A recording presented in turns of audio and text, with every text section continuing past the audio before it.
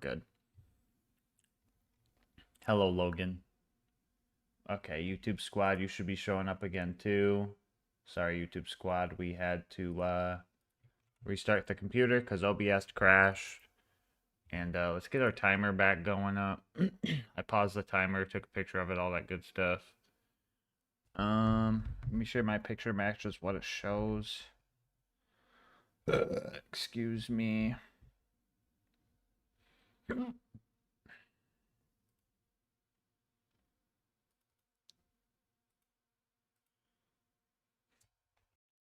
Hold up. Let me go face cam. I don't want random DMs being leaked on Discord.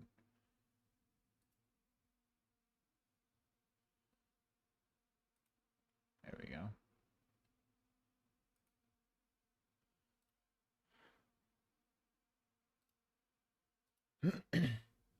Okay, Subathon evolved. Subathon evolved. Thank you. Edit. 105, 45, 37. Save. Play. And we're back. Just like that. We back took a while. Yeah, I restarted my whole computer because sometimes my OBS just starts crashing, and I could just reset OBS, but it feels like it lasts longer if I restart my computer, so I just did it.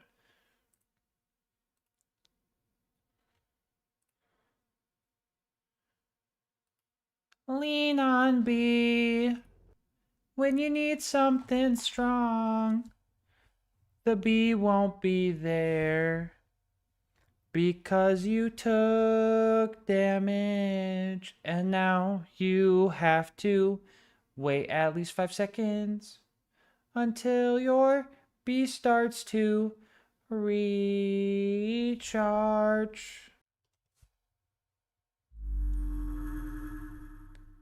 Bro, border. Border. What am I hearing? Lean on B when you need something strong. It won't be there.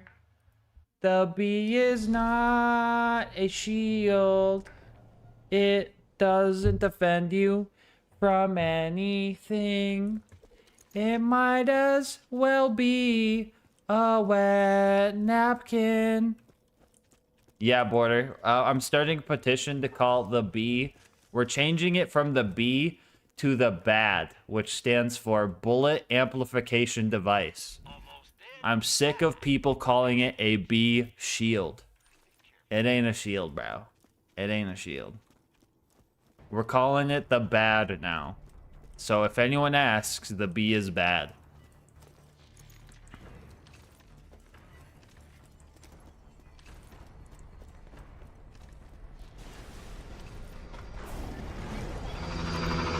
Border, thank you for the raid. I'm going crazy.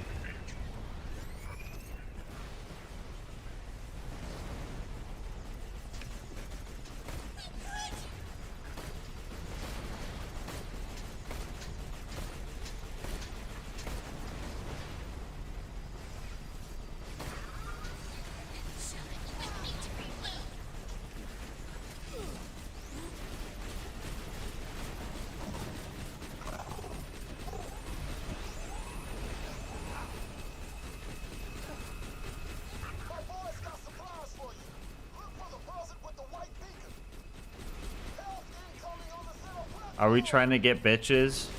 So right now I have an incentive right now where if you drop 100 bomb, you make me drop an item. And I've gotten, I think, 9 shams. I think the Space Knight head faved 5 times, got the Gauge head once, and 2 bitches. But they keep making me throw them off the fucking edge. I can't hold the bitch for fucking 5 seconds. And I've been at this farm so long that the bunker's like barely giving me XP anymore. It's normal mode. I don't even need this thing. I just want it for the funnies.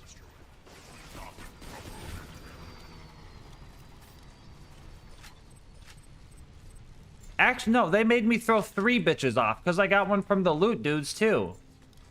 And they made...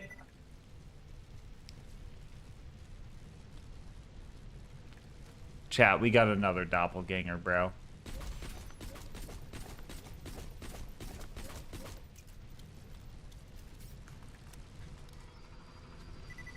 Yeah, chat. I'm part of the MDD.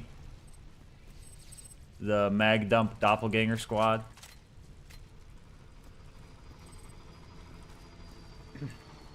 Remember, guys, Mag Dump Doppelgangers.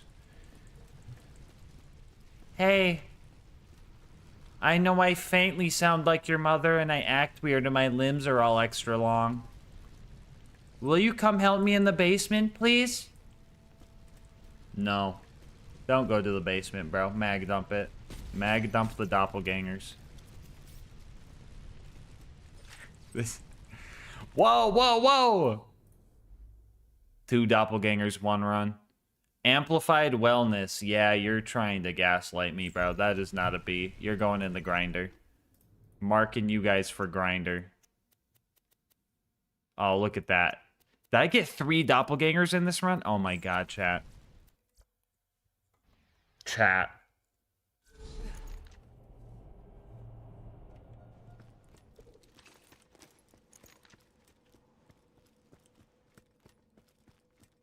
You gotta keep the Weisenheimer if you get one. You're telling me to keep a doppelganger.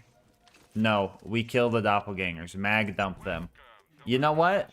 You sound like a doppelganger right now for telling me to keep a doppelganger. Mods, watch that guy. Ask him about his clothes.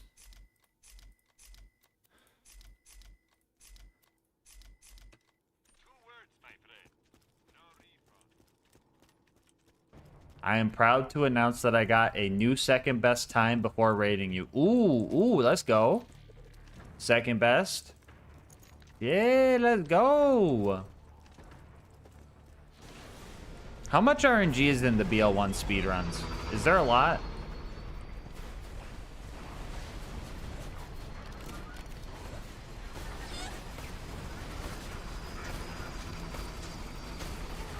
Too fucking much? Really? I was not expecting that answer for some reason.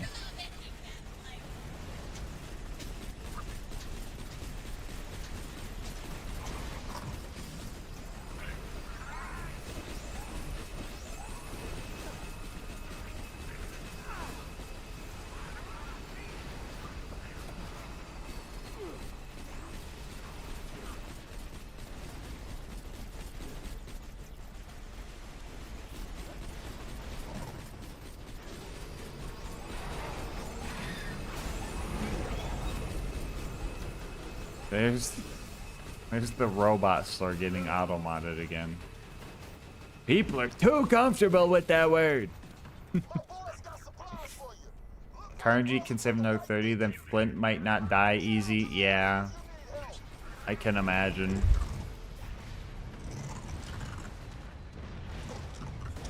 T-bone chest farm can save 50 seconds on world record. Oh, jeez.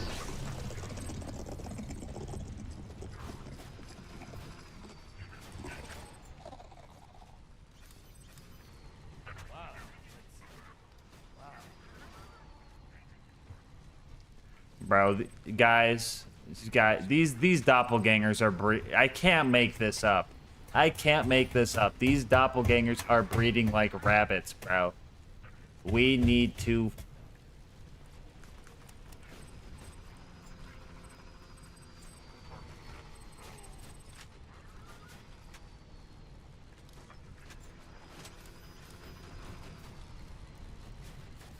Doppers do be breeding.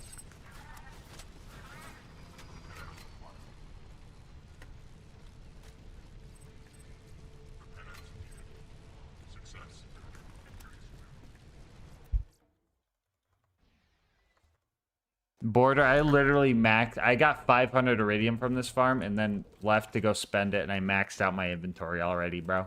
I haven't even beaten the game. I maxed out my inventory backpack. I had 500, spammed enter, and then I had 0 and a full backpack. I was like, damn, I lined that up perf. When you think murder, think Marcus Munition. These doppelgang... It's so funny that these doppelgangers think they're gonna get away. They think they're like, oh yeah, they're gonna sell me and I'm gonna get into Marcus's shop. Heh heh heh. No. No. You are not getting away from me.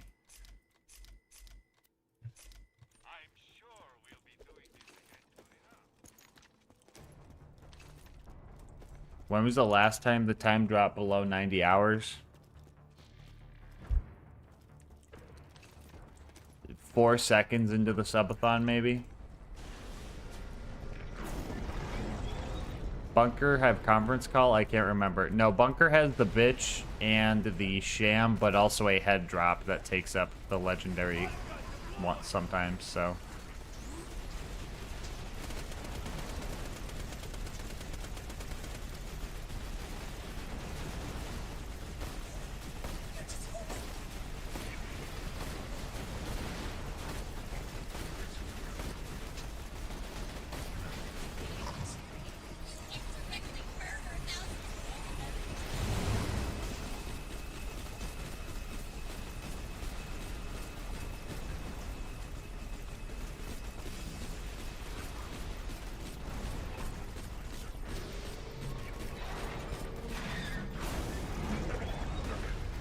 Why aren't you barring him, streamer?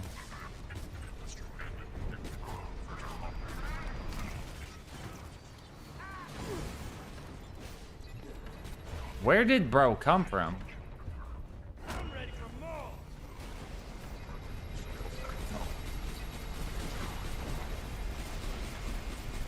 Oh, he's gonna do this bullshit. Oh my god, bro.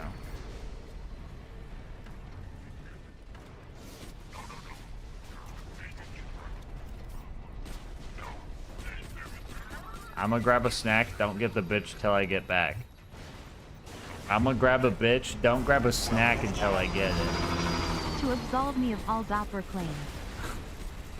Don't go Jay seeing waterfalls. Thank you for the sub.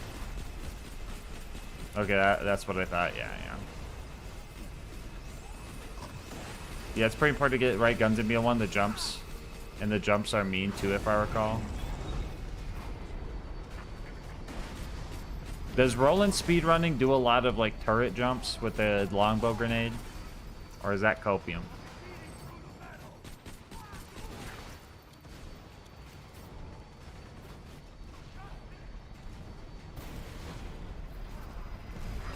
HOF Twitch handle. HOF. Roland does fucking nothing. Great. So it's just a normal Roland, right? Great. The longbow? Oh yeah, you're too low level for the longbow to do anything, yeah.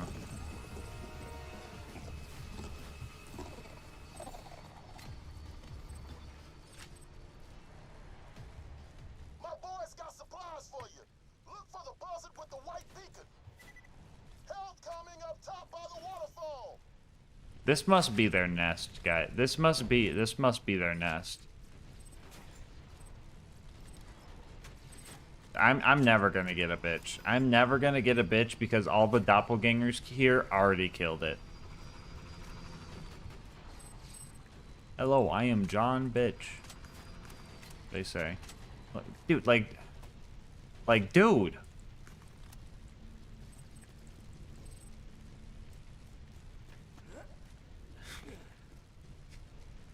Look at this, dude. Look at this. Look at it, dude. Motherfucker was right here, right? Motherfucker was right there. Hey. Hey, Vault Hunter. It's me, the bitch. Can you come over here and... Welcome to the gang. Antlerhead, thank you for the prime. Hey, Vault Hunter, it's me, the bitch. Can you come over here and stand and pick me up in front of this giant laser gun? Oh, sure. Totally is the bitch. I'm dead. See, I hate these motherfuckers, bro. They're everywhere. I fucking hate them, dude. I fucking know they're plotting against me. It's a fucking trap, dude. The hard C situation is crazy, Birdman. It is.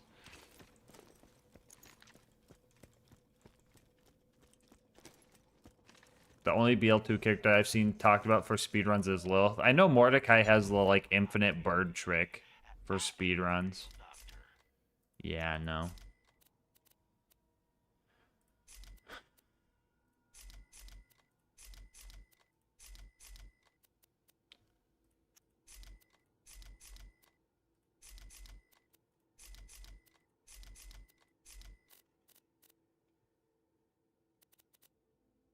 Dude, I have a full page of DOPs here, bro. I can't with this. Oh man, sack self for RNG is out of stock. Rip. I bet the DOPs turned it off, bro.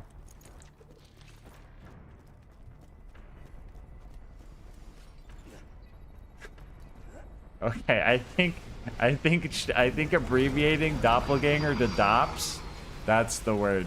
I know we were talking about a funny word to call the fake drops, but after shift at midnight, DOPs. We're calling them DOPs. Dopper, DOP, yeah, either way.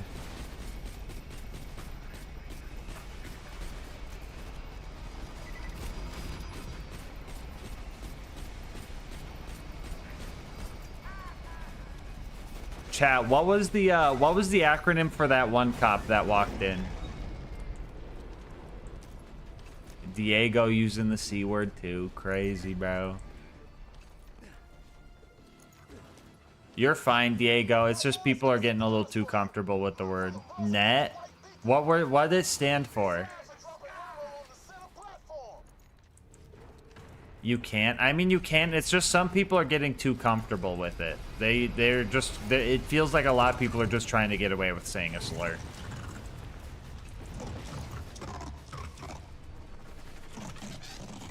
People coming in and removing the R off of it and just, yeah, I don't know. It's just giving bad energy. You're fine. You're totally fine, Diego. I know you didn't mean anything weird with it, but we had to automod it because it was starting to be a lot.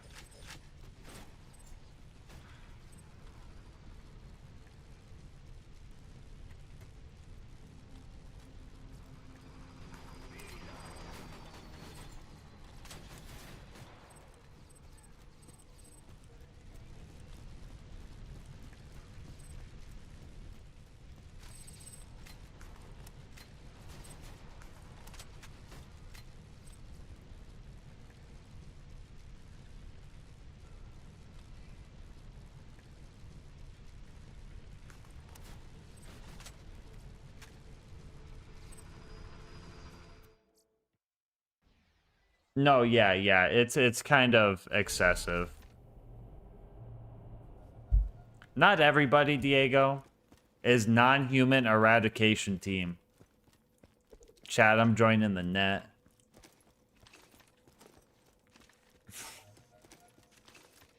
Chat, submit a clip of you eradicating.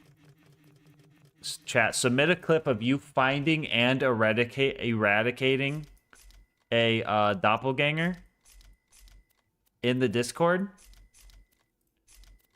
and I'll let you go. I'll let you guys join the GASMASK net team. Pay includes being part of the GASMASK net team.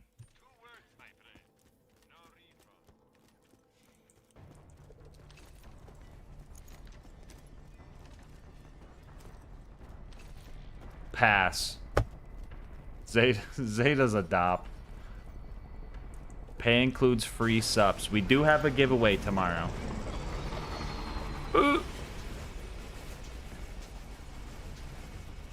So I need to find... No, you need to farm something.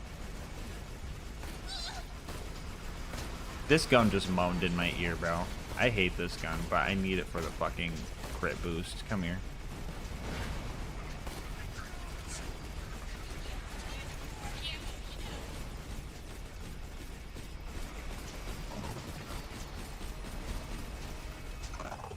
You need to farm something that has a drop, right? It doesn't have to be the bunker, right?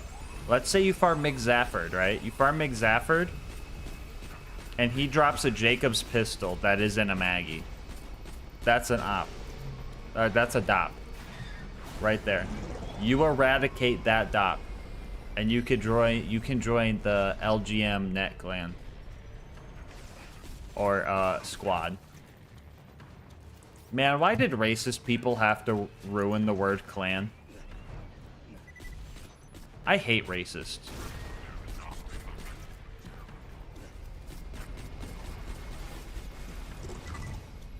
Put the stinky on him. Name every dop. Wait. Chat, where did I get this SMG? Don't tell me my cutting edge projectile convergence is an op.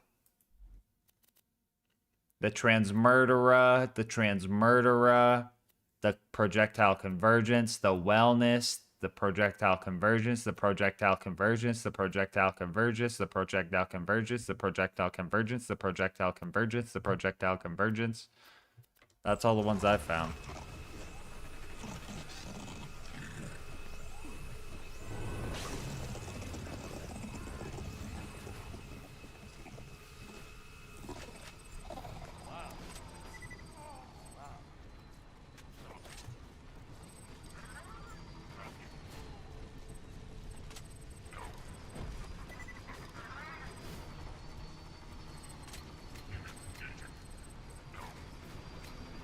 Wait, chat. Doppelganger is perfect. So when you're talking about it, and you could be like, "Aw, dang it, I got the dop drop." Yo, that's so catchy. Bro got the dop drop. Uh-oh.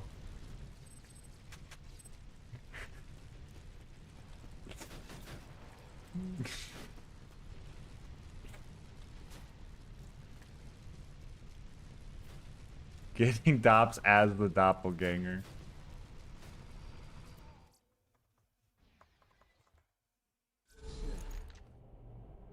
Hey man, your stream is stuttering. You keep saying projectile convergence.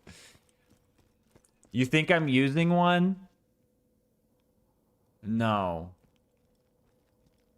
No, don't tell me that. Don't tell me that. Dops. Uh-oh. You just got a dop drop. Make sure to throw it into the grinder and send this clip to 10 friends or you'll have bad luck for a year.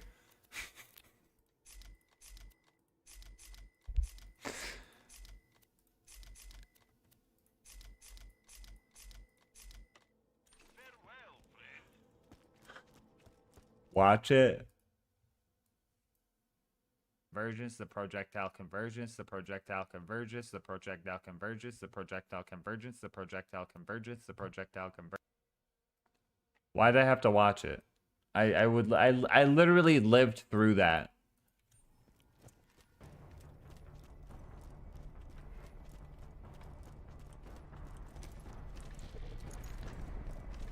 Yeah. No chat, no chat. Nah, chat. No, for real. You know, I know the pay's not great for joining.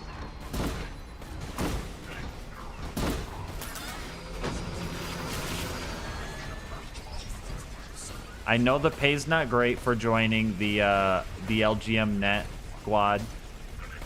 But think about this. Think about this. You join LGM net for no pay. Pizza party once a year, maybe. But you meet a baddie? You can say, "Hey, yeah, I mean, I'm part of the LGM net squad, so no biggie, but I keep the place safe around here. Make sure no dops get in. Dangerous work, you know." Instant aura right there.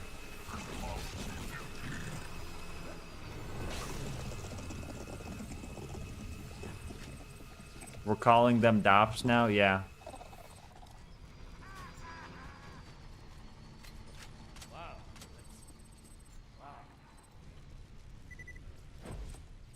Do you guys remember when Jolt's dude was farming?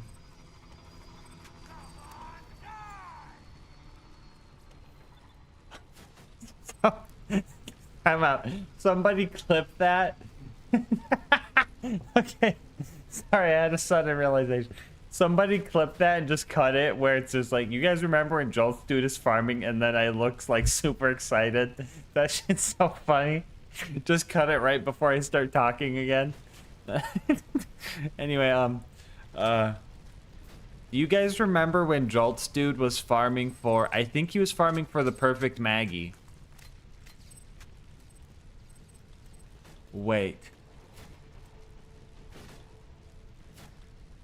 Fuck them dops. Okay, doppelgangers are not even humans, okay? They're literal creatures that try and kill us, okay? You abbreviate some animal names. I know you do. Okay? Actually, no, you probably don't. A lot of animal names are like fucking stupid simple. Dog, cat, bear, one syllable. They are not people. That sounds bad. Stop. No, that sounds terrible. That sounds terrible. No, doppelgangers are literal demons. That's the argument for saying the C word? You know what, obnoxious? That's true. But we're not using it as like a slur. I'm not trying to get away with saying a slur. They're just called doppelgangers, but it's like, who has time to say 4 syllables 8 times? You know what I'm saying?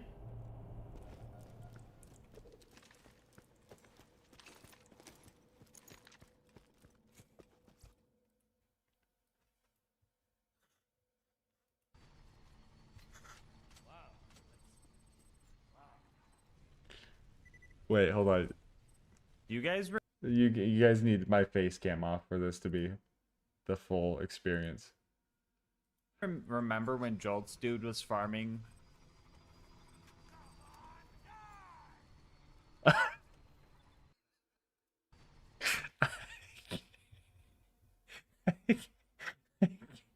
I can't with this. I'm sending this to TX. No context. I'm sending this to TX. No context. No chat. Wait, hold on. Jolts won't mind. I don't think I shouldn't put words in his mouth, but I don't think Jolts will mind. Jolts perfect Maggie.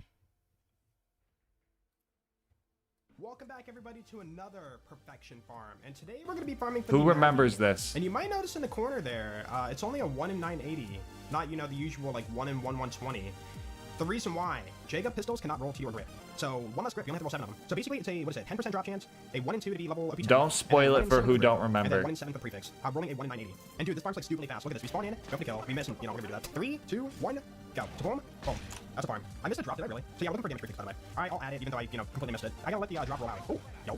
That is a Malawan grip and super really bad. I was thinking about doing it on like a different character too, but dude, it sounds just so good, you know? Like look at that, 1 shot, no slag. Oh, you clipped it, thank you. Let's see if we can extract the drop out of that. That one? Cool. I see a spark from money shot. Yeah, no drop. Okay, I'm subtracting it. Never mind. Back down to 1. Thank you for clipping it. Wait, chat. Also, we do have a decent chance for like a wall drop too. It could happen. Oh, Hyperion grip trick shot? Ugh. I'll add it, but like that's a pretty sad roll. If you finish the mission, he's gonna be like moving around at the start. Wait. But right now he's perfectly still. It's a free kill. We made sure to have the mission active for optimizing the farm. What am I doing? I'm farming for the perfect dastardly Maggie magic grip. How did that not hit? Hello? Cheater. So basically escape and enter, up, enter. And if you know, master the combo, instant. I didn't say Maggie, right? Am I going crazy? Hold on, anyone wanna clip it? Hey, there we go. Ooh, our first matching grip. And OB10, but wrong prefix, so close, dude. Alright, let's watch it again. Was it a Maggie or money shot sparks? That might be a perfectly vertical money shot spark. It looks a little bit faded. Hold on. It was an enemy bullet. Dude, shotgun shot hit the wall here and sparked. It's an enemy bullet. Wow. Yeah, you can see the sparks a little bit down Crazy. here. Wait. Holy crap, what is the chance of that lining up I so forgot perfectly where on the this frame? is. What the heck? Plasmacaster. Oh, dude, only we have the legendaries on minimap like we had for L3. There's a mod for this game to have that, but for this farm, I do not want to run mods. What the heck? That was a snipe. Okay, gun stock, other one. Ooh, straight shooting. Ooh, come on, man. We've not seen one dastardly yet. Alright, up. 5. Normally, I never farm except for this much, right? Unless we're like leveling. But here we are. Oh, dude, back to back. That's a 1-100. Bowie bladed. Nope. Where's my dastardly? Oh, no, 1-1K. The 3 in a row. Oh, I see you. Another bladed, Hyperion grip, pretty sad. Dude, one thing I really want is a will drop Slagga from Exabber. That'd be so funny. Or get a will drop Maggie from Hector Hodunk. Oh, it almost like fails. Sorry, fell straight up on the railing. I was thinking of like Bell and Braille at the same time. Fail. That is a fail. So meme. Oh my goodness. There's no way we just got that. Wow. He It's got an white ancient of reward in the timer. community. Somebody a long time ago said the white snapper's rare. I'm not gonna say who. You guys know who. Oh. Ooh, come on. I think that if you get a SMG, it lands like that. I want to write out the odds and like deal the 1 in 980 chance. Not get stupidly lucky like right now and like be done with it, right? Oh, you almost got away. Dude, it flew way over there. He's like, hey, Hector, you can have this. Add it to the collection. Oh. Dude, our first damage prefix, but Bandit Crit and OP9. Dang it. With it being OP9, it's losing 13% bonus damage compared to OP10.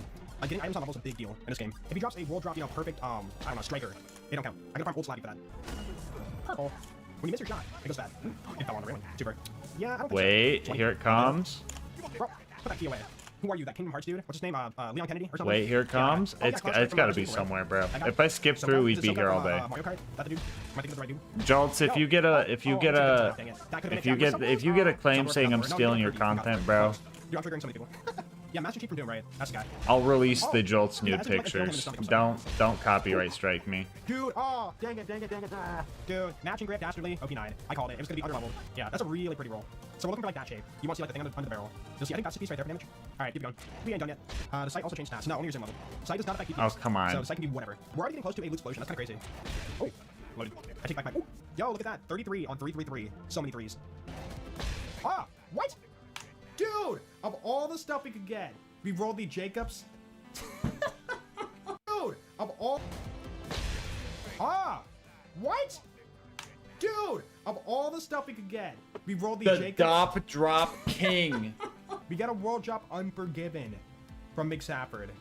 That's a pretty bad roll. Dude, even OP10. Huh? I'm so confused. I don't think I've ever had a Pearl from Big Safford. I've only seen one other person get What that. did he do with Dude, it? the fact that we got a Pearl before a He legendary better have world put drop it in the is kinda grinder. crazy. Yo, run 400 by the way. Dude, back to back. Dude, that's like the Oh. equivalent of not eating all your antibiotics in a and row. stop taking them when you feel better. Anyway, shout out Jolts.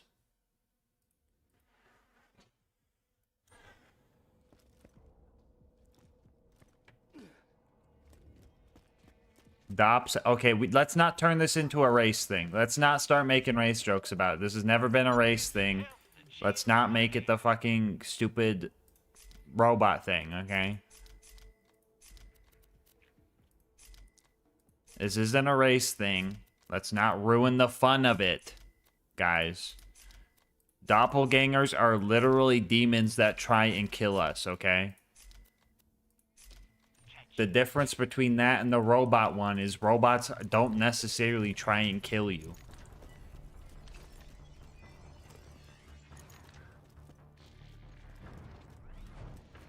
End Gamba? What was it? Did you guys ever tell me what it was? Bitch. I thought it was the sham.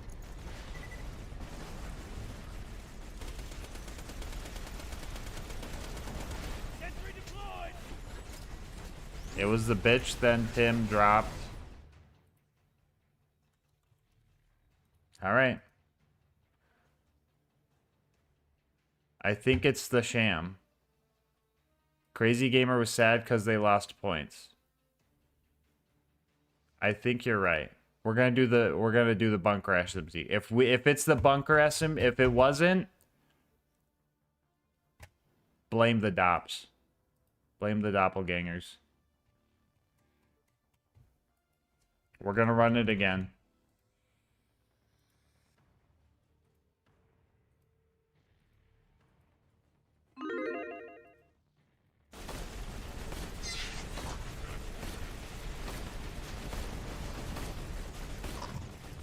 Wait.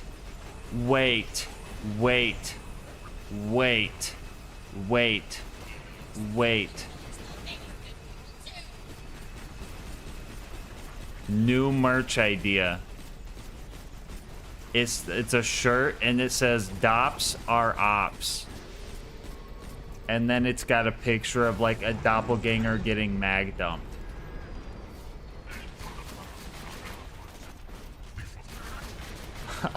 I'm so... Take my money.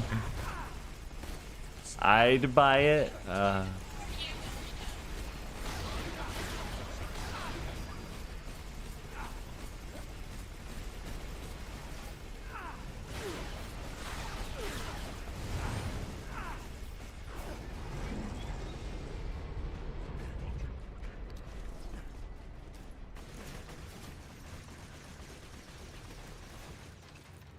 should sell your own line of gas masks. If I could, I would.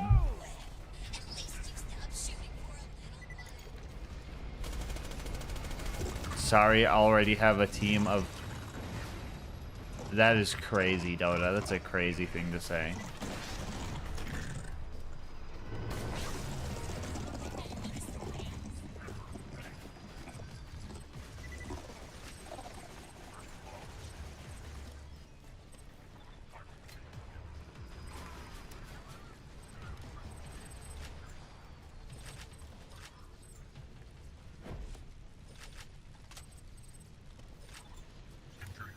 Wait.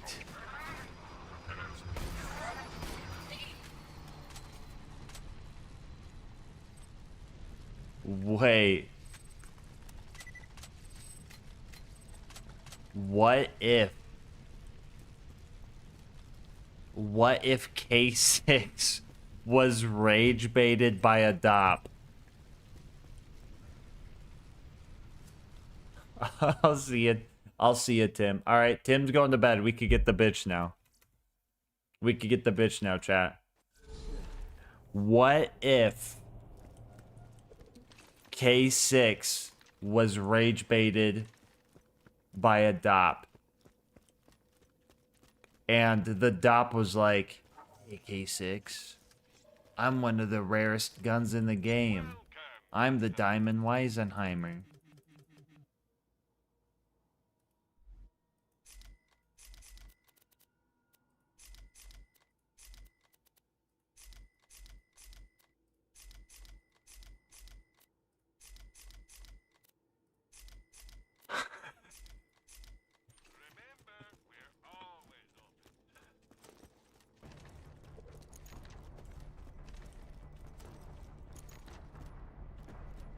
Olive Garden.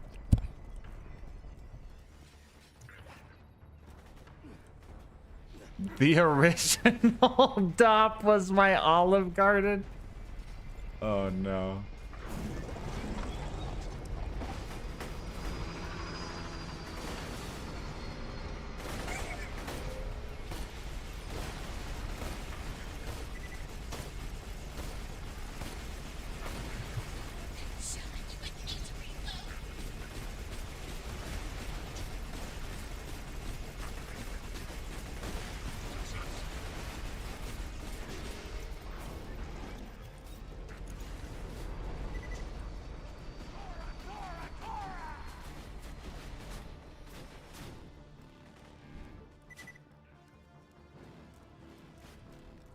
There's some fresh-ish shift codes for 200 keys in BL1 is crazy. Also, hello, Dr. Duck. You don't think I directly said hello to you yet? Oh my god. Slab support buzzard, please don't throw my bunker off the edge.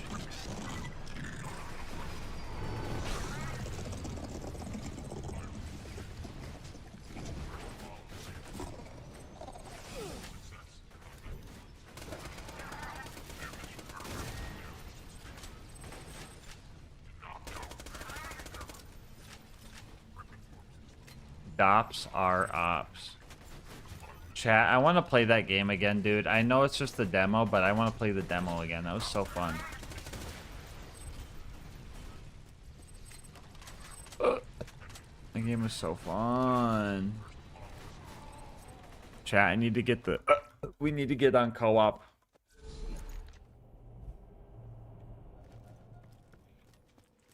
Is the Fibber a DOP? No.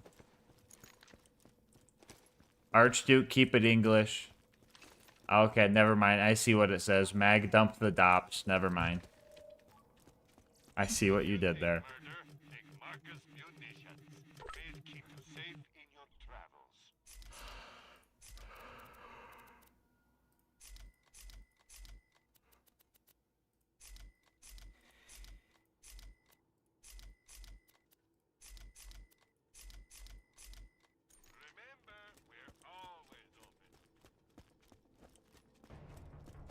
Yeah, I see. I thought it was a different language or something.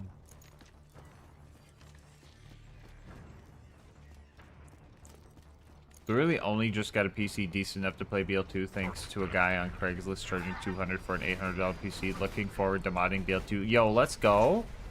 Let's go, Jabberwocky. Hell yeah.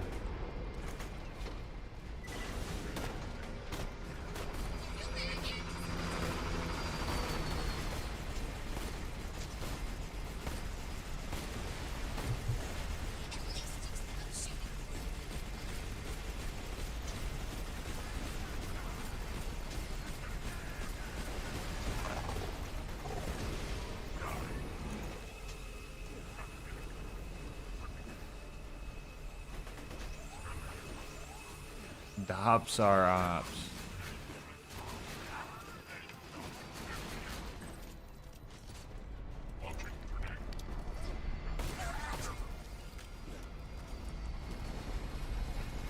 What are you gonna do with all those dops? I'm throwing them in the grinder. You kill the dops so they don't kill you.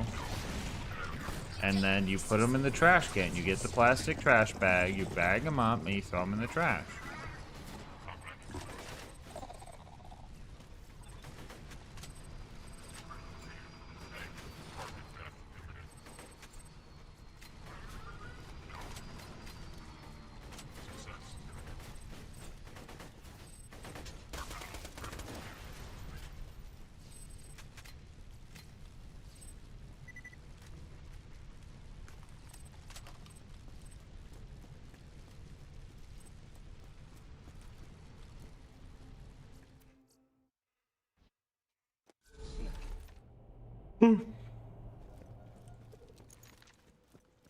Well, Jabberwocky, we've gotten some bitches before, but people have donated 100 subs, and I have a thing listed on the goals that if you drop 100 bomb, I have to drop one of my items that is refarmable. Welcome to my humble shop.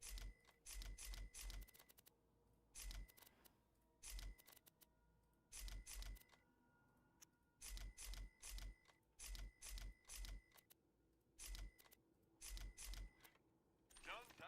I need your business. Don't stand too close to that cannon gas, true.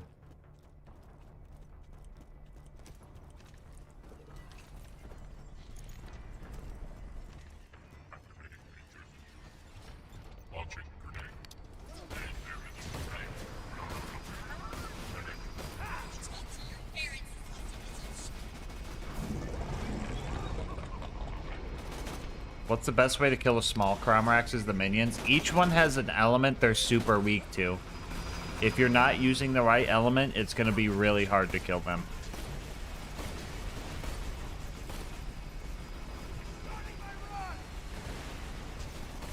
Damn it, dude.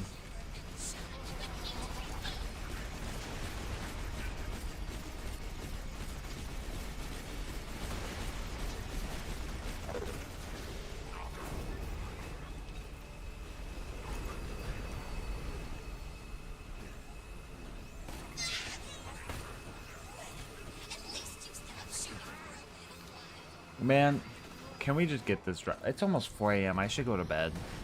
Fuck.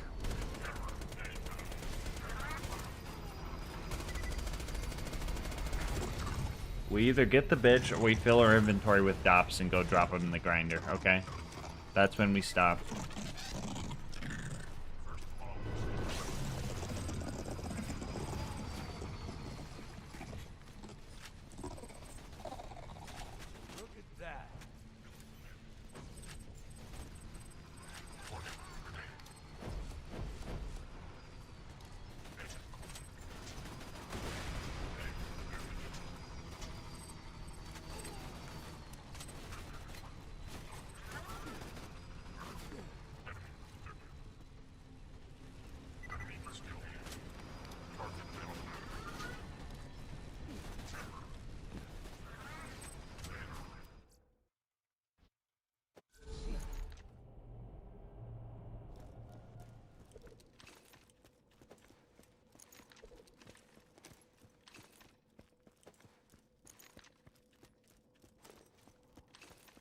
Yeah, I would Google. I'm pretty sure you need all 3 or 4 elements, but I could be wrong. I think there's just the 3. There's the armored ones, the babies, and the other ones, right?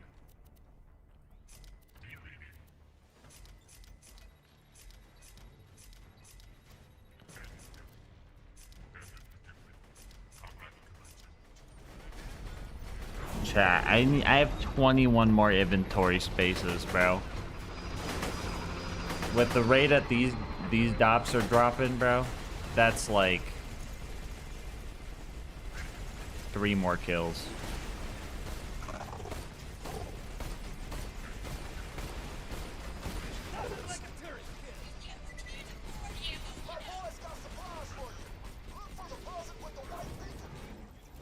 Damn it, turret fucked me over there.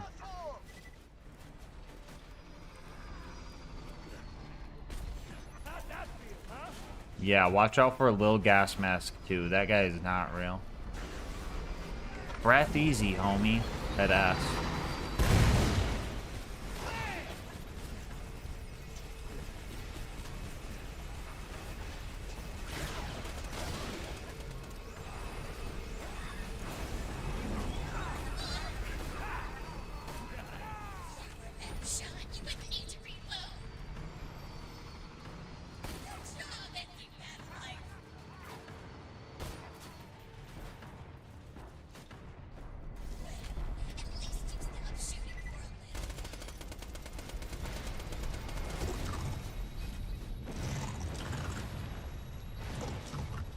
Breathe difficult. That's crazy.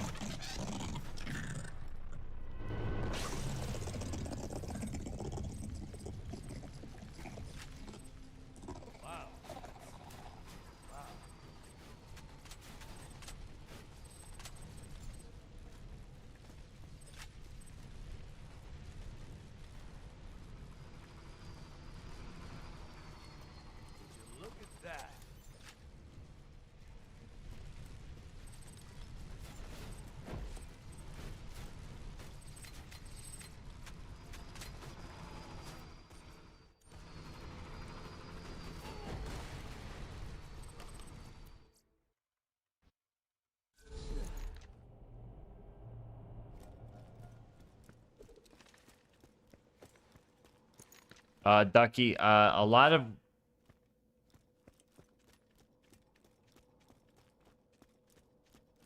no, I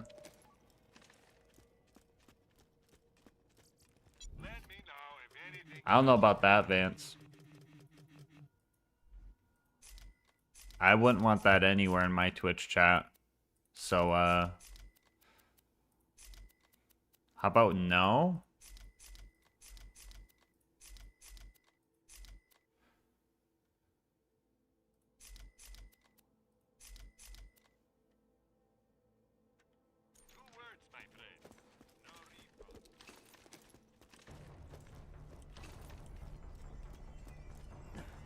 My PFP says a lot. Alright, I'll play devil's advocate for you.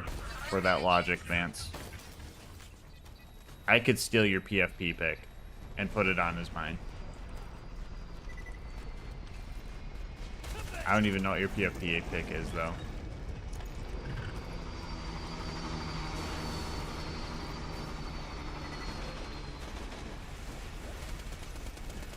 I appreciate that, huh?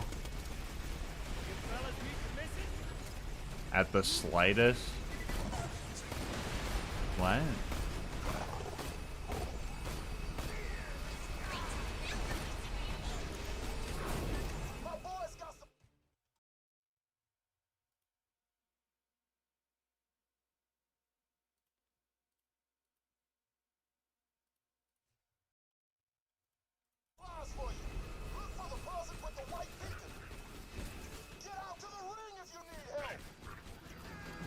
I'll trust you on that.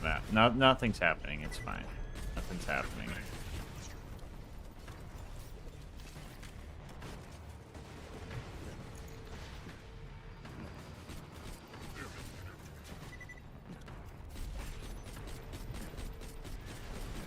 Because, like, yeah, even if that's the case, you could see where that would run into issues on my end, right?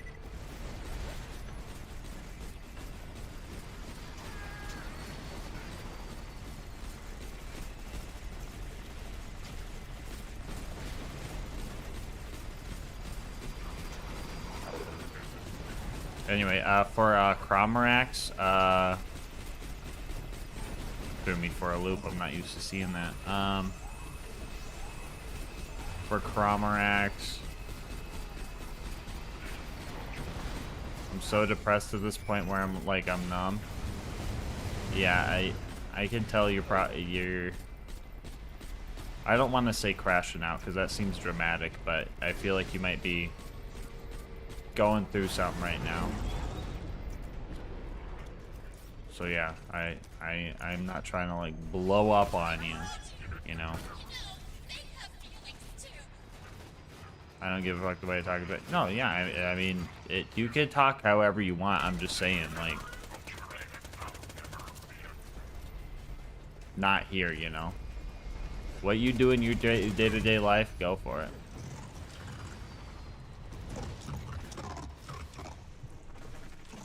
But you could see it, like, if I just start allowing that's gonna go downhill real quick.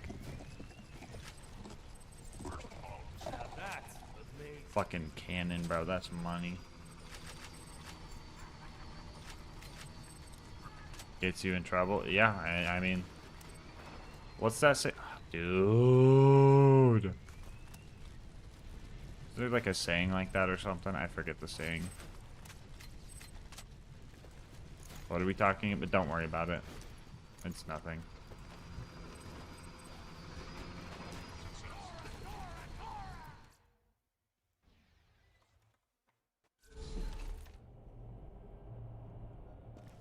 Talk about the stream. You're one of my fave YouTube, Twitch streamers. Thank you, Dr. Ducky.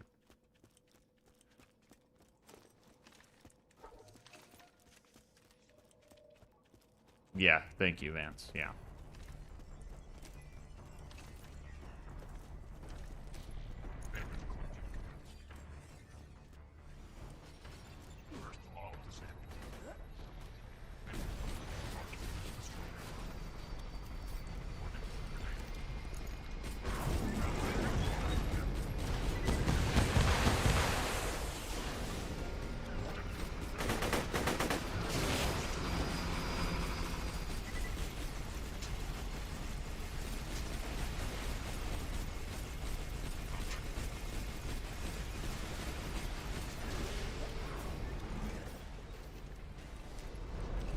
Can't rest until the dops are defeated. Bro, give me the bitch already.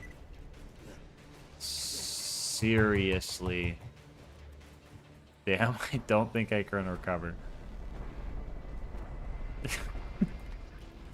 Chat, why jet loader flying around holding the Torgue assault rifle like a blicky? What is he doing?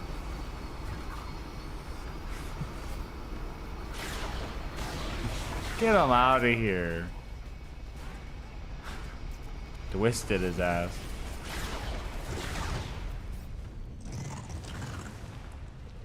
What is a dop? A doppelganger. It is a humanoid being that tries to mimic humans in order to lure unsuspecting humans to their death. For example, if your mother sounds a bit funny and her arms are extremely long in an unnatural manner, and she is trying to get you to go into the basement to help her with something, you know that she is a doppelganger. And that is not your mother. The best thing to do when you see a doppelganger is mag dump them. And if you do not have a weapon, you avoid them.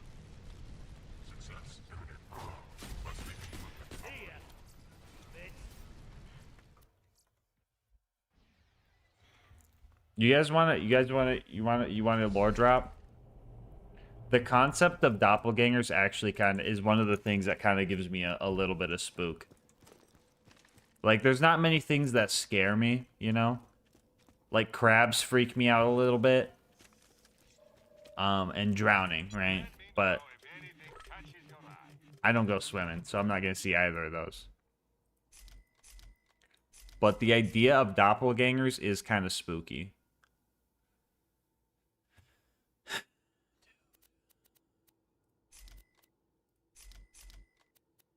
Just their uncanny appearance.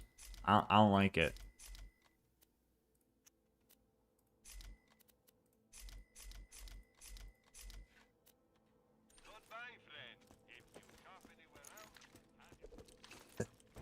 You're satisfied with a twin rather than a doppel? I mean, a twin is just two people born at the same time. A doppelganger is not a human at all. It is a intelligent predator. It is almost a Wendigo. It is almost a skinwalker of sorts.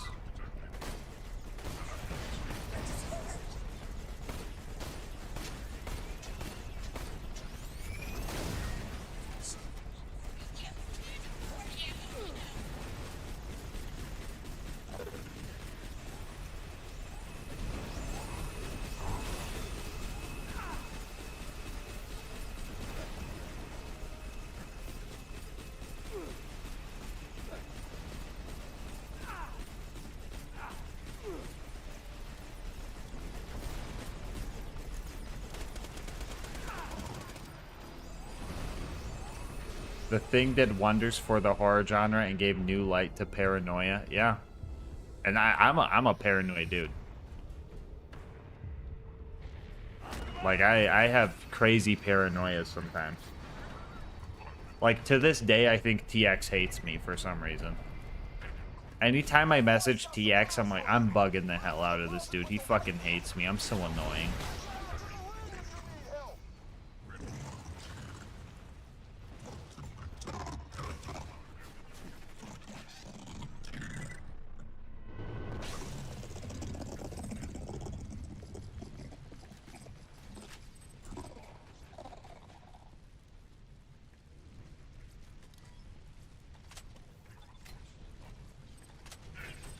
And this is where TX hops in chat and he says, "You are, little bro."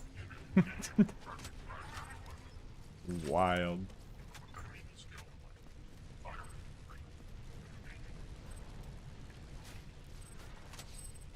I don't even know what stoic means. It's too late in the night to know what that word means.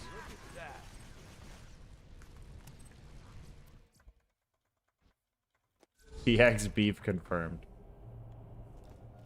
Why do you shoot so slow? I mean, just shoot faster. Metal Storm. I shoot faster because of Metal Storm. Hyperion accident? Yeah. It's next part of the accident sweep.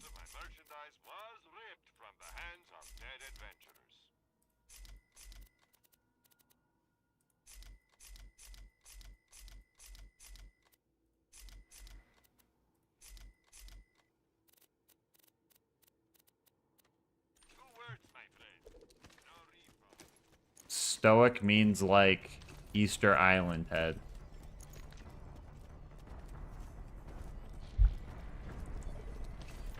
I should go to bed.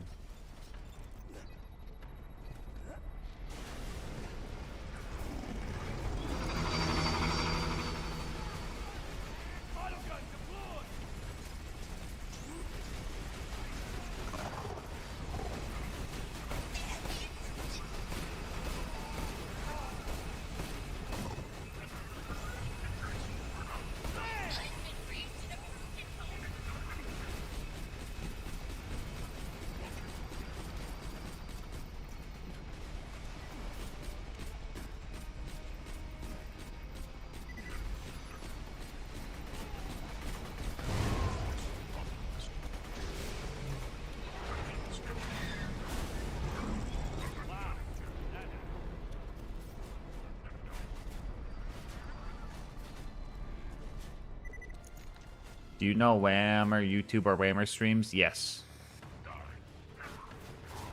I also know Cashew.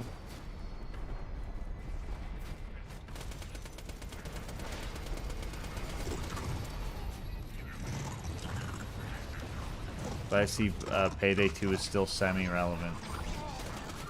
Is Payday 3 good? Was that a good game, chat?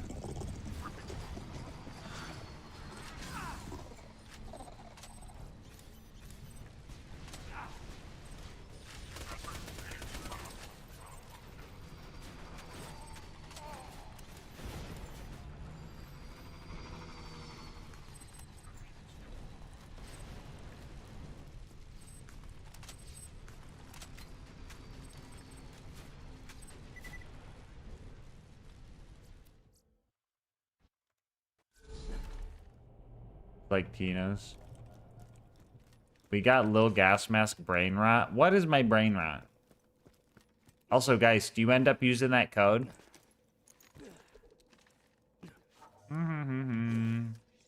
Getting a bitch to drop for GTX 6 is crazy.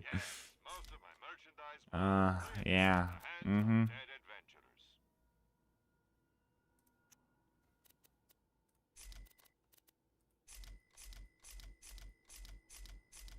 Whoa, whoa, whoa, whoa, whoa, whoa.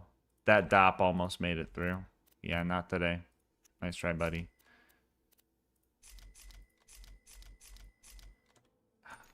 $18 more DOP slots.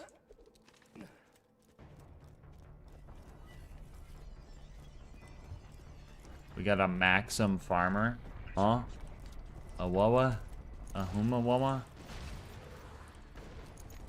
Galavad, make sure you keep it English, please. I can't tell if you're writing bad words in Russian. I believe that's the language.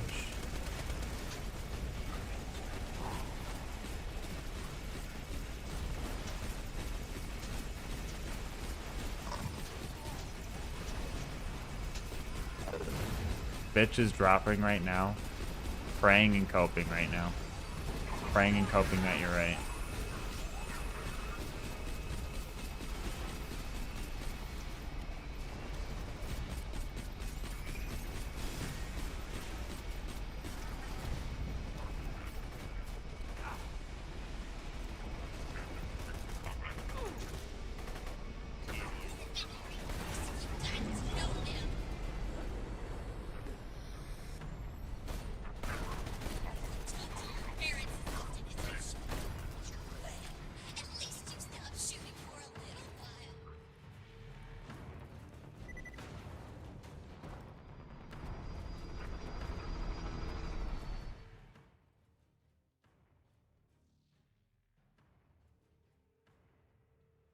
What code?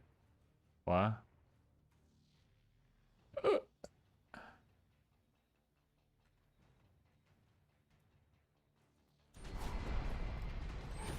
Good luck and have a good start. I missed something.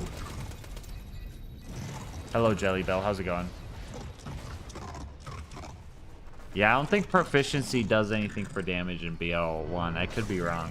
Usually just like mag size, reload speed, stuff like that, accuracy, but I don't know. Part of me also feels like pistols does have that.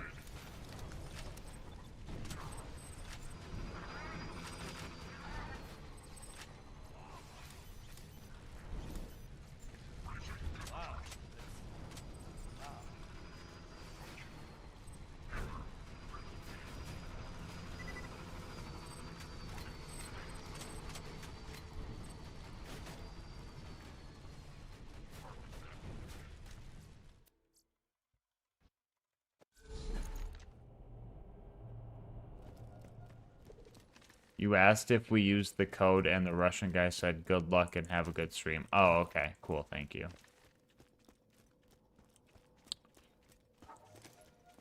I think I was asking Alfgeist if they used the code that they won. I think that's what I was asking.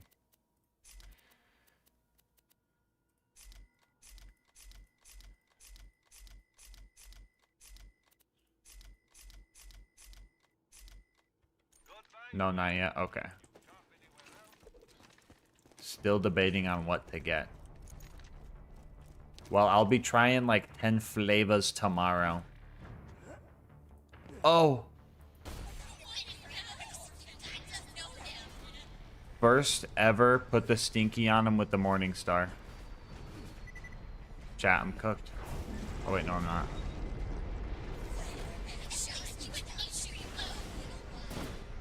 Ooh, the shipping's just barely off of on it. Yeah. Yeah, because it's like 40 bucks and then the shipping. Probably a little bit on top of that.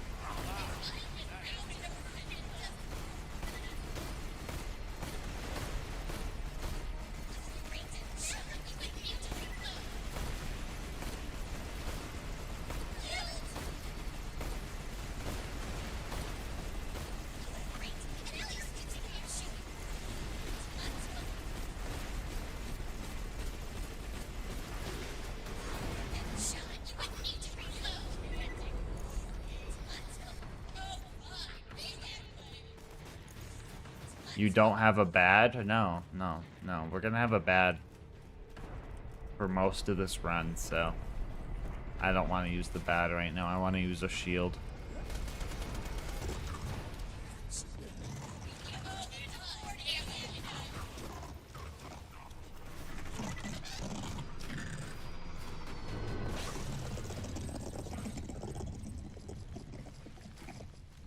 Now that's amazing. Good God. Look at that.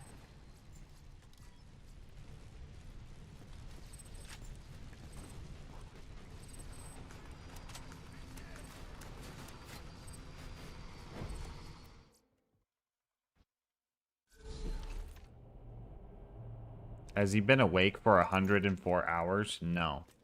No, I'm sleeping on the futon behind me. No, I've been streaming for almost 7 days, but I've been sleeping on stream. It's a fine day, full of opportunity.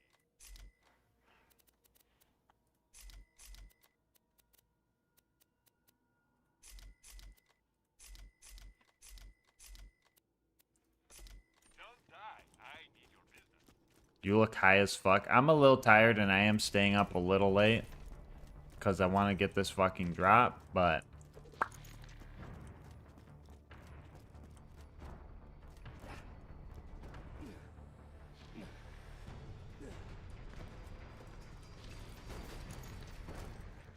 chat, imagine we get a imagine if there's a bitch prefix and it just said real.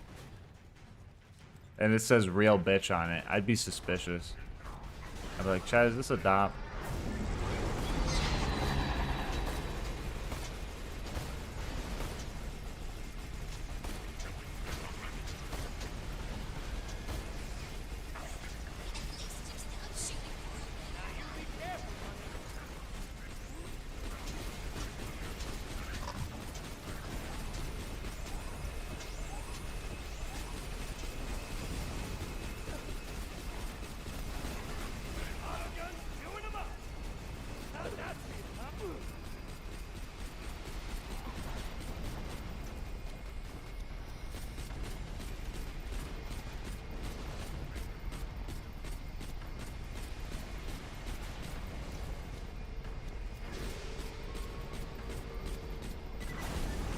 My boys got supplies for you. Look for the buzzard with the white beacon. Get up top by the waterfall. Is the turret Hyperion? Exclamation point turret. Got him. No, it is made. It is a doll turret. Because it's Axton. Pirate DLC once. Good DLC. I think my favorite combat's in Pirate DLC.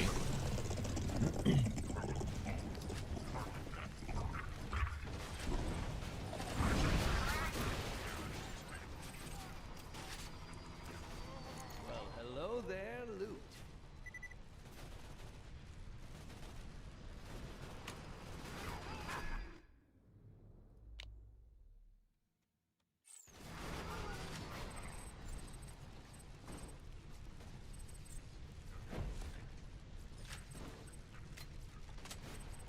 Lord, forgive me.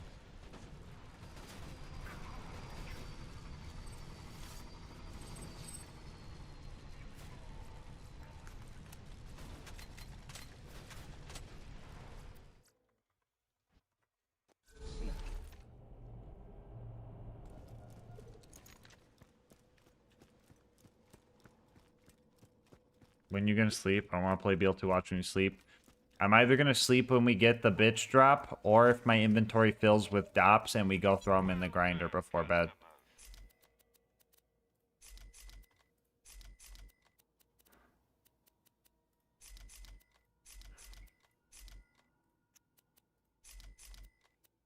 Which we have 16 slots.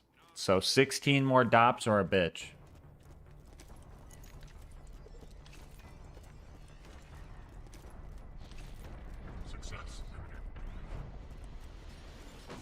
Can you read every dop name? Bro, Archduke, were you not here the first time? They all have the same name. They like all have the same name. It's like some analytical projectile convergence. Or some nerd shit.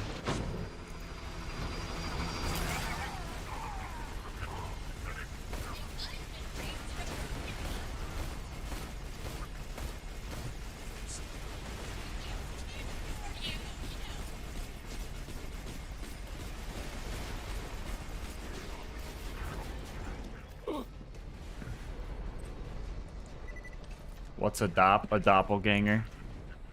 Bro, Deathlash, dude. I could explain the whole lore, but you should just go watch the last YouTube VOD. And bro, like when we start playing a horror game, that's all you need to know. You start watching the horror game and you watch up until now, you'll know everything. And trust me, it's the best watch. It'll be a few hours, but you'll get all the lore. Just know doppelgangers are not good, bro. They try and lure you into a basement, they are going to eat you. They are going to kill you. Don't trust the dops.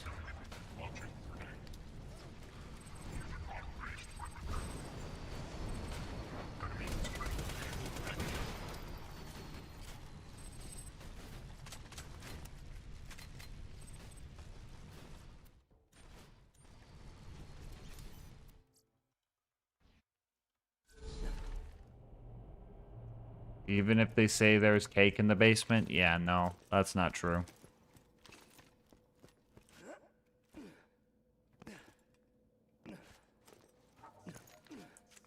Still can't believe Jolt's dude got that crazy dop drop. Rumble sharp.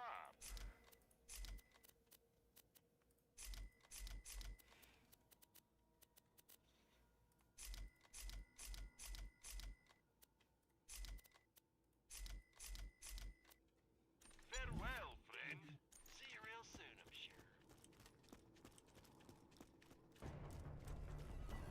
It's probably the 4 a.m. talking. But part of me's like, damn. When the doppelganger apocalypse gonna start? That sounds badass. What console are you on? PC. Hello, Frosty. How's it going?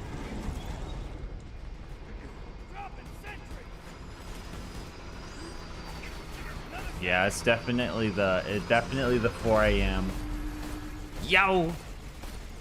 Jimbo talks with the raid. I'm trying to drop loot for people on PlayStation. I'll be honest, Twitch chat's not the place to look. You are probably not gonna find who you're looking for. I definitely check Reddit. The Slavs got ammo for you out on the ring.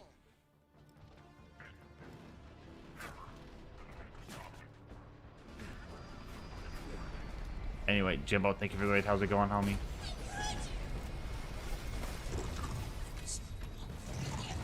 Community tabs, PSN network something, yeah. What you dropping? If Diego Nightmare proves me wrong, gotta be a dop in that case. It's the only reasonable explanation for that.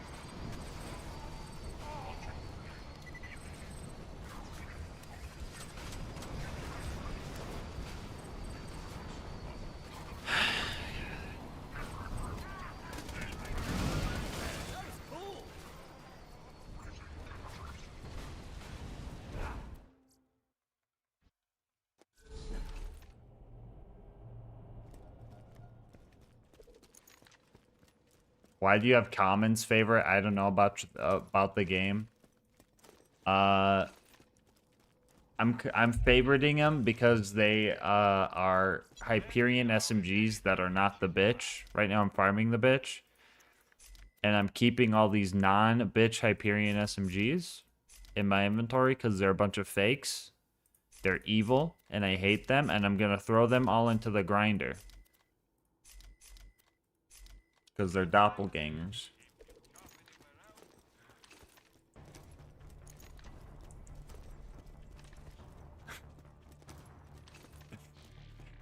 Alpha, are you talking about Frosty?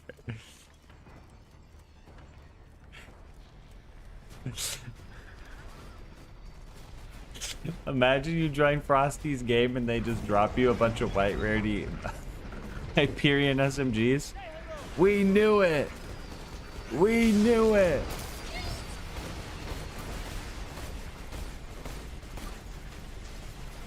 Alright, well, Diego might have been wanting to do the drop party, but I would refrain doing Twitch chats for that. I would definitely check Reddit. Most streamers you ask are not going to want drops. They'll probably just edit the game in that case.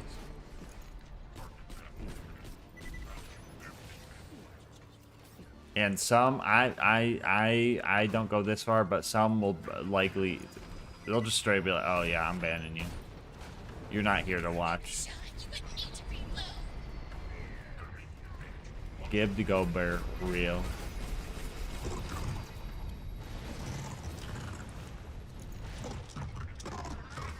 And before Sham. I'm going to try and edit the video you requested. Dude, no, there's no way. I'm gonna be pissing my pants, aren't I?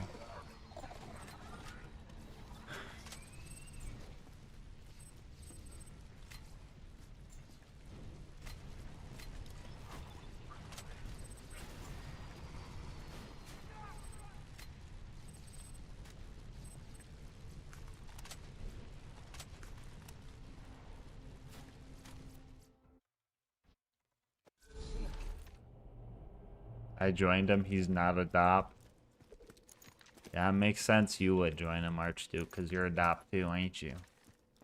What a dop would say, yeah. They got, the dops got Archduke, guys.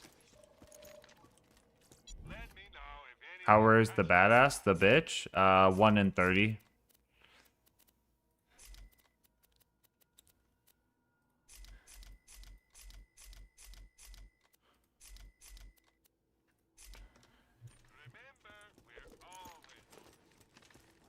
Don't hate on my boy Arch. I know I'm messing with him.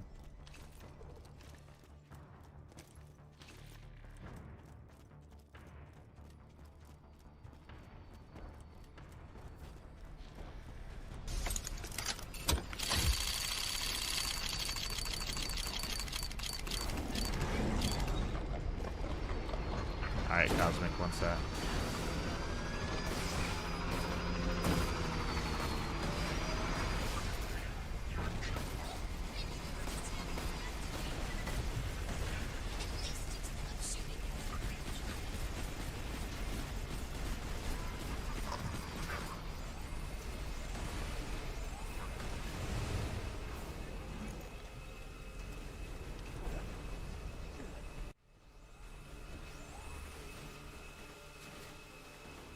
Alright, they redeemed the anime booba time.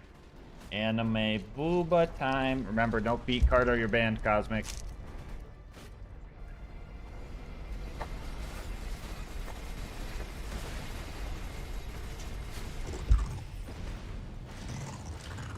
Alright, first 3 are the scary ones. Here we go.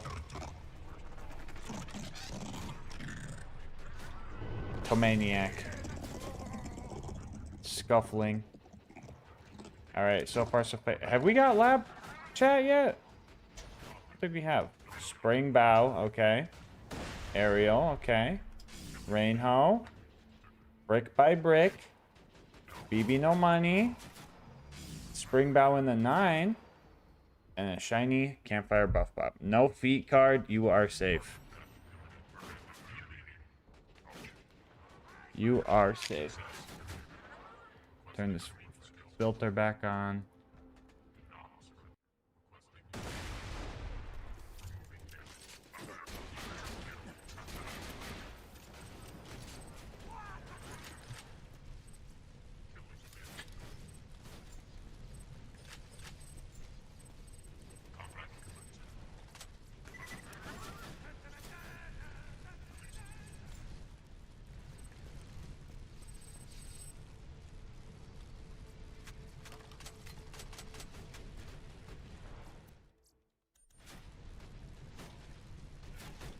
Welcome to the gang.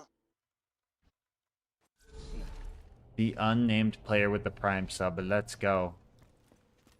And Shadow Strider with the 100 bits. Let's go. Love your vids. Thank you, Shadow Strider.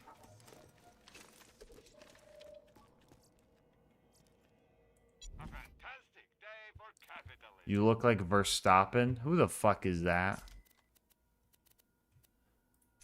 Man, ain't nothing Verstappen me, bro. I'm on a mission.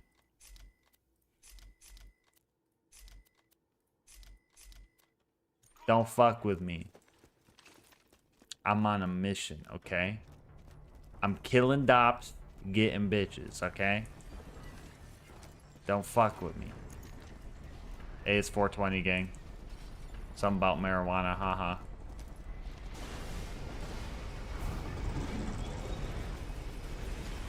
Can you tell my GF Mini hi? Hi, Mini. You had to...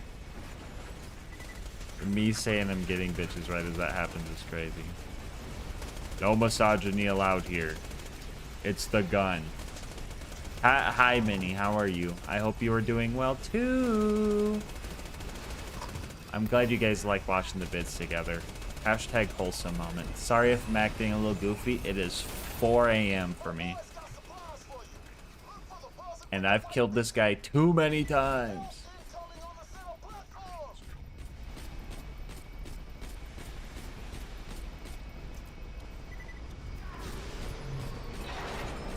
Oh my god. Slap support buzzer trying to take him out. Gas, how often do you get asked for collabs?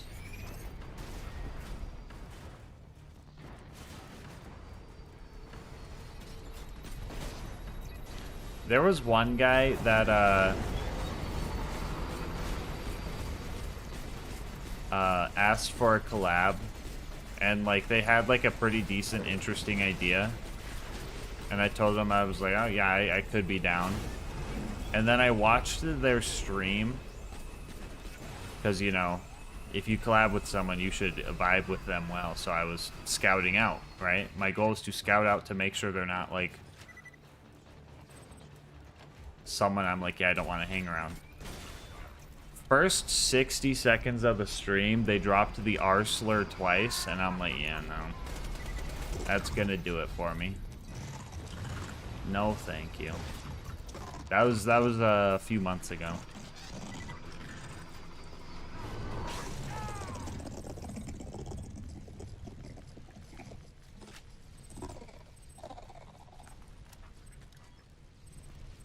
But not very often. He dropped 2 allegiance relics. Tedior, flat off. Okay.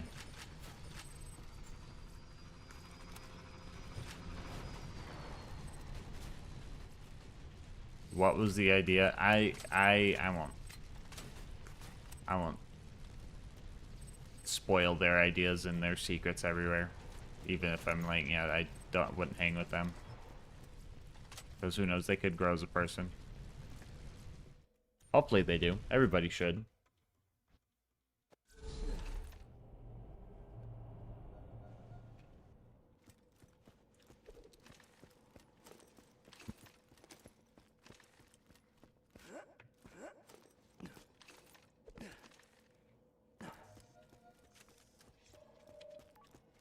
If you got the money, I'll save your gall darn life.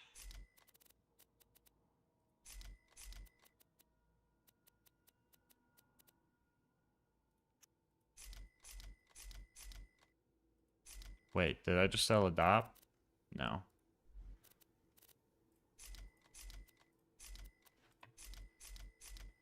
Next time you're bleeding to death, just think. Is Tiny Turtle back? What is Tiny Turtle doing? Where? Are you rage baiting me? I don't see Tiny Turtle.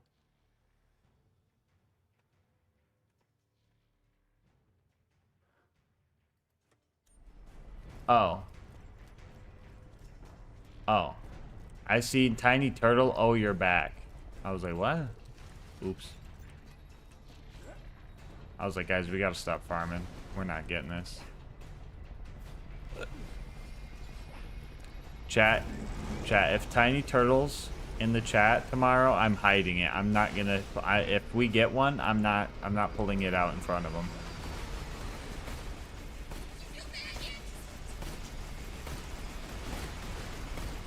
Can't wait for BL4. Looks awesome. Yeah, I'm big hopeful for it. We get it day after tomorrow because we're Steam users, I guess. We get it on the 11th at 11 a.m. Central Time, which sick. Yeah, I'm just gonna accept my fate there. That's.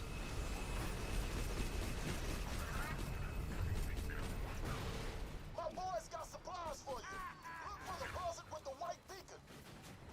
Health coming 30 minutes for Zeta, or who was it? Escada King. Oh, where you at? Where you at? 30 minutes, I got you. Thank you. Oh, you got 28. Close enough. top of The idea's there. Why are you scared of small amphibians? Huh? Small amphibians? Little frogs? Who? You talking about crabs? Nah, crabs are giant. I know those aren't amphibians, though. If that's what you're talking about. I don't think you're talking about crabs. Guys!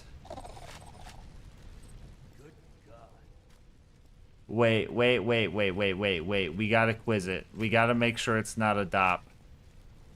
We gotta ask it the 5 questions. We gotta ask it the 5 questions, guys.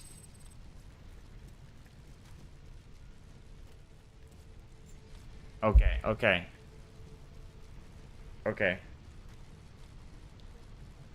Chat, help me out. We gotta make sure.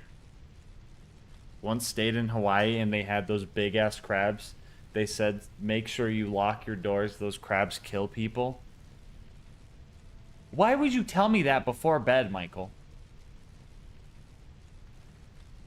Jesus Christ. Red text? Yeah, red text. It's got the red text. 4 more questions. 4 more questions. Not the giant crabs, bro. Orange rarity? It is orange rarity. It is orange rarity. Wait. I think we have it. Wait. Damage check. Damage is very high. That makes sense. That makes sense. 2 more questions. Oh, the skin? That is the bitch skin. Yep. Mag higher too? Oh, yeah, that's a higher mag. We got the bitch, chat. We got it. We're unstoppable now.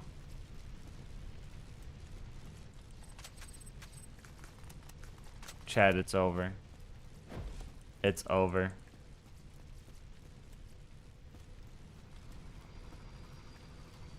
Chat, it's over. Ooh, we got the bitch. Somebody pick. Hey, guys. Guys, why? Let me call the prediction.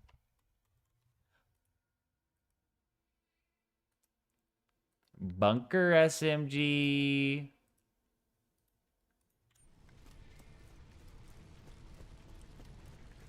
Obnoxious, don't mess with me. Stop. Obnoxious. No.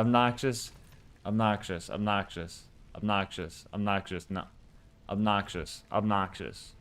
Obnoxious. I thought you said you were waiting to get paid to get gamer subs or something. Obnoxious. No. Get some gamer subs.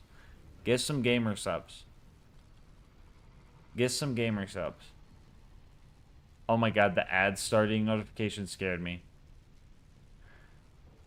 Lamau, I'm broke. I got your ass though.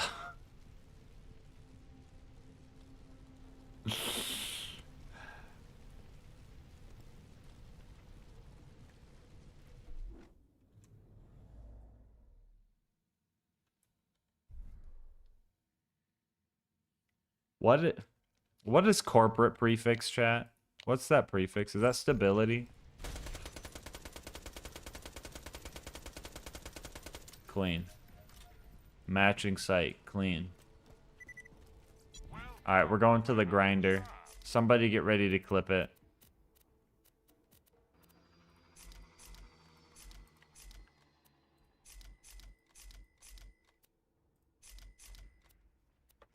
I'm sure we'll be doing this again soon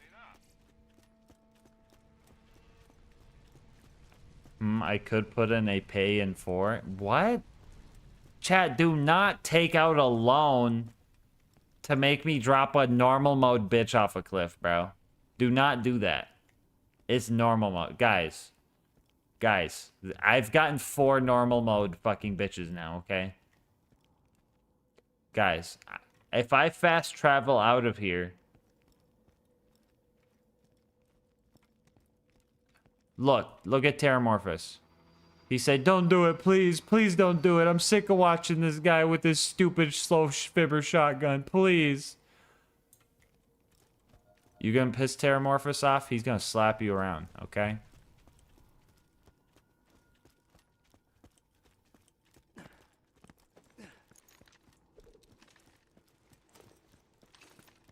I'm gonna go put these dops in the grinder, okay?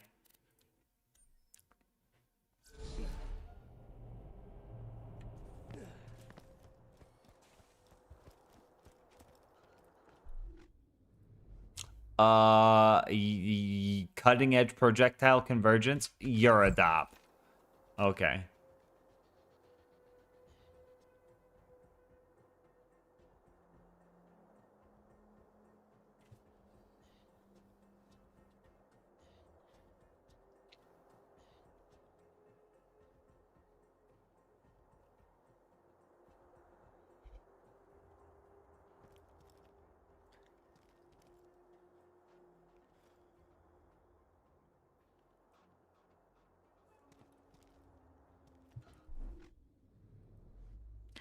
Proactive projectile convergence. You're a dop. Now that's amazing.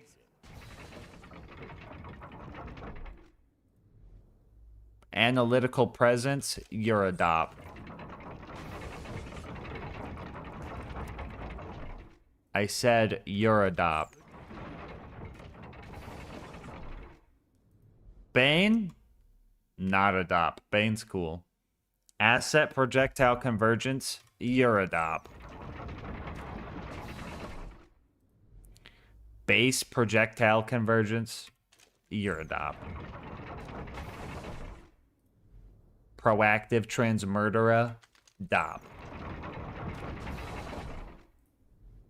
Hot button transmurderer. Dop.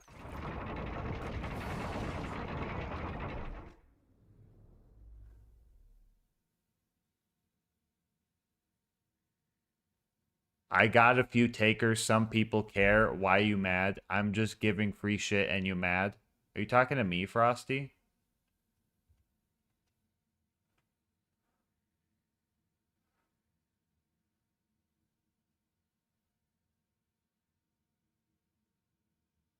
Okay, Frosty, you know what? Yeah, you're soliciting now. Okay, Frosty. No, that's the thing. You're not coming to my chat to watch me. You're just doing it to spam self-promo bullshit. And that's why it's annoying. And it's not that I'm watching too. Yeah, but it doesn't feel like you're watching because it's like first time chatter. It's like instantly like into that. I know you're not stealing viewers. It's not about that. It's just it's the feeling of being used, okay? And it's like my chat isn't just free promo space. It's not a looking for group. Why you mad? I'm literally described. Block you then? Oh, great idea. I wasn't even saying nothing to him, bro. I literally told him, if you go around and do this, other people will be mad. But I'll be chill about it. Whatever, bro. Yeah. I'm gonna have to just start being an asshole to people, I guess.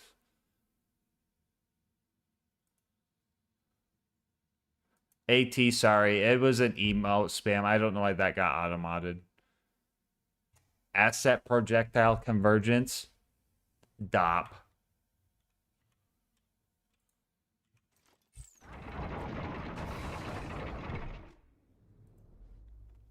Amplified wellness. DOP.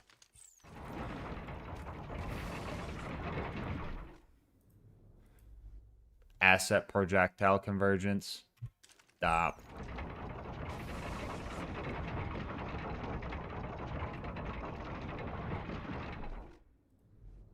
No, like, bro, like, literally, Twitch chats is not the place to do it, bro. Like, imagine you're sitting at a diner eating your food, and then someone comes and is like, hey, bro. And they just sit with you and start just, like, promoting shit. Like, no. Deferred projectile convergence. DOP. Stabilizing projectile convergence. DOP. You fuck with cheeseburgers? Anything but the David triple, yes. Refactored projectile convergence. DOP.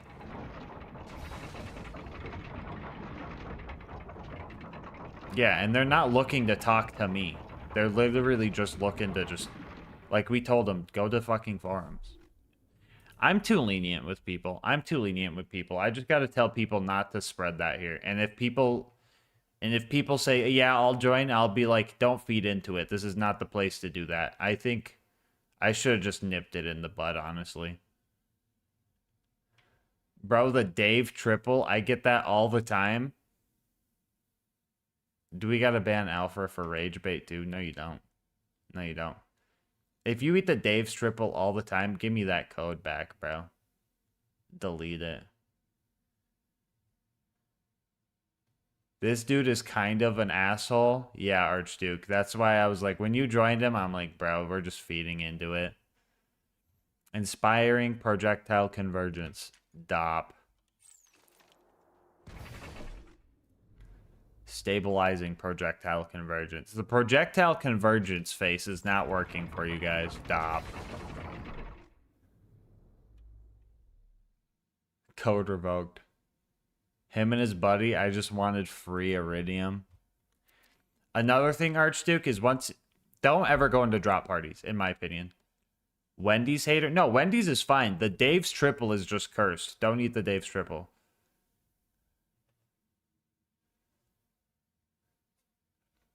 Asset projectile convergence. DOP. Deferred projectile convergence. DOP. Stabilizing projectile convergence. DOP. They are not getting me with these prefixes. Refactored projectile convergence. DOP.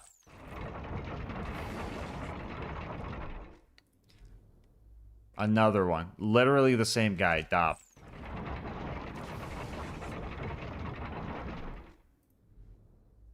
Deferred. DOP.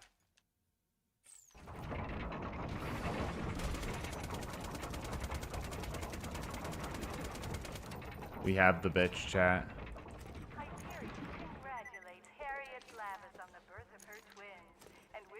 It's a lot of burger for one person. I mean, it's not that. It's literally just that the burger is cursed. If you eat it, bad things will happen to you. It has nothing to do with the taste, or I mean, the taste is kind of bad. I'm not gonna lie. It's not anything that is of scientifical nature. The burger is legit just cursed, and when you eat it, bad things happen. Where you rather from Quasar, BL2, or TPS? Where does it drop in TPS? Is that why you don't have TX luck? No, I don't have TX luck because I'm not TX.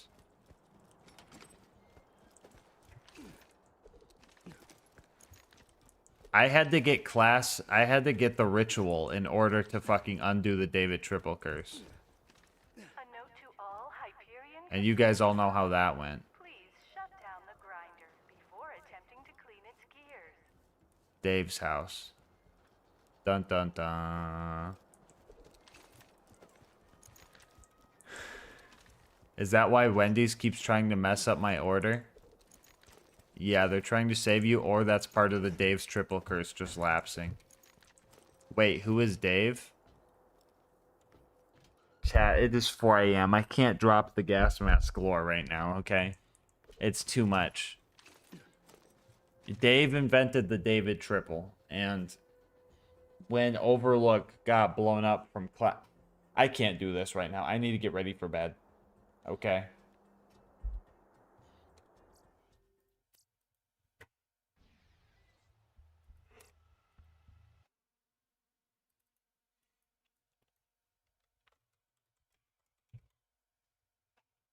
Today's a big tomorrow. Tomorrow is Borderlands tomorrow. David triple? Yes. Chat. I don't care what you do. I don't care if you remove ribs so you can lick your own asshole. I don't care what you do in your own lives. Just do not eat the David triple. Okay? Okay? BB Leroy, do you want to confirm your bingo real quick?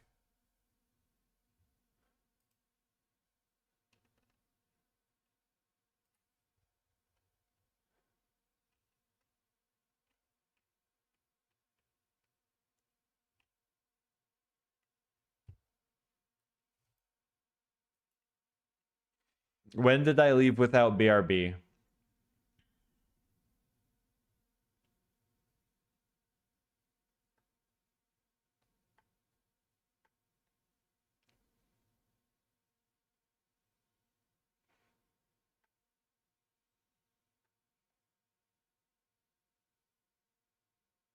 Okay.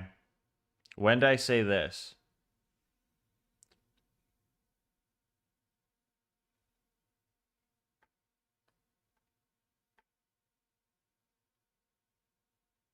Okay. When did I say this?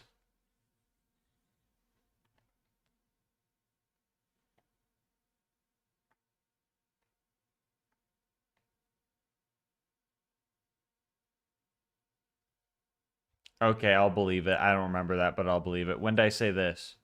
Or when did I do this?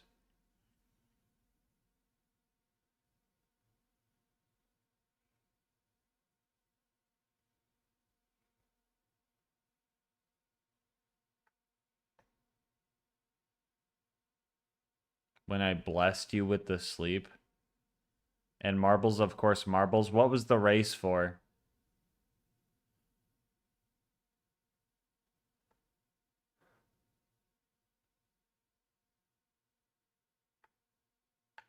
Do you have a good pistol Sal build? Use pistols. Use the Jacob's comm he has. I forget what it's called. War Dog or something.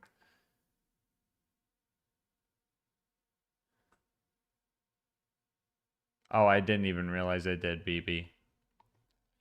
What was the race for? Do you remember what the price? Alright, GG. I'll add 5. I'll add 5 minutes. GG. I'm actually going to add 9 minutes because there's 4 added from YouTube before I went to, or after I added tonight. So, going to add 9 minutes real quick.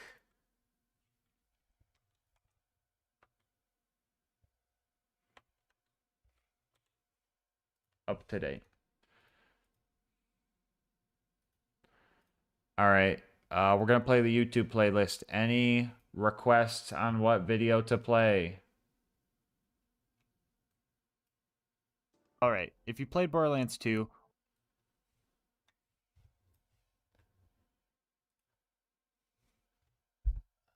Unforgiven only, dude. BB Leroy, I know you don't. I know you didn't just mix me up with Mick. I know you're not mixing me up with Mick right now. Light the Fuse, you know what? Good choice. Whoever picked Light the Fuse, W Today's choice. video is sponsored by Instant Gaming. More on how you could save money on video games later in the video. So on my channel, I usually explore the viability of cursed, low tier, and just downright bad gear.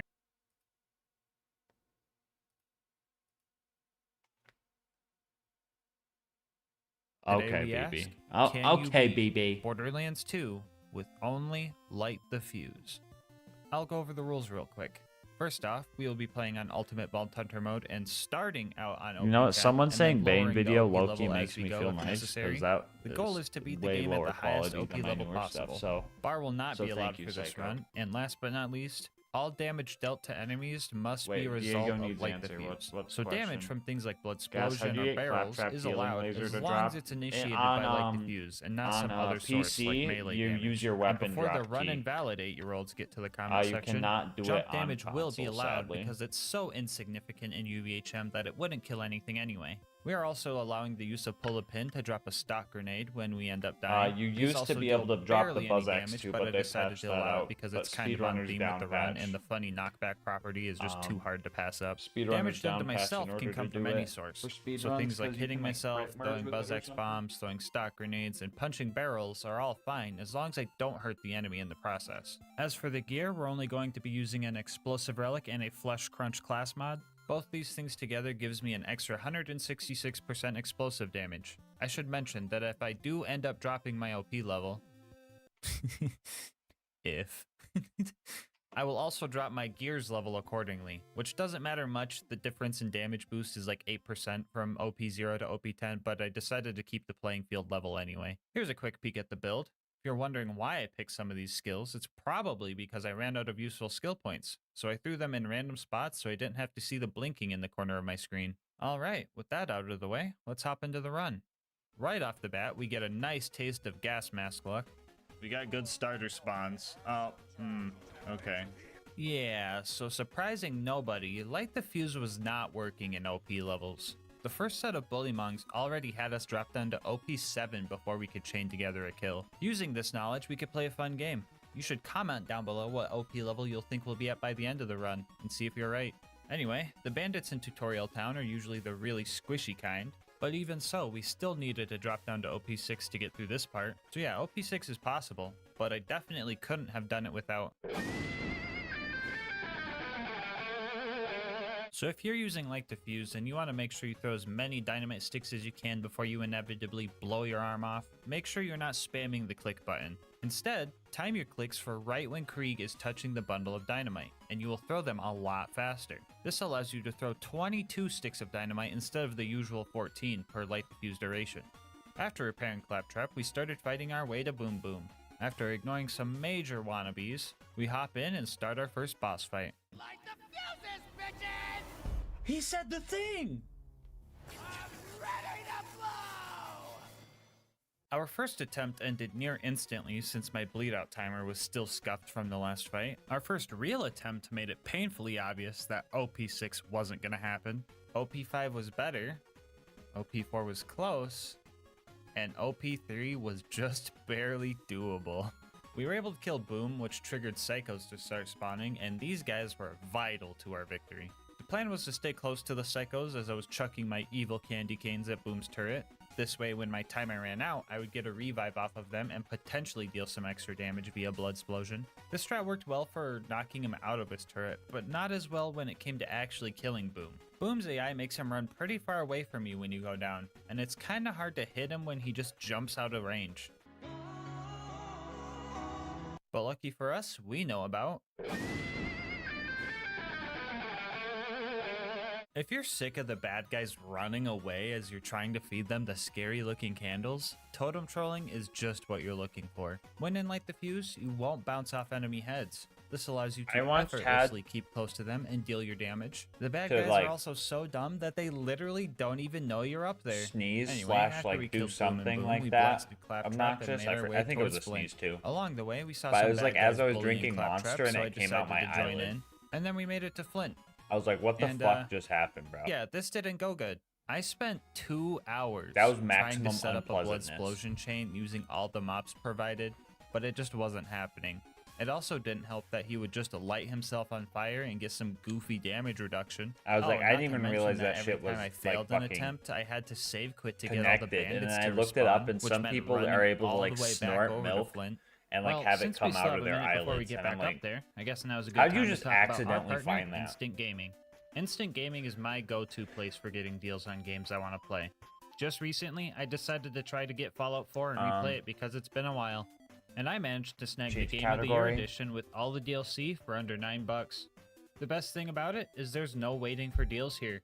Sure, you could just wait for Steam to have a sale, but who wants to wait? Okay, we're in And the even if sleeping you did category. wait, the Oh odds my of god. their deal beating I Instant almost Gaming's forgot to deal is loop the pretty slim. playlist. I just checked the price Oh on my Steam, god, we and would've even had- with it being 75% off, Chat, it's still what- cheaper on what would've Instant Gaming. played if and we now didn't I loop may the be on playlist? PC, but Instant Gaming also The covers first time all we of our forgot to console play homies. McVids. So do us both a The favor second and time think of it a game played you've the been wanting to Peanuts play. movie. And use my link in the description to see if you like the deals they've got. And if you I end up think making if I a forgot purchase, right just there, go it on would have top of played that saving video yourself about money, the you're guy, also supporting like the channel. the tutorial Anyway, on how let's to see how like far we made it. Oh, use hair we're removal on resetting your again asshole. already. I guess I should have expected that. I feel like that. Anyway, I feel like you had to Bloodsplosion play- chains are really hard to get without slag tripling your damage on every explosion, so I decided that OP2 was going Yeah, to be if you want the necessary. subathon to This was keep still going, hard even on OP2. Make but sure I after a don't while, forget to we loop the got a god playlist chain. because yeah. Let's go, dude! After that, we made it to Three Horns and stole ourselves a car, visited Door Guy, You could do hit that a in sick kindergarten? quad feed, Crazy stole magic. some guys' batteries, and let the Bloodsplosion Alright, chat. chain Is handle the killing volume the okay? 20 bandits for Reese, before finally making it to Sanctuary. Ah yes, home sweet home. We can kick back and relax. Oh my god. Okay, we're off Look to at Frostburn that Canyon wow. then. You know the drill. We usually speed run through this map because all the my God, mandatory he fighting is shook at the the end. house, Running through guys. this time was especially fast because of He a adopted. largely forgotten part of Light Diffuse Alright, is guys, the everybody speed hold boost on to your awarded to the chair. player after detonating Don't the fall bundle off early. from the If you ground get a shake. kill like this, you get a speed boost for the remainder of time that you had left in Light Diffuse. And the best part about it is that speed boost can stack. That's what we call some high risk, high reward You can go gameplay. around. Anyway, after making I it through the love bandits Omar. and spike pits, we found Lilith and happily revived her. Okay, I'm gonna use the bathroom. Real quick, talk keep all though, that it didn't jazz. take Lilith long to utter her cringe one-liner. It was literally her second phase blast, and I just wasn't having it. At this point, some of you guys might be thinking, I thought Light Diffuse was bad. How the heck is this man AFK eating chips and French onion dip and still winning? And yeah, fair enough. I've heard a lot of people say that this skill is terrible, and while I could agree that this skill is definitely not optimal, terrible is kind of a harsh take. Ironically enough, I think that Light Diffuse excels in the third playthrough. Did you know that this skill receives a 600% damage boost in UVHM? Because it does. If we take the health multipliers from each playthrough, we can see that Light Diffuse has the best potential in UVHM. I also find it kind of funny that TVHM is the worst time to use this skill. Anyway, yeah, Light Diffuse isn't bad. It's just not as strong as swapping to a Norfleet. What the f, amigo? Vos estás re loco. For example, I still can't kill these big psychos, so that sucks. I had two options for these guys. I could wait for Lilith to take care of them since they don't have health regen, but relying on Lilith plus waiting on Lilith isn't something I want to do. So I just lured them over here and let Pull the Pin handle it. You can't see it in the clip, but they definitely got launched off the cliff here. After all that noise, we set off to Ellie's to get a car upgrade. I couldn't afford a new car, so I got a local job working on a food truck. They put me on hot dog duty, we destroyed the competition, and I managed to make enough money for a new car, and then we set off to the Bloodshot Stronghold. Bad Ma was waiting for us, and I had a plan for this fight. Come closer. Come closer, big man. It was at this moment that he knew. He fucked up. There we go. Easy. It was now time to fight our way through the ramparts. They thought they were going to be able to stop me with their numbers and manpower, but they didn't know about my main goal. My main goal is to blow up. The close quarters combat here made it easy to set up Bloodsplosion chains and corner enemies. After we made it to the toilet room, I managed to survive 7 back-to-back instant bleedouts. We even ended it on this cool stylish one. Hold that, wait. Hold on. Come down here. Truck it. Oh my god. Angry Michael showed up and he made the mistake of standing too close to the edge. And then we had a little family gathering. Oh, he's got a, that's a suit, that's one of me behind me. It's my own brethren behind me. We caught up to Roland and watched him get kidnapped by our next big problem, the Warden. Fun fact, Constructors have a 90% damage reduction to Grenade Splash. Also fun fact, Light Diffuse and Bloodsplosion are both considered Grenade Splash. Another fun fact, the Warden can take Roland to the Hyperion Friendship Gulag if you don't kill it fast enough. Fun fact! We're going to the Gulag. Yeah, I tried my best here, but we just did not have enough damage to take him out. Especially because our potential revives were all super loaders or angelic guards, so bye Roland. Anyway, usually the Gulag version of this fight can be harder because the Warden also has the ability to moonshot loaders in over there. But like, what's the worst that can happen? They down me? Yeah, the extra bad guys actually came in handy to set up for bigger blood explosion chains here. Only thing we had to be careful of is our bleed out timer not getting too low. So how bleed out timers work in this game is that every time you go down, your bleed out timer will be reduced if you went down within 26 seconds of your last second wind. In order to reset this, you would not only need to wait longer than 26 seconds before your next down, you would also need to get a second wind with that already bad bleed out timer. If your next down is going to make you instantly bleed out, no amount of waiting alone can reset your timer. So you need to really set up for your next second wind to reset it back to normal. So after a few kills, I started counting out loud, making sure I hit that 26-second mark, and we patiently waited for Warden to keep spawning our revives. On the 14th activation of Light the Fuse, we finally managed to take this toaster down. After Roland and I finished off the rest of the loaders, we made it back to Sanctuary. Our next mission was to go steal the vault key, train robbery style. Right as we got to Tundra Express, we lost a fight with a snowman and took a shameful shower with the VAR kids because of it. After that, Mordo and Tina helped us blow up a train, and it was now time for the Wilhelm fight. This fight was honestly kind of a joke. Homie straight up just spawns 2 surveyors every 20 seconds, and that makes it way too easy to just blow up. Altogether, it took 7 full detonations and 1 beef stick to take Wilhelm down. After that, we got back to Sanctuary. Lieutenant Davis wanted to try our build out, so I tried to show him the ropes, but I don't think he understood that well. Oh no, I got all of Sanctuary doing it now. What have I done? What the f***, Lilith? On the way to the fridge, we found a tubby skag and blew his cute little head right off of his body. He dropped an Unforgiven, so that's pretty cool. Which reminds me, I've got all these save files on my Discord channel. If you want to try any of the runs you've seen me do on YouTube, there's a link in the description. Anyway, after almost surviving the fridge, we fumbled again and forgot to hit the fast travel objective. After we got that fixed, we started our fight with the hungry moon squid. Yeah, this one didn't go good at all. I had no hope of killing this thing, especially since it can just hide underground as I try to detonate, or just say, I have a shield now, and ruin everything. So I decided to hire some friends to help me out. Except, they weren't my friends at all, actually. It was really hard to get them to stay mad at the Thresher because as soon as it went underground, their lack of object permanence kicked in and they just started blasting me. After like an hour of trying to figure it out, I got to a spot where they would just leave me alone and fight it out themselves, and I just took my hands off the keyboard. About 2 minutes later, the Thresher kicked a bucket and I made off with the contents of its stomach. Overlook was up next, and with the hordes of loaders, you would think this wouldn't be too bad. Only problem is, they really just didn't want to target me. Shoot me! Shoot me! Shoot me! like littering or profanity.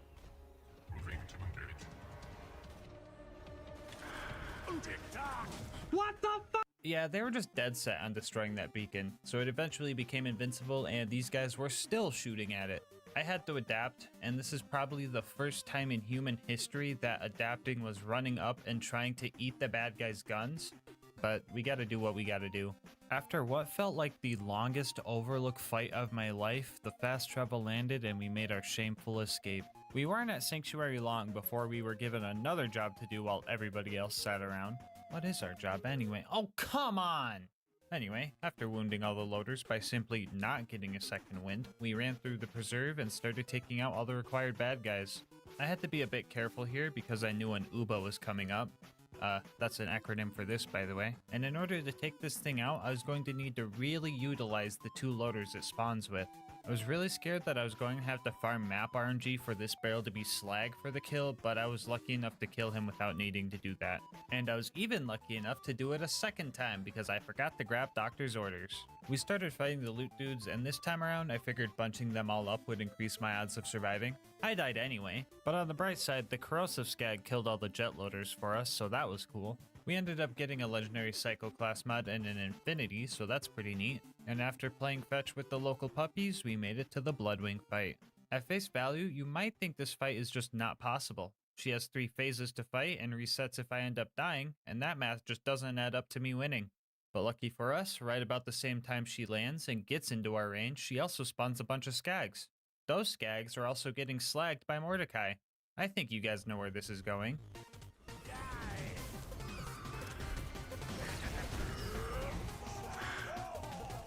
There you go, guys. Good job.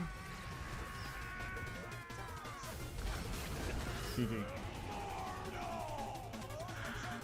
Let's go. First try, baby. The new rivalry score is now 7-4. I think we need to give Bloodwing a chance, so maybe comment the challenge that Bloodwing can score a point on. Anyway, we got the Claptrap upgrade and finally had a chance to high-five our homie. Our next goal was to recruit Brick and his buzzard support. He has a whole army of crazed bandits, so I thought I would fit in pretty well, but nope, I needed to do some dumb initiation. This guy is literally begging to get shot in the face, and he's still part of the gang. I'm running around with lit TNT and blowing my arm off every 4 seconds, and I can't join? What the heck is that logic? So I started the initiation and immediately went AFK to just go eat more snacks because I could. Anyway, after I killed all those guys, Brick agreed to help us out. We also got to tell Sarcastic Slab about our main goal. Blow up. After getting a loader to take out Face McShooty for us, we fought off all the loaders with Brick. I was having trouble doing our usual strats, but luckily Brick knows what he's doing. Brick! He did it! We seen it! The last thing we needed for the bunker raid was Jack's voice. We tried our totem trolling strat on the Jack double, but 1 light diffuse duration wasn't going to be enough. After that attempt, he started running away, as he does, but I bet he didn't know about. When you're in Fight for Your Life, enemies change up a little bit and try to move a bit further away from you than they usually would. Normally you can't use this to your advantage, but with Light Diffuse, we can run, jump, and herd all the bad guys right to where we want them. After using the fear of the engineers to our advantage, we were able to kill the Jack double and steal his voice, and now we were finally ready for the climb up to the bunker. Obstacle number 1 was another toaster. Believe it or not, this guy was way more of a hassle than Warden. You see, all the Warden does is just keep spawning bad guys. He can't shoot missiles or nukes or anything like that. On the other hand, these guys have a limit to how many loaders they can spawn. So if I didn't get enough damage done with the provided bad guys, I would have to reset the map. Which I did over, and over, and over, and over again. Yeah, some of the most random problems just decided to show up. To list a few, bad guys would die way earlier than I thought they would, and that would waste their blood explosion damage. A loot homie showed up and that ruined everything. Enemies wouldn't get close enough to the constructor. Surveyors would fly out of my range at the last moment. The toaster would nuke my revive last second. Random pieces of geometry would eat my detonation. What? Or, you know, I would just casually be held hostage by a jet loader. Yeah, just a bunch of generally annoying crap that you would totally expect when you're trying to kill a grenade splash resistant toaster with grenade splash. 1 hour, 6 resets, and 11 deaths later, we finally managed to take the thing down. Man, I sure hope the next fight isn't as bad as... Well, I guess this is the end of the run. Until next time, breathe easy, homies. Psych! Yeah, I'm not counting these guys, because what you're seeing here is 100% a glitch. These guys are super weird and just don't take a lot of splash damage for some reason, so since they're cheating, we're gonna do a little cheating too, while keeping to the run's theme. If we allow ourselves 2 very specific grenade mods, a long fuse sticky homing slag bouncing Betty, and a short fuse sticky homing corrosive transfusion grenade, good god that was hard to say and record, that took like 18 tries, we could kill these guys with pull to pin. First off, we die right about here with our slag grenade equipped. We want to die as far away as possible, but still have the grenade be close enough to home into the turret. The sticky property is important here because the grenades would just bounce off otherwise. The slag Betty will now get stuck in the turret and slag it with bullets while we respawn. After we come back, we need to quickly go equip the corrosive transfusion we dropped on the ground, take enough damage to get health gated, and then open and close our inventory to get rid of the invincibility window from health gate. And then we would instantly bleed out and hope that we were fast enough. And also hope the grenade went for the right turret. This was a pretty tight window. It probably took about 15 tries before we nailed this kill. For the further turret, we had to get a little creative. Instead of bleeding out normally, we would have to jump into the death barrier in a level spot where our grenade would drop, bounce directly upward, noticed the turret and start homing in before we equipped our corrosive transfusion and tried to bleed out with that one. Surprisingly enough, we somehow got this one first try. Well, glad that fight is out of the way. Can't possibly get any worse than... Yeah, I'm be honest guys, this was probably the worst super toaster fight I've ever had. I literally couldn't do anything to this thing, so I just had to wait for it to slowly nuke itself. This was unbearably slow, so I tried to manipulate it by baiting out slams every time it chose to shoot missiles instead of nukes. And honestly, I thought it was working, but I was actually just slowing him down. The optimal strat here was literally to wait pretty much AFK and just eat some hot fries. 2 fucking hours I waited there before I couldn't see his health bar anymore. He was practically dead, so I decided to finish him off the proper way. This is probably stupid, but oh well.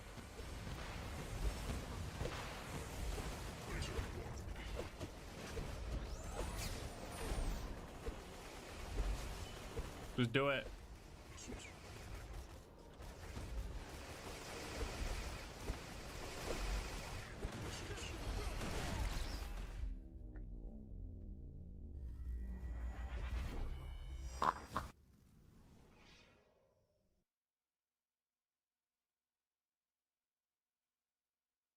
Would like to remind you that there is only one thing worse than respawning, and that is not respawning.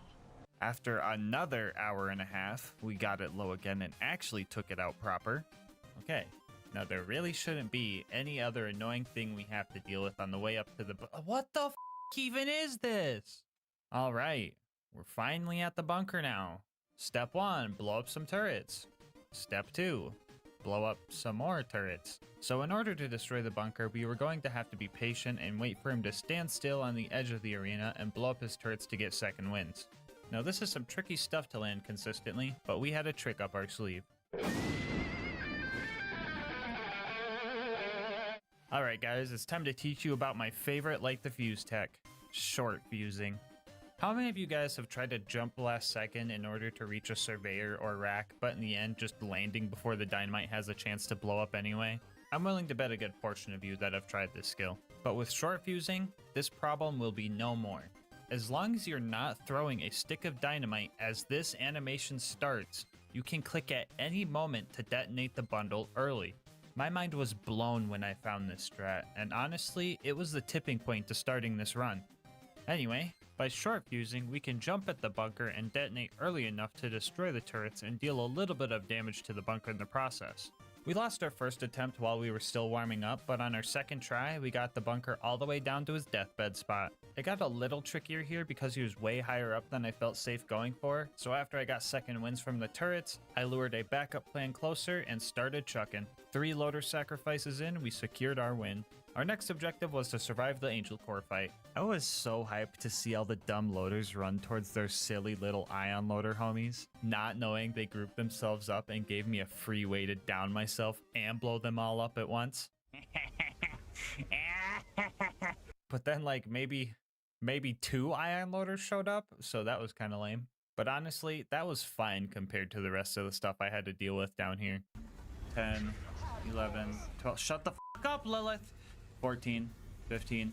Alright, I've been getting a lot of comments lately asking why I despise Lilith so much, and honestly, it's more than her just dropping that cringe one-liner. She just constantly blinds me and is of no use in combat.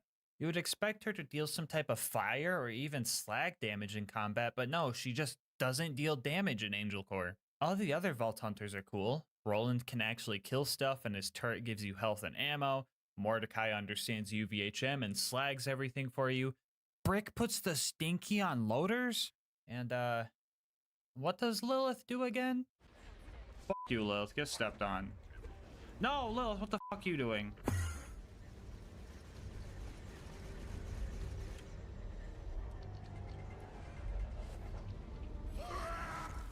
She takes me to the fucking back rooms? This game is cursed. Why does this always happen to me? I can't make this up. Anyway, so the last few loaders are all the super ones, and in order to kill those, we were going to need some fodder enemies. If we somehow messed this up and we're stuck in a 1v1 versus one of these things, we were going to have to restart Angel Core entirely. I was down to the loader and one turret, and needed that loader to be as close to the turret as possible. And of course, Lilith kept distracting it. Oh my god, bro. We eventually managed to take it out and did not need to redo the entirety of Angel Core, thank goodness. Anyway, Roland Gott died. That is literally what I wrote in the script, so I'm just going to go with it. And Jack kidnapped Lilith. Great, now I won't have to listen to her. She's in my brain now, come on! We made it to Sawtooth Cauldron and started taking out the ambush commanders. This place was pretty crowded with bandits, so herding them to the big guys was actually pretty simple. I may have had a few minor blunders, but they all died in the end, and that's what matters. After those guys, we bombed Boombringer and accidentally looked at the explosion, but it somehow still counted as me not seeing it, so I'm basically a cheater now. We found Mortar and decided to let him live. We totally didn't try to kill him and failed miserably. No, that would never happen. I needed him to damage me for this next fight. So, buzzards. Not exactly something I could just chase down, so for this fight, we're going to need to do some shenanigans.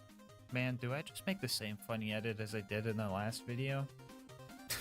Screw it, why not? Time's up.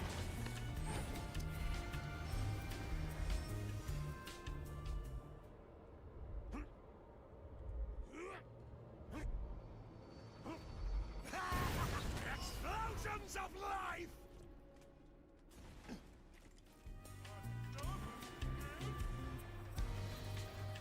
Anyway, yeah, we had to pretty much just get the buzzard as they spawned in order to get all these guys taken down. It took a while, but we got all 5 and stole a bunch of explosives. Wait, why are we even here? I've got tons of dynamite. Anyway, after the usual run through the boneyard, we made it to the Badlands and found Saturn. I humored the idea that killing Saturn was possible, so I made one attempt. Guess how much damage I did?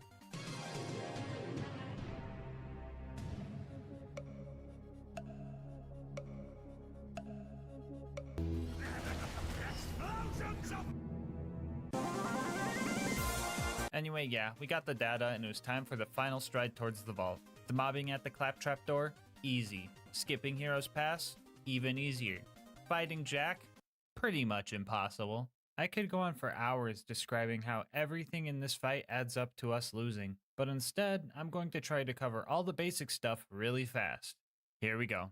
At first, the Jack fight seems easy because he spawns all these clones that die to one dynamite stick, but after his shield breaks, those clones don't show up anymore and your options for revives are loaders or turrets. This wouldn't be an issue if it wasn't for Jack's crazy health regen, the fact he has grenade splash resistance just like constructors, and an invincibility drone. So in order to kill Jack, you just need to get his shield really low and then pray you get a good enough chain using all the clones. But most of the time, you get the god chain when his shield is still full and just ruin the attempt. This is also very hard because the clone AI is incredibly unpredictable. Sometimes they chase you down, sometimes they try and gun you down, sometimes they just don't move.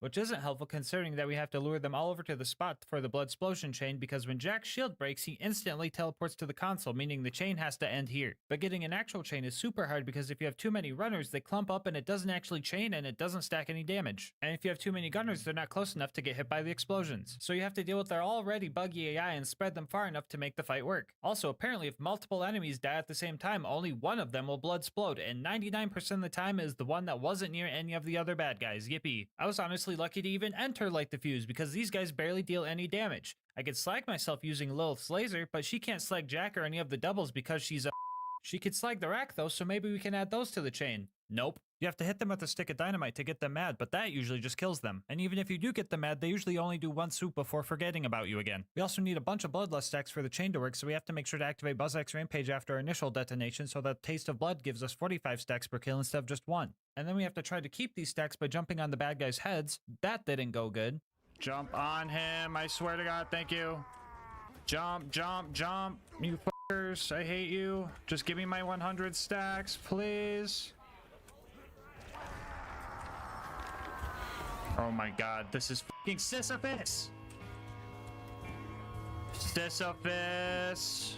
Other than the actual fight, there were some other things that slowed me down. Like when the mailman sent me this picture saying my 24-pack of monsters was delivered, that's not my front door. So I ran around my apartment complex and discovered that's nobody's front door. This was actually just a picture of a package that wasn't even my monsters delivered to the back door of the main office. Why? Back to Borderlands, I also had Shift telling me I couldn't connect to my account even though I was in offline mode, which wouldn't be an issue, but they decided to tell me every time I paused to save quit and again in the home menu. It was messing up my fast save quits and I was getting really tilted. Insert dramatic sigh and pretend that I did all that in one take. Wait, hold on. Anyway, after 6 hours, I decided that OP2 Jack just straight up wasn't possible. So this fight is going to have two endings, the normal ending and the stinky ending. If we allow ourselves to use pull the pin with a singularity grenade, we can win the fight like this.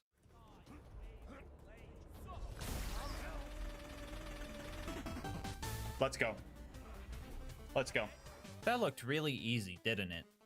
Well, it actually took 3 hours to figure out. Stock grenades don't launch Jack, otherwise I would have just used one of those, so the singularity was needed here. On top of that, the singularity needed to be in a high place. This would give him more airtime and he'd get pulled further. It was also super annoying to make sure he stayed aggroed to you, and even harder to get him close enough to this corner to pull it off. I had to be at a specific distance where I'm out of his melee range, but still close enough to where he would try to run up and melee me instead of disappearing. I would then have to kite him to this corner because just standing here wouldn't get him close enough. After that, I just needed to spam jump and have him down me. If I didn't spam jump here, he would just run away and this wouldn't work. Also, the actual walkable area of this rock I had to climb was super slim. Too far to the right and I would be the one getting stinkied. Usually I would just be kinda mad that this fight was so convoluted and obscure, but like, we fucking put the stinky on Jack. This is fucking awesome. Anyway, for the normal ending, we were going to have to drop the OP level all the way down to 0. Hey guys, Future GASMASK here. So yeah, we managed to kill Jack at OP 0 after about 2 hours of attempts. But I was really mad that we had to drop out of OP levels after making it this far on OP 2. So we popped it back to OP 1 and did some testing. And within the first 10 minutes, we had some promising attempts. And I instantly knew that this was possible. So I put my nose to the grindstone, letting my stubbornness completely overtake any urge to settle for the win at OP 0. I knew it was only a matter of time. But what I didn't know was that matter of time was 10 hours. Anyway, I just wanted to explain everything that happened. I'm pretty sure 50% of this challenge was this fight alone, so that's something. Also, this bit is 100% an excuse to show off the new merch. Queen Knight designed all of it, and I think she did an awesome job. If you want to cop some of this for yourself, find the link in the description or just go straight to GASMASK'Gang.com. Anyway, here's me killing Jack after I fought him for almost 20 hours.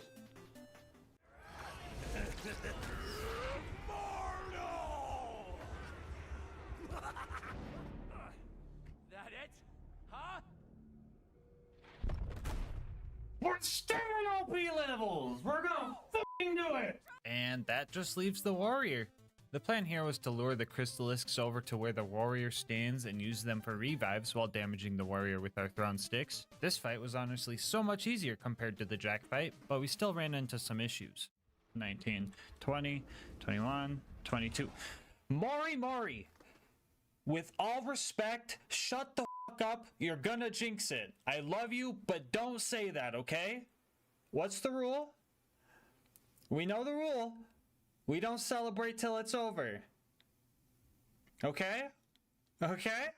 2 seconds later. Quicker than I'd hoped.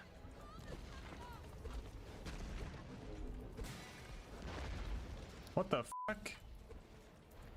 Whoa. Hold on.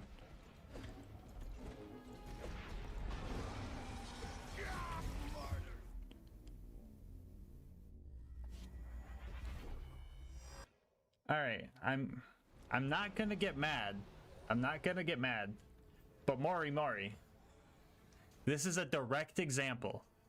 Anyway, our other issue was that the crystalisks just straight up disappear when he enters his deathbed spot, leaving our only options for revives being rack or blowing off his chest pieces. So after a few failed attempts, we devised a strategy. When the warrior was close to entering his deathbed, we would make sure not to put him under that health threshold while he was already sitting in that spot. That way, when his health did get low enough, instead of standing there with no chest pieces for revives, he would dive under the lava one last time and regain his chest armor so we could guarantee at least one revive in deathbed phase. Using those chest pieces and this rack that luckily glitched out, we were able to take down the warrior and finish this run. Which means, yeah, you can beat Borderlands 2 with only Light the Fuse, even at OP1. Bonus content time, woo! We faced many hardships in this run, and we prevailed over every fight we were faced with. All except for one. And I think revenge is a dish best served cold. So we started blowing up snowmen. All these bandits and frosty dudes were no match for me. I was in a constant state of instant bleedouts, but they just couldn't escape me. Oh, the delightful sounds they made when their existence came to an end.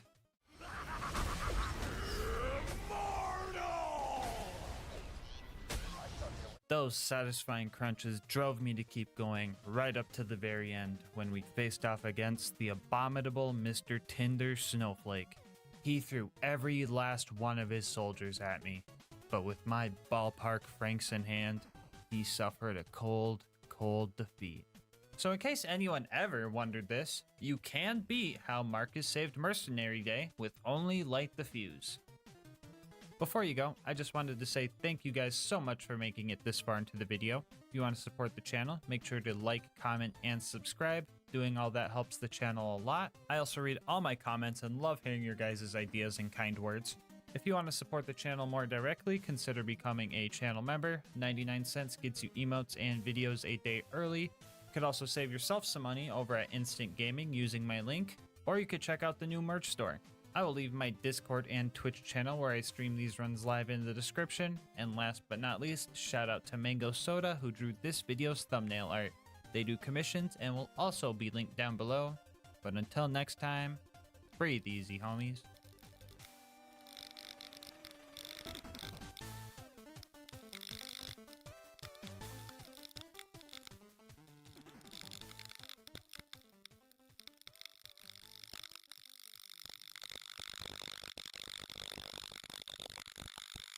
This video is sponsored by Instant Gaming. More on how you could save money on games later in the video.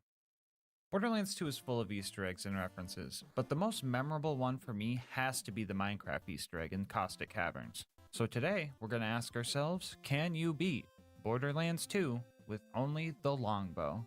Here are the rules for this run. First off, this will be an Ultimate Vault Hunter mode Overpower 10 playthrough. For the Minecraft players that have never played this game, this just means enemies have 4 times health, health regen, and are all 10 levels higher than us. Fire will not be allowed for this run, and the longbow is the only gun I can use. The longbow being a sniper type weapon means that Zero is the character to pick for this run. To complement his skills, we will be using the legendary sniper class mod for a bunch of sniper buffs. This class mod also has us trade off 2/3 of our shield for some pretty intense crit damage bonuses, so we will be super squishy for the whole run. Melee attacks in Zero's kunai will be allowed for applying Deathmark and Slag to the bad guys, but I can't kill enemies with the melee damage. If any of the run invalid babies want to complain about this, I literally put it in the rules, so don't make a fool of yourself. As for the other gear, we have a basic shield and the Vault Hunter relic as a placeholder. Here's a quick peek at the build. Pretty basic sniper build stuff, so let's hop into the run. We start our journey in Tutorial Town, a village recently overrun by pillagers and their fearsome ravagers. And just like any Minecraft raid, I used my bow to start taking these guys out from afar.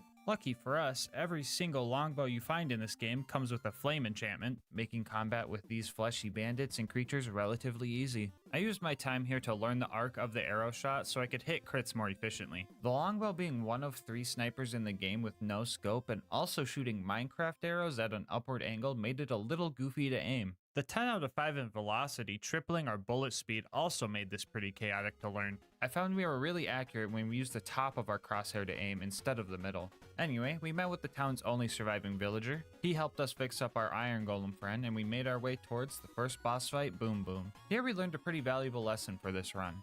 No crits, no damage. This sniper is definitely a skill cannon, especially when it comes to armored fire-resistant enemies like Boom Boom. Even on basic enemies, body shots won't get you very far, but if you set it up and land the headshots, you get the results you need.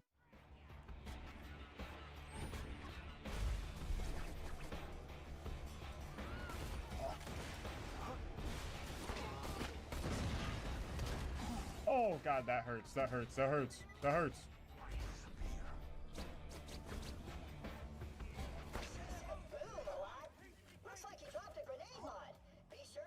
After we dealt with those guys, we fought our way up to Flint.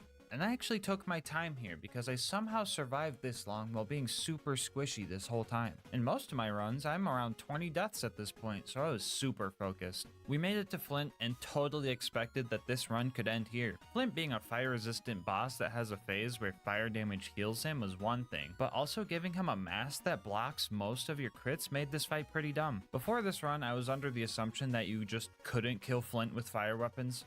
Like, look at this clip of me spamming him with a fire Norfleet. That's not a great sign, eh?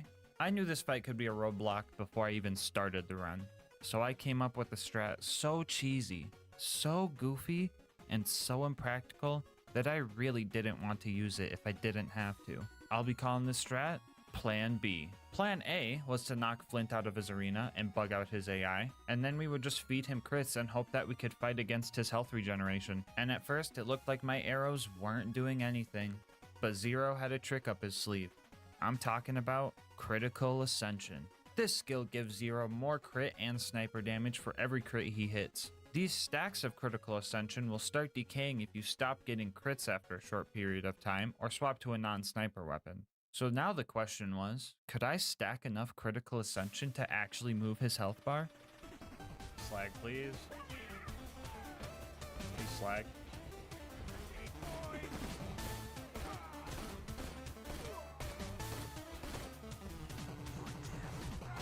Oh? Oh, what the f? Oh, that was a grenade. We're good.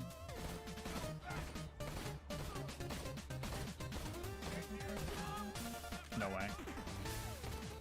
We have enough ammo, dude? We don't need slag. We don't even need slag. Oh my god.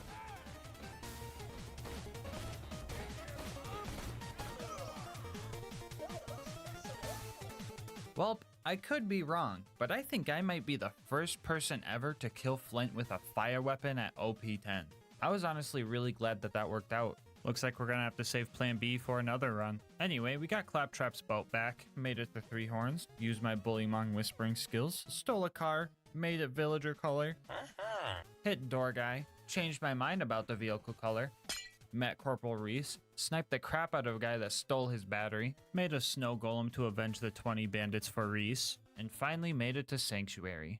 Alright, so we're going to be waiting for Private Jessup to open this door for a while, so now is a great time to tell you about how instant gaming can save you money on your next video game purchase. Picture this. All your homies get a new game and you see them over there having a blast, so you decide to get the game for yourself, but uh-oh, it's going to set you back $70? Yikes! Yeah, video games are getting expensive nowadays, but that's where instant gaming comes in. They have deals on tons of games, and I'm willing to bet they've got deals on some of the games that have been rotting away in your wish lists. And the best part for me personally is that there's no waiting for deals here. That's why they call it instant gaming. And to the console homies watching, instant gaming has you guys covered too. So if you're on PlayStation, Xbox, or even Switch, they've got deals with your name on them. So how about this? You think of a game you've been wanting to play and use my link in the description to at least see what kind of deal they're offering on it. And just know if you do end up making a purchase, not only are you saving yourself money, but you're also supporting the channel. Anyway, let's get back to the run. What are we still doing here? Anyway, the Firehawk left us a pretty frightening message, so we set off to Frostburn Canyon. I usually run right through this place because all the mandatory combat is at the very end, but my haste got the best of me. I got greedy and died to a couple of fire-resistant nomads halfway through and took this run's first death. My first life in a run is usually the best, so this number is just going to start increasing fast now. Anyway, we made it to Lilith and died a couple more times, and honestly, I'm blaming Lilith for this one. For the Minecraft players, imagine Lilith as an annoying Enderman that is supposed to help you fight, but in reality just blinds you most of the time when it teleports, and you also have to constantly feed its drug habits. Oh yeah, and it also has a really dumb catchphrase. Anyway, some big boy Vindicators showed up, and I proved that they are killable with the longbow before dealing with the others in my signature style. Bozo. Whoa. I put the stinky on him. After all that was dealt with, our next goal was to go save our boy Roland. He was captured and being held in the Bloodshot Woodland Mansion, and we were going to need a new car to sneak in. Now usually this is the part of the run where I get a break from the harsh, cruel combat and get to fight some cars that aren't balanced properly for endgame and feel like a god for 2 minutes. But like I said before, no crits, no damage. Even with Boar, fighting the cards was actually pretty scary stuff. This just goes to show how important hitting crits was during this run. After stealing enough parts to make ourselves a new minecart, we made it back to the Bloodshot Mansion and took on Badma. This fight was a bit rough. Homie had a shield and it was making it really hard to hit the crits we needed. It was sloppy, but we took him out and made our way inside. So we start fighting through all the mobs and things were going great, right up until the dreaded toilet room. Yeah, these bone crushers, they were turning me into bone meal. Anytime a bullet hit me, it would just break my shield and just take a chunk of my health in the process. Like, imagine getting shot, but all you have to block the bullet is a piece of cardboard. It's not gonna do much, but you're getting shot, so you're gonna take what you can get. The bad guys also had the high ground here. I wish I had some ender pearls to gain some height advantage, but all I had were these invisibility potions that only last 5 seconds. After a few deaths, I changed up my strategy a bit. I decided to leave some of the psychos alive and just keep them close by. This way, when I ended up getting shot twice, I had a totem of undying ready to get me back into the action. We eventually took out enough bad guys for the door to open and Mad Mike showed up. I don't know why, but he just decided to jump into the end portal without placing a bed first. Guess I wish him luck on fighting the ender. Oh, okay, that's unfortunate. Oh well. We found Roland and he was in big trouble. Homie set off a skulk sensor and the warden came and nabbed him up. We had to be quick here because if we didn't kill the warden in time, he would take Roland to the friendship gulag where the fight is a lot harder. On the run up to him, we fought our first loaders and honestly, that didn't go too well. These yellow health bar armored enemies are fire resistant and we end up doing about a quarter of the damage that we should be doing. So if fighting these basic armored enemies is rough, how is a giant armored enemy that spawns more armored enemies going to go? Well, extremely well considering that he has a giant crit spot and doesn't move at all. Yeah, I was able to get a good amount of critical ascension stacks using this Rainbow Six Siege type angle, and I managed to take out the warden before it could even spawn any bad guys. Anyway, we fought off the rest of the loaders with Roland and made it back to Sanctuary. Our next mission was to blow up a train and steal the vault key. For the first time in a while, we were able to light the 3 Vard kids on fire without needing a fire melon. And after that, Mordo and Tina helped us make some TNT to blow up that train, but not before it could take another victim.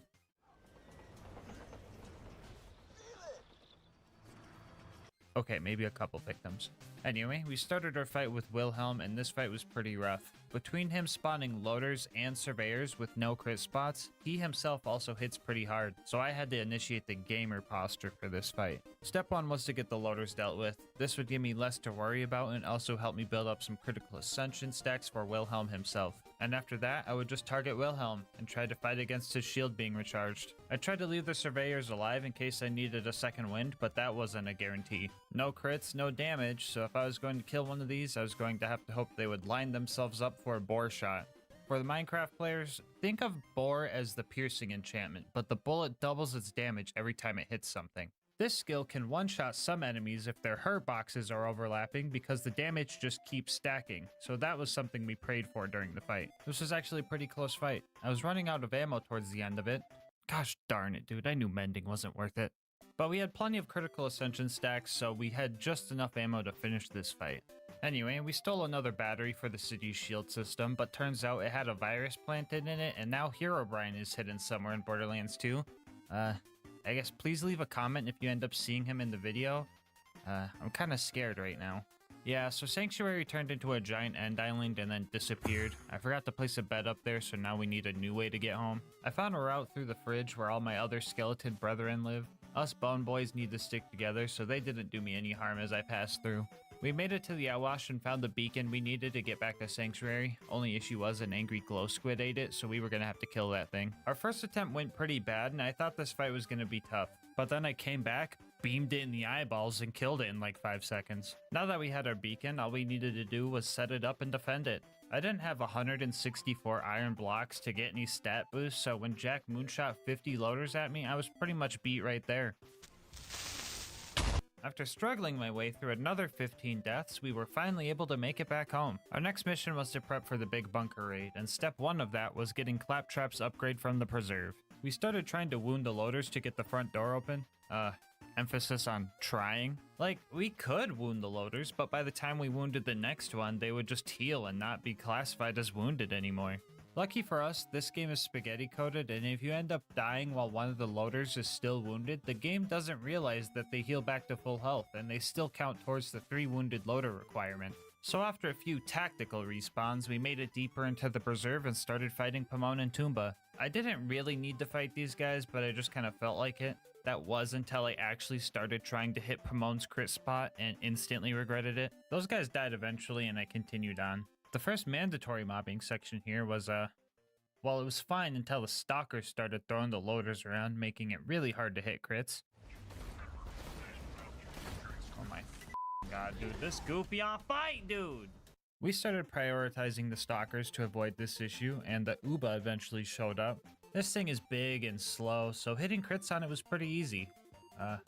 Right up until both of his arms fell off and no longer had any crit spots. Honestly not sure why his eyeball is in a crit spot just like literally every other loader, ever. But at least these guys are one of the few enemies that don't have health regen. So we just had to be patient. But this still took a long time. Long enough that the loaders we previously killed hit their 25-minute respawn timer right as we were running out of ammo, so that was a bit scary. We managed to clutch up though and made our way to the loot dudes. Much like the baby zombies in Minecraft, you want to fight these guys one at a time because having 4 of them on you would be pretty bad. I think our gear had looting on it because this time around we got 3 legendaries. A Logan's gun, a Shred-a-Fire, and a Maggie. Pretty good haul. Which reminds me, if you want any of this cool loot or to try this challenge for yourself, I have the save file on my Discord server. Link in the description if you want to join. After that, it was pretty much a straight shot to Bloodwing. Uh-oh. Wolves, my sworn enemy. Anyway, after losing a few ribs, we made it to Bloodwing. So this fight had the potential to be pretty tough, because it's a 3-phase fight where she goes through fire, shock, and corrosive phases. During my last run where I was tied to a gun locked to one element, this fight took a long time because that last corrosive phase had so much damage reduction. Lucky for us in this fight, we take on the fire phase first, so all the pressure isn't built up to the last phase. We could die during this fight and it wouldn't be a big deal since the first phase is the only one to worry about. But honestly, we're getting ahead of ourselves and worrying too much. This gun killed Flint, and I fought the Ender Dragon before. So you think some spicy bird can stop us? Thank you.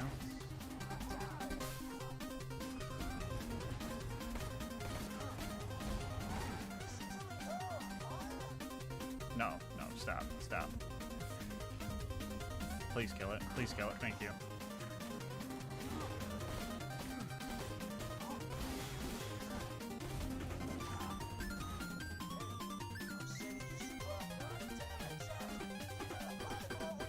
Cool.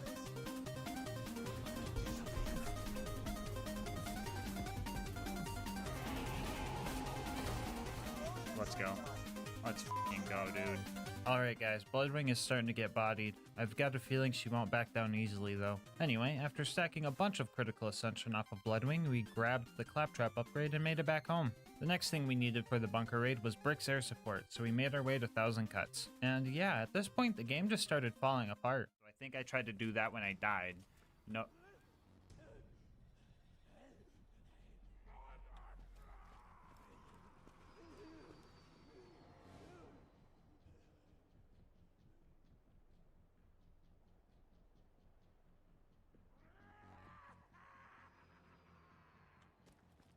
Anyway, we made it to Brick's initiation and decided to make all the Goliaths mad. We eventually got one to go full Godliath and we had to take him on. But for some reason, I just couldn't hit any crits on this guy. Sure, his head flails around a lot and that makes it harder to hit, but with the amount of rounds I shot in that general vicinity, I should have at least hit a few. I ended up dying and just summed it up as an anomaly, because as soon as I got back, I just bodied him, so I guess that's kind of funny. After that, we put the Stinky on Sarcastic Slab, put the Stinky on a loader, Brick put the Stinky on a loader, and then Brick and I used the power of friendship to put the Stinky on a loader together.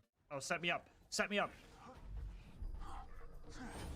We now had Brick's air support backing us up, so all that was left was to go assassinate the Jack Double and steal his voice. We caught the faker by surprise and filled his face with arrows before he had a chance to run away. We stole his watch and pressed a few buttons and made our way out of there. With all the tools we needed, we made our way up to the bunker. Claptrap snuck us in, and our first door was guarded by this toaster right here. Usually we just use our constructor displacement strat to get him to look at this wall so all of his missiles just hit the door, but this time we tricked it into looking the other way. That way we could hit its crit spot from over here and take it out efficiently. Our next target wouldn't be this easy though. Long-time viewers know about the issues with these baby turrets. These guys are fire resistant, don't have crit spots, and are fueled by Regeneration 2 potions.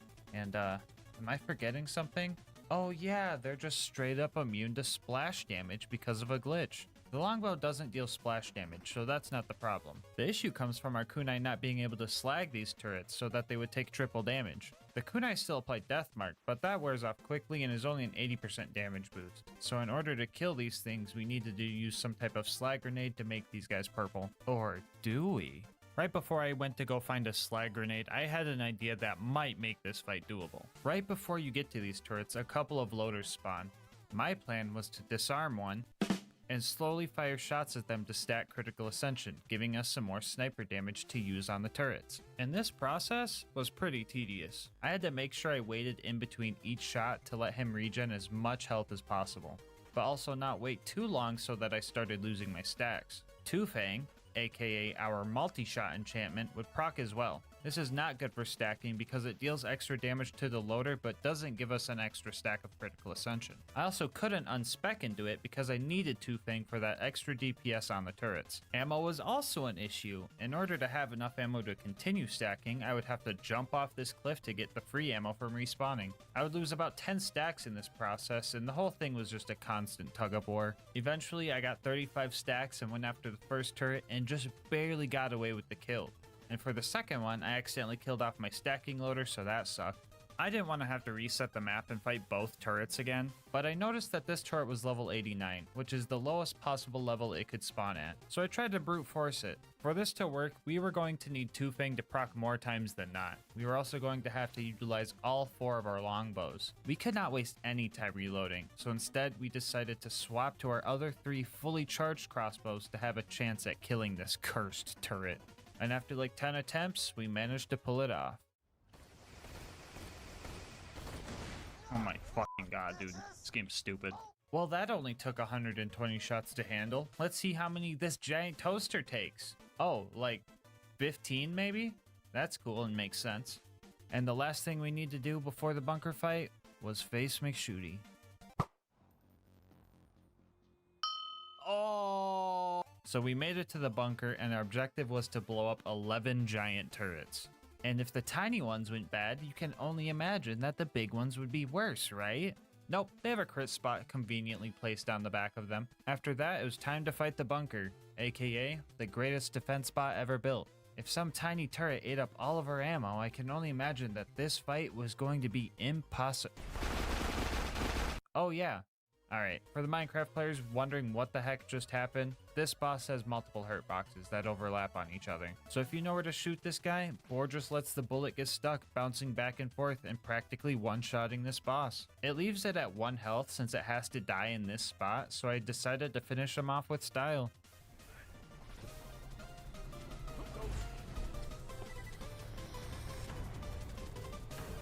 Let's go. It was now time to jump down into Angel Core and deal with multiple waves of loaders. This should be fine though, right guys? Sure, the laser turrets have aimbot and no crit spot, but there will be plenty of loaders to stack critical ascension on. Everything's gonna be fine. Howdy, boys. Ah, fuck, the Enderman is back, hold on. Anyway, a fight that should take 5 minutes maybe took about half an hour. And then the last injector we had to destroy glitched out and just became invincible. Still not sure what caused this, but it has to be something to do with the other injectors respawning after 25 minutes or just taking too long in general. We got lucky and our kunai managed to take it out for some reason. I don't know, spaghetti code or something. I'm just glad we didn't have to redo this whole fight. Anyway, Roland died, the Enderman got kidnapped, and now we had to go to Sawtooth Cauldron. Here we had to take out 4 more shielded nomad dudes. And honestly, I was just kind of getting farmed by these guys. I was just constantly surrounded, and if you mix that with how squishy I was, you get an experience similar to falling into a mob grinder. We eventually got enough sneaky headshots and destroyed Boombringer so that Mortar would come down and fight us. The last thing we needed to do was fight a few ghasts, but this blaster Goliath was causing chaos up here. I decided to knock his helmet off so he would enter rage mode, but then my guy just started trying to punch the buzzards and just fell off the tower. That didn't matter though, because homie just set his game mode to creative and flew his way back up here.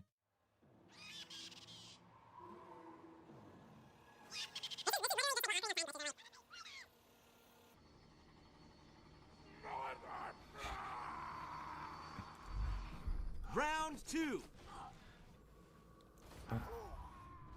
mark those crates for pickup and my boys difficult. Honestly, I don't even want to talk about killing the buzzards anymore. Just know that I did. I was way too invested in this guy's journey. He was launching other bad guys around and I wanted to see what happened. But tragically, he ran off too far before I had a chance to put a name tag on him, so he despawned. We'll miss you, Blaster Goliath. Anyway, we used the bombs we stole to get to the boneyard and spun a bunch of valves before crashing our car into a pipe and Tony Hawking the thing. We made it to the Badlands after that with the goal of sneaking in, getting the data we needed, and getting out. And if you thought I was gonna fight Saturn, the giant, tanky, fire-resistant, no crit spot having scary robot of death, yeah, right. This guy is optional. Maybe when skags fly. What the? Oh, come on, dude. So the plan to kill Saturn was to use his little turret attachments to rack up bore damage. These turrets have separate health bars and have health regen, while Saturn doesn't. So after hitting one of these turrets, I would let them regen a little bit before continuing to use them against Saturn. After one heartbreaking fail, we managed to get the kill, sneak in, steal the data, and make it out. Were you expecting me to stay alive? Well, that's your own fault. We were finally ready for the final stride towards the vault. Combat at the claptrap door was going to be pretty scary because super surveyors spawn. Normal surveyors are an issue because they don't have crit spots, and now imagine one that's 5 times tankier. The plan for these guys was to lure them into a trap by wounding other loaders and hoping we could slag them with kunai and just brute force it. Or, you know, it could just fly too close to another surveyor and just get bored. We managed to stack a good amount of critical ascension during this big fight, and that helped us finish it relatively well. After that, we did the parkour map known as Heroes Pass and made it to our fight with Jack. The first phase of this fight isn't anything too special, but when Jack's shield breaks, 2 things happen that could cause some issues. First off, he's got some crazy health regen. And second, he spawns another one of those darn surveyors that gives him an invincibility shield. After 5 attempts, I managed to accidentally bore kill the drone, and then Jack just glitched out, letting me finish him off pretty much for free. And just like that, it was now time for our final fight with the warrior. So this fight would be pretty tough if we did it the intended way. The warrior has multiple slam attacks that are pretty much undodgeable, and our only realistic revives were phantoms, and healing was out of the question because the slams were just way too frequent.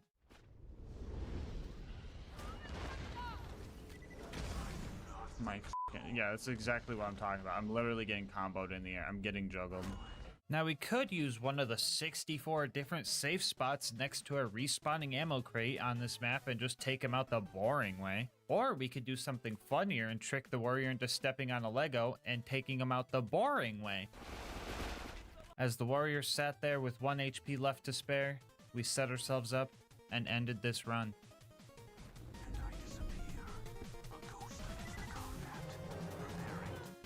And just like that, now we know. You can beat Borderlands 2 with only the longbow. Bonus content time, woo! Alright, so we might have beat the game, but we didn't find a single diamond the whole run. So we headed towards Caustic Caverns to go mine some. We made it to diamond level and were ambushed by a horde of creepers, but we weren't going to let them stop us from finding what we came for. A trophy to commemorate this run, and some diamonds. Why are they purple? Before you go, I just wanted to say thank you so much for making it this far into the video. If you want to support the channel, make sure to like, comment, and subscribe. Doing all that helps with YouTube's algorithm a lot. I also read all my comments and love hearing your guys' kind words and ideas for new runs. If you want to support the channel more directly, consider becoming a channel member to get videos a day early, using my link and saving yourself money on instant gaming, or checking out the merch store. I will link my Discord and Twitch channel where I stream these runs live in the description. But until next time, breathe easy, homies.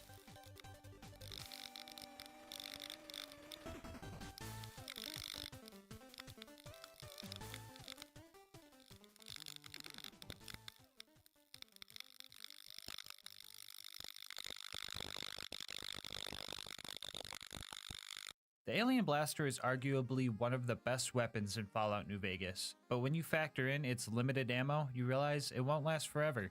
Which makes you wonder, can you beat Fallout New Vegas with only the Alien Blaster? The rules for this run are simple. The Alien Blaster is the only weapon we are allowed to use. Any type of environmental damage from other NPCs or traps is fair game, with the exception of companions. It would be too easy to let them do all the work, so we're just banning them outright. And to add some challenge, we are going to be playing on hardcore, very hard difficulty. For the Fallout newbies that are usually here for my Borderlands challenges, hardcore mode adds hunger, thirst, and sleep meters and makes healing broken limbs a bit harder, and the very hard setting makes it so I take double damage and only deal out half damage.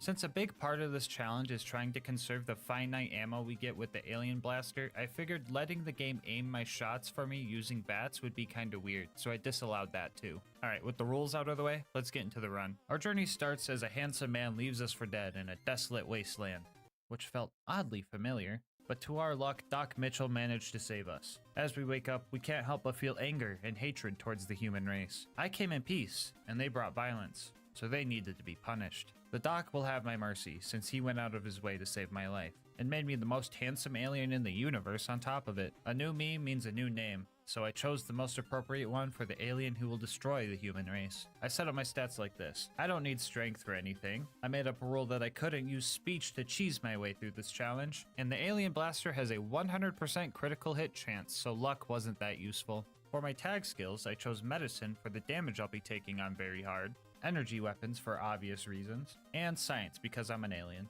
And for my starter traits, I chose trigger discipline to help with landing shots and conserving ammo, and wild wasteland because the alien blaster does not spawn without it. On our way out, we grabbed everything of use from the dock and sold everything not of use to Chet. We also stopped by the schoolhouse to grab some extra food and a stealth boy before plugging in the coordinates to the nearest alien ship, which was pretty much on the opposite side of the map. So while we try to sneak past these death claws, I'll tell you guys about our partner, Instant Gaming. Instant Gaming has been my go-to place for video game deals. Thanks to them, I got Fallout New Vegas for under $3. That's $7 I saved to buy myself a monster and get me through this challenge. And Instant Gaming has deals on all sorts of games, and their deals are hard to beat. No more full price games, no more waiting for deals, and no more games dying in your wish list. Are you a console player? Not a problem, because they've got you covered no matter if you're on PC, Xbox, PlayStation, or even Nintendo Switch. My favorite part about Instant Gaming is the whole instant part. Once your account is verified, getting a new game can literally take less than a minute. You get your code, plug it in, and I bet downloading it will be the longest part of the whole process. So stop waiting, make your gaming instant. How about this? Think of a game you've been wanting to play and use my link to just see what kind of deal they're offering on it. And if you end up liking that deal and making a purchase, just know that on top of saving yourself money, you're also supporting the channel. Anyway, let's get back to the run. Uh-oh, looks like we cut too soon. Skip ahead? Skip ahead! After a few scary creatures and a few close calls, we finally made it to the alien ship. It turns out that the ship belonged to a rival alien faction and they were immediately hostile towards me. I needed the captain dead in order to steal his blaster, and I was determined to not use any of the humans' disgusting combat contraptions, so I had to lure the captain into a trap. Some of the locals nearby were of the extremely violent variety, so they shot at anything they saw, including me.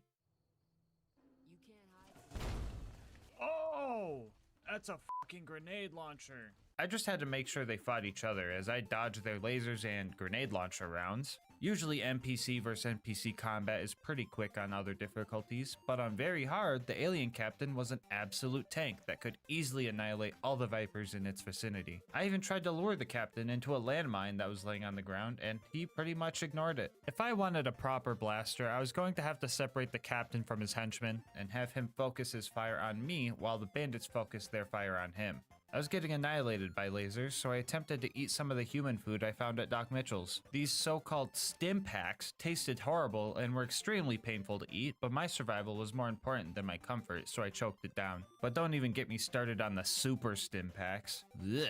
I eventually got the captain surrounded and was able to watch as the humans turned his gray matter into red matter. We stood nearby hoping he had a lot of ammo to get us through this run. He could drop anywhere from 140 to 250 shots for the blaster, and as long as we get around average, we should be Okay, 165, that's actually terrible. Oh, curse this planet. Well, as long as we don't miss, we should be Anyway, now that we had our blaster, we could finally start hunting down the checkered man who tried to kill us. Before we were shot and left for dead, we were masquerading as a postman, and the human that attacked us was after something we were delivering, so we set off to the Mojave Express in Prim for clues. Discovering the location leveled us up, and I dropped all 15 points into energy weapons and chose the intense training perk to increase my luck, which increases all my other skills slightly. Some heathens took the place over, and their deputy was also taken captive. Usually I wouldn't get into human affairs, but this deputy beagle had some answers. Leave it to the humans to leave a dog in charge. I entered the building where the deputy was being held and started looking for his kennel. I also killed some guards and stole their hats to blend in with the other humans a bit better. I look almost undistinguishable. After lurking in the shadows and dealing with all the savages, I found the deputy, who was in fact not a floppy-eared dog. Humans are murderers and now they're liars too? Despicable. Either way, he would not give me answers unless I let him free, so I did so begrudgingly. He told us that the checkered man was heading to Novak through Nipton, so we made our way in the same direction.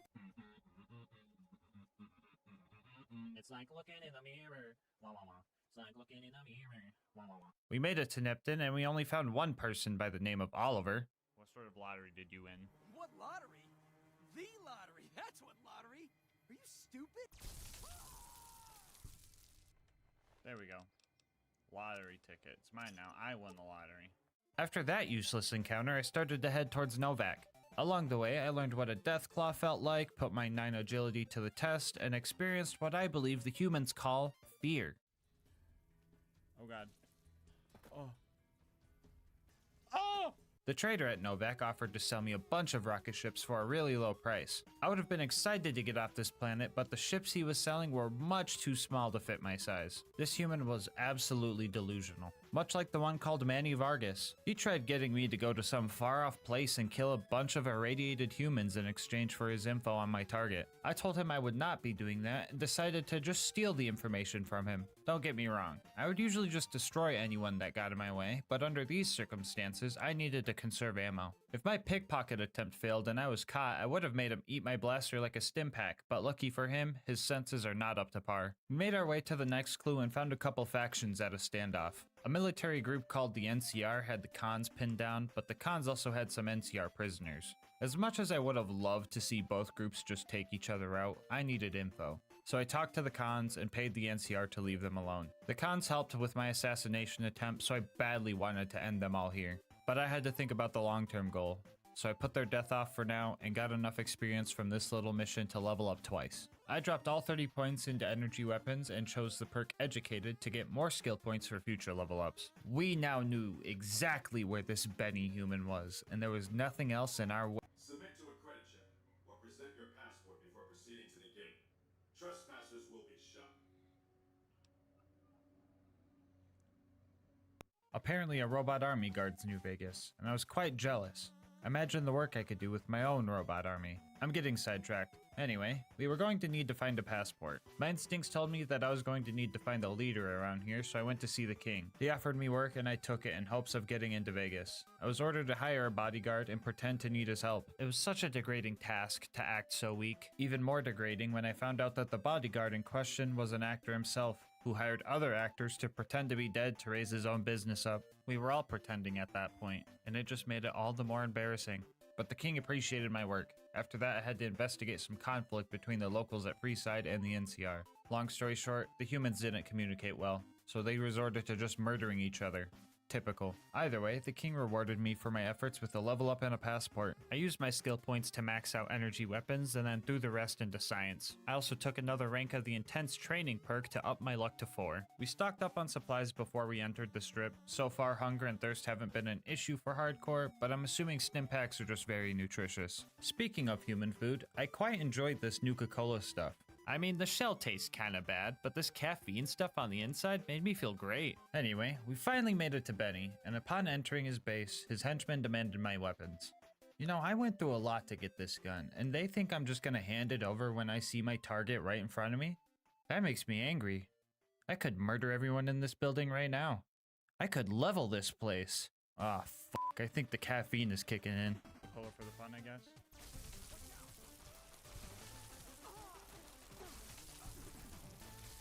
Oh god. Good. Cool. Oh. Okay. Stop. Good. Oh. Good.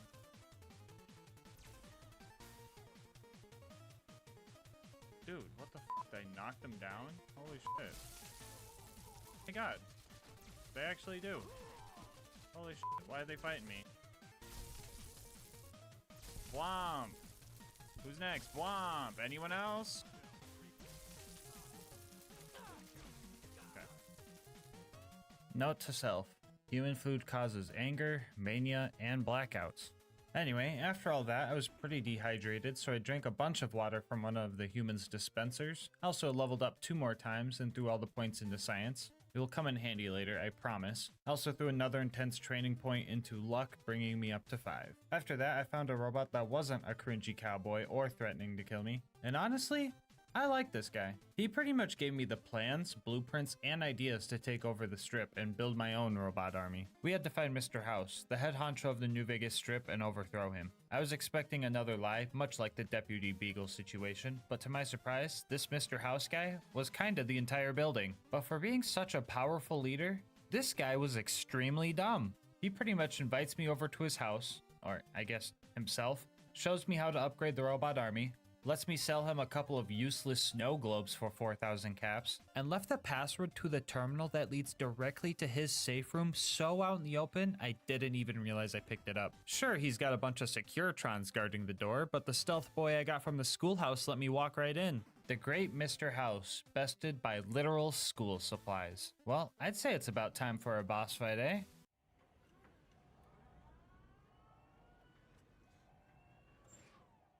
Man, what the fuck is this? I got catfished. Man, well, in that case, let's just end this guy with a headshot. Boo-wah.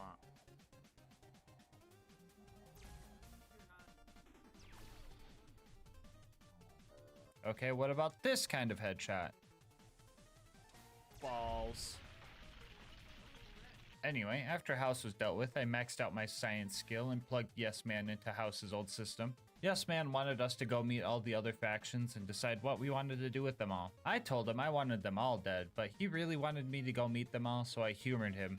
Maybe not all humans are so bad. First on the list was the Brotherhood of Steel. I get there and they not only demanded my weapons, but my clothes too? I want you stripped down to your underwear. I didn't like that, so I started blasting. And so did they. Yeah, taking these guys on all at once was near impossible, so I decided to hide over behind some crates for cover and let the guy walk over to me to start the conversation. I killed him there and then killed off the 2 other door guards before getting out of there. So yeah, screw those guys. I got out of there and headed to finish off the other 2 aliens I totally forgot about until now. But I guess they realized their captain was weak and I was superior, so they joined my forces instead, meaning I had to ship to get off this planet when all was done. After that, I got lost at a Deathclaw construction site while trying to find Red Rock Canyon. I eventually found my way there and found their leader surprisingly easily. I asked them about their ways and they seemed like a clan just trying to defend themselves. But then I remembered these are the guys that left me in that ditch, so I murdered them all. Their leader was a coward anyway. The next faction to meet was the Boomers, and with my experience with human language, that could either mean they really like bombs or they're a bunch of old people. And when some guy bet me a bunch of caps that I couldn't make it to their base while dodging mortar strikes, I think I figured out which one it was. I took his bet, but I never got those caps back. Not because I didn't make it, but because I totally forgot to come back for my winnings afterwards. Anyway, I made it to the Boomers' front gate and gave them the good old "take me to your leader" line. They love that one. Oh, I guess they're old and like explosives. Okay then. Either way, they made the number in the top left corner of the screen go up multiple times, so I killed them too. After dealing with them, we leveled up again, dropping all of our points into medicine and grabbing the quick draw perk because it sounded cool. After that, we had a few factions in New Vegas to deal with, starting with the Omertas. No one but Omertas are allowed to carry guns into Gamora. Check your weapons with me.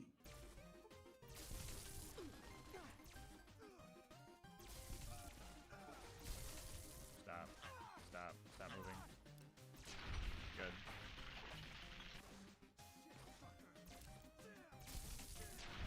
Okay.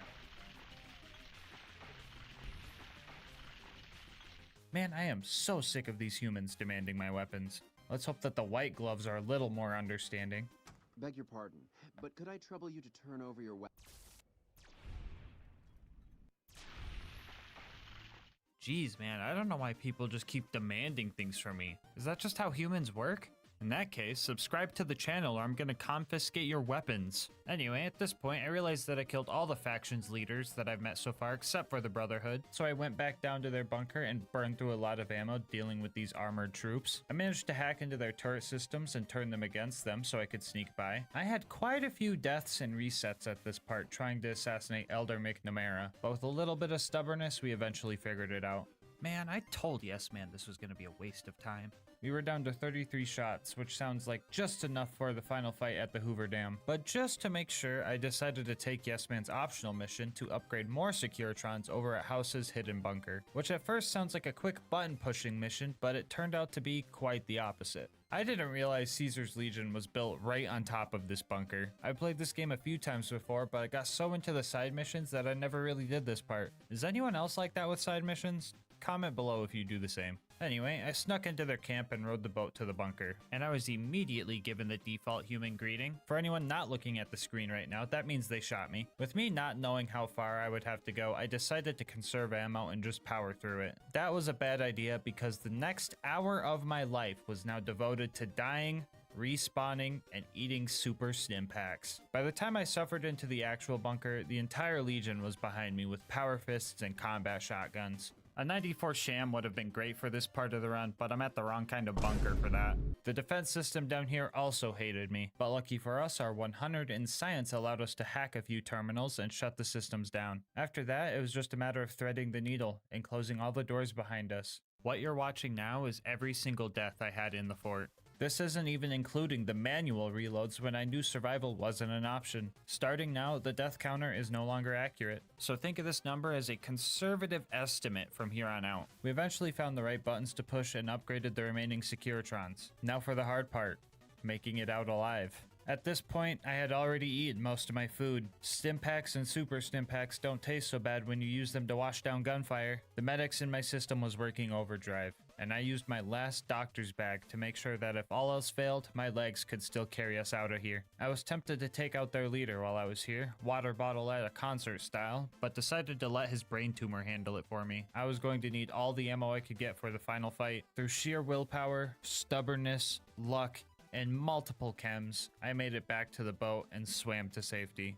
At this point, I was starving, dehydrated, addicted to multiple chems, crippled everywhere from the waist up, and had absolutely no medical supplies to my name. So I went to the only human I could trust and had him patch me up. And after that, I went to all the vendors I could find and bought all the supplies I could for the final fight. The battle between the NCR and the Legion at the Hoover Dam will determine who takes control over New Vegas. And my plan was to swoop in with my upgraded robot army to take it all for myself. We let the humans do all the fighting amongst each other and made our way to the real target. Legate Lanius. With 33 shots in the alien blaster left, fighting some human with a sword should be a piece of cake. Yeah, emphasis on should?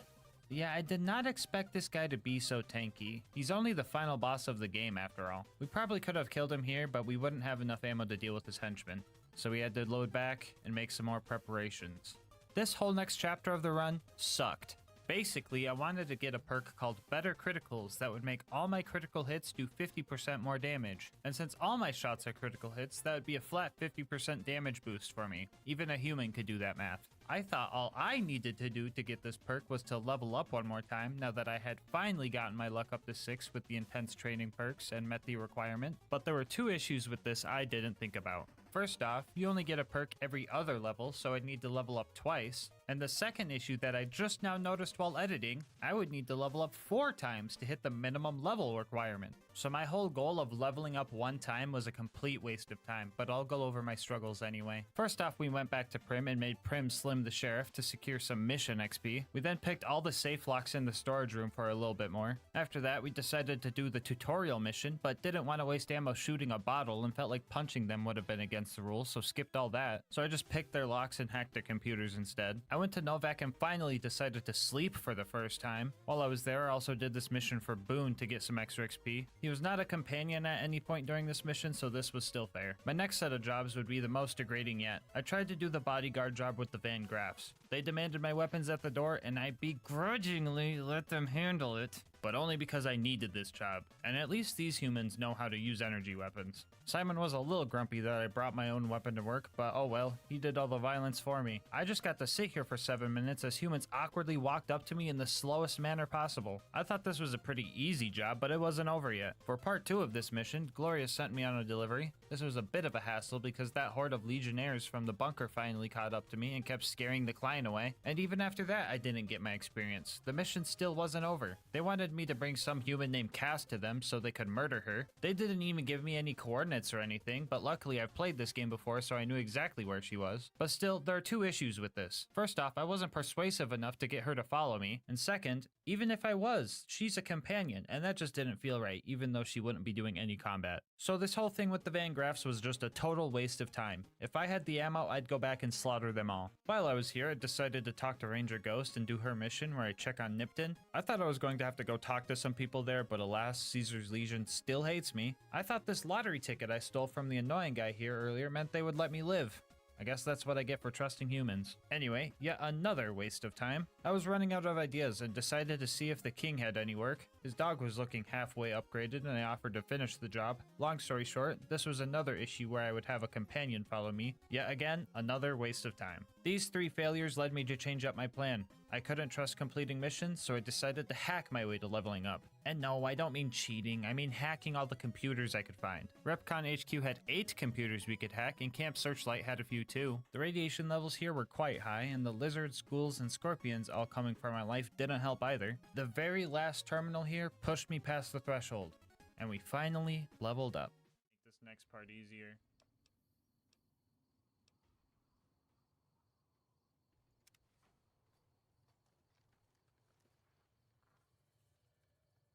No, I need another level up for a perk.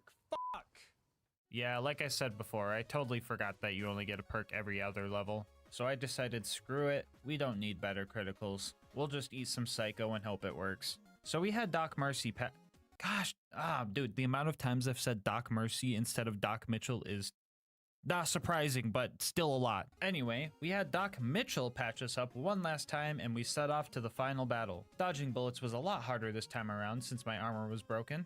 Luckily, I took that checkered suit from Benny's corpse. Still not sure how that works because he was cremated in it. I don't think it actually helped me that much, but I took what I could get. We made it to the Legate's camp and started taking the bad guys out. I was really abusing the quick saves here because every shot counted.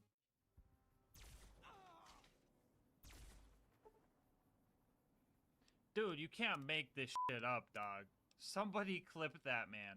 When we got to the Legate, I pooped all my chems. I'm pretty sure I meant to write popped all my chems, but that's what the script says, so we're going with it. Hit a sneak attack headshot, and quick saved after every successful headshot because, well, just watch.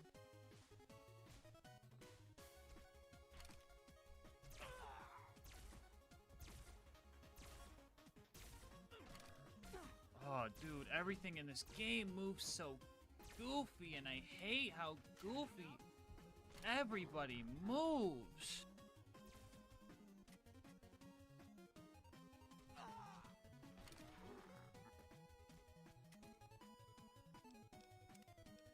After a bunch of that, I found a rock that bugged him and his henchmen out and used that to my advantage. Halfway through the fight, he goes full coward and leaves to get more backup. When he returned, he decided to throw a bunch of grenades at me. He doesn't really care how close you are to him or his men, so I tried to have him blow himself up a little bit. That plan worked out as well as one would expect.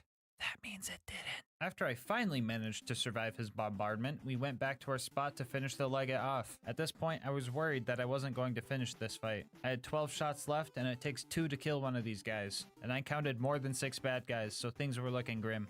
But lucky for us, it turns out we only needed to take care of a few of these guys before we could move on and deal with the NCR leader, General Oliver. The final faction leader on my hit list was right in front of me.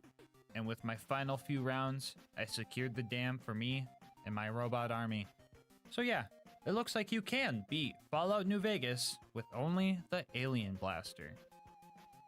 Well, that's gonna wrap up this video. I know this is the first non-Borderlands video on the channel, so your support is very much appreciated. And honestly, this was a lot of fun. So if you want more Fallout videos sprinkled in, make sure to let me know by liking the video and dropping a comment. Also, don't forget to subscribe. It helps the channel out a lot. If you want to support the channel more directly, consider becoming a channel member to get videos a day early, checking out Instant Gaming's deals with my link, or check out GASMASK'S.com to get some merch. I'll have my Discord and Twitch channel where I stream these runs live linked down below. And last but not least, shout out to Mango Soda for making this video's thumbnail art. They do commissions and will also be linked down below.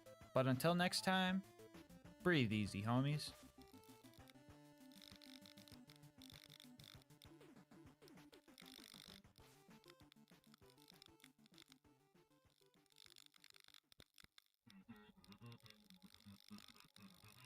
It's like looking in the mirror. Wah, wah, wah. It's like looking in the mirror. Wah, wah, wah. This video is sponsored by Instant Gaming. More on how you could save money on video games later in the video. Whether you like Borderlands 2 slag mechanics or not, I think we can all agree that when you are the one being slagged, it's not that fun. Well, maybe for you guys, but I'm a masochist, so today I ask, can you beat Borderlands 2 while perma-slag? As per my usual, this is going to be an Ultimate Vault Hunter mode Overpower 10 playthrough. For anyone new to the game, that just means enemies have 4 times health, health regen, and are all 10 levels higher than us. Bar will not be allowed for this run, and I must be slagged at all times. Now, usually to become perma-slagged, you need to get to the Arid Nexus Boneyard and get slagged while driving a car. Exiting the vehicle before the slag has time to wear off will leave you in a state of permanent slag until you save quit out of the game. The issue with this setup is that you don't get access to this map until the second to last mission of the game. But worry not, because there's a way to be slagged 24/7 without the need of a glitch. And all you need to do is use this. That's right, everybody. This video is also going to be, can you beat Borderlands 2 with only the wait, how the heck do you even say this word? Cuckoo lane. Cuckoo lane. Yeah, I'm gonna be in the cuckoo lane after this one. For real though, I'm 99% sure it's pronounced Cullen, but I'm 100% sure some people who call it the Chew Lane are going to convulse if I say it like that, so I've decided it's called the Chalupa now. That way, everybody's mad. Anyway, the other gear for this run is going to be a basic shield, Vault Hunter Relic to maybe get some funny drops, and the legendary Nurse class mod. Now, the legendary cat would have been the optimal decision with its crazy SMG damage buff, but I thought the nurse fighting against me getting one shot all the time would be funnier, more thematic, and more challenging. Here's a quick peek at the build. I'll answer any questions about it in the comment section, but I pretty much went for every type of indirect damage source that I could. Anyway, let's hop into the run. So, since I am perma-slagged, all damage that I take is going to be tripled. Therefore, my main game plan is to not get hit. However, that game plan came to a full stop when a bullymong forcefully threw me into Liarsburg where all the bandits were waiting to kill me. Just about any attack that hits me deals well over enough damage to just one-shot me, but BL2 has a mechanic known as Health Gate, which prevents you from getting insta-killed as long as you have over 50% of your health. This effect gives you 2 seconds to get your health back up to 50%. A good indicator of knowing if you hit that 50 is the animation of your health bar. If it's shaky, take a breaky, and if it's not, you're ready to get shot. Anyway, yeah, for a lot of this run, we're going to be playing like a cover shooter. Oh yeah, you remember that shield I showed you? Fucking worthless. Any amount of damage would just health gate me anyway, so this was pretty much just a security blanket for me. Now that we've covered damage taken, let's go over damage given, which, there's almost nothing to talk about. Enemies that are slagged would be taking triple damage, but since I'm never swapping elements, I'm not getting the full bonus. Slag damage on a slagged enemy gives you a 50% damage boost in UVHM, which is cool, but not very helpful. To offset the bad gimmick of constantly slagging the user, the Chalupa also is a dual element weapon, dealing both slag and shock damage. But even with that shock damage, this gun is just straight up bad. Lucky for us, Maya has 2 skills to help with this. First off, we all seen it coming, Cloud Kill. This skill adds corrosive damage to the mix. If any buzzkills want to complain about Cloud Kill making the run too easy, here's my argument.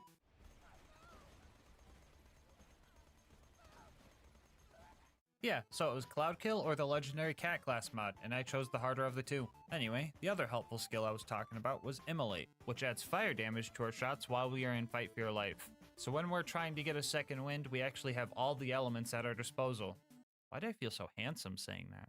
Anyway, Tutorial Town was a bit rough because of a bully rat we had to deal with, but using Thought Lock, we had the bandits and bullymongs deal with each other. This was actually super helpful because the power wasn't even on to buy more ammo yet. I had like 1,500 rounds before that bully rat ate them all. I know I kind of forced this bullymong to be my friend, but he was actually pretty cool. Yo, you put the stinky on him! I almost feel bad killing you now. After we met Hammerlock and got Claptrap all fixed up, we made our way towards Boom Boom. Some of the local rack decided to help fight the bandits guarding the place, which was weird because I didn't Thought Lock them, but I did Thought Lock the lunatic bombers and got them to blow each other up. The same plan also kind of worked for Boom Boom. I almost died 0.2 seconds after the cutscene ended by nearly running in front of Boom's cannon.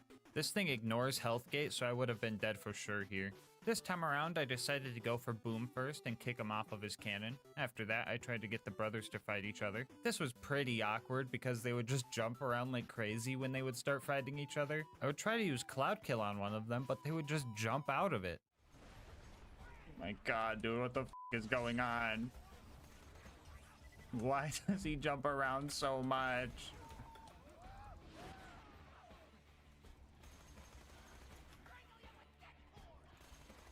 Oh my god. What the hell is he doing? What is he doing? Stop! Oh god, I'm so dead. I'm so dead here. After Boom died, I eventually distracted Boom with some psychos and put enough rounds into the back of his head to make me lose some frames. Oh yeah, he died too, I should tell you guys that. After that, we convinced most of the bandits we worked here before saving Claptrap and taking on Captain Flint. This fight was pretty tough. My initial plan was to just thought lock Flint to take his aggro off of me and unload into him the best I could. But I quickly ran into an issue, cause I guess you can't activate Cloud Kill on enemies that you have thought locked? And we kinda need Cloud Kill for this kill, so we had to change up our strats. We would use Thought Lock on the other bad guys and hope he focused on them as we laid into him. I wasn't the only one adapting though. Flint's AoE slam seemed a lot bigger than before, and on top of being stronger, Flint also got a lot smarter.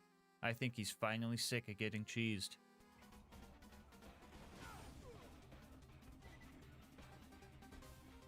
He's had enough! He's had enough!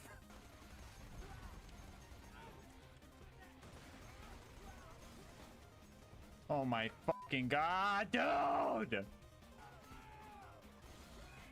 Fucking oh, I'm dead. I'm dead. I'm dead. I shouldn't have ran that way. This is staying on until Flint's dead. Huh? Huh?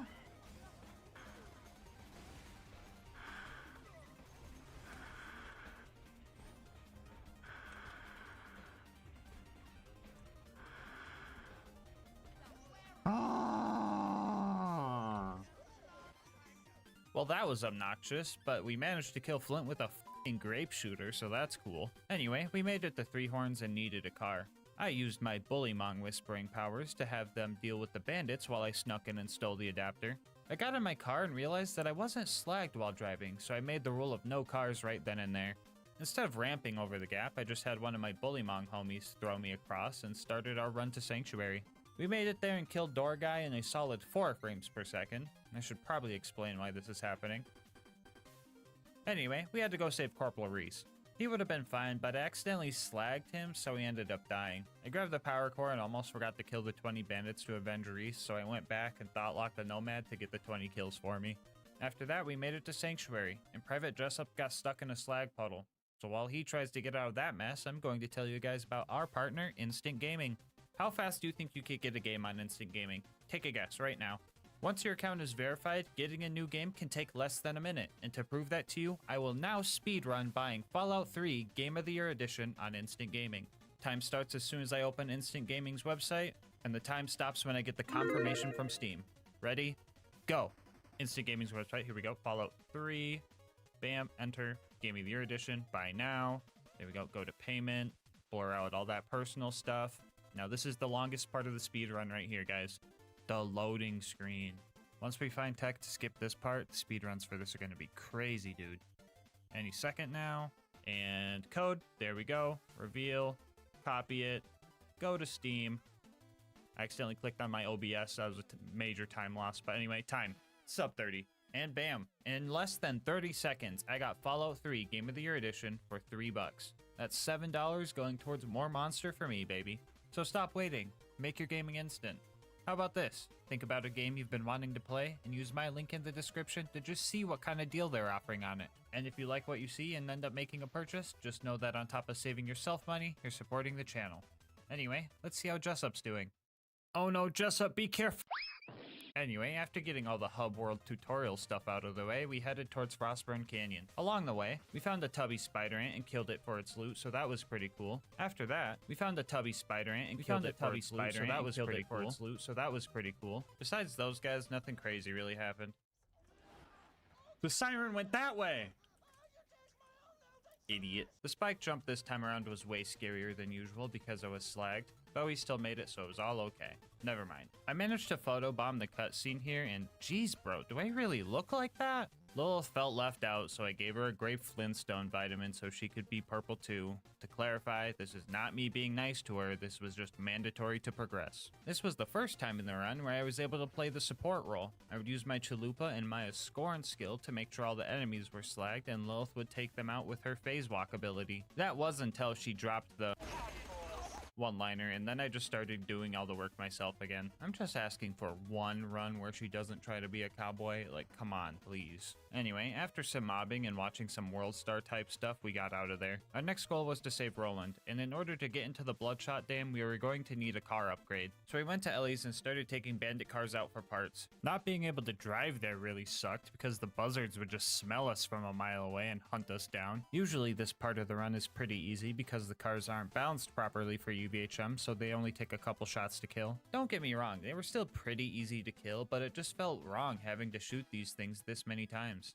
I thought Cloud Kill would have insta-killed these things, but unless they're perfectly still, they just drive out of the cloud before it has a chance to destroy it. We got all the parts we needed and walked back to the dam and punched our new car towards the front gate and quickly got in to honk the horn.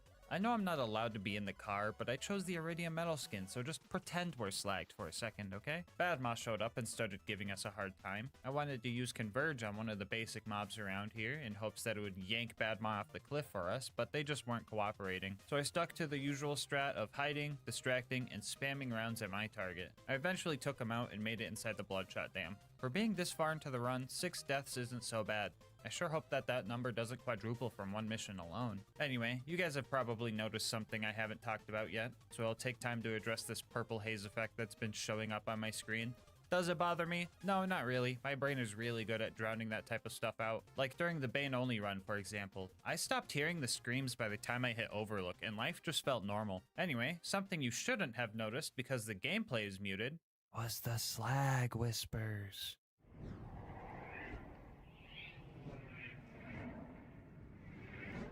Yeah, that's what I was hearing for the whole run.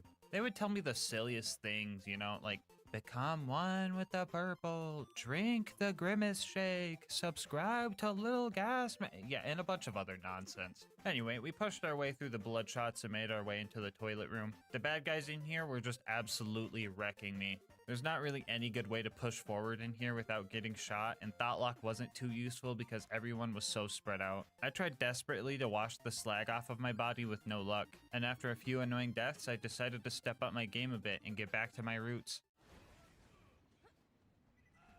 Yes! That's right, baby. I started getting some momentum and making some progress. It wouldn't be too long before... Aw, Alright, I got some explaining to do. So my game crashed because I have my physics settings set to high. That's also why you've been seeing slag puddles and low frame rate kills when I'm point blank on enemies. Slag particles is usually what makes the game crash with these settings, and Twitch chat redeemed their channel points to make me turn it on until the game crashed. Immediately after this crash, Lucas spent a bunch of points to re-redeem it, so yeah, don't use this setting unless you want to crash. After refighting our way through the dam, Mad Mike showed up. He almost put the Stinky on a Psycho, and that would have been pretty cool, but he failed pretty horribly, so I had to show him how it was done. Yes! Yes! Alright, bye.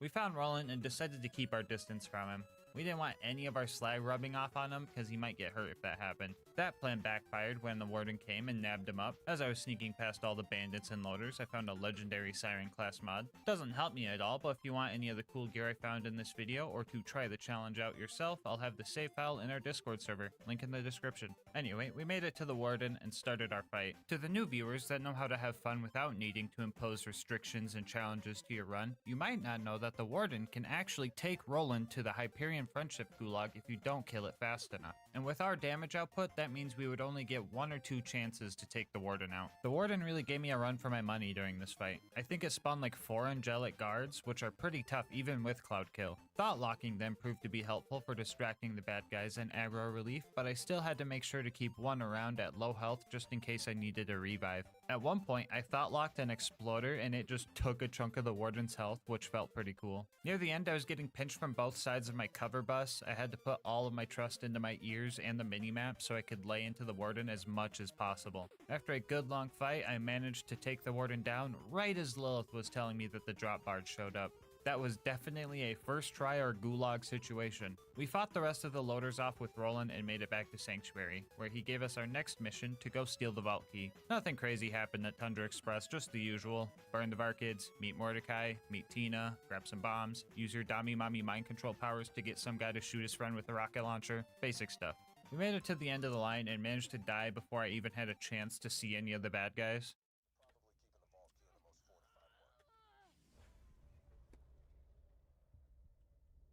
Did a fucking fire pit seriously just kill me? Oh, what the? After that, we found Wilhelm. This fight was honestly not bad at all. I was able to thought lock his surveyors, which got him all confused, and he would just spam his Beyblade move, which meant he would just kind of sit in my cloud kill and let me lay into him. I also tricked Wilhelm to put the stinky on one of his loader henchmen, and that was pretty cool. The rest of the fight went pretty smoothly, and we snatched up the power core for Sanctuary. As I carried it into town, some of my slag wore off on it, and Jack took the opportunity to take out Sanctuary. Sorry, guys. I made my way to the fridge and managed to burn myself to death again. Absolutely ironic and embarrassing. At least dying to the rats is understandable. Those guys suck. Anyway, we made it to the outwash and started our fight with everyone's favorite spaghetti squid. A one-on-one fight with this thing probably would have been a real nightmare, but lucky for us, loaders get moonshot down to deal with it as well. Unlucky for us, loaders get moonshot down to deal with us as well. After I got all the loaders to focus on the real threat, we all worked together to fight against the shield regen and took the squid down. I made it to Overlook expecting that dealing with all the loaders would be pretty easy due to cloud kill. Yeah, I couldn't be more wrong. The loaders here are just dead set on destroying the beacon, and I just can't cloud kill them because of it. One of the best skills in all of Borderlands 2 is countered by the fucking cha-cha slide of all things. Anyway, the beacon became invincible, I died a few more times, and managed to kill off the last loader before making it back home. The next stop on our journey was the Wildlife Exploitation Preserve, and for once, I felt like I fit in somewhere. The animals here were being experimented on with slag, and I too was also being subjected to the long-term effects of grape Kool-Aid. Wounding the loaders was tougher than I expected. Ironically enough, it was because Cloud Kill was doing too much damage and just killing them too fast. Pomone and Toomba showed up after that. The Pomone fight, as always, felt like I was in a boxing match with SCP-372. That reference might be a stretch, but if you get it, you get it. Toomba, on the other hand, decided to get as close to a cliff as possible and cause some neuron activation in my head. He's asking for it, dude!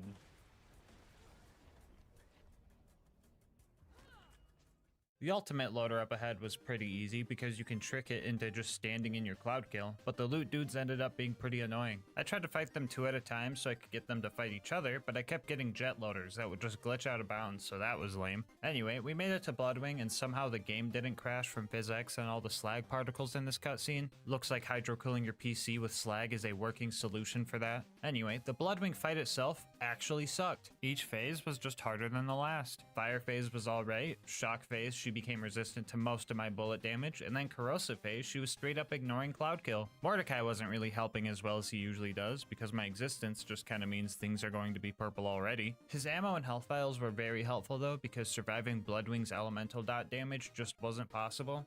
Come to think of it, surviving any dot damage wasn't possible. I was also burning through a lot of ammo trying to stay alive and dealing with these skags. Bloodwing would also power them up with elements, and that made second wind super sketchy. The third attempt at this fight was an absolute roller coaster. With so many close bleedouts, Bloodwing really made me work for this win. At one point, I had a fast bleedout and survived only because I got a lucky critical hit. And after 15 minutes of straight up dodging and getting second wins, the attempt ended like this. Get back, back, back, back, back, back, back, back, back, back, back. No, you fucker, Bloodwing. Don't fucking do this, Bloodwing. I swear to God, Bloodwing. This one was a tough call, but I think Bloodwing gets the point on this one. I feel like with those last 2 second wins, I got a little lucky. She also reminded me of my mortality by nearly killing me with her dying breath.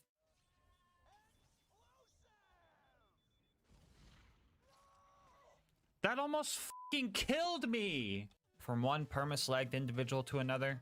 GG, Bloodwing. Anyway, with Claptrap upgraded, we set off to 1000 Cuts to recruit Brick and his air support. Things got off to a rough start as I blew myself up with a barrel because Converge just destroys any barrels in its range. Barrels are also considered environmental damage, so they just bypass health gate, so yeah, I was super dead. We eventually made it to the initiation and went back to playing the support role, helping my Godliath homie the best I could. Our homie started beating up some kids though, and that wasn't part of the deal, so I ended up murking him and finishing the initiation alone. I decided to let Sarcastic Slab live this time around, not before nearly killing him and leaving him slag so he knew how I felt. Yeah, you're not clapping now, are ya? After that, I played support for Brick. I don't know where he came from, but a little Goliath ended up putting the Stinky on all order. I thought that was pretty cool, so I ate his soul Dragonborn style to absorb his powers. Brick disappeared after that, and I found him murdering Sarcastic Slab. This game is so incredibly cursed. What are you Brick! Brick, what are you doing, Brick? Brick! Brick!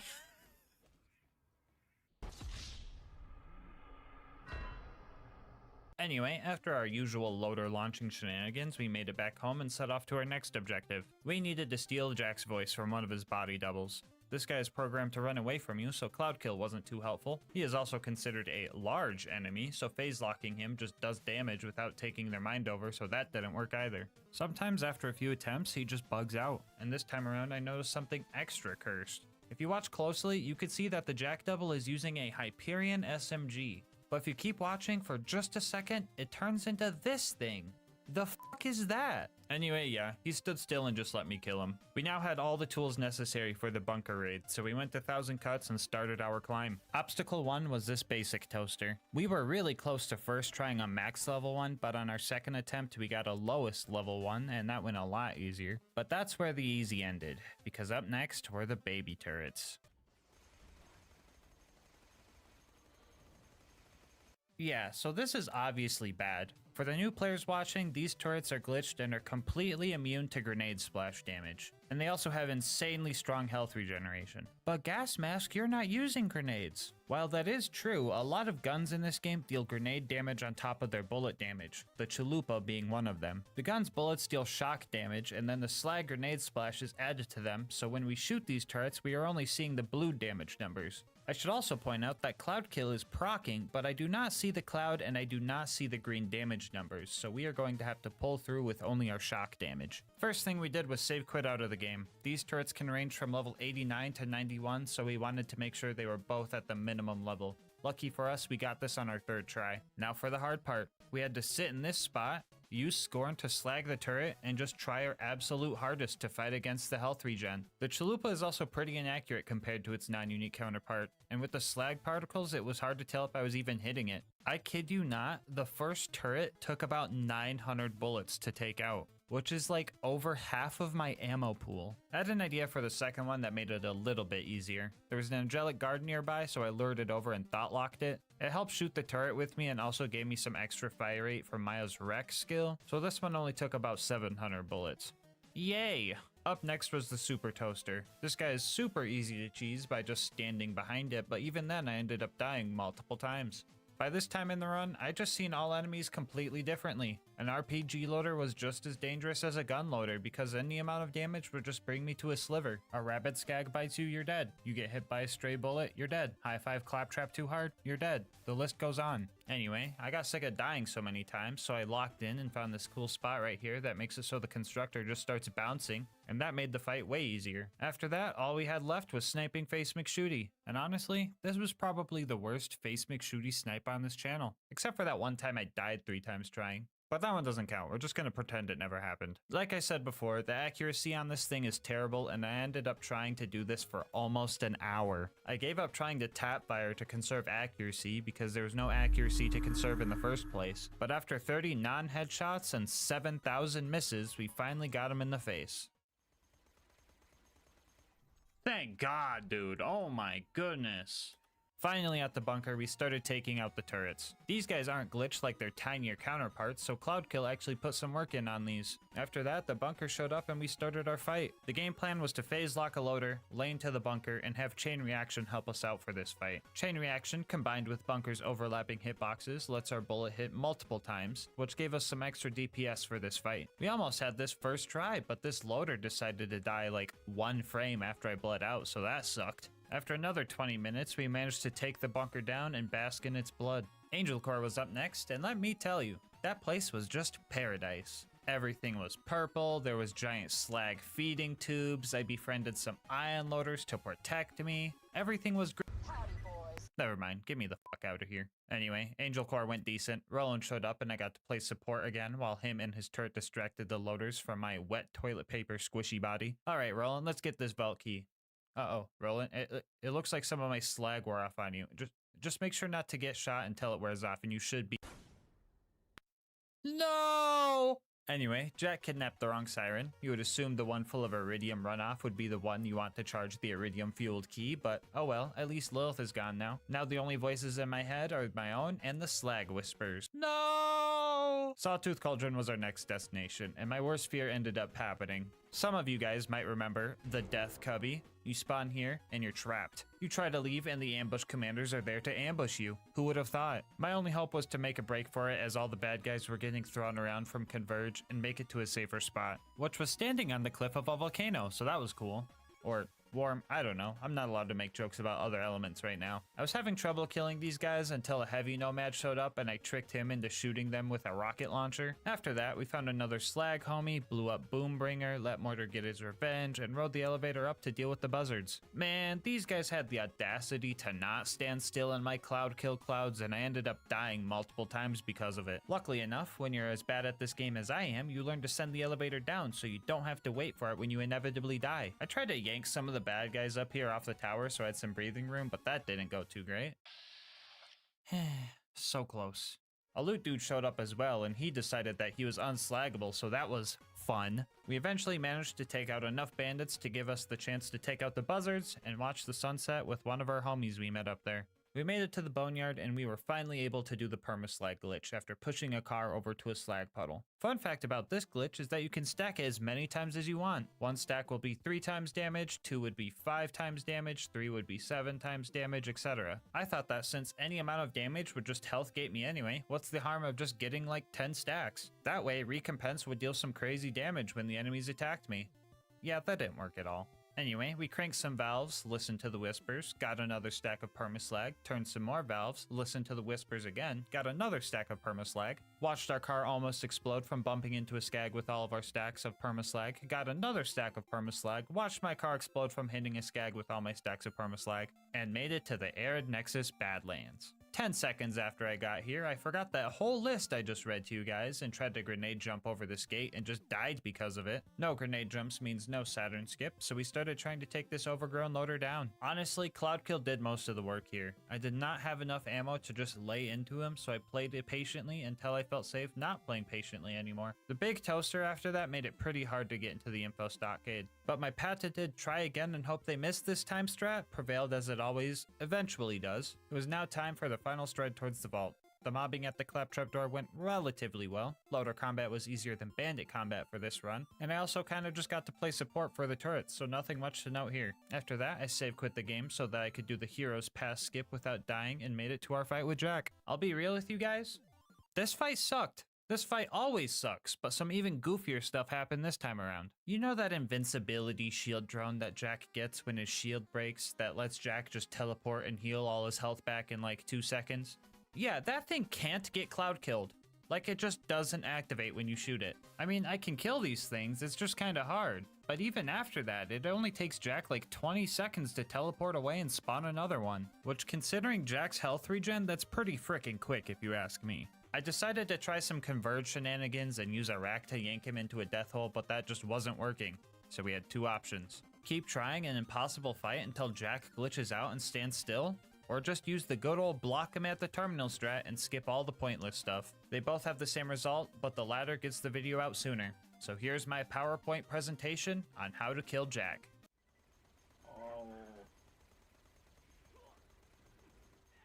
Yeah, so if there's any part of you that thinks we can win this fight without some cheese strats, you are incredibly wrong. Even doing this strat, I almost lost because Jack is super hard to slag, and if he's not slagged, his health regen matches my DPS pretty much exactly. With less than 200 bullets left to my name, the slag kicked back in and we were able to kill Jack just barely. Now all that's left is the warrior. My first attempt here ended real quick because the warrior just used fire breath 4 seconds after the cutscene ended, but the attempt after that, we managed to get to some safer spots and just ran between ammo stations. It took a while, but the rest of this fight played out pretty normally. The warrior usually health gates you in one hit at OP 10, so this fight was pretty basic. Heck, most things at OP 10 will just one-shot you. Wait, did being slagged even affect the challenge at all? Is OP 10 really that unbalanced? Have I become so used to its abuse that I didn't even realize I've been subjecting myself to this the whole time? Oh no, I gotta end the video before you guys see how low the death counter— You can beat Borderlands 2 while permaslag. Bonus content time, woo! So usually during these runs, I like to see if the gear I'm using can obtain itself. Yeah, that was a bad idea for this run. You get the chalupa from Mick Zafford at the end of the Clan Wars quest line, which was probably 80 times harder than you think? 81 maybe? We start off by blowing up the Hodunk's big tire because we hate them, and then we blew up the Zafford's distillery because they have an alcohol problem and we want them to get better. After that, Mick hired me to go blow up some of the Hodunk's race cars. The race car fighting was actually pretty easy. Dealing with the slag hallucinations was a bit weirder. After that, we went back to the Zaffords and had to kill their bagman. We're supposed to side with the Zaffords, so I tried befriending the bagman and chilling near the waterfall, but that didn't work, so I launched him off of it. Only problem with that is I can't reach the key if he falls down there. No biggie, I'll just kill him with a gun. Oh darn, where did I put that footage of me killing him with a gun? Okay guys, I triple checked and I don't think I could kill this guy with a gun. He just moves and teleports around so much that he doesn't even stay in the cloud kill long enough for me to even think about doing this. I'm pretty sure he's corrosive resistant too, but I wouldn't know since I can't hit him with cloud kill. So it looks like we can't continue. It'd be pretty cool if I spent like 3 hours of my life trying to do some extremely convoluted setup where I put the stinky on the bagman and tried to grab the key as he died. Wait, where did all this footage come from? What is this? Oh! Get some food in your system. This is my last one. Drink of water. You've been saying that. I know I have. On gas mask, this is my last one for the day. Come on, just grab the fucking key. Just grab the fucking key. Yes! Yes! Yes! Yes! Yes! Yes! Yes! Yes! Fucking A! High five! That's odd. I don't remember any of that. Guess I must have blacked out or something. Anyway, that has to be the hardest part of this quest line, right? Oh, what the f— So yeah, we tried using Immolate's fire damage and that didn't work, so it looks like we can't continue. It would be pretty cool if I spent like 2 hours of my life trying to do some extremely convoluted setup where I farm the enemies at this house until I find a bandit with a fire weapon, and then go to the boneyard to permaslag myself so I'm allowed to drive cars and slowly ram that bandit to the Hodunk camp and have him shoot at me while I use the fire tanks as cover. Wait, what the fuck is this footage? Did I black out again? Bro, I need to lay off the slag. This stuff messes you up like lean. Wait a minute. Anyway, that made the Hodunks mad, so they told me to crash the Zafford's wake. So I got drunk at Moxie's to get in. Yay, more visual clutter. I got them Ice King wizard eyes, man. Anyway, we went to the wake, paid our respects, and left. This is not a lie for a comedic bit. The objective will check off even if you don't murder everyone inside. After that, it was finally time for the final fight. I started blasting the Hodunks and throwing my slag orb out, and played support one last time for my Zafford homies. Before you go, I just wanted to say thank you so much for making it this far into the video. If you want to support the channel, make sure to like, comment, and subscribe. Doing all that helps with the algorithm a lot, and I love reading all your guys' comments. If you want to support the channel more directly, consider becoming a channel member to get videos a day early, saving money over at Instant Gaming using my link, or go to GASMASK'S.com to snag some merch. I will leave my Discord and Twitch channel where I stream these runs live in the description. And last but not least, shout out to Mango Soda, who made this video's thumbnail art. They do commissions and will also be linked below. But until next time, breathe easy, homies.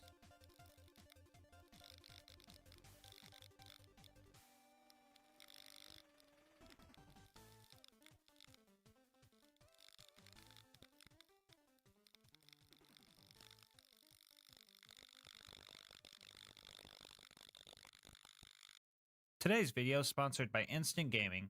More on how you can save money on the games you love later in the video. Borderlands and The Binding of Isaac are my two favorite games of all time. So when I found out there was an assault rifle that was a reference to The Binding of Isaac in the pre-sequel, I was pretty excited.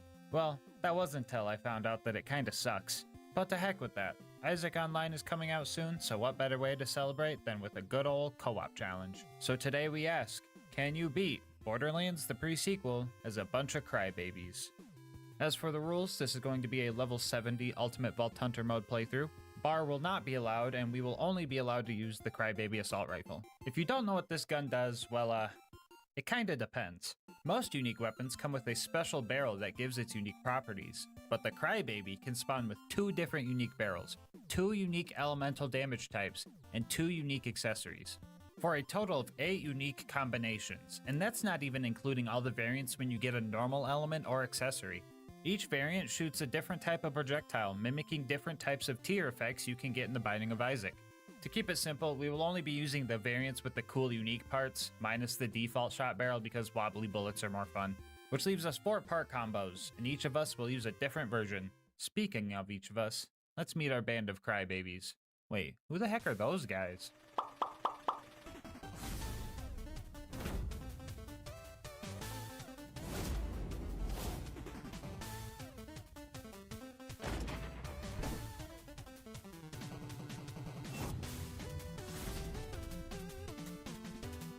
Our journey begins on Helios Space Station, which is currently under attack by some insane doll military forces. Things were a bit rough at the beginning. We had to get used to the low to the ground POV, our unpredictable action skill getting us killed, and some very unclear mission objectives. Follow the claptrap unit. Which one? Oh no.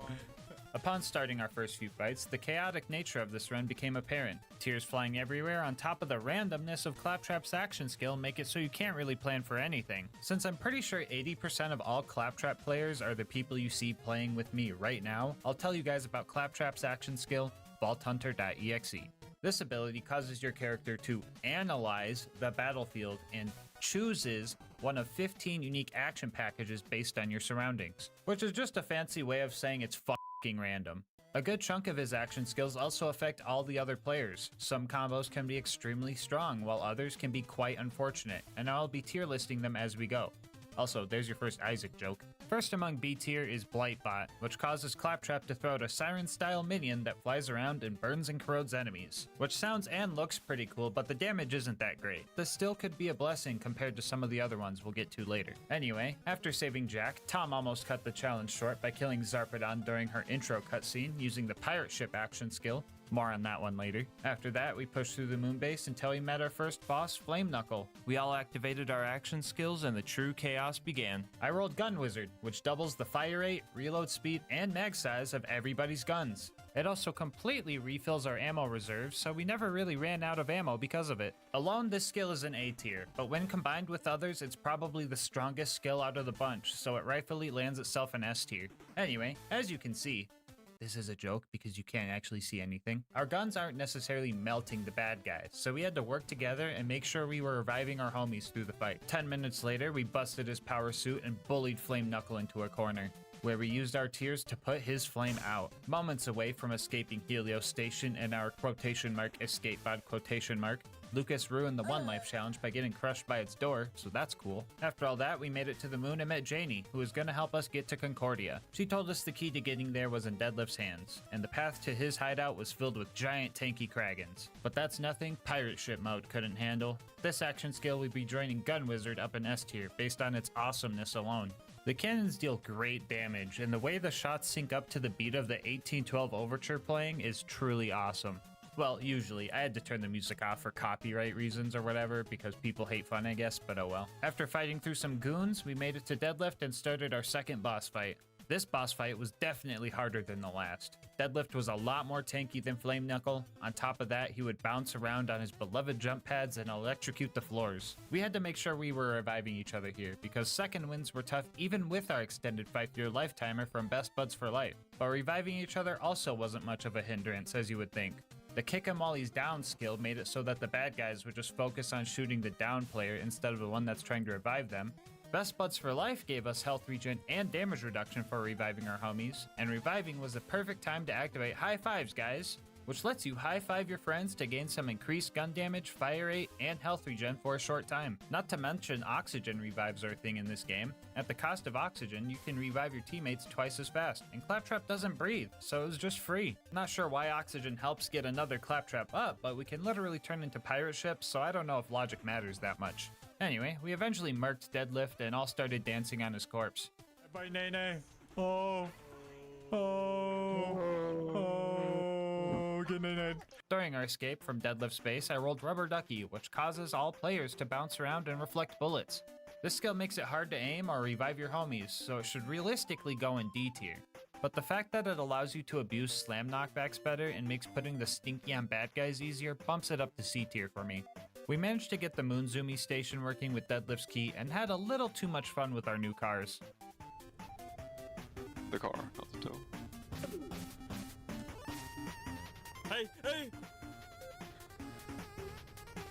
Why are you parked there? That jump's hard, Tom, by the way. Don't f it up. Oh, no! Okay, Rigged, give me my money. What? How are you? Wait.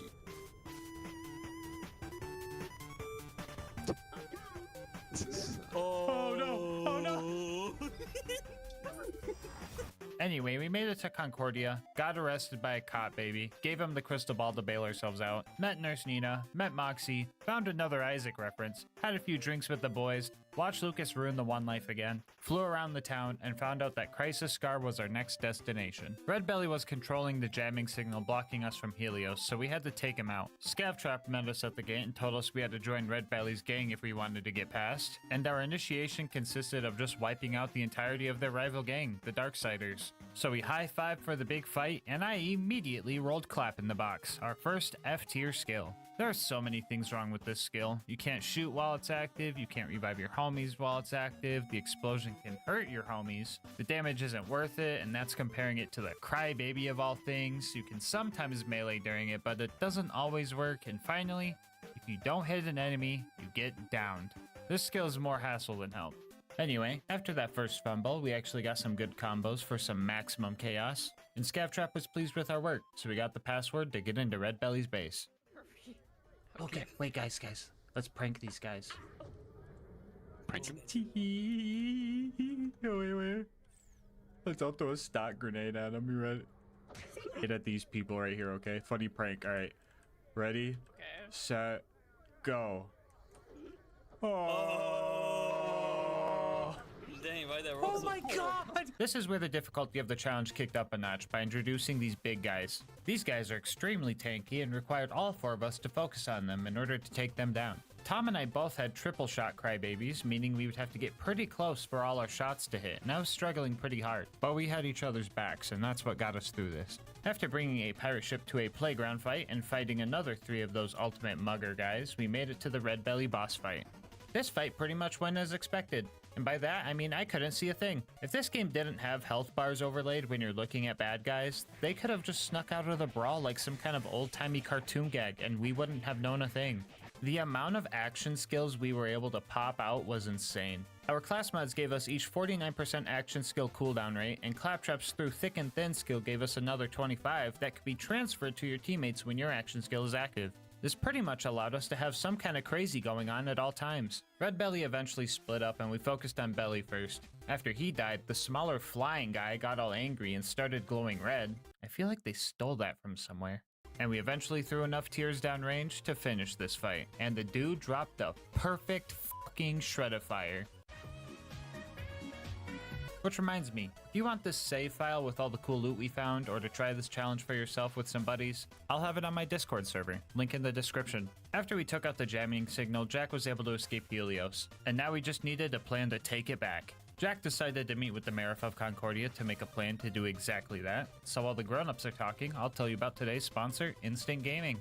Anytime I want to look for a new game to play with friends, I always check Instant Gaming first, because odds are they have a deal on what I'm looking for, and the deals that they offer are just hard to beat. One of my favorite things about Instant Gaming is how fast you can get your games. Once your account is verified, getting your activation code takes less than a minute.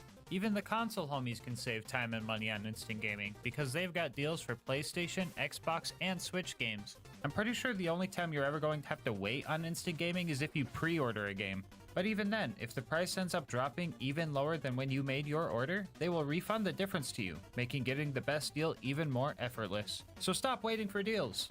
How about this? Think of a game you've been wanting to play for a while now, and just check to see what kind of deal they're offering on it.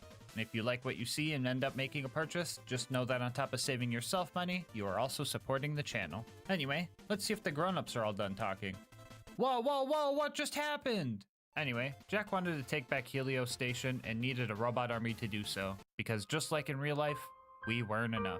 The first step was getting a combat AI, and Janie knew a guy that could help us out. She also gave us a password to get some new vehicles to help us get to them. The jump to get over this lava lake is like really dumb. It killed me once and killed Lucas twice. Man, it'd be cool to have individual death counters. Anyway, we met Pickle and made our way to the bosun's ship. There were a lot of big bad guys along the way, and we were reviving each other left and right to keep the fight going.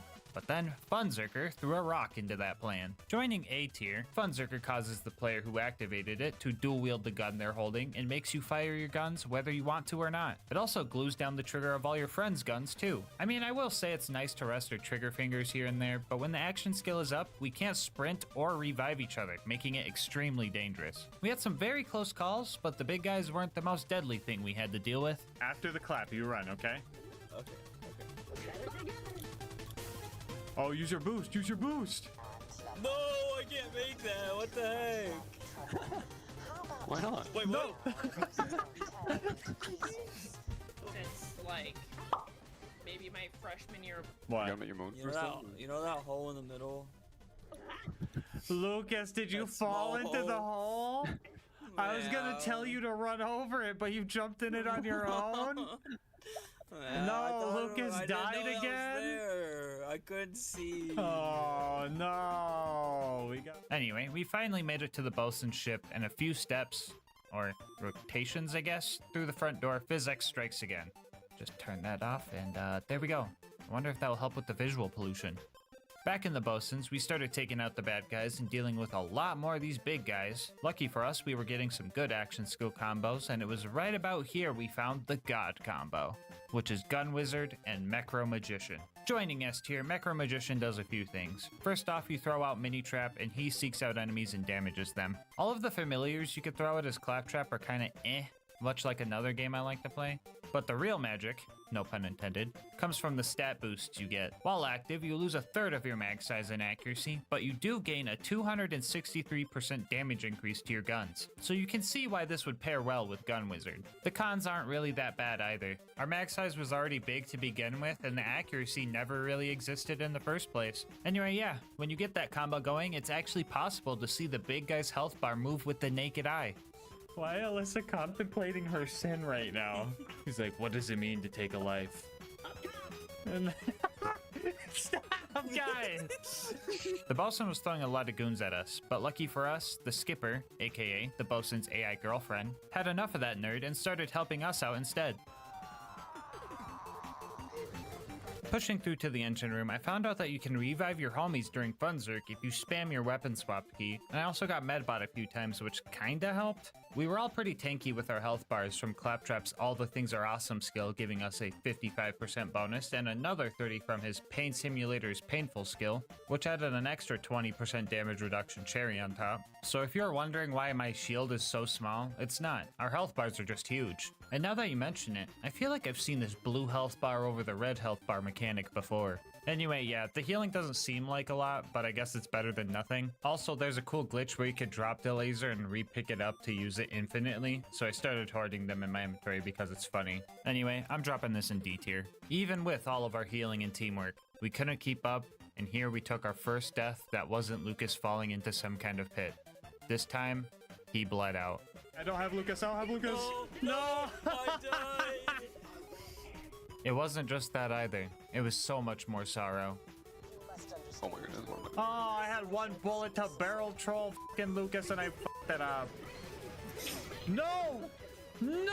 I stinkied myself! No, sir! You know what? No. We're not gonna let this stop us. We're not gonna let this bring us down.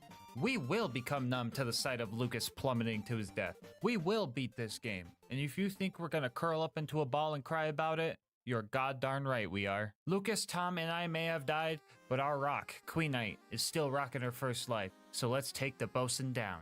I always clicked the wrong one. Oh, what the heck was going on? Oh, no. No, this is not how I'm supposed to start the fight. Alyssa died. Alyssa died. Alyssa died? Underneath the elevator. Yeah. Oh boy, Torque Fiesta. Yet another liability roll. This one causes everybody to throw one grenade and gives us all free grenades for the duration of its effect. The person who rolled it will also start lobbing out contact grenades at random angles in front of them that can also damage teammates. Mix that with a rickety old cramped elevator and you get what you just watched. Anyway, once we actually made it into the fight, everything got chaotic. Big surprise, I know. Tom and I used our triple shot guns on the bosun himself, while Alyssa and Lucas used their more accurate version on the little shield turrets. Halfway through, I started getting really up close and personal to the bosun, and I ended up using the same strat that Master Chief used on Regret and Halo 2 to deal a bunch of damage. Right at the end of the fight, the stars aligned and we got the God combo while I had the high 5 boost and finished this fight strong. I will say though, I am very disappointed that I burned the whole Ice King Wizard Eyes joke on the last video because good god, look at all this visual clutter. After that, we stole his girlfriend, which was the military AI we came for in the first place, and made our way to the nearest robot factory. Speaking of combat robots, we finally rolled Minion Trap while waiting for the train to show up, which causes Mini Trap to turn into a rocket turret, which sounds pretty cool, but this one's going into B tier because it's kinda eh. The damage isn't that good and you just kinda throw it wherever you're looking, and since you had no idea that you were throwing this thing out, it usually ends up somewhere useless. It's not dangerous like some of the other action skill rolls, but it's just kind of a boring dud, just like the character it's based off of. Anyway, we found a friendly scientist trapped behind all the scavs and torques, and by sheer coincidence, he was working on a military robot that could create near infinite amounts of other combat robots, which was exactly what we needed, which warranted a little bit of celebration. Are you hitting the gritty? What the f?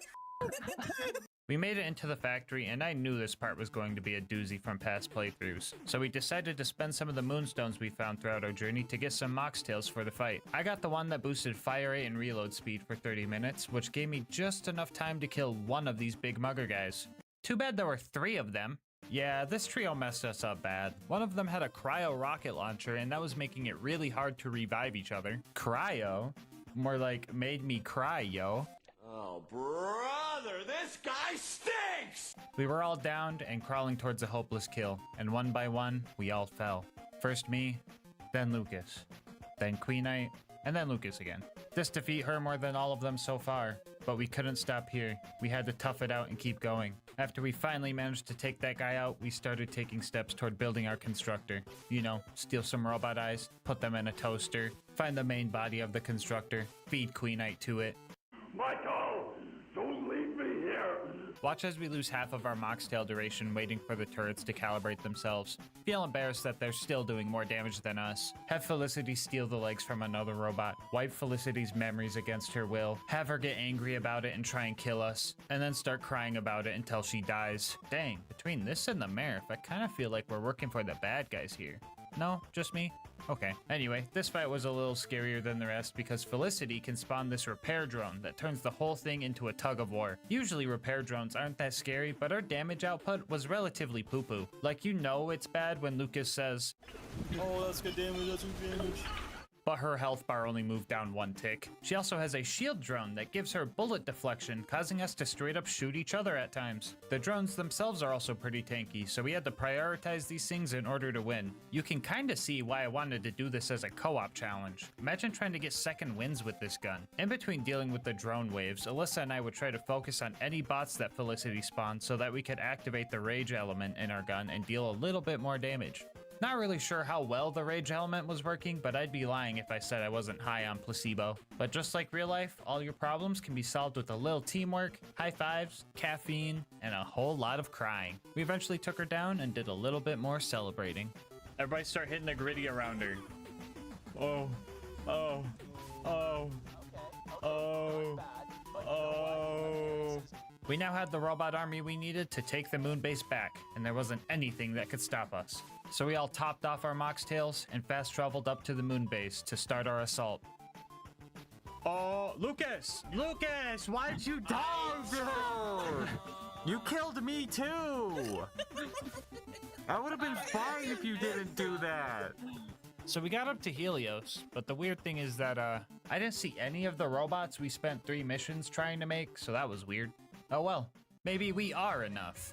Just kidding, no, we can't even open a fucking door. We had to find another baby to do it for us. This one was blue, locked in a box, and had a neglectful mother nearby. Come on, guys, this one has to be an Isaac reference. Anyway, the scanner that would let us into Jack's office was a bit busted, and I'm not sure if this blue baby was fixing it or making it worse. Access denied. Scans reveal subject is a cat wearing a birthday cap. Yo! Lucas is a cat! Scanned or scammed? Scans reveal subject Whoa! Whoa! We made it to Jack's office and secured our base of operation. The next job was to go to the R&D section to rescue all the scientists there. Nothing out of the usual here, you know, turning into pirate ships, questioning if my shots are actually hitting even though I'm at point blank range dual-wielding assault rifles, watching Lucas lose to gravity and getting rejected by Queenite. Just your basic Borderlands meta. Anyway, we saved all the scientists and they disabled the force field blocking us from Helios's giant eye laser. And then Jack airlocked all of them because they were acting a little sus. Oh, come on, dude. Is that my boss again? Hello? Come on, dude. Are you really squeezing in another Among Us joke into this part just like last time? Yeah, what's wrong with that? It's funny and it's relevant to... What? No, what? Relevant? Among Us is a dead fucking game, and it definitely doesn't help that you're playing the pre-sequel. What do you think you are, some kind of comedic necromancer? Yikes, dude. That's harsh. You know what? Just chill out, okay? I'll change the joke. No need to get hostile. Good. Now get back to work. Jeez, I hate that guy. But he's the boss, so, I guess those guys didn't meet the profit quota. Anyway, we finally made it to the Veins of Helios, aka the jump pad parkour section. I really like this part of the game, but I know a lot of people hate it. And, I think I know what side Lucas is gonna be on. Midair high five, Lucas, behind you! Wait, I'm already high five. Oh. No way!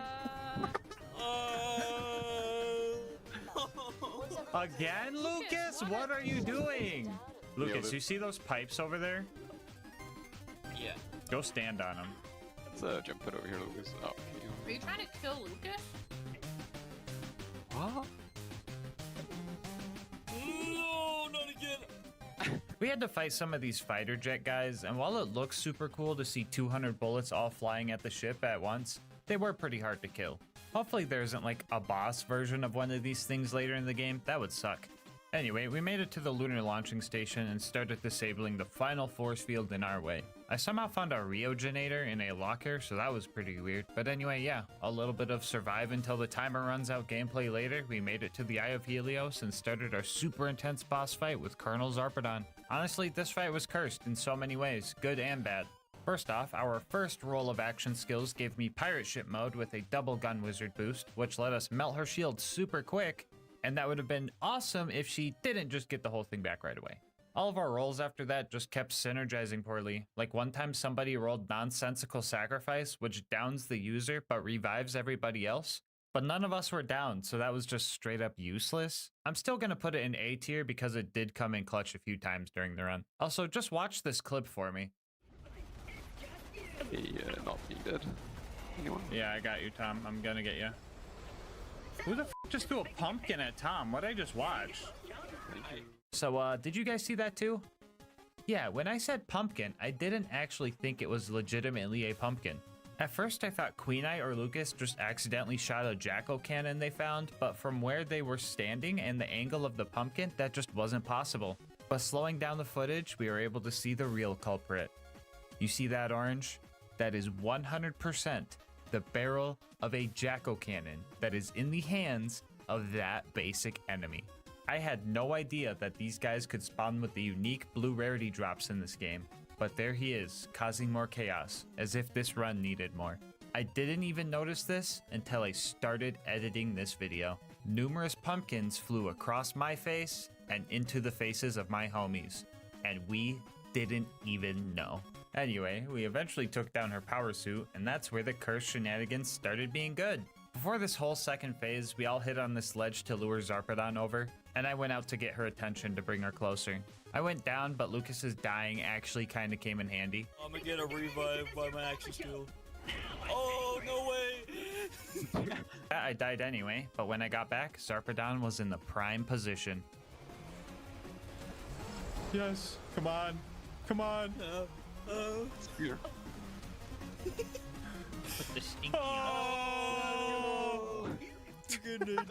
So if you're ever having trouble with this fight, just know that all you need is a few stock grenades. We finally had the Eye of Helios under control and found out it was actually powered by the Eye of the Destroyer. Or another Isaac reference, I'm not sure. Anyway, Moxie said we could disable it if we overjuiced the thing to activate the failsafes, but that was a big lie, and she turned it into a giant black hole in an attempt to kill Jack because, plot twist, he's the bad guy. But we still survived somehow, and Jack was so happy that he started throwing it back on us, so that was pretty cool. All that was left to beat the game was to find the vault and secure the alien technology inside. This place was guarded by a bunch of these creepy looking alien dudes, but those guys weren't anything compared to the Eternal Doll Soldier guys. If you don't kill these guys fast enough, they just evolve and get all of their health back, and through conventional methods, there is just no way we would be able to kill these guys fast enough. But lucky for us, this is Borderlands we're talking about. There's always something we can exploit, and in this case, it's the slam attack from our level 1 Oz kit. Using our slam would stagger the Eternal guys and prevent their evolution, and as long as we could stun lock them like this, we could take these guys out relatively easily. One of the doll guys we found ended up surrendering, and we gave Lucas the choice in killing him or letting him go. Now kill him. Alright guys, let's see what's in this vault. Whoa, wait, did you guys see that? What the heck is that? Is it a bird? Is it a plane? Oh no. It's a giant boss version of the jet fighters. No. Alright, real talk guys, this fight was the hardest one yet. I'll give you a breakdown. First off, 90% of the time this jet was pretty far away from us, making it so we would have to lead our shots far in front of where we thought it would be, which is 10 times harder when your shots have a mind of their own, and they're literally children's tears. It would sometimes get low to the ground with some missile strikes, but that was so rare it might as well have just not happened. Our action skills were also just not that great. Anything except for Gun Wizard, Mecro Magician, or Funzerker were just straight up useless because we couldn't utilize them even if we tried. This wouldn't have been too much of an issue if we actually got those good ones, but all we would get is triple clap in the box rolls, or Queen Knight's personal favorite. No! Dude, how many Torque Fiestas was that? 3. No. Oh my god. Oh my god, not the Torque Fiesta. Rubber Ducky Fiesta. Fiesta. Oh my god. Fiesta. Yes. Fiesta. What the? Okay, Fiesta. Fiesta. Fiesta. I got Fiesta. I just keep getting to like bomb myself, punch myself in the face. Fiesta. Fiesta. Fucking Fiesta. I can finish up the tier list here. First off, Shh Trap is in C tier. This was the first time I got it during the whole run, and all it does is make you invisible to enemies. Not super useful when the giant airship decides to just nuke the whole arena, but I guess it's pretty nice if you ever want to revive some of your homies. And finally, for the absolute worst action package yet, Meat Unicycle, which causes you to switch out your gun for a Buzz Axe and start dealing fire nova damage. You can imagine trying to punch a jet fighter if you want. I'd be a liar if I said I didn't try, but even if I could, the damage from these melee attacks is just so abysmal. You know it's bad when the most optimal strat for Meat Unicycle is to not even try and just go high-five your homies so they can deal some more damage. Easy F tier. A couple of honorable mentions. We could not get One Shot Wonder or Disco Inferno because we weren't using the right skills for them, just in case any of the Claptrap mains say we forgot them. I don't want to make all 4 of you guys mad. Halfway through this fight, our Moxtail power-ups wore off and Lucas had to go AFK for a bit to get his dinner, so we had to worry about protecting him now too. RK5 added 4 deaths to the counter by the time he reached his Fate Acceptance phase, where we could just lay into him. And together, we finally took it down. Necro Magician, that's it. Let's go. Yikes. Other bosses so far have taken upwards of 10-15 minutes to finish, but this one took over an hour. Anyway, we jumped into the giant scary alien hole and fought through some more of those tanky guys. We definitely took a wrong turn somewhere because we got super lost, and we were stuck here for a while too. There were a ton of bad guys we had to kill here just to get out, and they were all just absolute tanks. After a good hour of totally optional fighting we didn't have to do, we finally made it to the vault and we were ready for anything. It can't get much worse than these creepy guys. Oh no. What happened?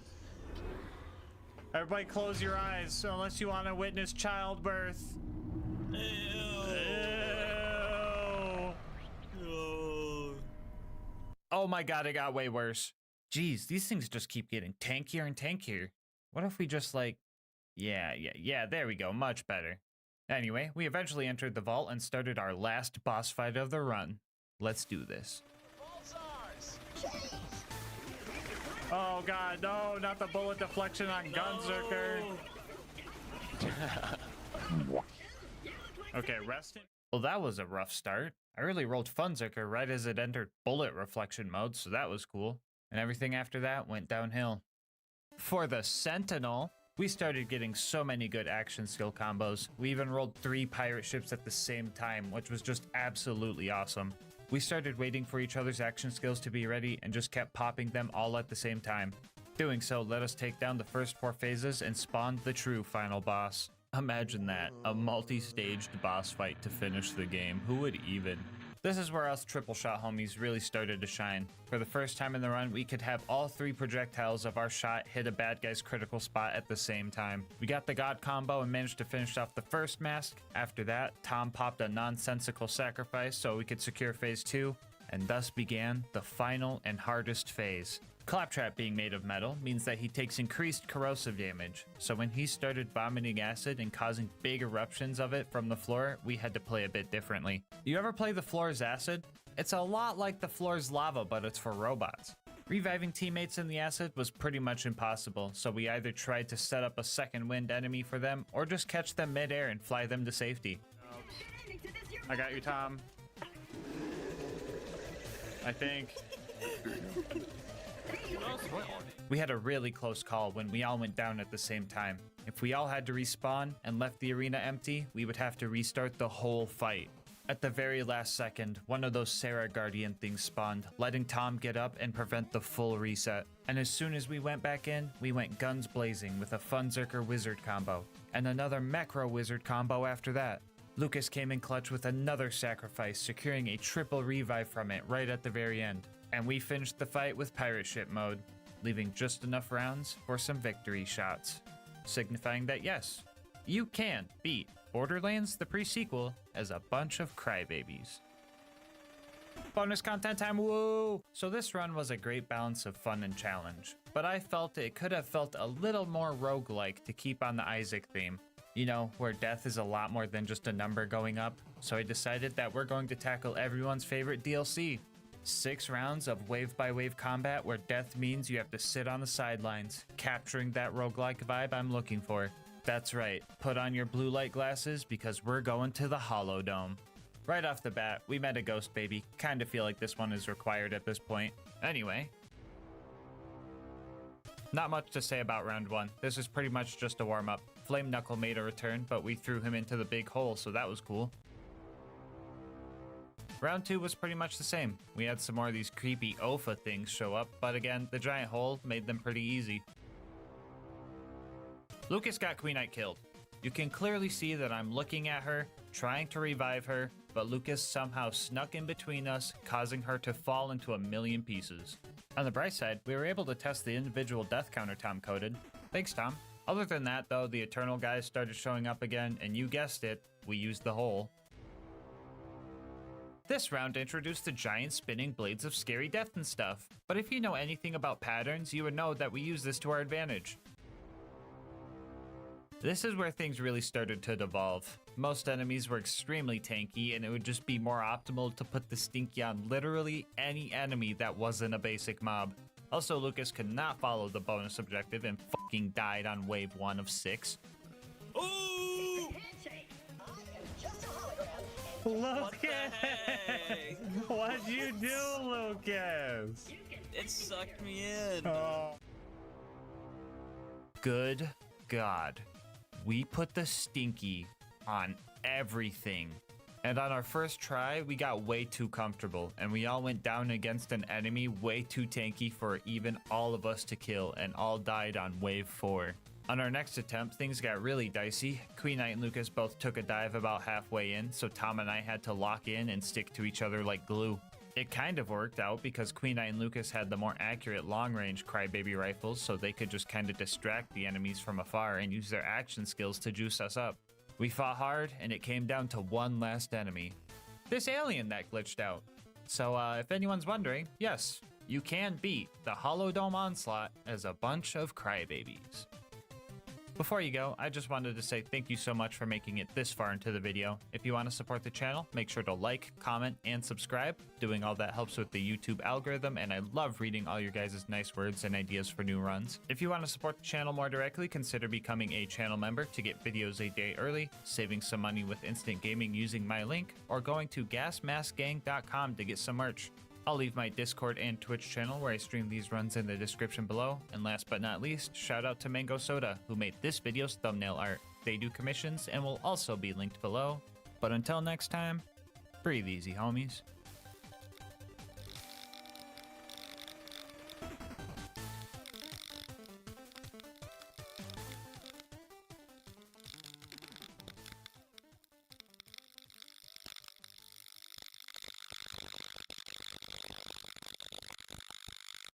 When it comes to FPS games, your HUD can provide a ton of important information, like telling you how much health you have or finding your next objective. But how valuable is that information?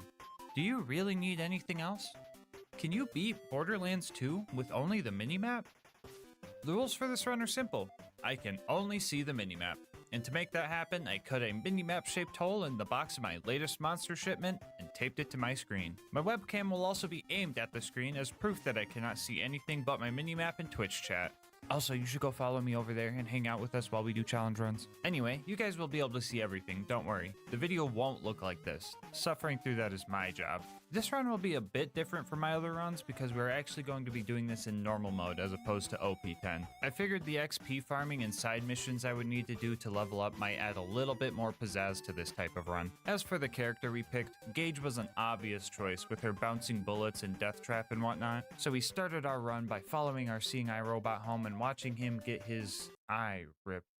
Oh, great. Now we're both blind! Before we took on Knuckle Dragger, I had to get some experience and catch my bearings. So after finding the fast travel station, I held up on the menu to travel to the Giraffe DLC. If you don't know why we call it that, Mordecai can kill some of the level 30 doll guys here, and that gives us a ton of experience. You could keep repeating this process as long as you save quit before the cutscene starts, so I decided to rack up some early XP here. So while we wait for Mordecai to level us up, I'm gonna tell you about today's sponsor, Instant Gaming. Instant Gaming has been my go-to place when I'm looking for game deals. Game prices nowadays can be pretty crazy, and we all want to save money when we can. Even you might be waiting for a game to go on sale right now. And if that's the case, odds are that game is rotting away in your wishlist, and by the time it goes on sale, you could have already moved on or forgotten about it. And that's where Instant Gaming comes in. They have deals on a ton of games, and odds are there's a deal that you will like over there. My favorite part about Instant Gaming is that it's super fast and easy to get your activation codes after your account is verified. I've tested it myself, and it could take less than a minute to get your hands on a new game, as opposed to the indefinite amount of time you could be sitting, waiting, hoping, and praying a game goes on sale. Console homies can save money too, because they have deals for PC, PlayStation, Xbox, and even Nintendo Switch. So stop waiting. Make your gaming instant. How about this? Think of a game you've been wanting to play and use my link in the description to just see what kind of deal they have on it. If you like what you see and end up making a purchase, just know that on top of saving yourself money, you are also supporting the channel. Anyway, let's see how the XP farm is going. What? No, who let the cutscene play? Anyway, that farm is busted, so plan B. I found the fast travel again and held down this time all the way to the bottom to go to Digistruct Peak and open a door which went surprisingly well.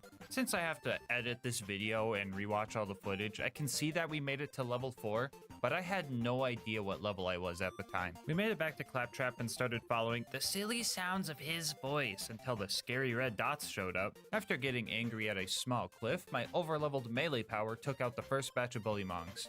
Knuckle Dragger showed up after that, and I absolutely trick-shotted his little brother out of the sky. We killed Knuckle Dragger after that and started looking for Claptrap's eye. Luckily, the minimap gives an objective marker for most things that we need to pick up, so we had an idea of where to look.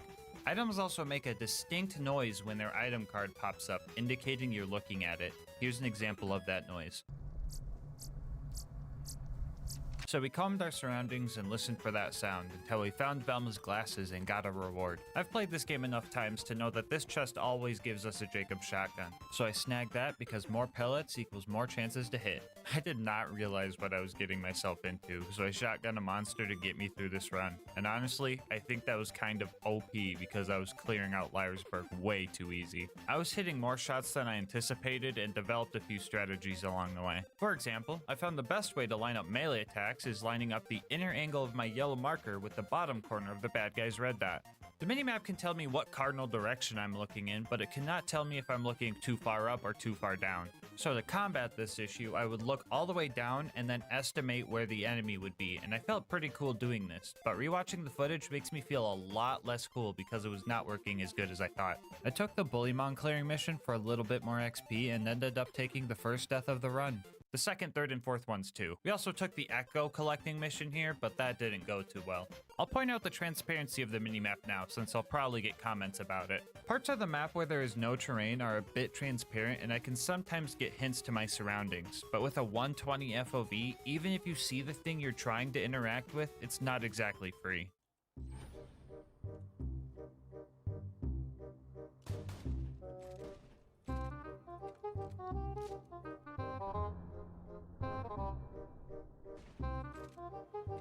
I see the bullet holes, okay.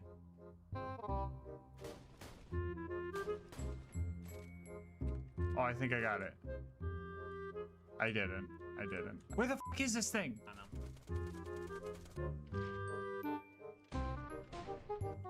I'm about to skip this mission. I don't know if it's worth it. Yeah, so the moral of the story is that even though I can see through parts of the map, it never really came in handy because learning lineups with the actual map proved far more consistent. Anyway, 5 minutes after I leveled up, I finally unlocked my action skill. So let's bring out Death Trap. Oh no, I didn't pick Gage. I picked Salvador. Anyway, we made our way towards Boom Boom. I wanted to wipe out the bandits here with a skyrocket, but I only managed to kill one psycho with it, so that was pretty cringe. When I got to Boom Boom, someone put a bounty on killing them in under 3 tries. My guess is they didn't have faith in me because I was trying to fight the clouds the whole time, so I don't really blame them. I jumped in and immediately tried to find my way to the back of the arena to lure Boom to a dark alley and take his loot. I was surprised when I got the kill here because I didn't hear any of the noises that usually play when you land a melee hit in BuzzX Rampage. But like, Boom is dead, so I'll take it. Boom and Boom both drop a bunch of grenade ammo when killed, so I knew I had plenty of skyrockets I could throw at Boom. Too bad I whiffed like all of them. On my second try, I ran back to Boom's body in hopes that there were more nades lying around. I heard the ammo pickup sound as I ran by, so I knew I had at least one and managed to knock Boom out of his cannon. A few blind swings later, I made 15 bucks and leveled up. You might think that picking skills would be hard if I can't see the skill tree. But honestly, it was super easy because I have Krieg's entire skill tree memorized. Do other character mains memorize the entire skill tree? Or are Krieg mains just built different? I don't know. Anyway, if you open your menu and press 4, it will always take you to your skill tree tab. And you'll always start hovering over your action skill. So all I needed to do was press down once and then enter to spec in to pull the pin, which makes it so we drop a copy of our grenade mod when we die. And if it gets a kill, we get double the amount of XP. Using our new skill, we decided to farm Boom Boom until level 10 by running into the arena, dealing a little bit of damage, and then finishing them off martyr style. Oh look, a bonus package! I wish I seen that. The other 4 points I put into Empty the Rage because a majority of our damage is going to be melee, and the empty mag bonus actually came into play here quite often. We started our climb up to Flint's ship, and things started getting a bit dicey. The mini-map is locked to a 2-dimensional plane and will only show you the highest point of the map, so we were practically blind when we had to go under the ship. Yeah, I got really lost down here and started taking cryo damage? How the f did I end up in the pre-sequel? What the? We had to keep pushing forward with nothing but muscle memory from playing this game so much. And making it through this part was tough. But now we had to climb up the ship. And that was a nightmare. Staircases, tight ropes, walls, bathrooms, holes, skyrockets, enemies that could be below or above me, I don't freaking know. All these things made it just absolutely abysmal to traverse. I again had to go entirely based on memory. Dying would also send me so far back that it was just headache inducing. I got to the point that kept messing me up and decided to just go for a leap of faith over what I thought was a hole. It was actually just a wall. After that, I slowly tiptoed up to the lever to hoist Claptrap up, hit a new U station, and took a sigh of relief. Up next was the Flint fight. Now usually to get him to jump down from his throne, you have to hit him at least once. Insert joke on why that is hard to do. So we died a few times before we had a chance to get close to him. And when we did manage to get close to him, I found out that Flint was easier than the climb up. Never thought that would happen. After that, we made it to Three Horns and ran into a new issue. We needed an interface adapter to get a new car, but the objective marker was a big area circle. I had a general idea of where to go, but this one took a while to find. Wait a moment while I hack the catch-a-ride.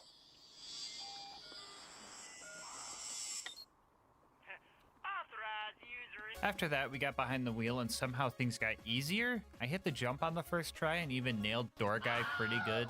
Finding Reese's Echo was pretty rough too because of the whole big circle objective thing, but the 2,500 hours in BL2 saved me there. A little bit of Snake gameplay later, we saved Reese and headed towards the Power Core Psycho. Oh my god.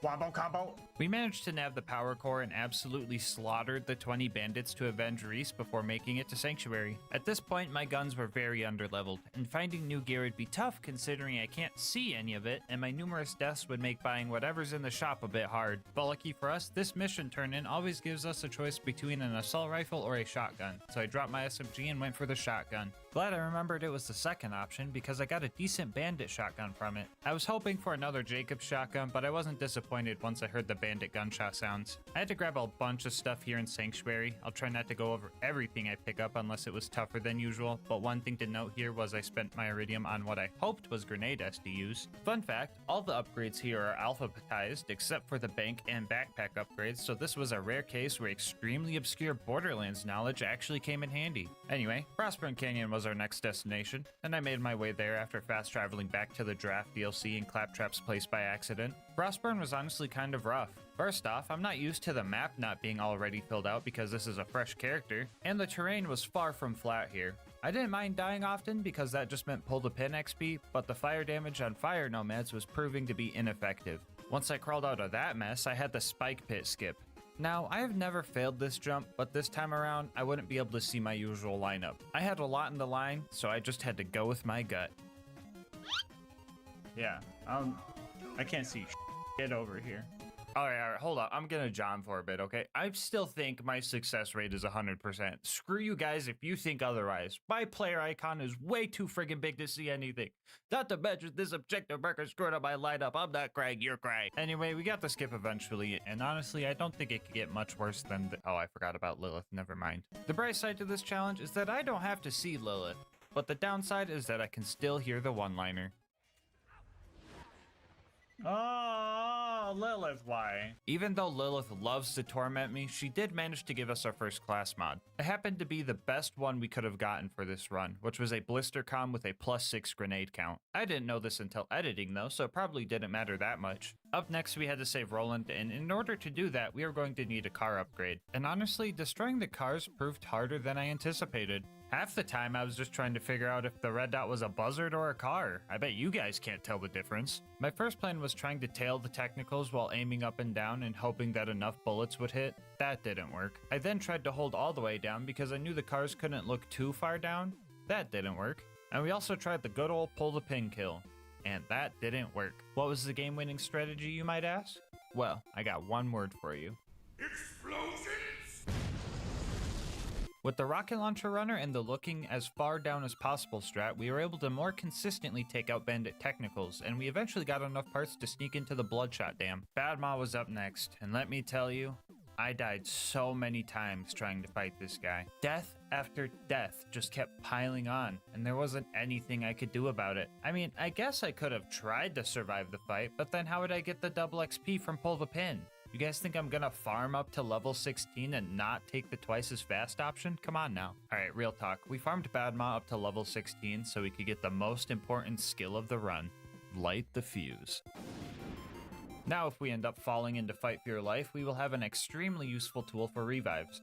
No more lack of movement and no more estimating how high I'm aiming because the splash damage means I could just get close and throw them at the ground. And if I'm feeling extra confident, I could just hold E to go full Minesweeper mode and murder everything around me. Doing this made the Bloodshot Stronghold relatively easy, right up until the toilet room, where my archenemy, Verticality, found us yet again. It was back to being an absolute guessing game. And boy, am I glad that I took the time to get Light the Fuse here, because even with it, closing the distance between me and these crazed marauders was harder than normal. Anyway, Mad Mike eventually showed up and I decided to use my out of sight, out of mind card here and just ignore him. I hit the next new U station and planned to run away after I came back, but my skyrocket murked him without me knowing, so I'll be taking that card back, thank you. After finding Roland, I got stuck in this hole and just could not find my way out of it. I ended up having to die to get out, which felt pretty cringe and embarrassing. And after that, we made it outside and I put the stinky on myself. Actually guys, this was 100% on purpose. You could tell because I got a pull the pin kill. Yep, After I paid the toll, I started fighting my way through the bad guys. Nothing too crazy, but I did put the stinky on this loader, so I'm glad we got at least one this run. After fighting through all those loaders, we made it to our next fight. If you're new here, you probably don't know that the Warden can take Roland to the Hyperion Friendship Gulag if you don't kill it fast enough. Yeah, and with our current setup, I estimated that chance was pretty high. I went in for my first attempt and got a few second wins before dying about halfway through his health bar. It honestly felt like a tough fight, and I had no idea how close or not close I was to killing the Warden, so I scrambled to get one more good attempt in before it was Gulag time. Can't tell if I used my BuzzX Rampage or not, and I burned it or not, but...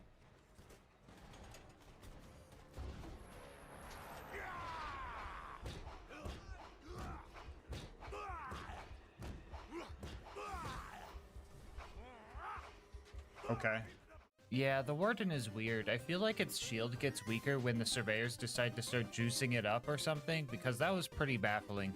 After saving Roland, I replaced my first shotgun with a sniper before realizing that didn't make any sense, and then swapping to a TDR SMG I found and heading back home. At this point in the game, my memory of enemy levels is a bit skewed, so I decided to do the Marcus dummy missions for a little XP boost and to secure a slag pistol for future fights. It's not the best option, but it's the only guaranteed slag weapon I could get realistically. Anyway, I also missed Michael Mamaril right here. I never see this guy, and this challenge run made sure to keep it that way, but oh well, off to Tundra Express. Burning the Varkids here was kind of annoying because I messed up and lost my free tinderbox, and my skyrocket was just way too strong. I could have used this fire shotgun I found, but alas, I didn't know it was fire. I eventually got stuck on the fire melon and managed to wake up Mordecai, meet Tina, dodge a train, and grab the badonkadonks. The first one was pretty easy to grab, but for the second one, I needed to do a little bit of parkour to bypass the confusing staircase system. On the way to blow up the train, I gained the title of only person ever to unintentionally die to these giant cartoony proximity mines, so that was pretty cringe. I also had my first fight with a ladder and my second fight with a train. We made it to Wilhelm, and this was probably the toughest fight yet. Every challenge about this run piled on right here. I had no idea what level he was, so I had no idea how much damage I was dealing, or if I was even beating out his shield regeneration. I couldn't see incoming attacks, so I had to use audio cues to kinda guess where to dodge. And to top it off, Wilhelm is pretty hard to melee because he kinda has this spike shield effect when you get too close. I gave it a few attempts before almost calling it quits for the day. But on my last attempt before that, I heard Wilhelm start doing callouts, indicating his health was low. So I gave it one more shot, this time with a newfound strategy I will be calling menu leveling. I found that opening and closing your menu put your crosshair at a consistent eye level, and using that we found our combat loop. We would run around, dodge, and throw pot shots until we heard him or seen him start spawning surveyors. At that point, I would pull out my slag pistol and level my crosshair to hopefully get some slag. I would then run at him with BuzzX Rampage if it was charged, or just my plain self and intentionally get downed.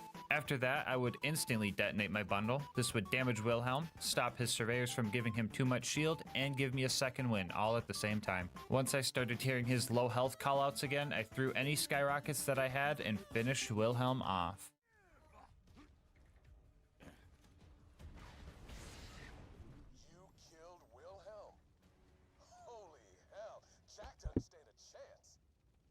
When we got back to Sanctuary, I got rid of my Vault Hunter relic because I knew Lieutenant Davis was going to give me a new relic, and the one we got was probably the most useless thing I could have gotten. Honestly, I didn't know what it was, but I liked it anyway. It was way better than Lilith's gift of literally taking my home and my minimap. Like, bro, what am I supposed to do now? I ended up running towards the cliff to spawn next to the door, which was unnecessary because an objective marker did show up. But if you watched my vids before, you know that I'm all about the high road. And if you haven't watched before, consider subscribing. It helps the channel a lot, and if you've made it this far into the vid, there's a good chance you'll want to watch more. Anyway, we made it to the fridge and had a surprisingly easy time finding the levers to open the doors. Getting across the Hyperion Bridge went well too. I was a little worried about using the gondola to get across because I wouldn't be able to see it, but the thing is super loud, so I knew exactly when it stopped right in front of me. We made it to Mr. Noodle, and I was pretty scared of what this fight could entail. But then, like, the kill almost looked like it was ripped straight out of a casual playthrough. Like, if you haven't spammed skyrockets at this guy before, have you even really played Borderlands? Anyway, so that was like 3 wins in a row. Overlook, though. That was an L. Things started strong, but quickly took a turn when the toaster showed up. Yeah, I didn't think I was going to be able to kill this thing, at least not fast enough to make it worth my time. My favorite part about this whole section is when I got to watch myself try to repair the beacon while I was in Light the Fuse because I had no idea I was even down.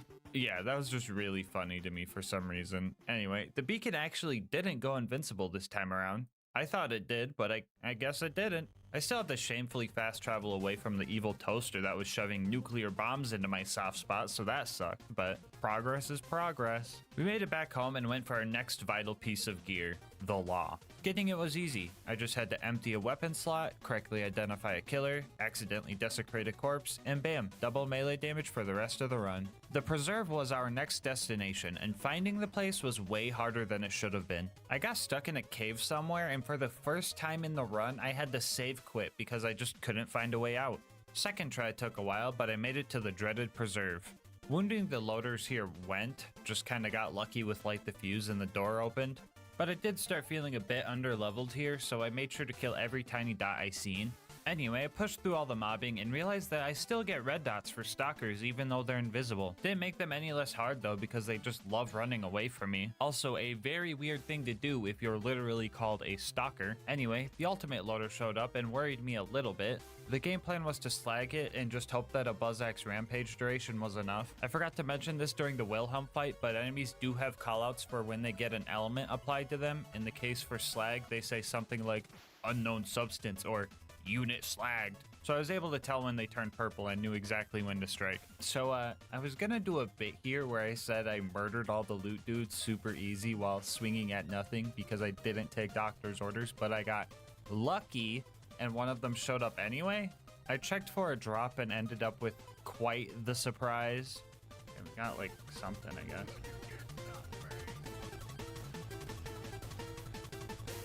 Don't tell me it was a grenade.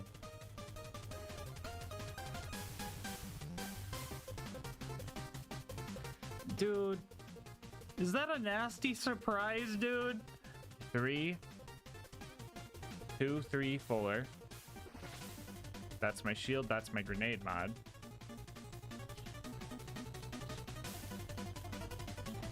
Skyrocket's back, okay. After a little bit more mobbing, we made it to Bloodwing. This was going to be our first real fight with a flying enemy, so I wasn't sure how it was going to go. But I've been practicing for this fight the whole run. So let's do this.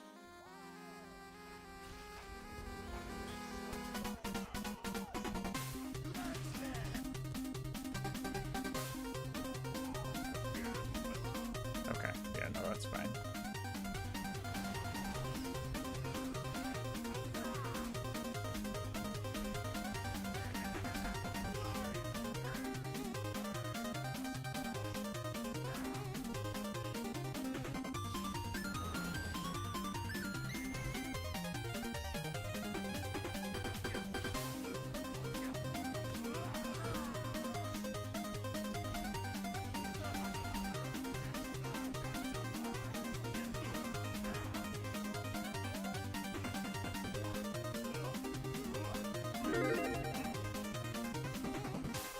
Okay. Tab menu.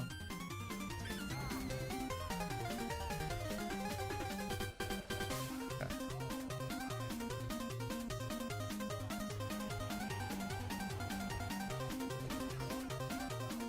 Let's go. Let's go, dude. All right, Bloodwing, you had me in the first half, but you gotta step up your game again. I'm about to hit double digits. After the fight, I made the mistake of trying to upgrade my gear and ended up losing my +6 grenade count class mod for something pretty much useless. But on the bright side, at least we got the high five our homie Claptrap. Up next was recruiting Brick and his air support. The initiation was pretty much just handled by the Skyrocket, if I'm being honest. Apparently, I wasn't supposed to use this thing indoors, but like how the heck was I supposed to read that? I can only see the minimap. Sarcastic Slab could have survived this time around because he didn't show up as a red dot, but his loud clapping let me find him using echolocation. Get it? Because the minimap comes from the echo. Oh, come on, please laugh. Fighting the loaders with Brick was pretty simple. I was mostly slagging bad guys while he fisted them. I'm pretty sure every single mortar strike killed me here, so that was rough, but hey, Brick is on the squad now and I can finally get rid of my level 1 shield. What the fuck is Michael doing here again? Whatever. Anyway, Roland will always give you a rocket launcher or a roid shield for turning in this quest, so not only do we have a usable shield now, we also get a melee boost when it's broken. Hopefully I don't have to explain why that's useful. Up next was Opportunity, and oh boy, I had to have jammed my shin on every crate, statue, bush, and railing in this map. It took me 10 minutes to find the Jack double as per the usual 10 seconds. Killing him felt about the same, but good golly, finding the info kiosks was horrid. I could get close, but actually finding the little buttons was harder than most objectives. I also had to find it while loaders and toasters were bombarding me with everything they had. It took a bit, but I managed to get them all, but that wasn't the biggest issue. I still had to upload the voice data, and to do that, you had to find this little cave, find the right door to get into, and place the watch. I think you guys know where this is going. The minimap only shows the top layer of the map, so this was just complete guesswork on top of tripping over every step along the way. I was going at this for a while and I was getting very frustrated, but then my salvation arrived. I've never been so excited to hear about a hot loader in my area because I knew that this loader always spawns in the room I needed to get to, so I found my way in and took a big sigh of relief. That breather would come in handy because up next was the climb up to bunker. Things started out really rough here. I absolutely butchered the ravine jump, I got pranked by Claptrap, and then I just got absolutely decimated by the loaders. I was positive that I was super underleveled at this point and forcing through this would have been way too hard. So I had to do what I was regretting and decided to farm some XP. I was hoping that farming the mutated VAR kids would be some quick XP, but that proved very inconsistent and I had to find this door valve every time. So regrettably, we had to do the entire Clan Wars quest line. Instead of just walking you guys through the missions, let's just count how many times we needed to interact with a small object.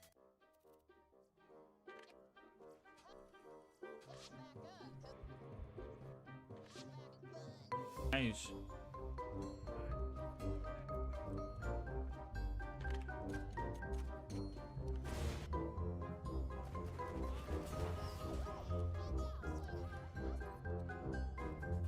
Clarifying.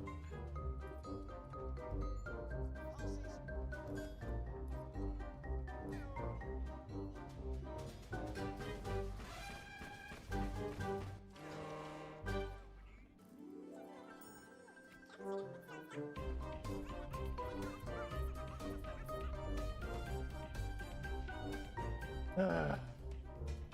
42 painful interactions, not including fast travels and car spawns. And what do I get as my reward? I get to do this for the next hour. I was hoping Mick was at least level 22, but he was only level 20, and the experience falloff was rough. So this last jump from 24 to 25 was a majority of that hour. How many Maggies did I miss? I have no idea. I couldn't see. And rewatching an hour of footage to give you guys one number seems like a silly thing to do. Hey, whoa, editor, don't show him that. Get that out of here. Anyway, after accidentally going to the Hammerlock DLC, we made it back to 1000 Cuts and tried climbing the mountain again. Things felt a lot better this time around. The toaster only took a few tries, the baby turrets were a pushover, and the big toaster got cheesed the good old-fashioned way. And all that was left was Face McShooty. This is gonna be so cringe if I'm way off.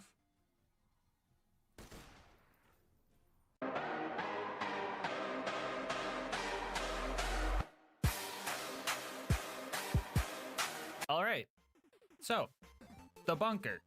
Screw the turrets, those guys were whatever. The bunker was genuinely scary. It flies out of melee range, and unless I'm throwing buzz axes, I have no indication if my shots are actually hitting it. It is also classified as an armored enemy, so the fire resistance made me think skyrockets were not going to help that much. My game plan was to wait for the bunker to do what I call the flex pose, which is the one where he's just stationary floating in the air. When I noticed the bunker stopped moving, I would try to slag it before entering buzz axe rampage and throwing axes until I hear the axe hit marker and just holding that angle. There were a few spots where I could melee hit it from the bottom, but I didn't know how great that was. This is Can You Beat Borderlands 2 with only the mini-map, not Can You Beat Borderlands 2 with only health bars. I found a spot down here where I heard the melee hit marker sound, but I guess I was just hitting a dead turret hurt box or something.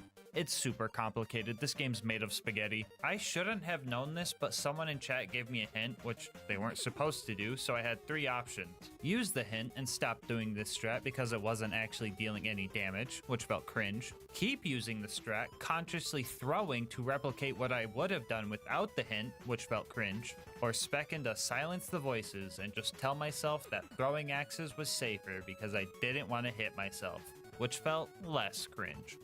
No hints! Arrgh! I'm about to start strangling people who give me hints. You guys are getting cooked the f up in the video. It's a joke. I know this was not intentional, and I'm just probably being like an asshole over arbitrary challenge, arbitrary rules. Here's the lore, okay? I spec'd into silence the voices, so I did not feel comfortable meleeing the bunker in the way that I was. That way, I can lie to myself, instead of having to lie to myself through throwing. There's the lore. Axo Deagle, what are we literally talking about? My fucking god. Oh my god. No hints. No hints. No hints. Someone sacrificed Axo Deagle. Oh my fucking god. We love you, Exo Deagle. Don't forget that. If anything else, Exo Deagle, that's going in the video, and you get to hear me scream your name in the video.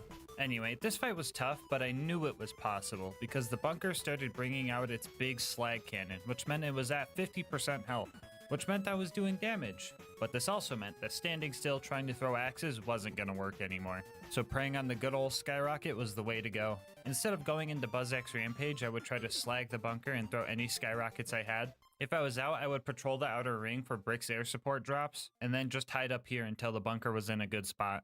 It also probably would have helped if I didn't accidentally sell my class mod and lose my burn damage, but oh well, who needs a class mod anyway? My stubbornness was really put to the test here. 1 hour in, I had this heartbreaking death. Another hour later, history repeated itself, and after 3 hours and one extremely close clutch moment, the bunker entered its deathbed spot. Jump, jump.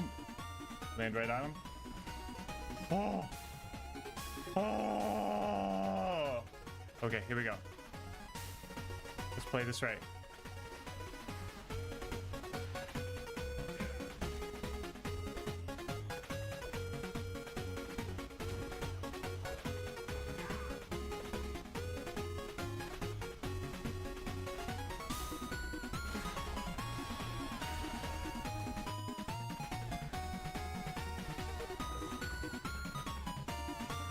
Oh, thank God, dude.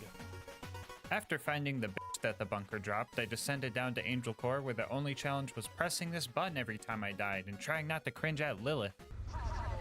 I couldn't really tell where the injectors were, but some trial and error with my skyrockets was all I needed to fix that issue. Some other stuff happened that I couldn't really see. I think Roland's fine, but I know one thing's for sure. Lilith stole my friggin' mini-map again. Anyway, after making it out of Marcus's closet, we got the Order Shield to combo with our Law Pistol and made it to the Iridium Blight. We took a few side missions here because I thought they would be easy. Yeah, I was totally wrong. I tried to visit Jack's grandma, and it took me 10 minutes just to find the door to get in. The other mission was actually pretty easy. Jack just gave me a bunch of Iridium to jump off a cliff, but I've been doing that the whole run, so that was pretty easy. After those 2 side missions, we made it to Sawtooth Cauldron. Yeah, do I really have to tell you guys why this place sucked? Oh, I do? Okay, well, cave. I've been over it before, so this time I'm just gonna show you what I went through. Nope, this is being generous. You're gonna get exactly what I went through. This whole cave system was full of stairs, railings, boxes, bad guys, and lava pits, and it was completely untraversable because the map was displaying the top of the buzzard nest instead of the cave where I needed to be. My only hope was to go around to the west entrance of the cave where I knew the surroundings a bit better and try to take out the ambush commanders there. For once in my life, I was actually glad to constantly respawn at the Death Cubby. After I got there, I pretty much roleplayed like I was playing one of those games where the objective is just to completely dismember yourself to make the score go up. You would have thought I had a Mountain Dew addiction with the amount of double XP I was getting down there. Alright, so guys, how was that? Was that fun? Did you guys have a good time watching that? That was like 30 seconds of only being able to see the minimap. Okay, now try doing 22 hours.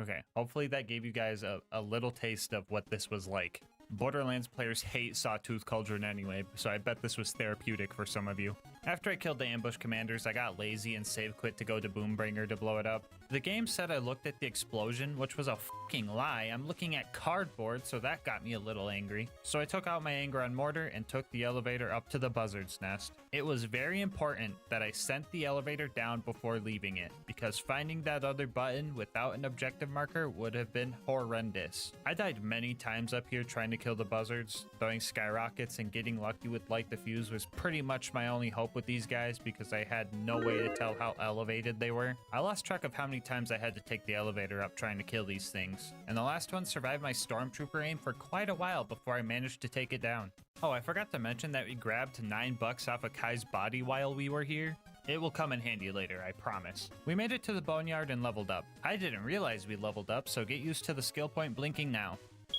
I'm still surprised how much easier driving was compared to walking. Like, this shot through this narrow gap made my jaw drop while I was watching through the footage. I'm also surprised that I didn't perma-slag myself a single time here. I have trouble doing that when I can see. The tunnel pumping station, aka the Sergeant Loader Gang hideout, was another one of those places where the minimap just told me nothing. I was stuck in this little corner I didn't even know existed for such a long time, but we eventually hit all the levers, rammed the pipe, and somehow climbed the ladder sideways to make it to the Badlands. This part was concerning.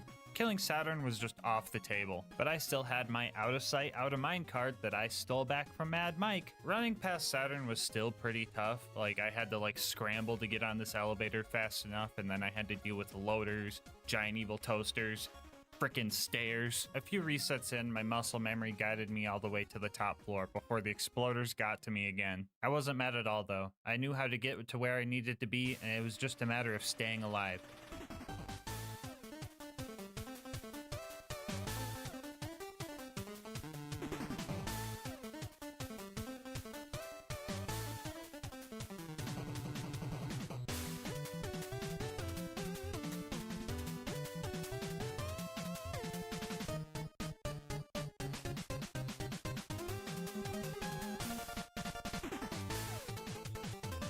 Focus. Okay.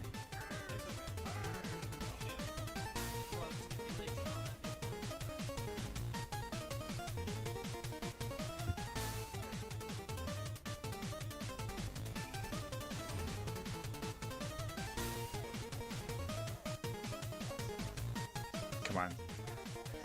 Come on, no. Oh, that fucking constructor stole my kill. Oh, no shot. Hold on. Okay. Run, run, run, run. Okay, I'm not in. I don't think I'm in. And then I go to the right.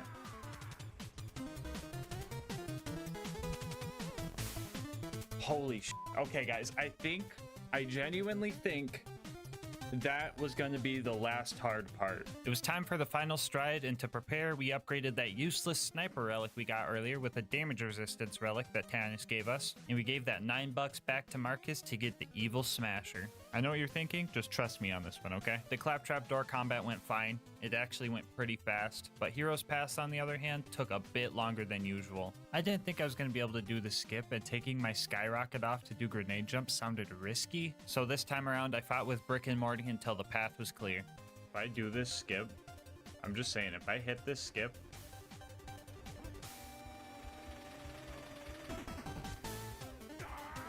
I am pogging so hard right now. The final battle was upon us, and Jack was gonna put up a fight. Never mind, he just got swept. Like, absolutely rolled and smoked.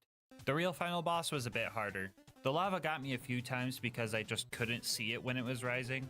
But GASMASK, just listen to Lilith's warn. Oh, shut the fuck up. No, shut the fuck up. We hate Lilith around here. The Chrysalists were decent revive fodder here, but I had to trust my ears because their red dots would just disappear often. But as long as I could find one, I could usually get a second win. The warrior took my life 6 times before I found a working strategy, and this is how I did it. I positioned myself where the rising lava, Crystallisk projectiles, and warrior's fire breath couldn't get to me, and I pulled out the evil smasher. Guys, stop laughing at me. I'm being serious, guys. Just listen.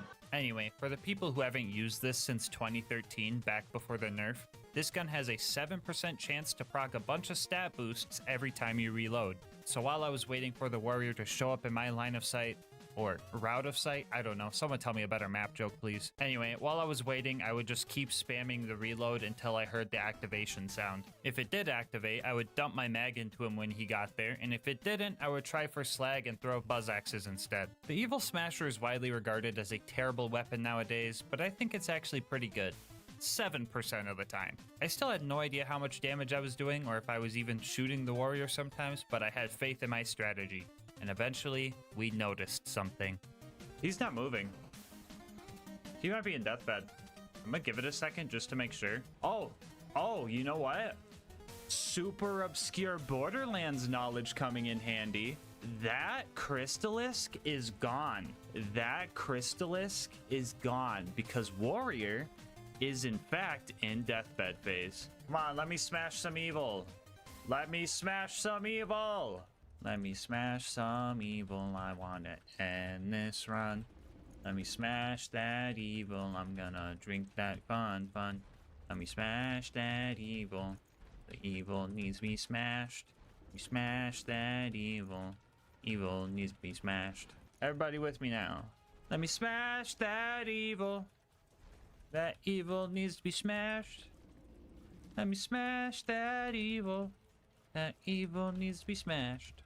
Don't let that 7% get you down, cause you know when it procs it will flip your frown. Come on.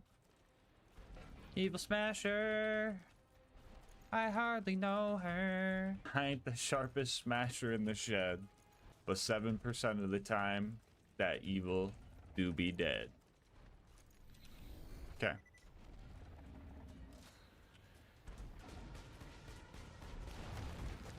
Get nay. Let me smash that evil. That evil needs to be smashed. Let me smash. Ah, fuck. Bozo. No! I was the evil all along. Oh, first try. You wanna know why it was first try? Because it knows that we're about to be smashing some evil. And just like that, now we know. You can beat Borderlands 2 with only the minimap. Bonus content time, woo! So we managed to conquer every challenge that this run threw at us, all except for one. So I decided that it was time to go back and snipe Face McShooty. This is how we're gonna do it, okay? Everyone think of a number right now. You pick 1 or 2. Everyone think of the number in their head. Don't say it in chat. Everyone pick 1 or 2. If you picked 1, you're gonna give me hints. If you picked 2, you're gonna lie to me and pretend you're giving me hints. Bit more left? I don't know about the left, guys. I think you guys might be fooling me. Yeah, left down. You're too far up. Right there. The moment when everyone picked 2. Get out of here. Up. Okay, everyone saying up is a fucking liar. I've caught you. More left cheeseburger, more. How about that? How's that? Okay. No Mask Jr. First time chatter. No, okay. I can trust No Mask Jr. They weren't here for the rules. Oh, No Mask Jr. Let's fucking go, dude. Yes! Holy shit! Oh my god! Before you go, I just wanted to say thank you so much for making it this far into the video. If you want to support the channel, make sure to like, comment, and subscribe. It really helps with the YouTube algorithm, and I love hearing your guys' kind words and ideas for new runs. If you want to support the channel more directly, consider becoming a channel member to get videos a day early, saving yourself some money over at Instant Gaming using my link, or going to GASMASK'S.com to get some... Editor, what is that? No, fix it. There we go. Or going to GASMASK'S.com to get some merch. I'll leave my Discord and Twitch channel where I stream these runs live in the description. And last but not least, shout out to Mango Soda, who made this video's thumbnail art. They do commissions and will also be linked below. But until next time, breathe easy, homies.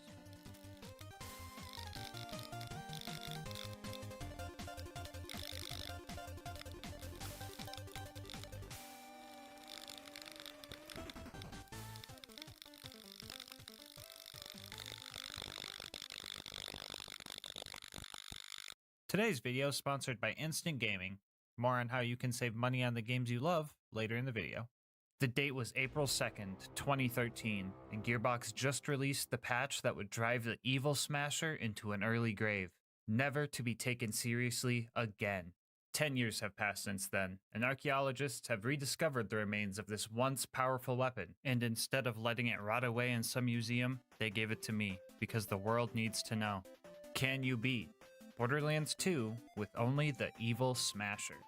I'll go over the rules for this run really quick. This is going to be an Overpower 10 Ultimate Vault Hunter mode playthrough. For the new players, or the players that never touched this game since the nerf, that pretty much just means enemies have 4 times health, health regen, and they're all 10 levels higher than us. Bar will not be allowed for this run, and the Evil Smasher is the only gun we are allowed to use. Also, just for clarity, the Evil Smasher glitch will not be allowed. This might be common sense because it was patched out, but the way we use it kind of makes it seem like I'm using a glitch, but I'll explain that more later. And finally, we are going to be playing as Krieg, but melee will not be allowed for this run. I know, not letting Krieg do his favorite thing is a war crime, but the run would devolve into a pure melee run really fast. As for the gear, I'll be using a basic shield, Vault Hunter relic for funny drops, and a low-level slag grenade because Krieg has no slagging skills.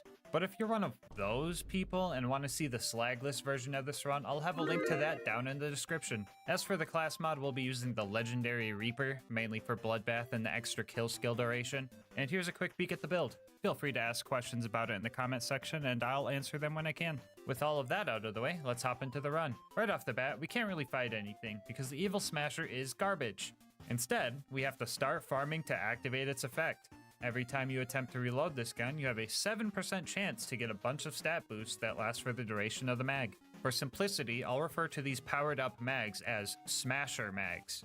So yeah, you kinda see what I mean when I say this looks like I'm doing a glitch. All I'm doing is canceling a reload animation by swapping weapons and then trying again. Anyway, after we see this explosion in front of us or hearing the activation sound, we have 26 rounds to fight with, which lets us kill about 2 bad guys, assuming they're slagged, before we have to run off and try to get the 7% again. This is where Krieg's skills come into play. If we can keep our Bloodlust stacks high as we get our next activation, blood-filled guns can increase the mag size of our next Smasher mag. And if we get more stacks, the next mag can be even bigger. These are the basics of our momentum-based combat loop that we're going to be using throughout the run. We managed to clear out Tutorial Town with no deaths because of some good Evil Smasher luck and good planning. In between fights, you might expect me to farm Smasher mags on all 4 of my guns, so I had 4 guns to use right off the bat, which would be a good idea if Smasher mags weren't so fragile. You swap weapons, it's gone. You enter BuzzX Rampage, it's gone. You buy ammo, it's gone. You turn in a mission, it's gone. You open your menu, it's gone.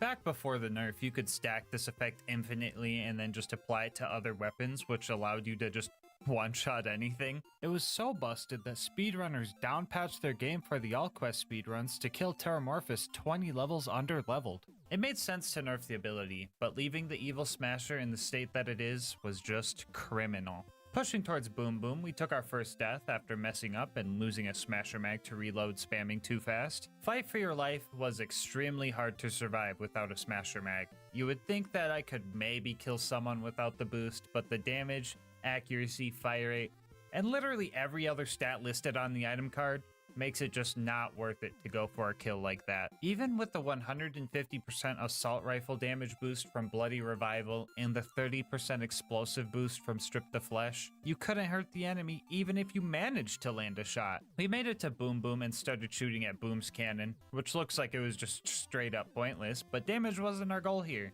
We wanted bloodless stacks.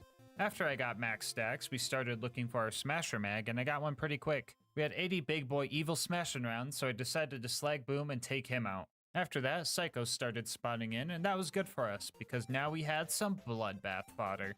Getting a kill with a grenade would activate bloodbath, which gives us gun damage based on how many bloodlust stacks we have. With 10 out of 5 in this skill and 100 stacks, you get a solid 500% damage boost to all gun damage. Mix that with our extended kill skill duration and the momentum-based combat loop really starts to take off. The only issue with this is getting a kill with a grenade. Lucky for us, we don't have to get a kill with an actual grenade because a lot of guns in Borderlands 2 deal bonus grenade splash damage, the Evil Smasher being one of them. In addition to the damage on the card, the Evil Smasher gets an extra 90% damage as grenade splash, giving us about a 47% chance to activate Bloodbath with each kill. Alternatively, I found that shooting the ground near the bad guys made it so only the grenade damage would hit and give it more consistency. Anyway, nerdy Borderlands mouth out of the way, we used the Psychos to activate Bloodbath and dumped a huge Smasher Mag into Boom's cannon. All of that worked just for mediocre damage output. Yay! We managed to take out Boom Boom with no deaths, and then we were immediately bodied by the basic mobs afterward. We pushed our way through the mobbing to save Claptrap and made it to the Flint fight. The plan for Flint was pretty much the same as Boom Boom, but this time with a lot more dying. I was specced into a few skills in the Hellborn tree, including Flame Flare, which made me stay on fire for longer. This is good if I can light myself on fire using delusional damage, but not good if Flint puts his OP10 fire dot on me. I burned through a lot of mobs here trying to get second wins, no pun intended, so I had to reset the map and reclimb the ship so I had some weak guys to get Bloodbath off of. That took a while, and so did getting another Smasher Mag to restart the fight. Jeez man, if the Evil Smasher has a 7% chance to proc, but Silenced Voices has a 12% chance, why do they feel so far apart? Alright, watch this. We're gonna see how long it takes to get a Smasher Mag. And while we wait for that Smasher Mag, I'm gonna put this up in the corner and tell you about our partner, Instant Gaming. I've been using Instant Gaming for a while now because it's a great place to find deals on games I want to play. Thanks to them, I managed to snag Fallout 3, Fallout 4, and Fallout New Vegas, all with great deals on them. I also love using Instant Gaming if I'm looking to get games for friends or games to play with friends. My favorite part about Instant Gaming is that once your account is verified, it's super quick and easy to get your games. They give you the code to plug into whatever platform you're on, you plug it in, and most of the time, downloading the game is the longest part of the process. Even if you're on console, they have deals for everybody. I'm talking PC, PlayStation, Xbox, and even Nintendo Switch. So stop waiting for deals. Make your gaming instant. How about this? Think of a game you've been wanting to play and use my link in the description to just see what kind of deal they have on it. And if you do end up making a purchase, just know that on top of saving yourself money, you're also supporting the channel. Anyway, guess who still hasn't gotten a Smasher Mag? One eternity later, I found some creative cover and managed to build up enough damage to finally take Flint down. We made it to 3 Horns and started our Sanctuary initiation. You know the usual, ramming door guy, saving Reese, and retrieving the power core. We're playing Hitman now.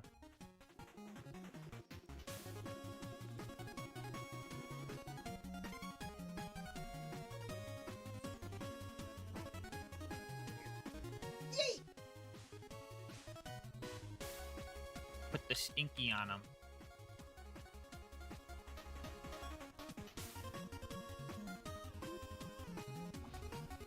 That's the power core. Crazy. Jack orders to the sanctuary to get get back to the city. We'll meet up once I get there. Welcome to the crazy. It's patience, guys. You gotta be patient. You gotta know when to strike. Alright, so based off that math, about 1 stock grenade is 2 kills. So if I have 4 grenades left out of 10, subtract the 6 over the 18 divided by 6 equals 3. These grenades should kill the 20 bandit. One more for just in case. Okay, those should get the 20 bandits for Reese.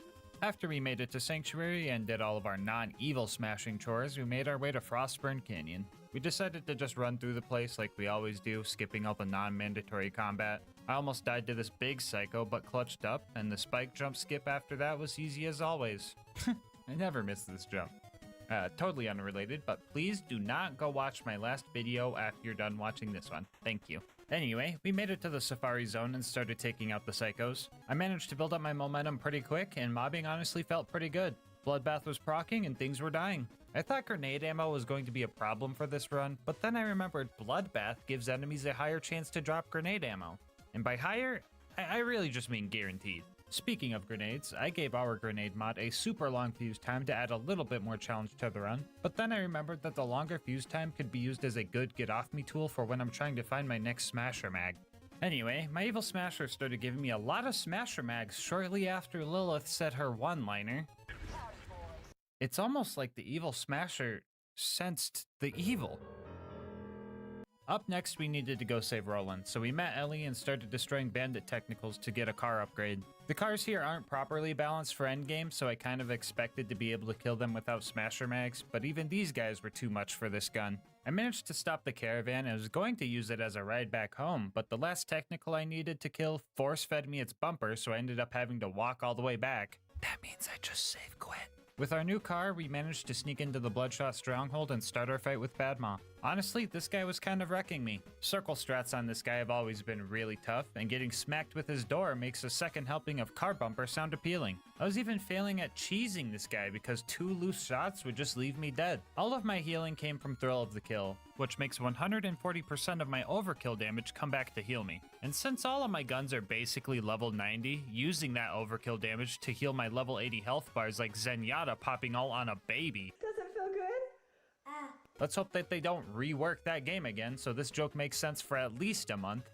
Anyway, my point is, I had no way of healing if this was going to be a one-on-one fight. So after dying like 8 times, I save quit and used all his goons to build up momentum. As long as I could get kills fast enough, I could keep healing, and I managed to finally take Badmaw down. Inside the dam, we started experiencing a little bit of a smasher mag drought. It was bad enough that I resorted to trying to kill a few of these guys without smasher mags, and to my surprise, it was kinda working. Oh, never mind, that was just Bloodbath. Yeah, this skill's really good, guys. I also had some help along the way.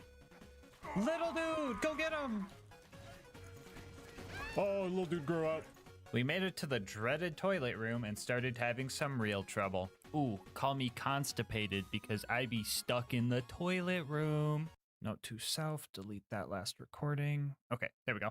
Anyway, we managed to take out most of the baddies here, but the last few crazed marauders had some pretty crazy aim, and I just could not get close enough to these guys to kill them. I had nearly 20 deaths in just this room before Mad Mike showed up and added 10 more. It took some work, but we managed to deal with Mad Mike the way we always do. Mad Mike, get over here. Jump over here, dude. Do it. Let's go! Bye, Mike. Anyway, we managed to find Roland and started chasing after the toaster that kidnapped him. That wasn't the only robot giving me trouble, though. Oh my god, really? Every surveyor in the fucking world came to fucking power this dude up.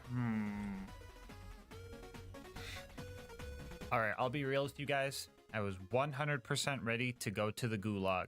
Constructors have a huge 90% damage resistance to grenade splash, which was pretty much half of our damage we dealt.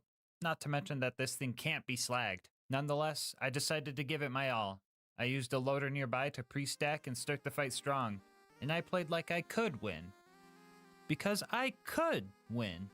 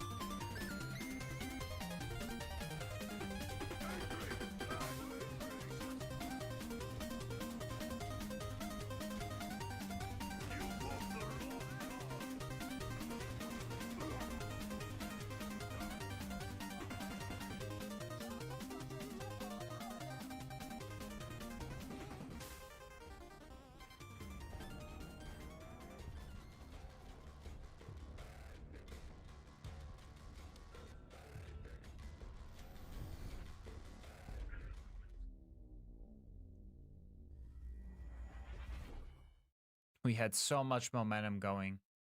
We actually had a chance. And we were so close. I had an entire bleed out timer to get one more Smasher mag. But the fragility of this build finally came into play. This sliver of health bar led us all the way to the Hyperion Friendship Gulag, where we had to fight the Warden for another hour. And the fight gets harder here, because there are just bad guys everywhere, and now the Warden can just call in moonshot reinforcements that I can't do anything about. My only real hope for this fight was to kill off any of the moonshot loaders and then start taking the arms off the gun loaders that the Warden specifically spawned. From my experience, toasters have a limit to how many bots they can have on the field at once, so having all 3 of them unable to attack me gave me a chance to fight the Warden semi-one-on-one. I really shouldn't have been here for an hour, but the Warden just would not stop spawning angelic guards, big loaders, and oh my goodness, so many exploders. That's fun. Okay. Okay, they're all exploders.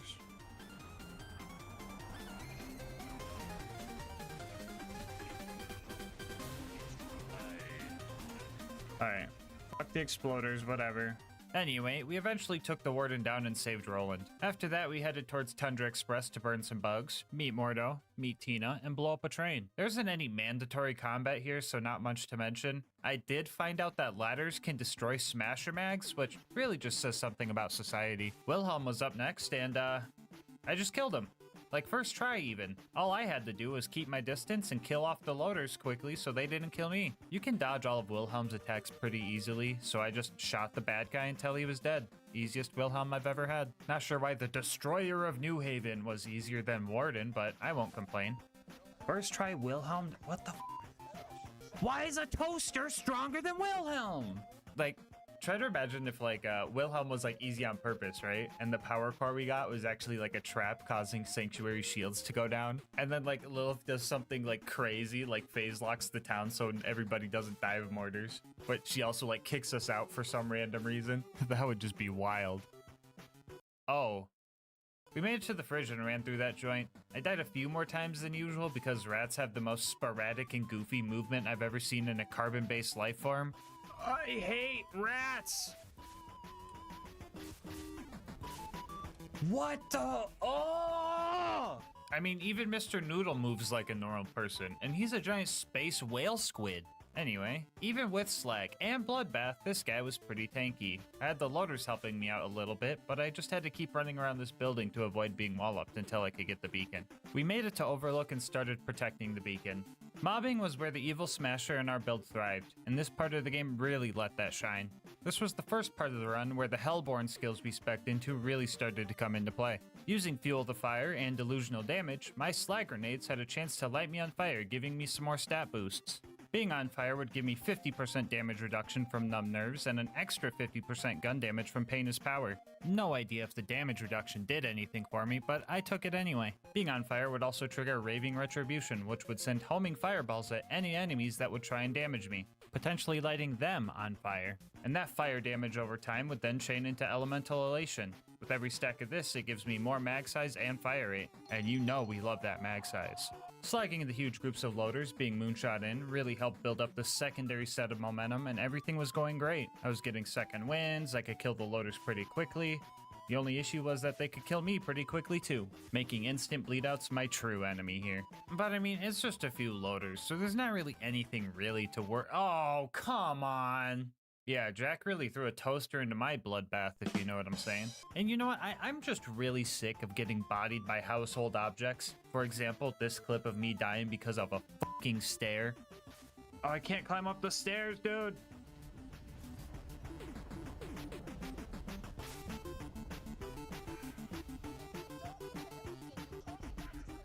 Oh! Yeah, after that, I just let the beacon become invincible, and I just started messing around, honestly.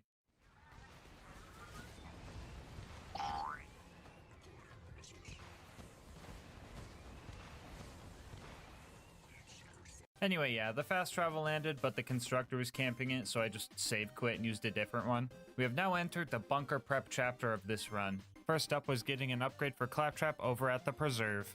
Wounding the loaders here was pretty simple, and the mobbing after that was pretty similar to what I just faced at Overlook, so I was already warmed up.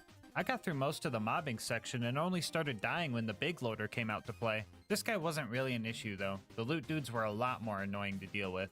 Apparently if they don't want to be slagged anymore, they can just jump and they are no longer perped up, so I couldn't really keep my distance and I ended up dying a few times. They didn't even drop anything cool, so this was just kind of a waste of time. Which is kind of awkward, because this is usually the part where I tell you guys that I have this save file on my Discord server with all the cool loot I found. But that didn't happen. And you guys definitely don't need 4 evil smashers, but I have them anyway for the masochists watching. Anyway, we gunned down a few pup skags without remorse. My gun said they were evil, so we shouldn't feel bad for this. And then we made it to Bloodwing. That fucking bird that I hate. I actually learned a very valuable piece of information during this fight, and that is, Bloodwing is just straight up evil. Which is a good thing for us because of the whole evil smasher thing. Yeah, you know what's going on. So yeah, this fight went extremely well. Mordecai was slagging the skags for me, which meant free revives and bloodbath, assuming I had a smasher mag. Bloodwing's AI this time around was also just kind of goofy.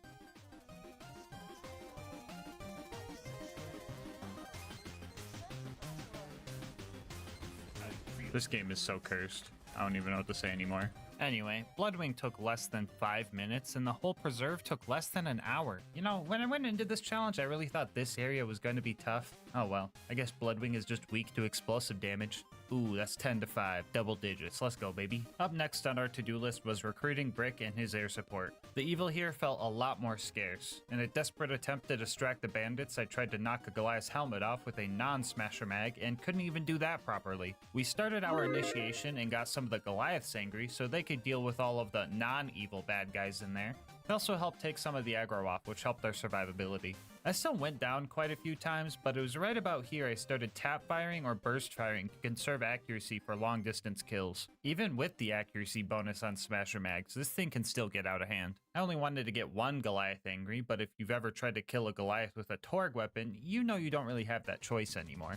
Anyway, we passed the initiation and it was Sarcastic Slab's turn to be tested.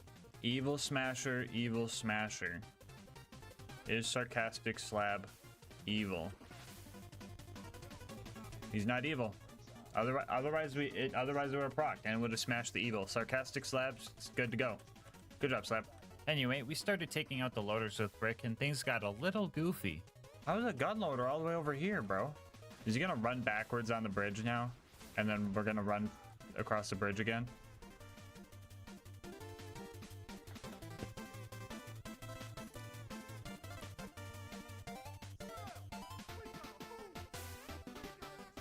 Why do I know this game so well? After all of that, we joined Brick's gang, Brick joined our gang, and the last thing we needed was for you to join the GASMASK gang. If you made it this far into the video, odds are you're enjoying the content, so you might as well sub and stick around for a while. You could always change your mind later. The last thing we needed for the big bunker raid was to go steal Jack's voice, so we went to Opportunity and found one of his doppelgangers. I found a decent strategy where I would try to land on his head as the 19 other enemies I ran past to get here downed me. That way I could just spam crits into his head. One Smasher Mag wasn't going to be enough though. The first try I was super close to getting the kill but accidentally fell off. The second time around, I had no luck and couldn't get a second Smasher Mag. And on the third try, an ion loader shot me in the face with one of its shock lasers, making it look like I had the explosion effect of a Smasher Mag, tricking me into wasting time and reloading into nothing. I have never had my metaphorical ankles broken this hard before. After I tried that a few more times, I created a new strat. This time, I did the exact same thing but had it work. That way, I didn't fail. The rest of this place was just running through, pressing buttons, and getting second wins when I needed. So we got Jack's voice and got out of there. Up next was the bunker raid, and surprising nobody, the toaster on the way up gave me some issues.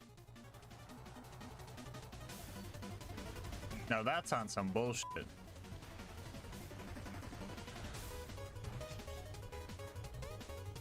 Anyway, the baby turrets went surprisingly well considering they are glitched and are just straight up immune to any type of splash damage. I can still get the actual bullet damage to hit, so we're still keeping around 53% of our damage as long as we hit them directly, but I thought this was going to be a lot more of a hassle. And that's a win I'll just take, because after that, we had to fight the big toaster. This guy is usually cheesable by just standing behind it, but even then I ended up dying a few times due to some major blunders on my end. I managed to figure myself out, and my gun finally finally decided that all toasters were evil, and I moved forward onto sniping Face McShooty. Yeah, this took a while. Full auto fire without smasher mags was just straight up bad, and full auto with a smasher mag wasn't much better. So I started farming up smasher mags and just tap fired for the next 40 minutes. Honestly, the monotony was kinda getting to me, so I played some motivational stuff to give me a dopamine boost. We want to thank you for all your hard work.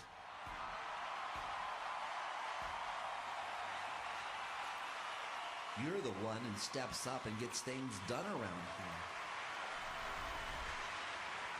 Dream you're going for, that career you want, that recognition you're seeking, it is yours! You can't do anything right.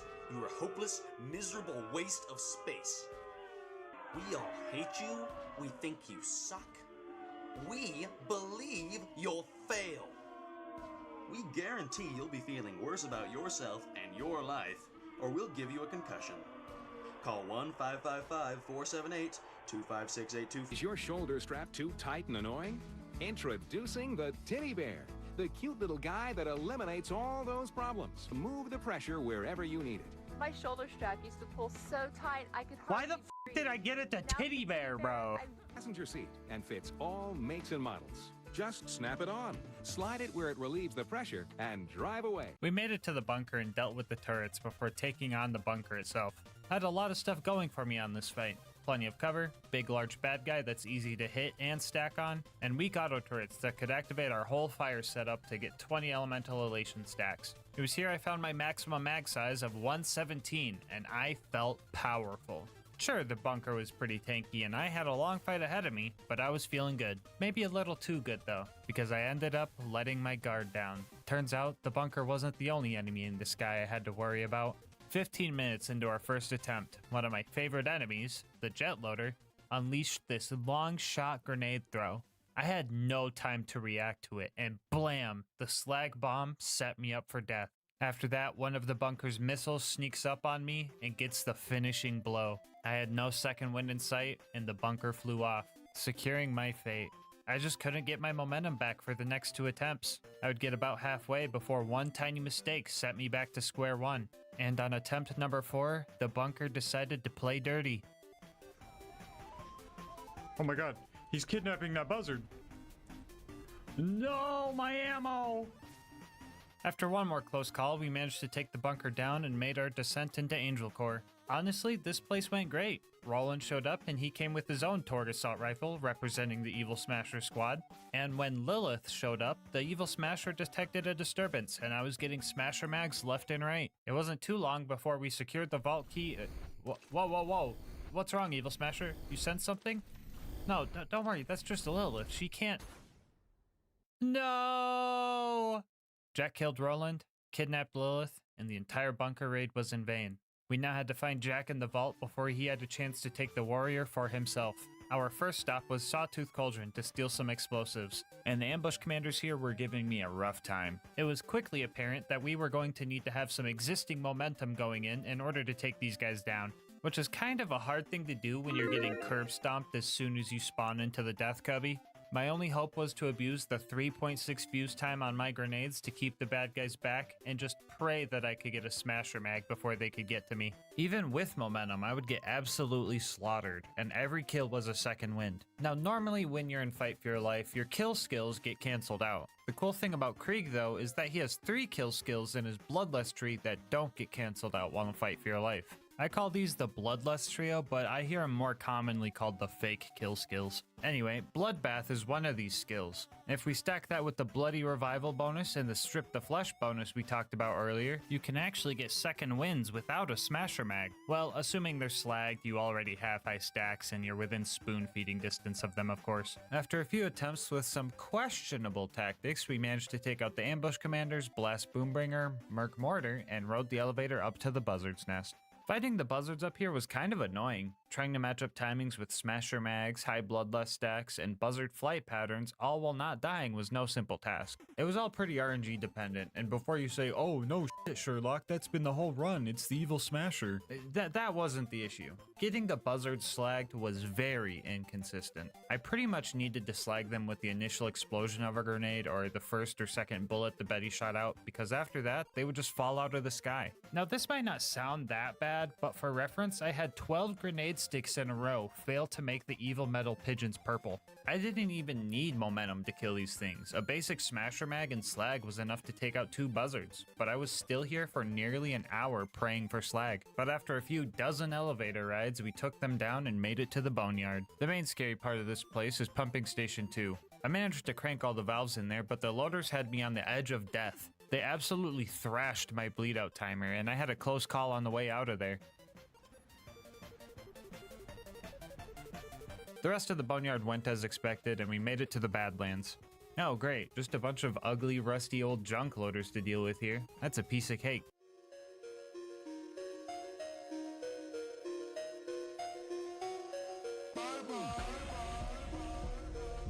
Oh yeah, that guy. I hate this guy. I thought I would be able to kill Saturn as long as I used up all my ammo with smasher mags, but I only dealt like 2/3 of his health bar. I went back to buy some ammo to finish the job, but he just disappeared. If you take too long fighting Saturn and try to buy ammo, the junk loaders respawn and that messes with the spawn cap and then Saturn just disappears. So I had to redo the whole 30-minute kill. If max ammo equaled 2/3 of his health bar, I figured that if I just used half my max ammo to deal 1/3 of his health, and then go top off ammo before the junk loaders came back, I would have enough ammo to handle the other 2/3. And guess what? It looks like I'm good at math because that plan worked perfectly. Now it should be a breeze to get into the info stuff. Yeah, nah, f that. I've had enough toaster trouble this run. I ran past that thing. Anyway, we grabbed the data from the info stockade, fought off all the loaders at the claptrap door, speed ran through Heroes Pass, and then found Jack. And let me tell you, this fight was the worst one yet. Okay, editor, you might be overdoing the looks maxing jokes. It's time to get serious. Go look for the dramatic black bars. Jack took his vitamins, and as a result, he has as much grenade splash resistance as the toasters do. Tanky bosses usually aren't an issue if you just don't die, but Jack also has health regeneration. Strong health regeneration, making this one of the most RNG dependent fights I've ever had. I pretty much had one chance to kill Jack after I broke his shield, because he would just teleport away and keep making invincibility shield surveyors. After a few test runs, I developed a strategy, and it went something like this. First, I would lure Jack over to fight him one-on-one while I was getting my stacks up and trying to get his shield as low as possible without breaking it. I would then need to roll a smasher mag and break Jack's shield, causing him to teleport to the main console. From here on out, I need to act quickly and precisely. The first thing I would do here is preemptively throw a slag grenade at the console to try to slag Jack and his surveyor. Usually Jack is like a 1 in 10 per grenade because he's just hard to slag, but he somehow seems easier to slag when he's invincible. Spaghetti game, I don't know. Anyway, it was also very important that the surveyor was slagged, but that was super hard because I would just need to get lucky and have it fly low enough to get hit by the Betty. While that was going on, I would try to kill one of the clones to proc Bloodbath, and if I didn't get Bloodbath, I was screwed. After I got Bloodbath, I would then try to kill the surveyor with as few shots as possible because I was going to need every shot I could spare for Jack.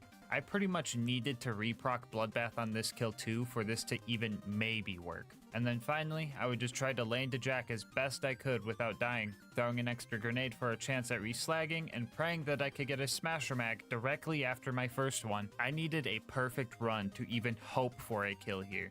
I contemplated using the block 'em at the terminal strat, but I got so close so many times that I knew that I didn't need it. I just needed the Evil Smasher to cooperate with me. I think Jack's ambiguous motives led the Evil Smasher to hesitate. Yeah, Jack was an asshole, sure, but he also wanted to rid the planet of all the bandits plaguing it, which makes you think, does anyone truly believe they're evil? Or do we all think ourselves the hero from our own point of view? Is true evil even real? Or were we just smashing through everything we perceived as bad? Well, if you're asking me, nah bro, Jack's the worst. He was the last thing preventing me from victory. The last thing preventing me from my sweet reward. After every run I complete on this channel, I allow myself one of the last few original monster assaults as a reward. My own personal ambrosia that they just don't make the same anymore. To me, it's pure joy in a can. And Jack decided to prevent me from that joy.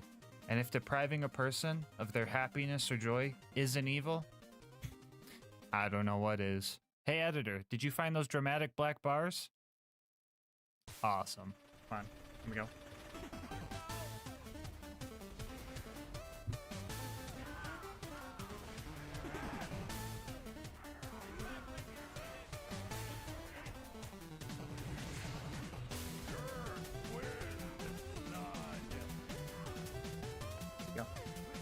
Where'd he go? Where'd he go? He's over there. Okay. Good. Give me bloodbath off of this. I don't know where that nade went, but sure. Where's the surveyor, dude?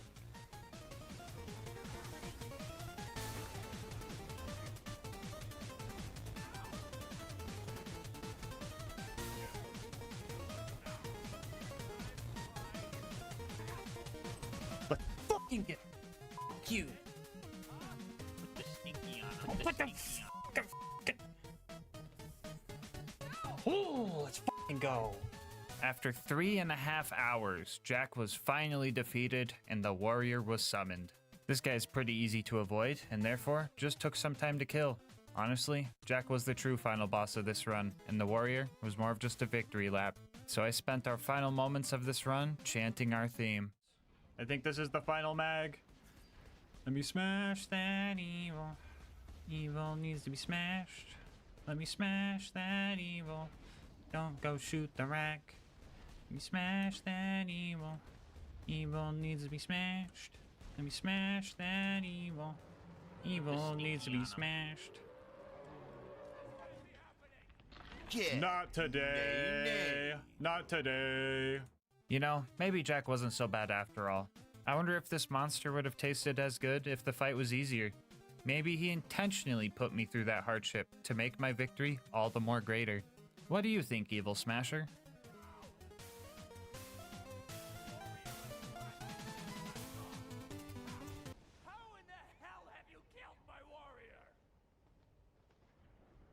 Okay.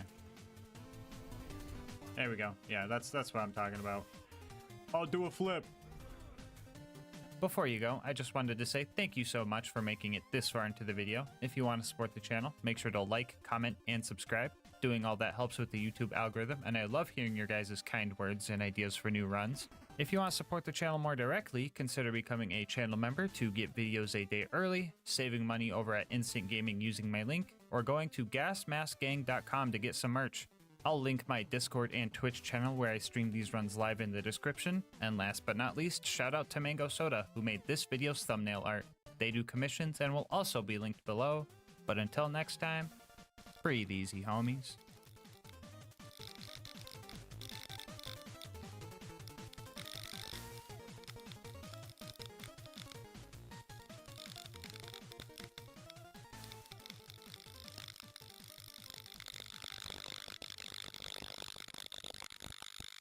Every single day, for an entire year, Derber commented on the latest video on a quest to get a chopper-only run, even going as far to account for it being a leap year. And I told him if he could keep it up for a year, he would have a deal. So here we are with today's video.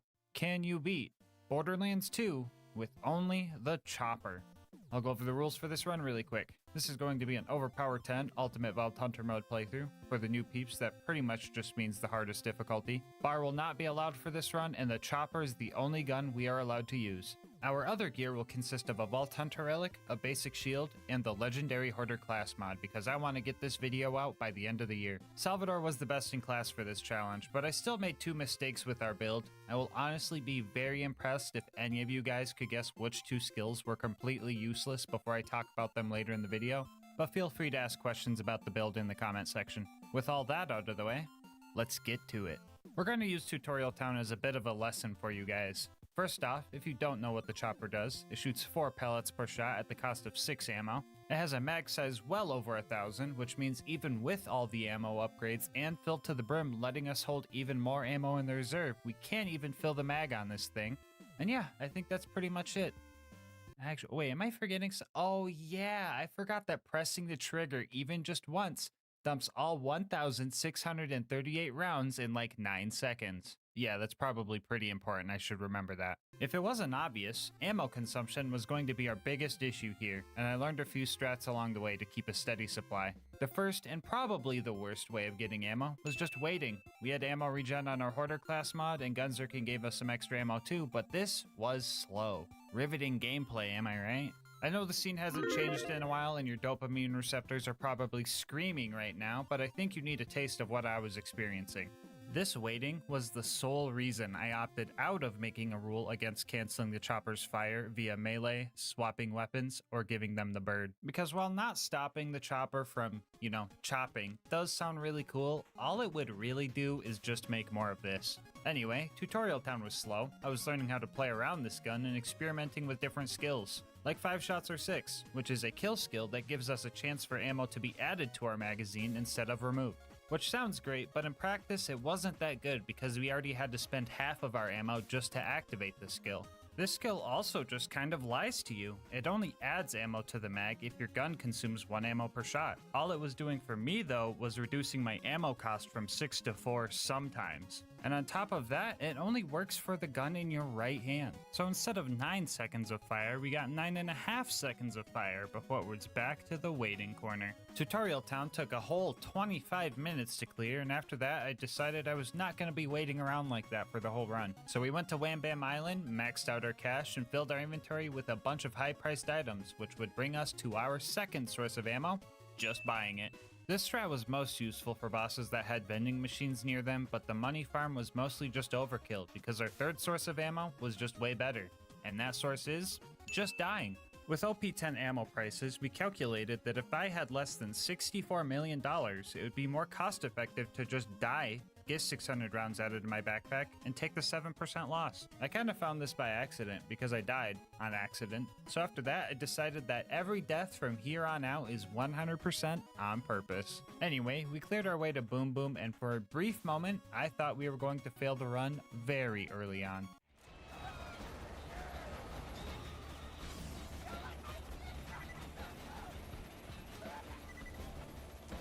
Yeah, so a slagged armored enemy literally getting lobotomized by 2 corrosive choppers only loses like a quarter of his health and then just starts regenerating faster than I could keep up with my ammo regeneration. What the Gearbox? I did everything you taught me to do. Long story short, this guy is not a robot, he's just armored, so landing any shots on his body is still great with corrosive damage, but if we're putting 1,000 bullets up his fleshy nostrils, fire is actually the optimal choice here. Look at the difference, there's the DPS we needed for— oh, we still ran out of ammo. What do I do now?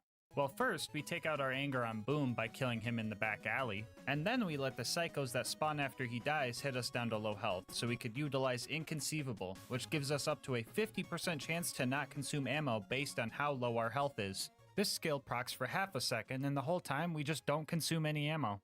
There were a couple things about this strat that were hard to play around. First off, I couldn't gunzerk because then I would just regenerate health and lose all the free shot chance. And second, I was effectively playing with 1 health and risked getting one shot by pretty much anything. I managed to pop Boom out of his turret, but that doesn't give you a second win, so I ended up dying. Remember, these are all on purpose. And when I got back to re-kick him out, I guess he got perma-slagged somehow. It's probably some glitchy stuff with him getting in or out of his turret while slagged. I don't know, spaghetti code game. But it made kicking him out again and finishing him off pretty easy. After that, I used the mobs to farm up some ammo for the climb up Flint ship. It was a bit of a grind climbing up here. My main strat was to use Fistful of Hurt to stagger an enemy and get up close and land as many shots into their forehead as I could. This was pretty much a mandatory strategy because the accuracy only barely exists on this thing. Fun fact about the chopper, it is essentially just coded like a burst fire gun with a very long burst count, which means 2 things. First off, if we enter Fight for Your Life while firing the chopper, we burn a quarter of our ammo during the animation, which is just kind of silly to me, especially if you can manage to get a second win like this. And second, Salvador's keep firing skill was doing literally nothing here. This skill doesn't work with any type of burst fire weapons, even if you do hold the trigger down. So just remind me to respec when I get to Sanctuary or something. Just like scream at your TV or phone or whatever you're watching this on, I'll hear it. Anyway, we made it to Flint and started our fight. If you've watched some of my past videos, you might know that getting close to Flint just really isn't an option. And since we don't really have the DPS to fight anything unless we can smell their breath, this was going to be an issue. So we were going to need some cheese to get this fight in the bag. By launching Flint out of his arena, you can bug out his AI and he just becomes completely passive. Using this, we let some of his other goons hit us down to a sliver of health and then just blended his face with a shock chopper. If anyone is mad about how cheesy this strat is, just look at the DPS and imagine trying to do this while he's moving and launching you with AoE slams. Footage from the Gub run for reference. Also, I bet only 1% of you guys that watched this video actually noticed this silly little edit I did down here.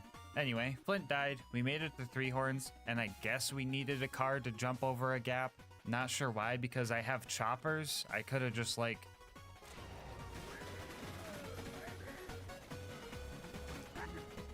Anyway, we threw some sick flames on the car, rammed door guy, blended door guy, got stinkied by a rack while trying to save Reese, watched Reese die because of that fucking bird that I hate, rebalanced the world by getting a stinky myself, I put the stinky on him, and made it to Sanctuary. If you're wondering about me killing the 20 bandits for Reese, I unloaded like 1,600 bullets in the camp, so statistically I probably killed more than 20. Anyway, the Sanctuary chores we have to do here are pretty boring, so to drown out the monotony and the sudden influx of screaming I'm now hearing for some reason, I'm gonna tell you guys about our partner, GASMASK'S. Alright, I know what you guys are thinking, but GASMASK, aren't you a monster guy? And yeah, I do like monster, but ever since they turned assault into assault, let's just say I've been broadening my horizons. Lucky for me, GASMASK'S reached out and set me up with this starter set, no strings attached. And honestly, I was pleasantly surprised. My favorite flavor I got to try was Copium. It's got an awesome cranberry flavor, and look at this little dude. He just like me for real, for real. I also got to try Raw Meat, which is a watermelon and cantaloupe flavor combo. Now, normally I'm not a fan of melon flavored things, but holy moly, this one was good.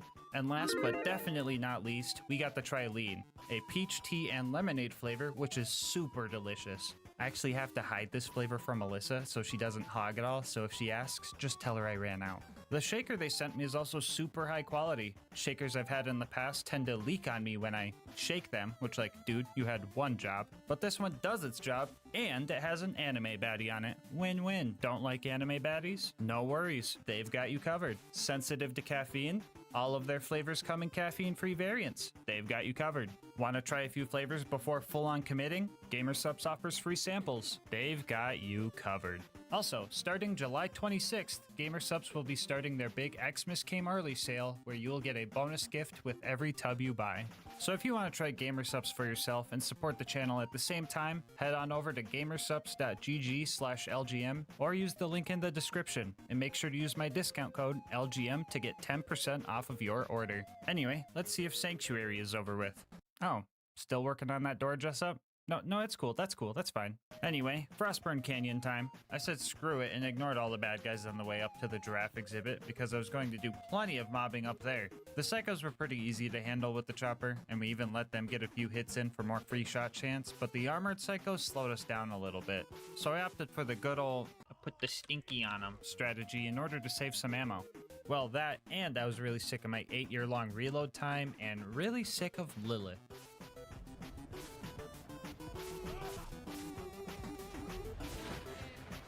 Where are my guns? Ah, why'd she say the thing? I'm done. I'm out. Bye. Bye, you got it, Lilith. I'm out.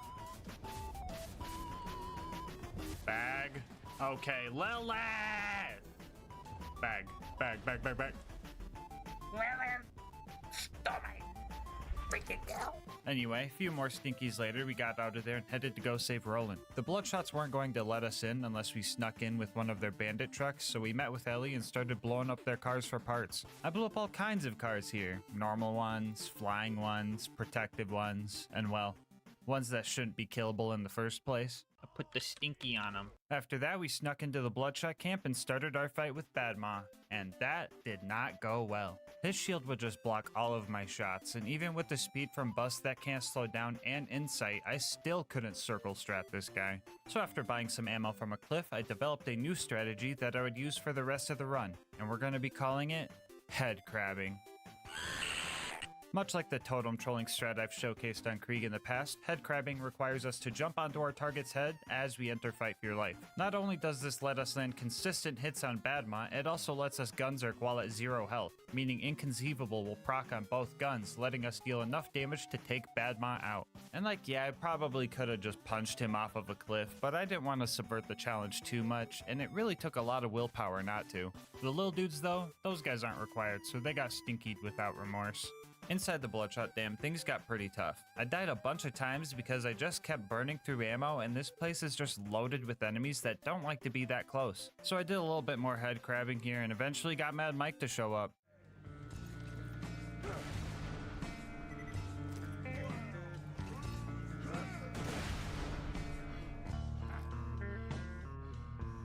Anyway, we found Roland, and then the toaster found Roland, and then we found the toaster, and then we tried to fight the toaster, and then bad things happened. I managed to interrupt its construction process, but the exploder it was making blew up and downed me, which absolutely confused me. That didn't really matter though, because this run was destined to go to the gulag. So then we found the gulag, and then we found the toaster again, and then we tried to kill the toaster again, and then we failed again. Yeah, this fight sucked. We had to resort to the age-old strat of hiding and waiting for ammo regen. While I have you alone in this back alley where no one can hear you scream, I just want to say I think you should consider subscribing. If you've made it this far into the video, you're probably enjoying the content, so you might as well sub. You can always change your mind later.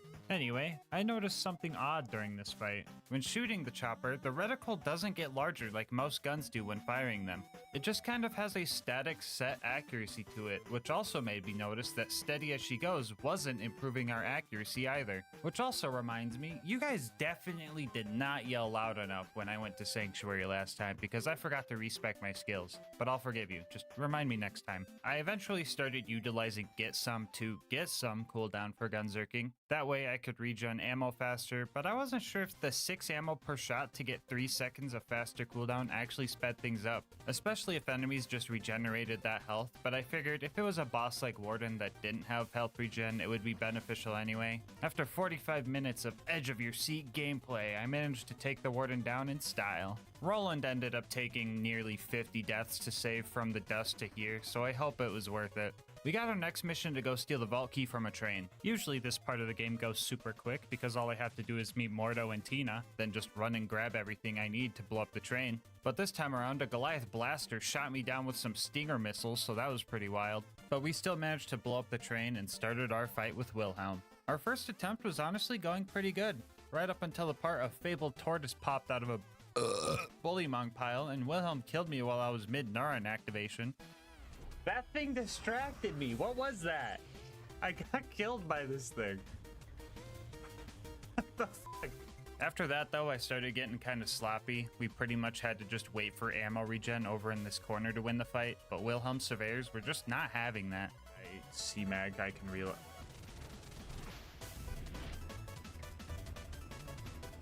Dude, why'd they come up here and bully me like that? It's like a school playground. They come up here and just be like, loser, loser, loser. I'm gonna give you a swirly. why are they fronting on me like that, bro? I eventually remembered that I could just run back to the beginning of the map to buy more ammo, so I tried that. That idea blew up in my face. I just kept fumbling during this fight because it was a balance between being patient and killing Wilhelm fast. I could have just waited for ammo regen and made sure my health was always full to kill him in one go with some time. Or I could run around with low health, risk getting one shot by loaders and kill him faster. I just couldn't make up my mind, and the loaders that Wilhelm spawned eventually hit their respawn timer and started causing even more trouble. Eventually, Wilhelm decided to make the mistake of launching me off of a cliff, and then I really locked in. Alright, he's dead now. He's dead. Put the stinky on Okay, him. hold on, hold on.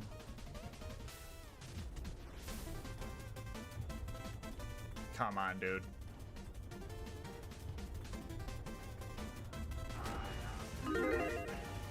Just fucking die.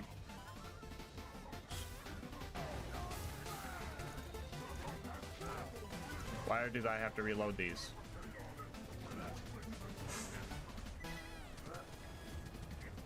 Oh, dude. Oh my god, seriously? Dude, so fucking close. Dude, just fucking die. He's right there! I'm getting edged. Two.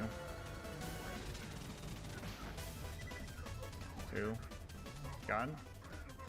Reload. There. God. Jeez, that took way longer than it should have. But at least we get to go back to Sanctuary. Oh, never mind. It's stressful here. Everyone is panicking. People are telling me to bring rocks to Lilith, and the screaming was just so Wait, screaming? Was I supposed to do something when I hear scream? Oh yeah, I need to respec my skill points. I'll just go do that real quick.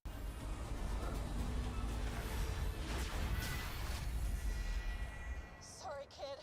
That was an accident. Ah! After a quick sprint through the fridge, we found Mr. Noodle and started our fight with him. Things were going good. I found a spot where he couldn't get to me, so I had the ability to regen ammo in peace. And we almost had him, but his shield regen ability just barely saved him.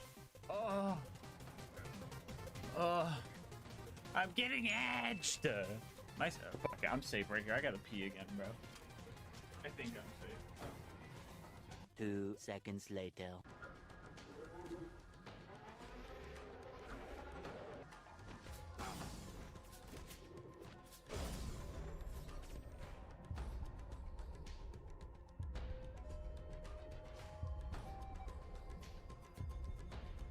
Somebody clip it. What the fuck happened?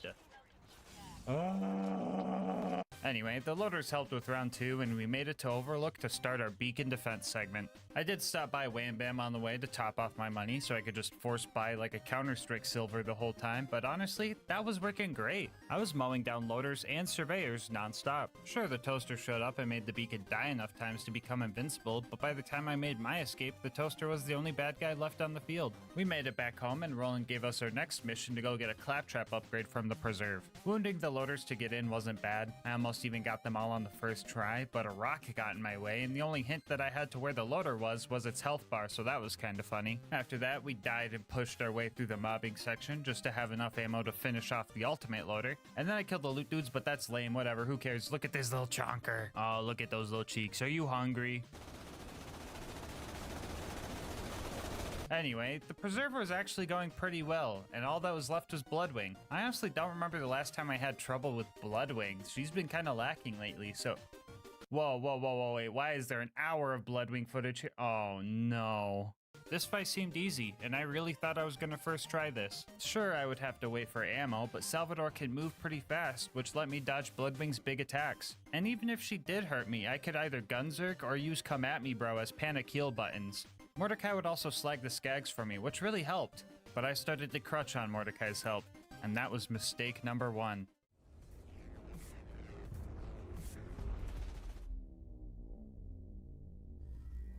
After that death, Borderlands Spaghetti Code threw me a curveball, and I got a glitch where Bloodwing kept her fire resistance through changing elements. A fire chopper on her shock and corrosive phases should have melted Bloodwing, but that just wasn't the case. I knew of this glitch's existence prior to this run, so mistake number 2 was underestimating Bloodwing. This made the fight way harder, and instead of being able to use a neutral element for 1 phase and an effective element for 2 of them, we had to use a neutral element for 2 phases and an ineffective element for 1, which leads to mistake number 3, not bringing a non-elemental chopper with me. Now I could have went to go grab one, but that would have required me to mob through the whole preserve again, and then Mordecai would bug out and stop helping, so I decided to mask up, lock in, and just brute force this fight. Bloodwing also stopped landing as frequently, so I had to swap the chopper to anti-air mode. So anyway, the winning fight took like 20 minutes, and I ain't got much else to say except GG Bloodwing. Glad to see you on the comeback. Our next mission was to go to 1000 Cuts and recruit Brick and his buzzard support, which is okay. I just guess 1 chopper wasn't enough. Anyway, we started our initiation, and since running back to buy ammo wasn't an option here, we just opted to make a Goliath and started slagging bad guys for him. Big Guy was throwing everybody around, including me, but in the end he fell and I had to go on alone. About a dozen deaths later, we got initiated and had to deal with Sarcastic Slab. Put the stinky on him. Fending off the loaders with Brick pretty much went the same way, and it didn't take long for us to clear the place out. Our next objective was to go steal Jack's voice, so we found one of his body doubles and did the good ol' strat to take him down. A few button presses later, we had the final piece we needed for the bunker raid. Okay, just gotta grab Claptrap, and I think that's it. Am I forgetting anything? Do you guys hear screaming? Oh well, back to 1000 Cuts. We tricked the first toaster to look the wrong way and dropped half of its health before running out of ammo. After that, I hid in my Harry Potter bedroom looking spot. 5 minutes later, we got our letter to Hogwarts and finished that toaster off. The baby turrets up ahead were a bit tricky. They were slightly outside of my combat range, so a majority of my shots were missing. Oh my god. Look at all the bullet holes around the turret, dude. Ugh. The strat for these guys was to let them down me before I activated Gunzerk. That way, I could have both guns get the full extra shot chance, and that managed to do the trick. Happy late 4th of July, by the way. After those two, we started the most boring fight of the run.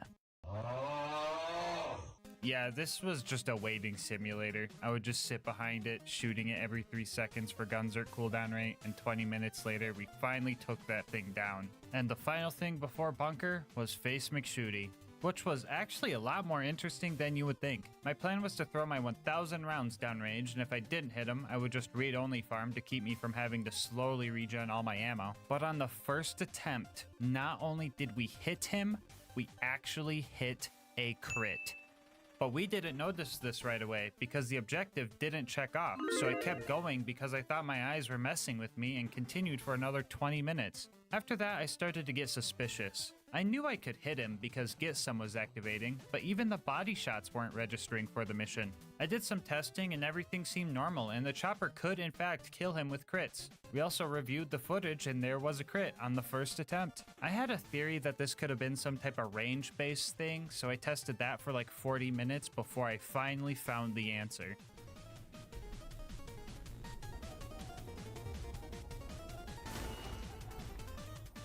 Okay, there's proof right there. There's proof right there that I'm not smoking crack. Okay, somebody clip that one. So yeah, turns out that in order for the objective to check off, you need to actually hit a certain damage threshold on a crit, which one pellet of the chopper just didn't manage to do. We further tested this by using a level 1 starter pistol and... Stop writing run invalid in the comments, come on now. You're not as funny as you think you are. Anyway, yeah, this thing couldn't do it. So we had two options for the Face McShooty snipe. Manage to hit 2 crits by waiting for ammo regen, or just switch to a fire chopper and let the fire on flesh bonus one-shot him. We obviously did the latter. Took another 50 minutes, which is what I expected, but it hurts knowing that I could have saved 2 hours if I just used the fire one in the first place. Anyway, that was the most eventful Face McShooty snipe I've ever had, but at least we made it to the bunker. The strat for the autocannons was to suck on the barrel until I got down to low health, that way I could have the free ammo chance. Yeah, so I feel like I've described this strat enough times, just assume that's the plan for everything unless I say otherwise. The first attempt at bunker was going great. I got him down to half health and decided I wanted to take this combat to more of an aerial level. Yeah, that didn't go well. The next few attempts after that ended pretty deep in. 2/3 of the way through the second attempt, I tried to fly again, and the attempt after that, I just got Hail Married by a random landmine. Very ironic for a chopper to do if you ask me, but oh well. After that, I used the chests outside to top off my money supply and locked in for attempt number 4. 20 minutes of paranoid gameplay later, I got the bunker into his deathbed phase, and then I realized I forgot to switch the chopper to anti-air mode. Down in Angel Core, I mentally prepared for my death counter to make a huge jump, because dying was going to be my main source of ammo. Actually, you know what? It was pretty much my only source of ammo. My prime directive for the next 50 minutes was going to be press button, kill loader, then die. Something sped up the process. Angel was dropping ammo crates for us, and Roland's turret gave us some crazy ammo regen. Saving him was definitely worth it, even though he is only here for like half a wave of loaders before Lilith takes his place and does literally nothing. I was just thinking, I had a feeling it was coming. Roland was the MVP down here, and for that reason, I made the plan to change history, to save Roland from his demise down in Angel Core. I was going to take Jack out before he had a chance to take Roland out.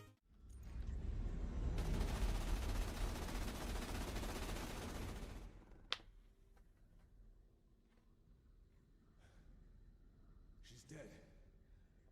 Jack just lost his only way to awaken the warrior. I'll get him. We got the Vault Key. I'll get him. This isn't over yet. We gotta find Jack and take him. I'll get him. No! No, Roland! Watch out! No!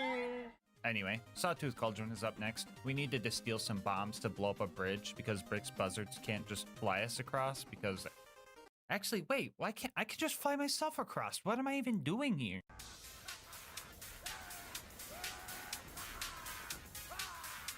The ambush commanders went surprisingly well. I just cornered each one of them and just shoved my choppers through their shields. Spawning in the death cubby even proved useful this time around because I wasn't locked in there with them. They were locked in there with me. After that, we killed our cousin Boombringer and spent precious moments of human life trying to put the Stinky on mortar.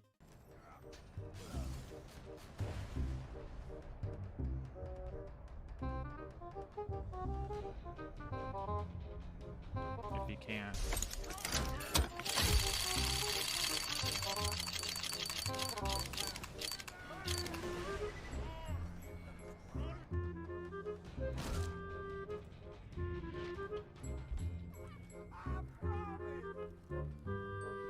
Look at this. We made it up to the buzzard's nest where we claimed our territory as King of Choppers. Hey, you guys want to hear that AA gun bit again?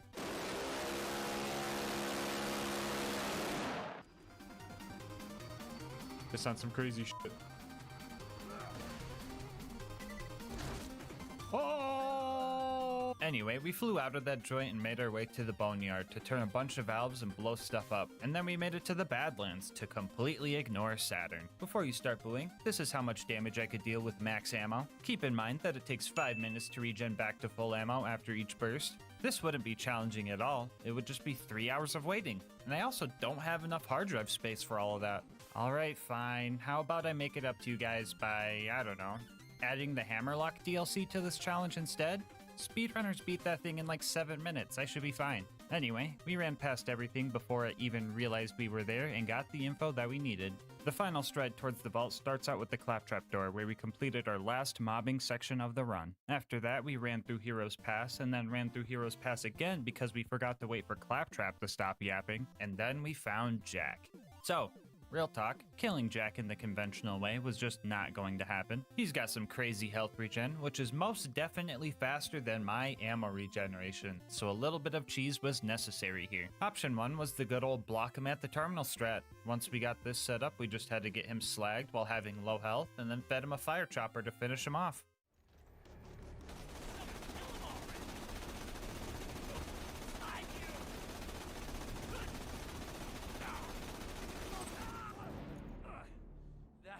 That looked like something straight out of hell.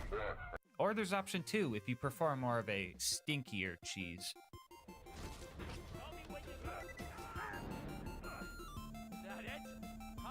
Either way, Jack dies and the warrior shows up. Our final test of patience before we finish the main part of the challenge. 1.5 hours to reflect back on the run before finally taking the final boss down and tasting victory. So yeah, you can beat Borderlands 2 with only the chopper. Bonus content time, whoa! As I said before, we are also going to be taking on the Hammerlock DLC. Everybody's favorite, I know. This DLC immediately starts it off with the action. You spawn in and have to walk all the way over to Hammerlock, and it's just so riveting. After that, we gunned down some squatters that were taking up room in our cabin. They didn't like us kicking, or I guess in this case, punching them out of our property, and they got all demonic.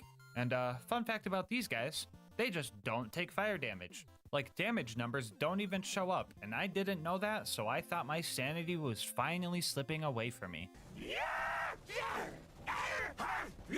After we dealt with way too many of those guys, Hammerlock got us a boat and sent us to go fight Thermitage, which seemed undoable. Until Twitch chat pointed out that its health bar's a lie and it's an armored enemy. That's twice in one run now, jeez. Oh well, it got melted as soon as I started throwing acid at it, so what's next? Oh yeah, more of these guys. Jeez man, I really hate the combat in this DLC. I guess it's kind of funny that the chopper can stagger lock these guys, but I will never not be mad that wooden masks and shields can block bullets full stop. Another 20 minutes of mobbing later, we had a new job of destroying all of Jack's DNA samples. I guess this Nakikiyama guy wanted to ruin our fun hunting trip. Oh well, just a few little safes to bust open and one boss to deal with. Should be pretty easy. Well yeah, this should be easy. Okay, this should be...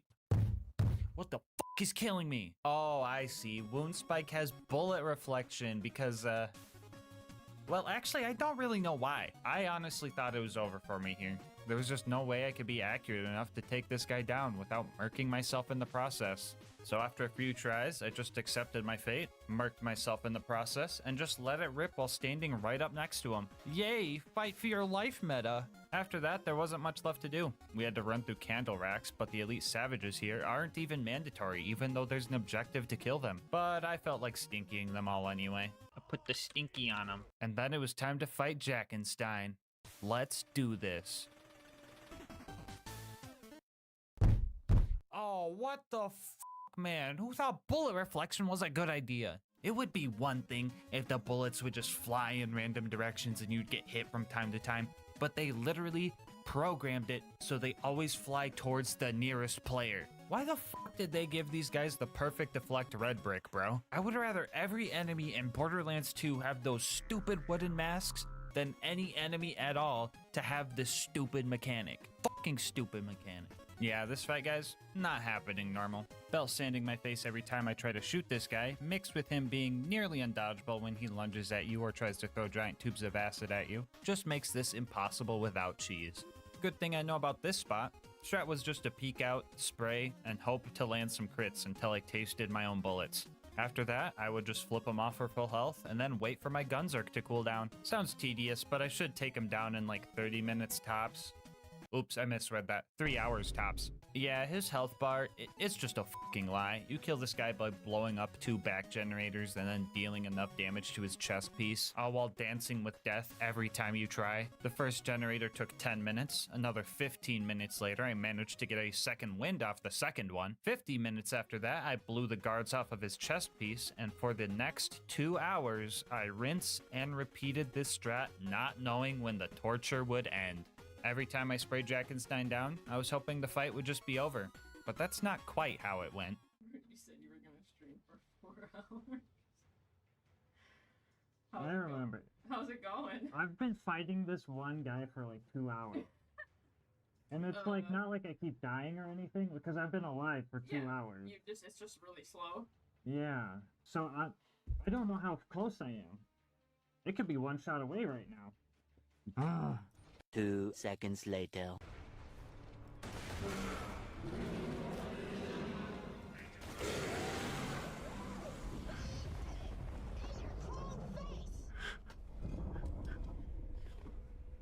Well, in case anyone wanted to know, it looks like you can beat Sir Hammerlock's Big Game Hunt with only the chopper. Mega bonus content time, baby! If you've been watching the channel for a while, you know that I usually try to see if the item I'm using for the run can be used to acquire itself. And if you don't know where the chopper comes from, well, it comes from Dexidius, the Invincible. To spawn this guy, you need to run around the grotto and put a total of 96 iridium in these 4 furnaces. Go pull this lever, get your ass handed to you for an hour while you kill off waves of demonic savages because you couldn't kill the witch doctors fast enough, and then this giant fucking stick bug comes out and you have to roleplay Dr. Pimple Popper until this thing dies. And trust me, there's no head crabbing this Strider. And yes, this video does have 2 Half-Life references because I practically spent half my life trying to kill this thing. Uh-oh, hold up, I'm getting a call. Change your skill points. Change your skill points.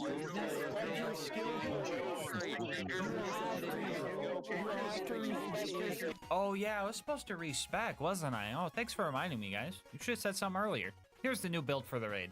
I got rid of all the kill skills because I didn't think I would be needing them. I also spec'd in to keep it piping hot for the boosting grenade damage. I'll explain more on that later. I promise it makes sense. All right, let's talk about this fight. To survive here, I would need constant, and I mean constant, vigilance. One mistake, and I could get hit with one of his giant corrosive bombs, and the dot would seal my fate. I gathered up all the high-priced items I could, so I didn't have to wait on all my ammo to naturally regenerate, but even buying it was scary because his attacks could hit right through walls. I developed a strategy where I would mark stuff as trash in my inventory so I could sell it faster, and when I would buy ammo, I would spam enter and left click to get my ammo faster and get the heck out of there. Usually if you're attempting this fight, you would be here for 10 minutes maybe using the Lady Fist B combo, but instead we're using a gun that doesn't even deal enough damage to one-shot face McShooty, so we had a long and stressful fight ahead of us. Another fun fact about Dexy is that the amount of damage he takes when a pimple is popped is amplified by any grenade stat buffs you have. So more grenade damage equals less pimples to pop. That's why we spec'd in to keep it piping hot. We only get the buff while Gunzerk is on cooldown, but if GISM is constantly being activated, that still gives us the boost. I could only deal real damage if Dexy was distracted by spores. Usually the spores get murked in one shot, but the corrosive spores were actually very helpful because they could survive like 50 hits from Dexy. A lot of our downtime was running to spawns and hoping to see some green cauliflower homies and getting them not to follow me across their map with their insane persistence. On my first attempt, I actually made it pretty far. I took out 7 pimples before I got snuck up on by one of Dexy's attacks that dotted me to death. This wouldn't have been that devastating for a first attempt if it hadn't taken, 6 whole hours. With an estimated kill time of 12 hours, I pretty much had 1 try a day to get this kill. Attempt number 2 ended because PhysX decided to crash my entire PC, and attempt number 3 ended in a game crash even without PhysX because Borderlands hates me. And yeah, this was pretty rough. 12 hours of Dexy attempts and 2 crashes really had me second guessing my life decisions. I mean, is anyone really going to be mad that I didn't fight a whole OP10 raid boss, notorious for having hard to hit crit spots, with a gun that has 1 accuracy? I don't think any of you guys would be mad if I just didn't do this fight, but I can think of one guy that would be pretty mad if I didn't take this stick bug down. And I see him in the mirror every day.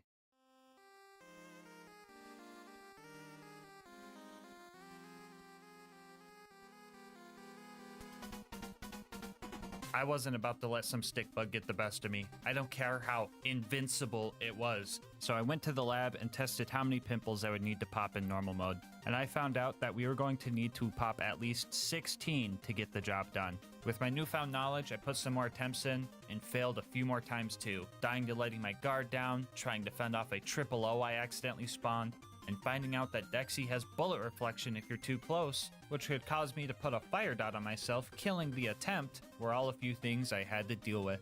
A few more fails like that happened before I made it back to my PB of popping 7 pimples. I was locked in and ready to go for another 6 hours. But Borderlands had a different plan for me.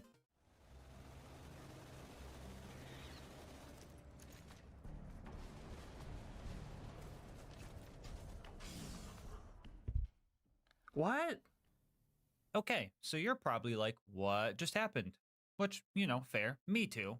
I played the footage back and seen that Dexy's left chest pimple popped without any damage numbers and then just died 6 hours into what should have been a 12-hour kill. So I contacted my local Dexy expert, Abrupt Dusty. He's made some cool videos like this or like this, so go check him out. I'll have a link to his channel in the description. But I asked if he knew what happened, and sure enough, he did. Apparently, some random no-name triggerman managed to get the last hit on that pimple. And when that happens, it does a huge chunk of damage, around 50 to 60% of his health bar huge. I was honestly so shocked and I wasn't really sure how to feel. On one hand, this was going to be super great to put in the video because it's super interesting, but on the other hand, my satisfaction of earning this kill was kind of taken from me. So I took some time to think it over and just processed everything going through my head. And now that I've thought about it, I think that kill felt rewarding just enough. Psych, that Triggerman 12-hour stick bug fight round 2, here we go. He didn't drop the chopper anyway. So, major attempt number 4. The good news is we hit a new PB of 11 pimples. The bad news is this is Borderlands we're talking about, the spaghetti game. No, I was playing great. I was playing awesome even. I really got my combat loop down. I was really focused. But then,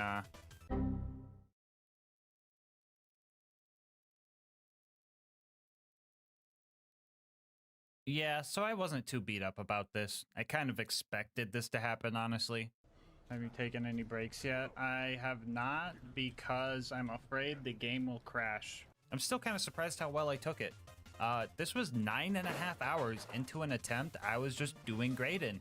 This was in no way my fault. It was entirely just Borderlands being made out of spaghetti. I realized that if the fight was going to be this long, I was going to have to do a couple of things. First off, I downloaded DXVK, which is pretty much just a mod that helps prevent BL2's notorious game crashes. Honestly, not sure how exactly it works or if it would even work, but I'll take anything at this point. I also duplicated this bearcat I found during the run 39 times to make sure I had enough money to keep buying ammo and not have to wait on ammo regen. I did not like that I had to do this, but if unintended game mechanics were going to take a 9.5 hour attempt away from me, I felt fine using unintended game mechanics to manually dupe 39 bearcats. I also sacrificed Lucas for good luck.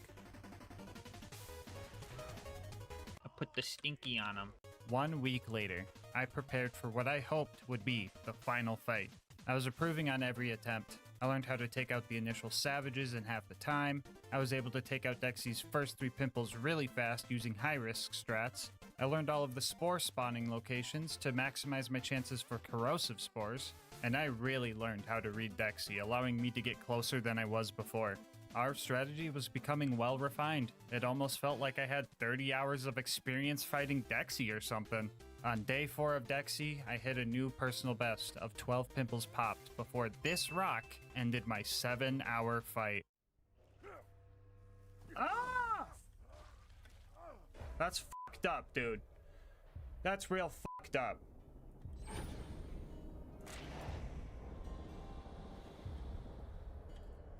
That's real fucked up. That's real fucked up. Don't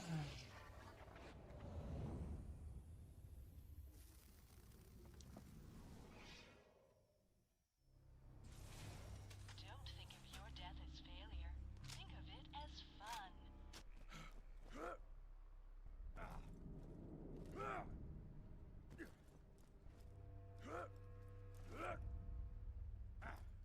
Lesson learned, I guess. I just kept trucking through the hardship and came back strong for day 5. I started using a 25-minute timer on my phone so I knew when those darn savages would respawn so I could plan for them. But even then, it was hard to get rid of them because Dexy loves standing right on top of their camp. And just like that, history repeats itself, losing us another 7 hours. Day 5 of Dexy washed down the drain. But look at that smile. You might think it's a facade, and it's just there to hide the pain, but you would be wrong. I mean, you are witnessing pain. You are witnessing frustration, and you are witnessing anger. But that smile is still one of genuine enjoyment. I knew that every failure and every setback would make the victory all the more great. Joy and struggle don't have to be mutually exclusive. And heck, 6 is my favorite number anyway. I play a little bit risky at the beginning, but that's fine.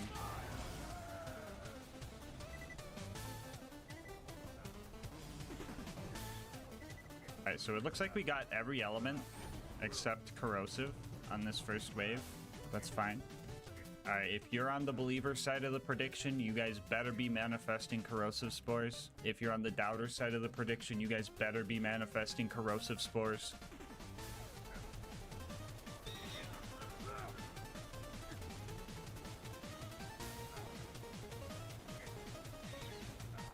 There's 3. Okay, we're getting good at getting the first 3. And now we let the patience kick in.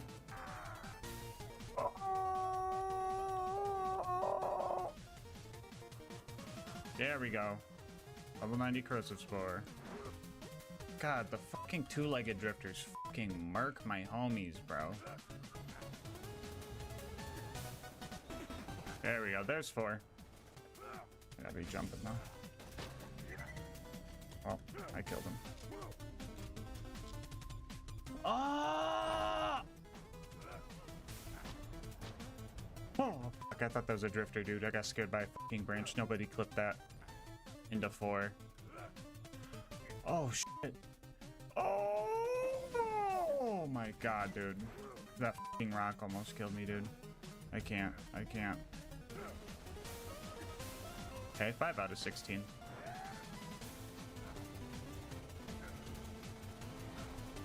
Okay, 10 more.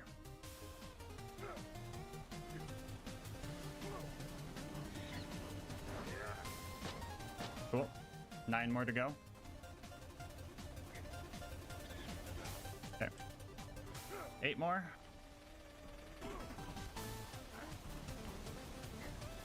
There we go. 7 more.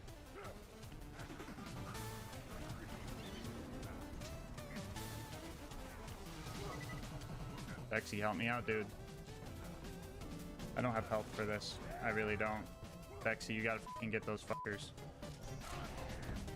There you go. And we're good. Okay, new timer. Okay, dude. Okay.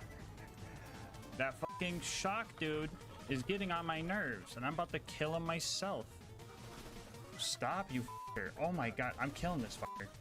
I don't care.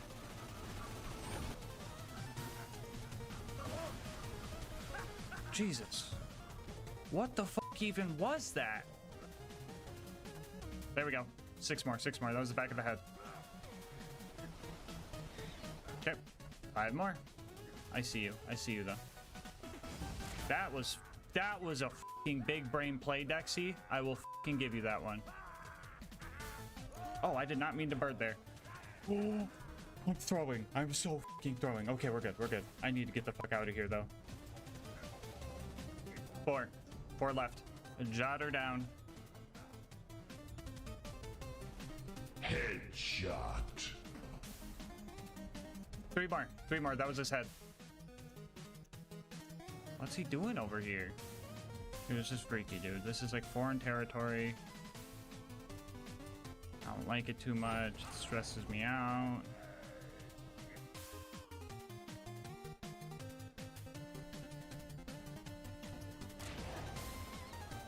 There it is. There it is. 2 more question mark? Why are you over it? What is in this corner that you want? What mystical powers are you seeking from the waterfall?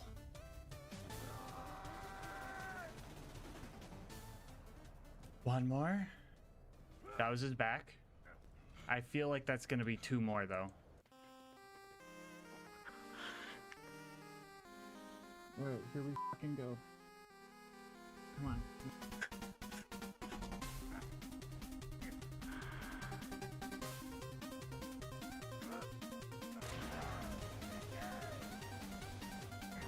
One more. We got 1 more, guys. 1 fucking more. 1 guaranteed.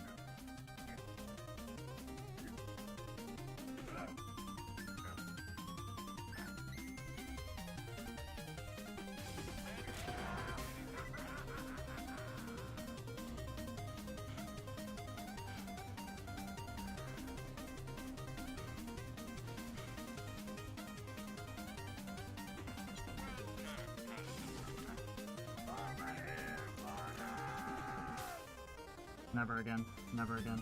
Never again. Dude, my arms and fingertips are going numb. Breathe, breathe, breathe, breathe, breathe. Alright, dude, I'm afraid the game's gonna crash. There is no time for breaks, sadly. Are you okay? Yeah, I'm fucking great. I'm stressed and excited and happy and scared and paranoid and fucking wired, dude. Congrats on the kill. No, Quad. No, no, no, no, no, no. Rule 1, rule 1. Don't do that to me, Quad. Rule 1. Can we get another exclamation point rule 1 in the chat? I think we need one. We got some silly geese in the chat.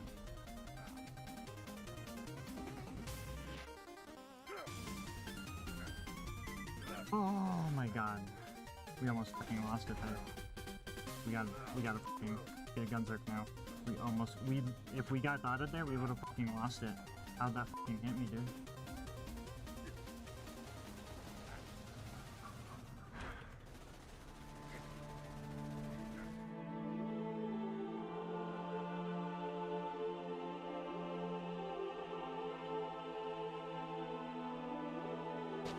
Fuck you, Dexy! Ooh.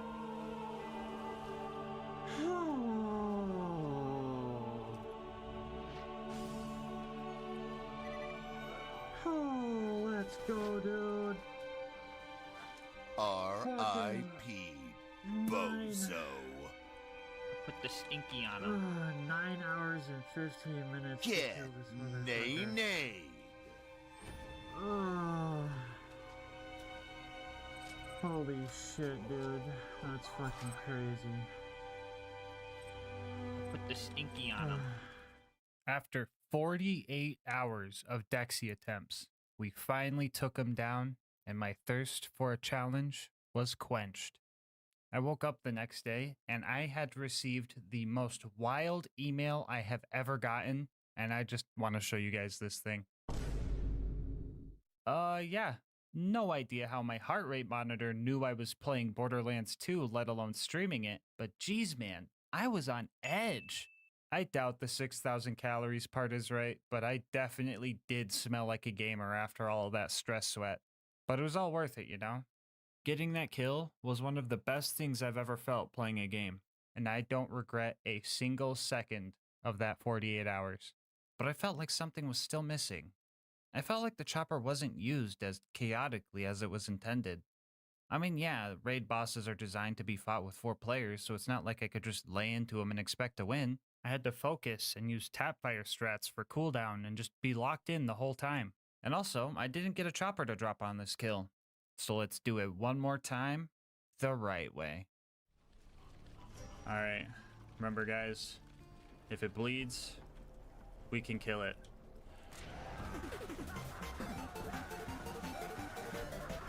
Get him! Get him! Get him! Oh, there's the butt. Oh, there's another one. Oh, that's 3.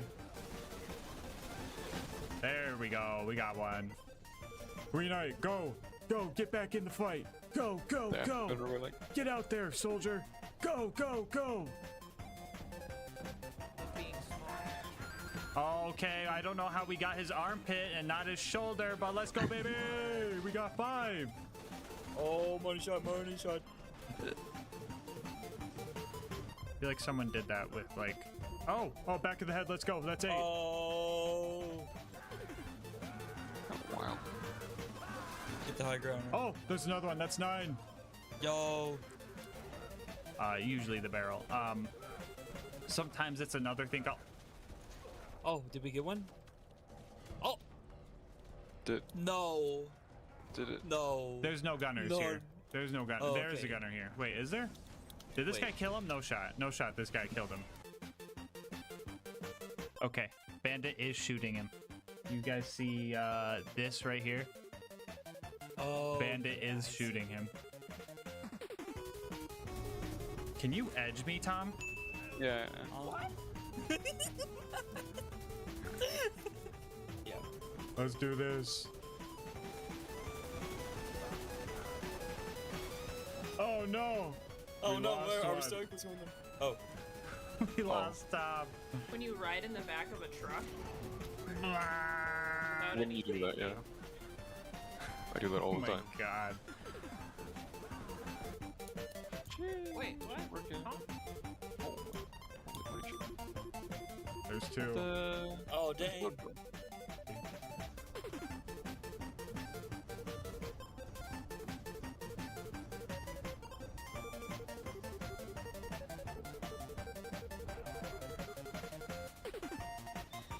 Time though.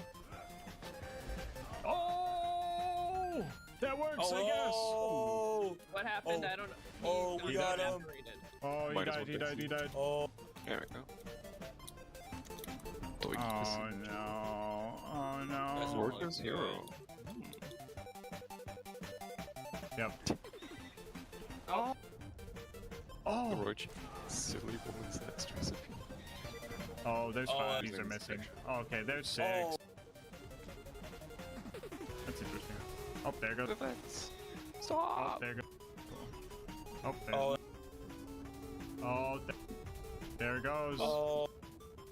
Oh, we popped this- another? Oh, we got him. He died?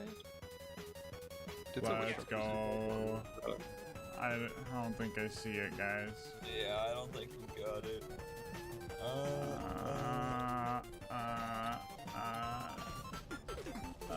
Well, that was a 50-minute kill. Nope. Well, okay, so I tried where you would do. Wait, why didn't you? Because I feel like knowing what. I just see a dead. Oh. Alright, nope. The wiki. Can't. I didn't even process. R.I.P. What? Bozo. That was Oh, we got 52 him. on the dot. That was 52 on the dot. That is crazy. Oh, wait, we got... Oh, wait, never mind. We got a legendary. Why would you do that? Why would you do that? Hands forever. He explained He always likes... slightly different. There it is. 4004. Oh, what the f is that, dude? Doll spinny gun? What? No. What I got... is it? Oh my god, oh my god. Yeah, we got got the... Can someone revive me? The tree. And... Like no. Milk. It's just... Literally. Oh. Actually, Lucas is a. Yeah. I'm like, what the? Yeah, wait. 3755. 3755. Come on. 37. Really Oh. Lucas, stop. It actually worked this time. We got it. Party chopper. Let's Oh, we go. actually got it. Oh, We actually got it. We know what we have to do.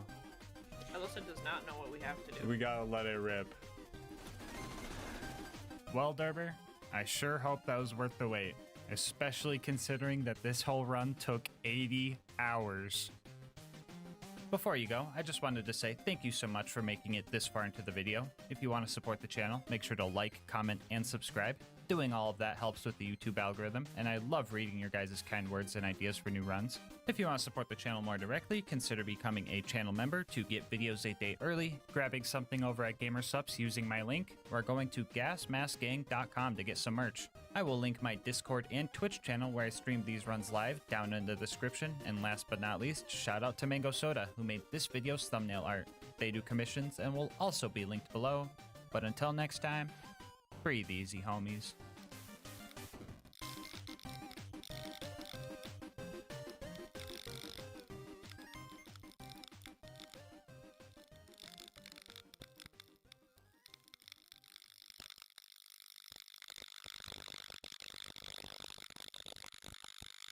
The original Borderlands was said to have taken a lot of inspiration from the Mad Max series, so it only makes sense that the car combat in Borderlands is super cool, right?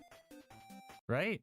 In any case, today we're going to try and answer a question that everyone has never thought about. Can you beat Borderlands 2 with only cars?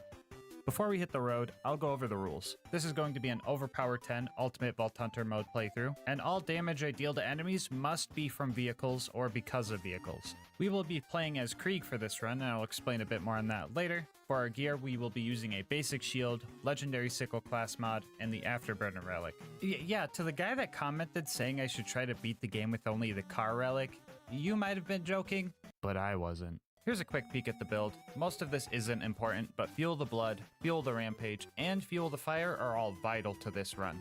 With all of that out of the way, let's strap in and kick this run into gear. Oh, wait, we might have an issue here. I'm totally forgetting something. So normally we don't have access to cars until after we fight Flint, so normally, no, you can't beat Borderlands 2 with only cars. But you didn't come here for that lame answer, you came here for a challenge. So today's question is actually, can you beat Borderlands 2 with only cars? If you also use a mod to allow cars to enter maps they usually aren't allowed in. Using a couple mods, we can allow vehicles to enter maps that usually kick you out of the vehicle, and we are also able to change this door to take us to the Torg DLC, where we can grab a car and take one back to Tutorial Town. Quick little shout out to Pyrex for making that very obscure mod for me. Anyway, in true Cursed Run fashion, we got a couple of bully routes to spawn, and since cars are considered armored, corrosive damage was going to be something we would need to worry about. It's also not like we could dispatch of these guys quickly either, because our damage is, well, I guess it exists. So right off the bat, things seem really bad. Enemies can kill us really fast, and we can kill enemies very slow. But one advantage we do have is stun locking. Even slightly nudging most basic enemies causes them to ragdoll for a few seconds, and as long as we keep doing this, they won't be able to blow our car up. Wobbling might be banned in Melee, but you know I'm capitalizing on it here in Borderlands. The Bullymongs proved to be far easier than the bandits. Unlike wild animals I could just drive away from, bandits had guns that could continue to damage me from afar. If I started taking too much damage, I would have to drive somewhere safe and wait for the car to start regenerating its health. I thought I'd be safe in this cozy little cave, but I guess not. Oh, what the f***? No, you are not jumping down here. Nice try, bucko. After some confusing interactions with the wall and clearing out Liarsburg, we met Hammerlock, he changed a tire for us, and we started our way towards Boom Boom. Average F-150 driver. For Dad. Hey, you think While clearing out the last batch of bandits, I discovered that Torgue shotguns really freaking hurt, and we took our first death of the run. Oh, by the way, the counter will be counting car deaths, just to clarify, which leads me to one of the worst parts of this run. Losing a car means I have to go all the way back to the Torgue DLC and get a new one. I decided to allow a flight mod to go back to vehicle stations since this run was modded anyway. We aren't really doing anything challenging by walking back there, so to save time, hard drive space, and to get this video out earlier, we would just fly back to get a car. Anyway, after clearing out the bandits and accidentally learning how to parallel park, we finally made it to Boom Boom, and this fight was tough. You might think Boom's cannon was the scary part, but to my surprise, I was actually able to take multiple hits from this thing. Busting him out of his turret got a little weird, but that part was relatively easy. Dealing with their health regen and my lack thereof was the main issue. I could stun lock them, but repetitive collisions would slowly wear down my vehicle. I could definitely handle a one-on-one fight, but if I kill Boom first, I still have to knock down a few psychos to try and focus on Boom. I would also pretty much need constant crits to outpace Boom's health regen, but Boom was a lot easier to deal with. So I decided that killing Boom first would be best because he was the harder one of the two. And well, he just kinda died. I guess if you hit a guy really hard with the car, they just end up dying a few seconds later. I think this has something to do with his get-up animation not being able to go through because he was stuck in some weird geometry. He actually died like this twice because Lil Boom was using a Torgue shotgun. I told you guys about those earlier, right? Anyway, after 1 hour and 4 car deaths later, we finally beat out Boom's health regen and were able to continue the run. We were able to drive past a lot of the bad guys on the way up to Flint, but we still ran into a roadblock. My car was just way too big, and I could not get any further than this part right here. So it looks like no, you can't beat Borderlands 2 with only cars. Unless you guys want to allow one more mod.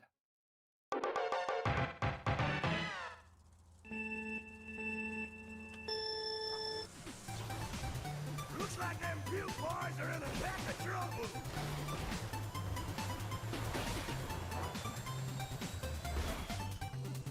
Alright, can you beat Borderlands 2 with only cars if you use a mod to allow cars to enter maps they usually aren't allowed to and the cars are 50% smaller? I sure hope so. Using our new go-kart, we were able to clear out the bandits, save Claptrap, and ascend to the Flint fight. I decided to leave my car in the elevator to get it up to the top the same way I was going to get Claptrap up there, but that was a mistake leaving those two together. Why is my current objective to find Flint? Oh, I'm blocking Claptrap. Hey, yo, what the Claptrap! Bro, that is inappropriate, dude. There are kids watching my guy. Oh my bro. Dude, what the? Dude, no way Claptrap was giving back shots to my car, bro. I'm half ready for my car to just fly into the air, into the ocean even.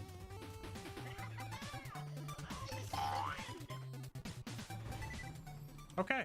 Now for the Flint fight, I probably could have done this super easily. Vehicles are resistant to fire damage, and Flint just kind of rolls up like an armadillo if you hit him with a car. But for some reason, I was bent on just ramming him off the edge of his boat. And because of this, I lost many cars and had to keep driving all the way from the beginning. I also didn't have the elevator option anymore, and some of those stairs and tight turns were pretty tricky to maneuver.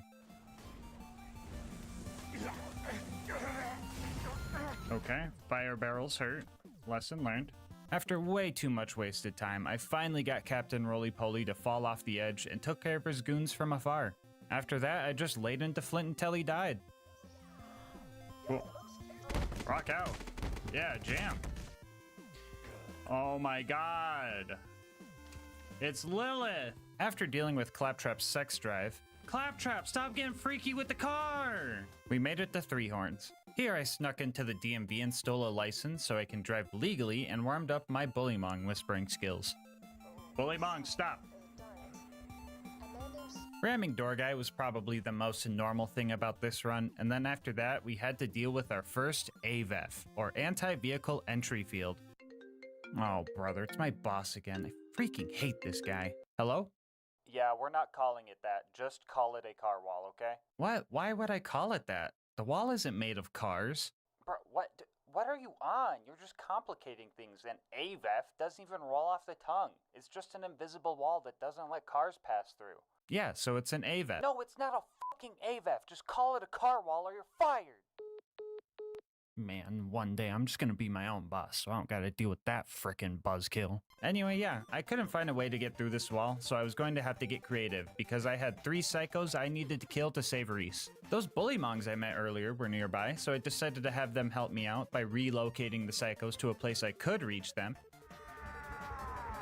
There we go. There we go. Yeah, that's what I'm talking about. That's what I'm talking about. Yeah! Yeah, my bullymong brethren! Hurt them more. That works for me. So the guy that's down here. Oh my god, they're all down here. Let's go. Perfect. The stinky prevails. Good job, guys. Proud of you, bullymongs. Love you. I managed to save Reese by watching him die, but then I remembered I still had one more psycho to take care of. I needed to get the power core, but their camp was in a spot where having the bullymongs relocate him was not an option. So I had to get a little bit creative. How do we get a car in here? Here, let's look around the map. No shot this works, just saying. If this works first try, I'm gonna be amazed.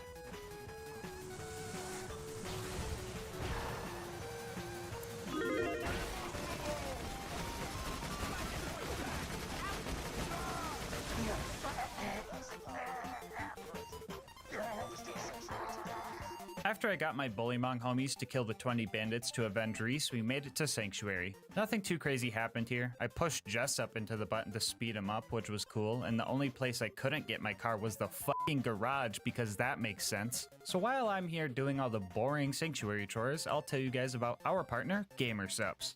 So for the past few months, I've been drinking GASMASK'S and I've been loving every second of it. I used to be downing 2 monsters a day, but now with GASMASK'S, I'm not drinking 400 calories in a day. I'm able to control my caffeine intake since all their flavors come in caffeine-free options, and I'm saving money since GASMASK'S is only 40 cents a serving. They have tons of flavors to pick from too. One of my new favorites is Goof Juice, which is a nice strawberry kiwi flavor. They also have their signature waifu cups, comfortable merch, and dang could I go for another cup of their gamer soups right now. I mean heck, they made crickets taste good with their sus snacks. Yeah, you heard that right. There's crickets in this. But if you're worried about buying something you won't like, GASMASK'S offers free samples, so you could try it before you buy it. So if you're looking to find a healthier alternative to energy and want to support the channel in the process, head on over to gamersupps.gg/LGM or use the link in the description, and make sure to use code LGM at checkout for 10% off your order. Anyway, let's see how Sanctuary's going.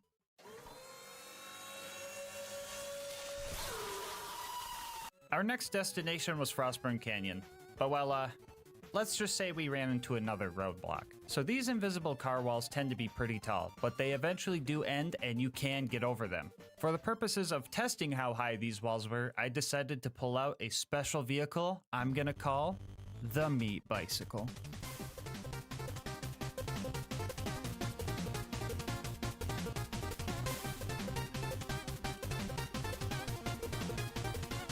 Yeah, this thing would make the challenge pretty trivial, so I will only be using the tiny sand skiff for wall testing. But who knows, maybe one day I'll try beating the pirate DLC with only boats. So if you end up liking this run and want to see that run, you should leave a comment and maybe you'll see it in your subscription feed one day. Just saying. Anyway, this wall tall. There was no way we were going to be able to clear this thing normally. Good thing this isn't a normal run.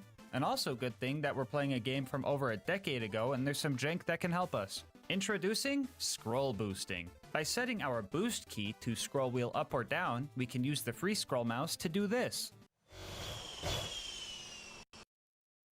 Okay, well, my game just crashed, but that doesn't happen every time, I promise. I messed around with this for a while, trying different frame rates, different angles, etc., and I got close so many times that I knew this was possible. And after 2 hours, we finally made it over the wall.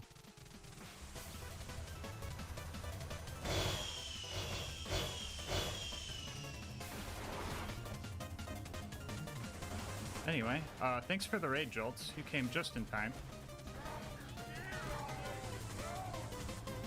2 hours later, everybody! Now that we made it to Frostburn, we could drive past all the bad guys, do the skip and... Well, Alright guys, don't worry. I found another way to get into Frostburn that was pretty consistent, so I didn't have to spend another 2 hours on this wall. Second time around, I actually hit the spike jump skip and found Lilith. Surprising nobody, I immediately tried to put my bumper into her forehead. Sadly, she survived, and everything that normally happens during this part of the game happens.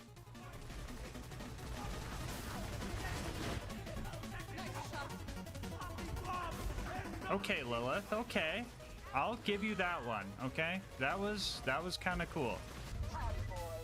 There she goes. She ruined it. She ruined it. She ruined it.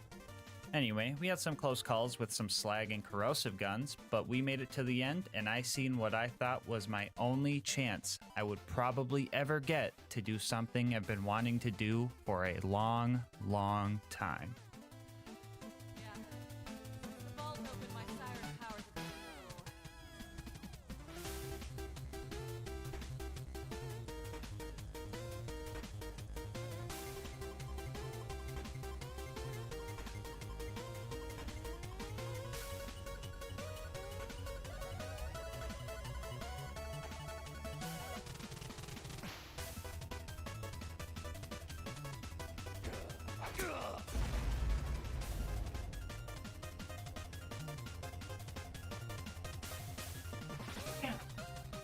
In this house, bro. I can have shit in this fucking house.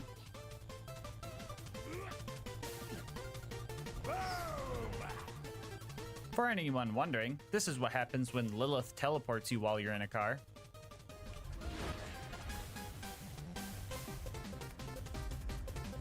Yeah, I don't know what I was expecting either, honestly. Our next mission was to save Roland from the Bloodshots, which meant it was finally time for a car upgrade. So we met Ellie, found the second garage of the run that doesn't work properly with my cars, used my Honda Civic to destroy a few Ford F-150s, and finally got an upgrade. So, for most of the rest of the run, we'll be using the Saw Blade Technical.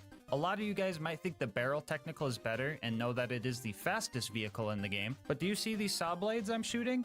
Yeah, those get melee damage boosts because that makes sense. Do you know who has good melee damage boosts? Krieg does. Not only is our car now tankier, we also have some significant damage to handle the rest of the game. After we got the Bloodshots to open their door, we pulled a real power move by not even using it, and then started our fight with Badma. I really wanted to ram him off the cliff, but nomad-shaped enemies have this bad habit of just folding under pressure. So we filled him up with saw blades and made it to the Bloodshot stronghold. Cue the foreshadowing. The lucky honk sound, the Bloodshot's gonna go fine. And if we don't, Bloodshot's gonna go terrible. Yeah, so at first I decided to be patient and careful because not only did I have to get through the entire stronghold, I would also have to make it all the way through the dam without my car blowing up. Things were working right up until the part where I perma-slagged myself with this barrel. How this barrel hit me and not the Marauder that was blatantly closer to the barrel absolutely baffles me. After that, I was pretty much screwed, so I reset, patiently killed all the bad guys, and made a plan for Mad Mike. The idea was to sit right next to his door so that when he showed up, I could knock him over before he had a chance to shoot me with his rocket launcher and insta-kill me. I was checking for his spawn after every kill, but he still caught me lacking.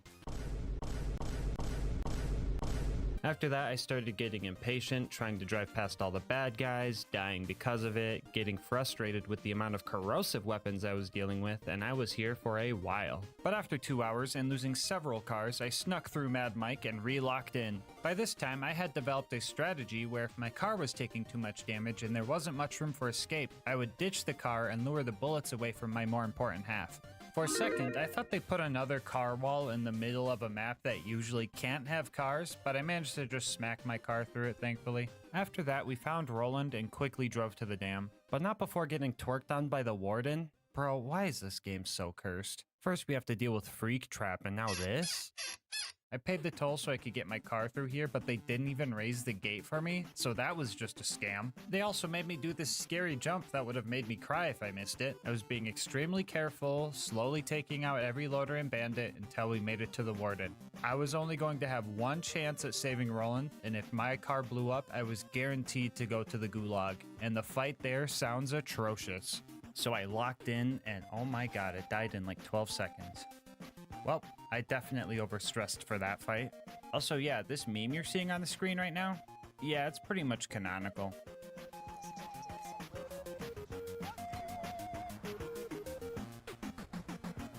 Put the fucking money in the bag. Put the fucking money in the bag.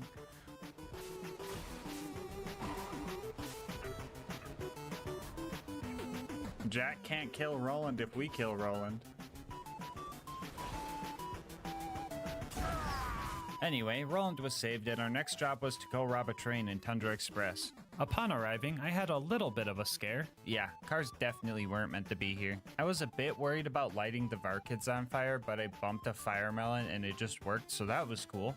After that, I met Mordo and Tina, had a minor fender bender, got the badonkadonks, watched Tina turn them into bombs with her mind, practiced my vertical parking, had another minor fender bender, and made it to the end of the line.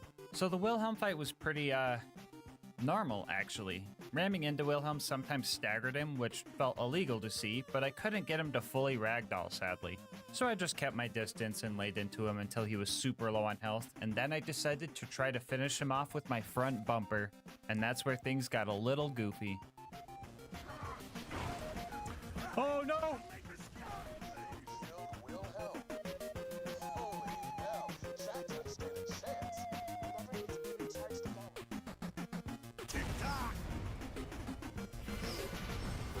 Yeah, that fight was way too easy, so I did it again and actually rammed him to death.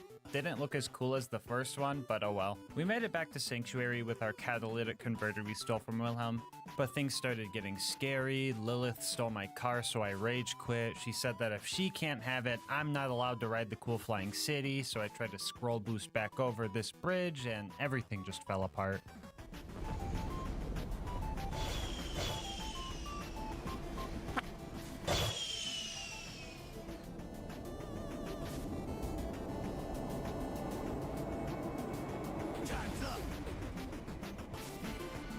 Time's up!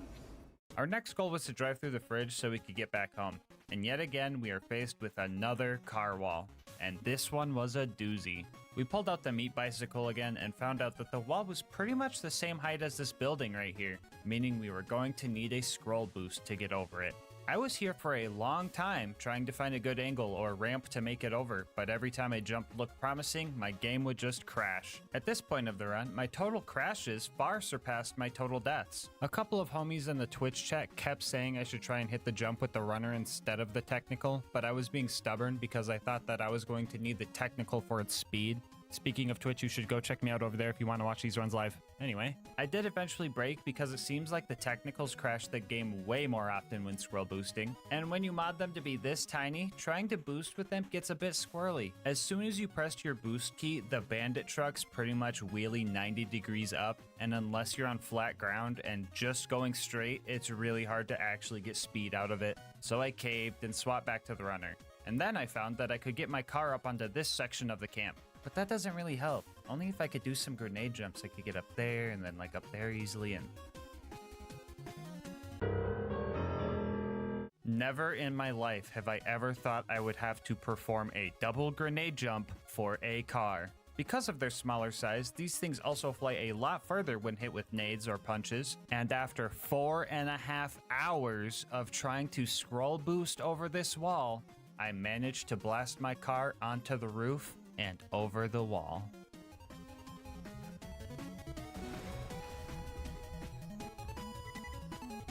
Guys, wait, everybody hold, everybody hold. Everybody hold. We might be good, we might be good. Okay. I'm gonna get out of my car real quick. So now, I believe we could just drop in right here. I think, I hope.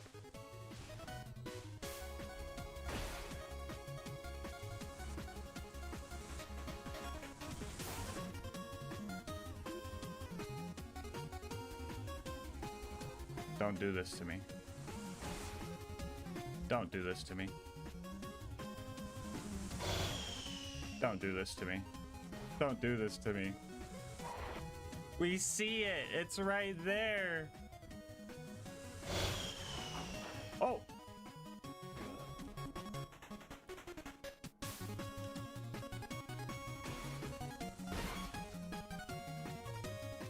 Well, that fucking sucks. So basically, I think the car was still hitting the invisible ice that Angel melts for you here or something. I'm just guessing at this point. So I was going to have to figure out a safe way through that. But I seen the option to travel, so I knew it was possible. The only issue was trying to get it back in there was really annoying, and I think I was kind of losing it.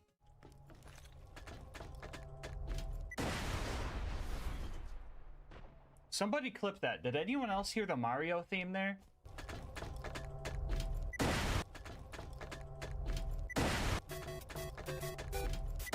Anyway, it didn't take much longer before I managed to get my car back over the wall and through the invisible ice. Car in the fridge.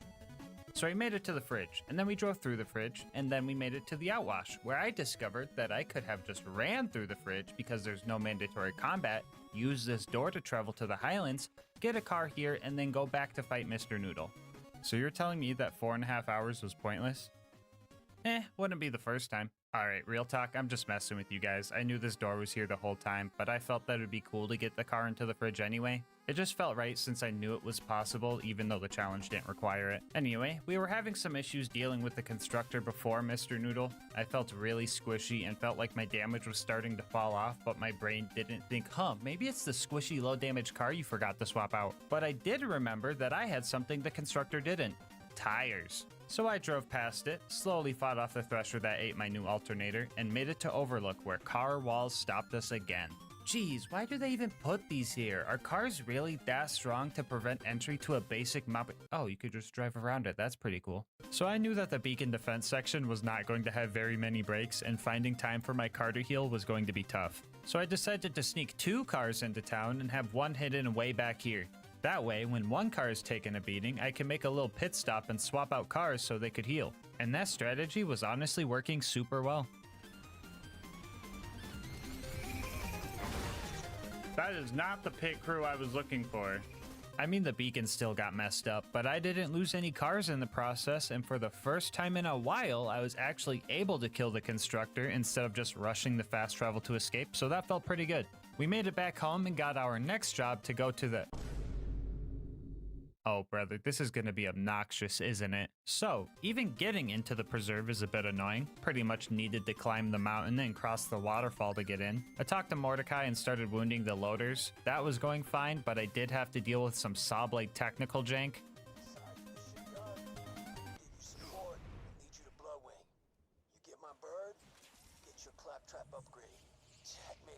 Confused? Yeah, I would be too. Long story short, the saw-blade technical has some kind of huge bubble or box around it that causes some weird stuff. Some of you might know this car specifically can trigger the pipe explosion in the boneyard by simply driving near it. But in our case, the car's hurt box or whatever it's called clips through the floor and hits a death barrier. This game is truly cursed. Luckily, I was able to get around it and mow down any loaders in my way. Our next obstacle was trying to get through this small building. I was getting really frustrated trying to get through this building, but I eventually got over it. We drove ourselves up to the first mobbing section and carefully took out all the loaders before the big one showed up. His arm cannons deal fire damage, so we were pretty resistant to anything he could throw at us, but I still took my time because I did not need any setbacks here. After he died, Man, what did I just say? Yeah, so this door just wouldn't let my car through, and that was very scary. I started desperately searching around for some type of way to get out of bounds and found a possible route to sneak in. I would first have to jump up to these rocks and position my vehicle here. I would then have to time a grenade and a melee at the same time to launch my car over to this gap. Timing this was a bit annoying. On top of that, it just wouldn't work 12% of the time. Even the times I did time it well, I had to make sure that the car wasn't going too far back because there's an APEF, or anti-person entry field, that wouldn't let me through. Yeah, I'm not answering that. Anyway, after I pulled that off, I would have to shimmy my way up and over this rock. If this thing was 1 degree steeper, I think I would have failed the run right here. After that, I would pretty much have to Hail Mary and hope to land in the animal enclosure, where I would have to die outside of my car to go grab the feather that opens the cages, and then get back into my car and continue on. Dude, I can't believe getting through a wide open garage door took like an hour and a half to lab up and land.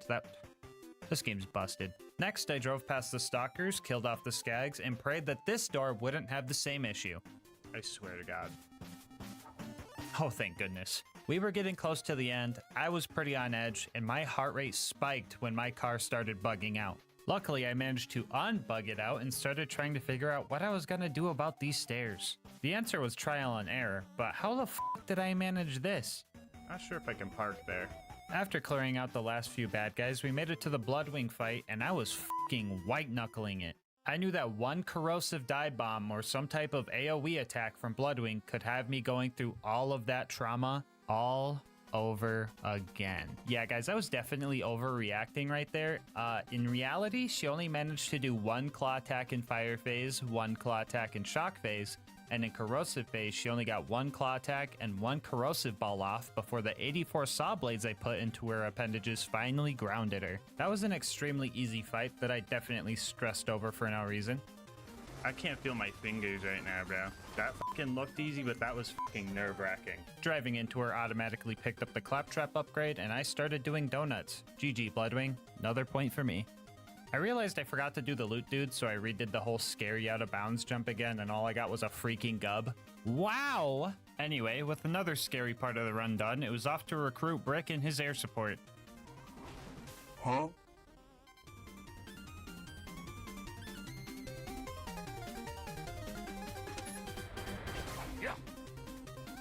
Oh my fucking god, dude. Why'd that scare me so much? Why was that so terrifying? Oh my god. I thought getting to my initiation was going to be simple until I did the car equivalent of stepping on a Lego. Actually, what would that even be? A cactus? A nail? A police spike strip? Luckily, we had an alternate route that was less scary, but still janky. It looks like I'm gonna clear this jump, right? I am being robbed. After I cleared the jump properly, I tried to put the Stinky on Face McShooty. That didn't work. I finally made it to my initiation, and ooh-wee, this was actually tough. The amount of bandits I had to deal with was the main issue, especially when there's no escaping the building to recover health, and making the Goliaths mad as a distraction didn't seem possible. These guys were also way too smart. They came prepared with corrosive Nova shields that would straight up delete my car, and some of these guys didn't even care about the rules. Don't do it, car. You got this. You got this, car. No shot, you just shot my car when I'm not even in it. Look at this fucking dude right here. Look at this fucking goofball.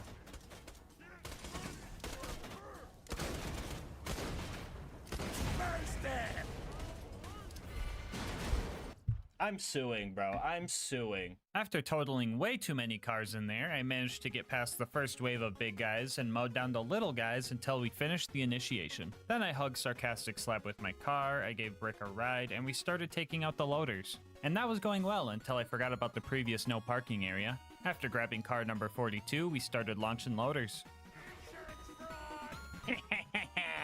I noticed that warloaders and superloaders would actually ragdoll when I ran into them. Usually these guys aren't affected by knockback moves, which also means they are stinky proof. So this being a once in a lifetime opportunity, I took it upon myself to stinky the unstinkyable. Yes! First ever warloader stinky.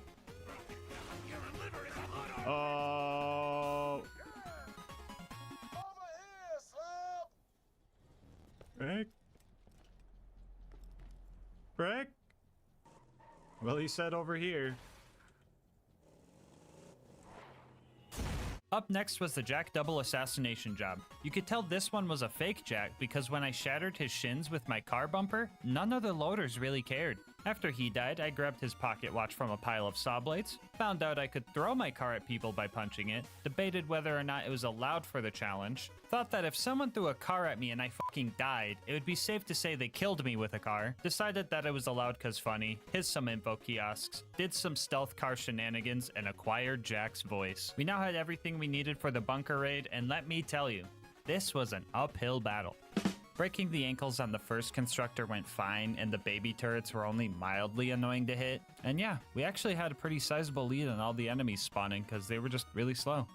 But you know how it goes being in first place.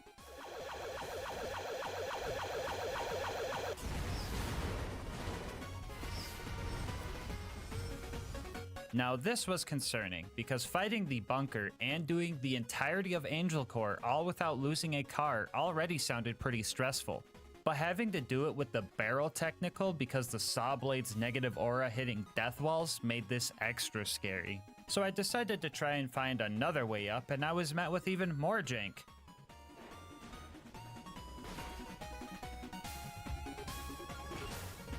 Yeah, so dying here and having to retrieve another car makes it so car walls just show up, but only sometimes?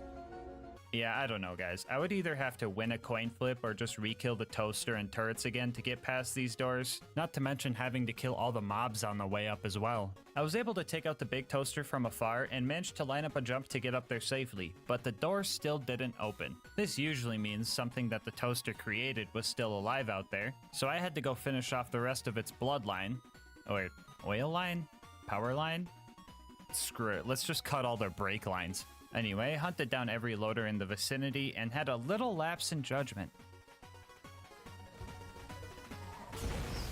Fuck, I forgot about that. God damn it, dude. Why'd I do that? Other than that, I hit one more goofy death spot I drove over 50 other times just fine, before I finally managed to kill all the necessary household appliances to make it to the bunker. So I got here and started taking out the autocannons, which wasn't bad, they weren't too tanky. I was mostly worried about the laser countermeasures you were supposed to jump over.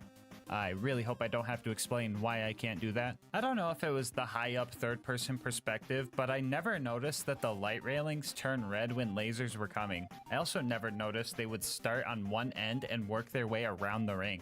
Yeah, some pretty trippy stuff, but the lasers didn't do much damage, so that was cool. The bunker showed up, and for the first half of the fight, it was pretty simple. I just held both triggers down and ignored his autocannons because they don't really deal damage. But at the half health mark, I locked in and started playing safe because I knew that the slag cannon could deal some serious damage and possibly slag me. But even that was kind of easy. I don't know why, but the bunker would straight up overshoot and just miss every time. I tested this a bit later and this thing just straight up whiffs consistently. I know this guy wasn't programmed to fight a car, and maybe he's just aiming at my third-person POV or something. I don't know. I just thought it was kind of funny. So after finding that out, the second half of this fight pretty much played out the same as the first half. And it turns out, the slag lasers didn't even do that much damage. Dude, what am I so scared of? I really thought I was gonna be squishy this whole run. Hey guys, future GASMASK here. So during this run, I was under the impression that my car was matching my level of 80 and I would be decimated by things like Boom's cannon or Bunker's slag laser. But it turns out, cars scale to your OP level, so my health bar was actually able to take some of these hits. I still got the dumb under-level damage debuff from being level 80, so OP10 was still harder than non-OP levels, but hopefully this explains why my car seems to be way more tankier than it should be. Anyway, another scary part of the run was going to be Angel Core. I needed to get through all of it without losing my car or it will restart from the beginning when I leave. And the worst part about this whole thing? I couldn't even reach the beginning because my car was still too big for this door. I was getting pretty desperate and frustrated, especially since Silence the Voices still managed to kill me in a fucking car-only run. Afraid that this might be the end of the run, I attempted to do the elevator skip speedrun strat with my car, and that went about as well as you could imagine. With no Lakitu bro able to save me from falling off the map, I resorted to my next idea, which was to see if the normal runner would fit. It would suck to lose the damage and extra health, but the runner felt like it healed faster, and that might have been important for Angel Core. But this one also didn't fit. Out of ideas, I planned on resorting to something I really didn't feel good about. The plan was to have my bro Lucas, join the game and go press the travel button while I'm still in the car. That way I could get it into Angel Core. And right as he joined in, a small glimmer of hope showed up. I somehow managed to get my car sideways and it was now halfway through the threshold. Talk about twisted metal, am I right? I was practically prairie dogging this thing, and after a few more good pushes... We're in. Oh my god. The run's alive, baby! No player 2 needed! Get the fuck out of here, Luigi! Now we just need to make sure not to lose our car in Angel Core, and we are home for... Oh my god, did it just vanish into thin air? Oh, thank God it came back after the cutscene. Ooh, that was a close one. All right, so my initial plan for Angel Core was to play it safe. I would press the button to open the door, peek out with my car to deal some damage, and then retreat before the doors closed. But my car had enough prairie dogging for one day. Well, I'm in it now. Locked in, I started fighting the loaders the best I could, making sure to knock them down and making sure not to get cornered by them. If an ion loader showed up, I would let them be. That way all the loaders would group up and I could heal on the other side of Angel's bubble. The laser turrets were a bit scary here, not because they dealt damage, but because they can stop me from healing, so these guys were priority 1. And as funny as it would be, I tried my best to not run Roland over, so I could avoid any potential soft locks. I was yet again gripping the wheel tightly, as this was a pretty stressful fight. I could have probably picked up my chair with how hard I clenched when this angelic guard slagged me and almost killed me. And that wasn't the only time I had a close call either. There were a few times I decided that abandoning ship was just the best option to draw fire away from our car. 2 injectors in, and I was looking for anything to calm my nerves and help me finish this fight. But all I got was Lilith. Howdy, boys. Ah, why every time, dude? You just got here. Alright, for real though, the last wave of war and super loaders isn't too bad. Their fire cannons are kinda useless against me, so I managed to take them out and make it through Angel Core first fucking try. Well, the bunker raid went well. Now I just need to use my car to block Jack and save Roland. Oh my god, did it just disappear into thin air? No. Oh, never mind, I still have it. Wait, if I still have my car, that means it never disappeared. And Lilith just moved it? Meaning that Lilith helped Jack kill I knew she was a bad guy, I told you guys! Anyway, I couldn't get my car out of Marcus's shop, so I left it there for him. He's gonna be so confused when he finds it. He's gonna walk in there and just be like, What the? Marcus Kincaid, you are now the proud new owner of a miniature saw blade technical. Our next objective was to go to the Hyperion Info Stockade, and usually at this part of the game, the bridge gets raised, causing us to have to go to Sawtooth Cauldron to get some bombs to blow it back down. But as usual, I did not feel like doing all of that. They said I needed a bridge. I say, just fly. Damn it. Jack doesn't want us getting close to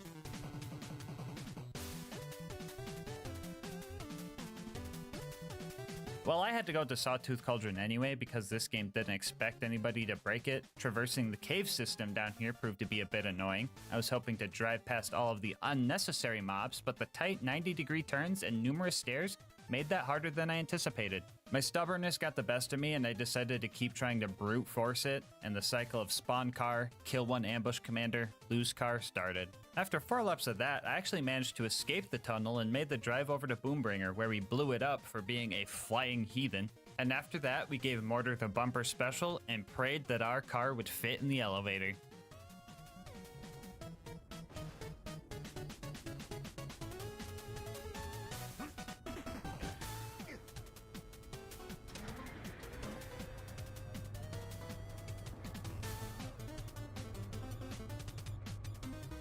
Yeah, so my car would just phase through every part of the elevator except the floor. If I would have also phased through the bottom, this run would be dead. So the fact that the game was cursed just enough and in a good way to get me to the top was absolutely crazy to me. I know I always complain about this game being spaghetti coated, but tonight, I think we should all have spaghetti for dinner. What do you guys say? I was on top of the world up here, and I was taking out buzzards with no issue. I felt invincible, and there was nothing that could... Oh, hello, Goliath Blaster. Right at 4 out of 5 buzzards, too. Anyway, we rode back up, killed the last buzzard, secured the bombs, and drove off the buzzard's nest.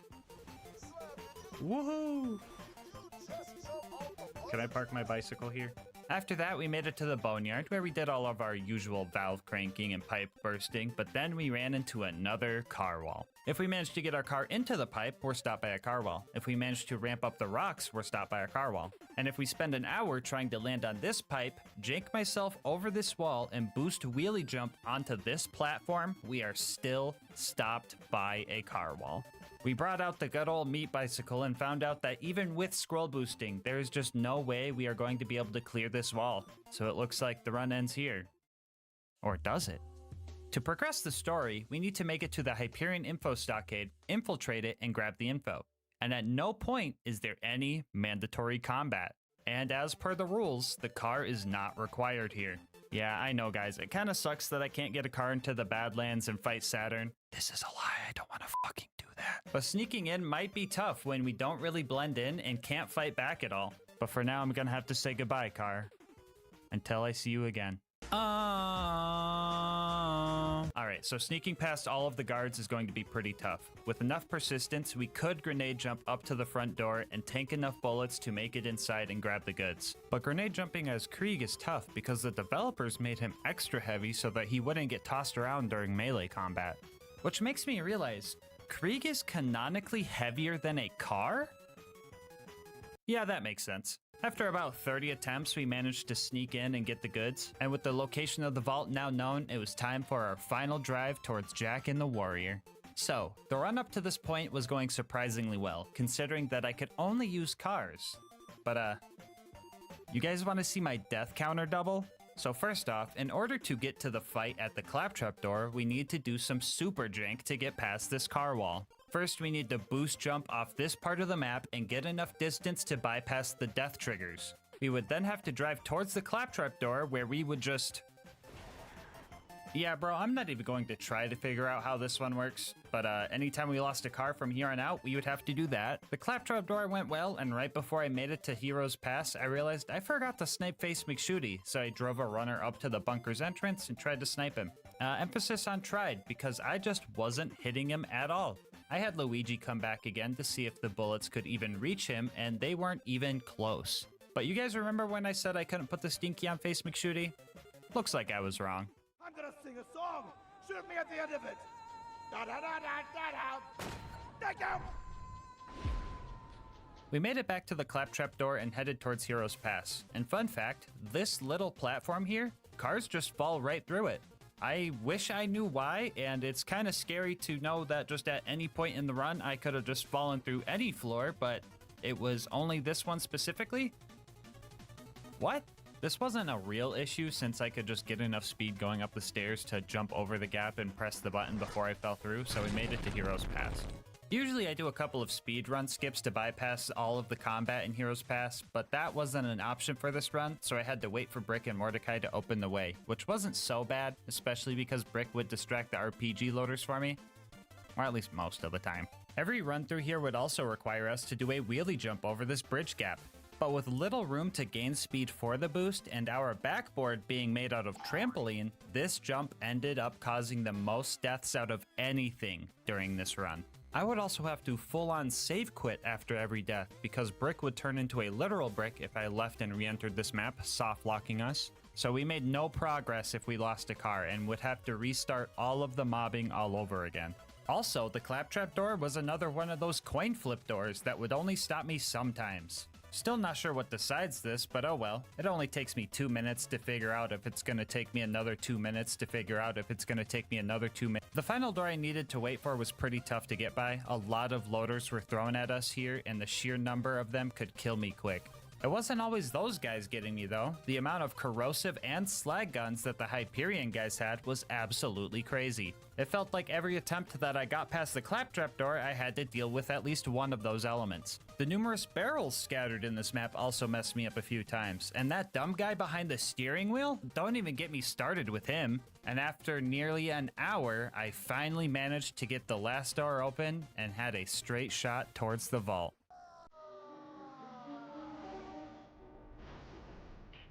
You alright, mate? You can't park there, sir. Interesting.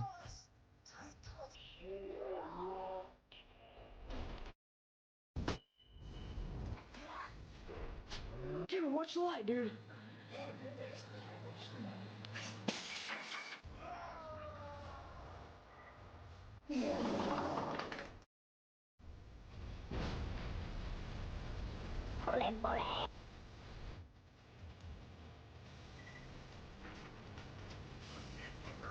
Well, on the bright side, I don't have to wait for Brick and Mordecai anymore since they opened both the doors. But on the downside, dark side? Passenger side? I don't even know. All I know is that RPG loaders suck. And with no Brick there to distract them, I was going to have to make this jump while dealing with an RPG loader every single attempt. If he spawned on the lower section, I pretty much just had to hit him directly midair, and if he spawned on the upper section, my only hope was to break his ankles as he rounded this corner. But 90% of the time, he would just shoot me with the rocket launcher, and I would turn into the little psycho from the intro cutscene of this game. After finally making it to the vault, I was ready to fight Jack, fight the warrior, and end the— oh, bro, really? Oh, brother, dude, why is there a car wall here? Cars aren't even supposed to be in this map. Why? Ah, dude, whatever. I guess what are my other options? Great. Yeah, so on top of doing the goofy jump to get into Heroes Pass and hitting this jump without getting blown up, I also have to hit this jump right here. And guess who did it first try? Yeah, not me. Second try though, we got it, and we were able to start our fight with Jack. I was a bit worried here. I couldn't make Jack ragdoll, and the Saw Blade Technical's goofy hurtbox made it so I was touching lava and taking damage even when I wasn't even in it. For this reason, finding cover to heal was a bit scary, but there were some safe spots. After I broke Jack's shield and his shield drone, I ended up breaking his AI, and he just kind of let me have it.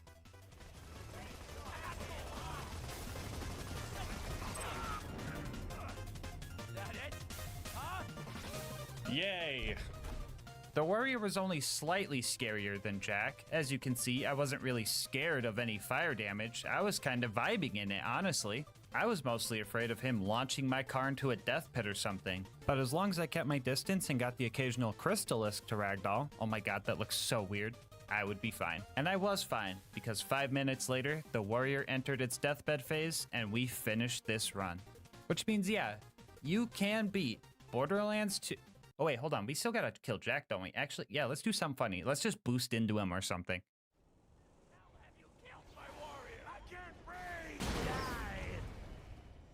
Yeah, I wasn't lying when I said I was gonna double my deaths, because for the next 2 hours, I was trying to get a car back to dying handsome Jack. Oh, but you could just let Lilith kill Jack. No, shut the fuck up. You know we're not doing that. No, no, no, no, no. So after dying to this jump, RPG loaders, and corrosive weapons 20 more times, and dying to this jump 7 more times, I finally made the jump again and found out that Jack can't even be killed by running him over. So I decided to just kill him with the goofy alternate fire saw blades that deal like 300 damage.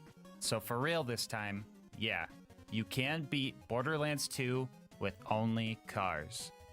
Bonus content time, woo! The last thing I wanted to do was thank Ellie for giving us the upgrade needed to beat this run. Without her, we would have been in so much more trouble. We would have been squishy, low damage, and I don't even know if we would have been able to make some of the jumps we needed to.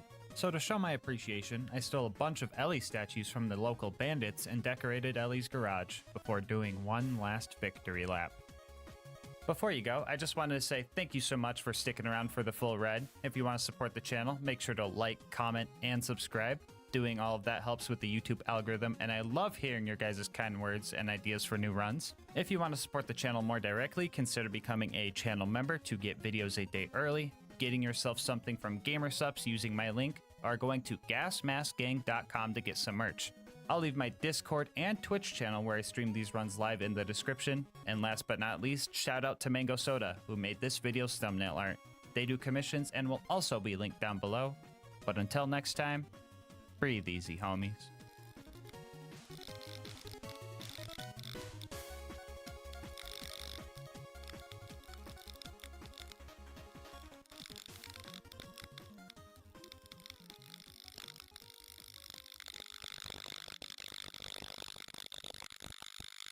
To take him out here and now or go back to the stacking crate. And with a little bit of bullet dodging luck, I managed to take the double down first try and ran around opportunity to the info kiosks to acquire Jack's voice.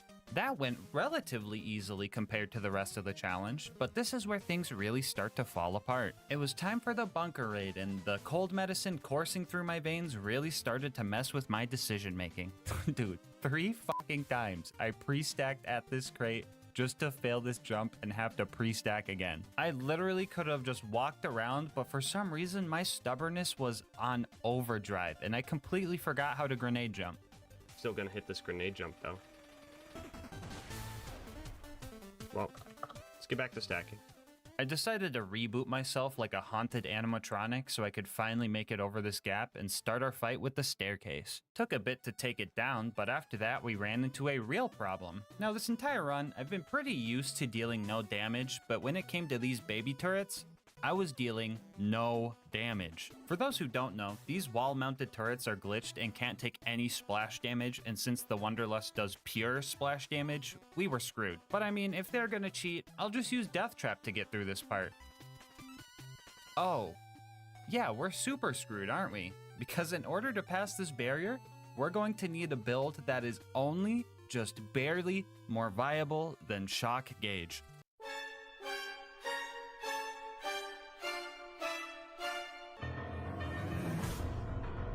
Okay, so melee gauge is one of those things you do as a joke. I mean, with claws is such a crap skill that calling it a capstone is honestly wild. Come to think of it, all of Gage's skills are backwards. Why do the skills get worse as you go down the skill tree? Riddle me that. Anyway, after a quick respec, we made a plan to kill the turrets with a bladed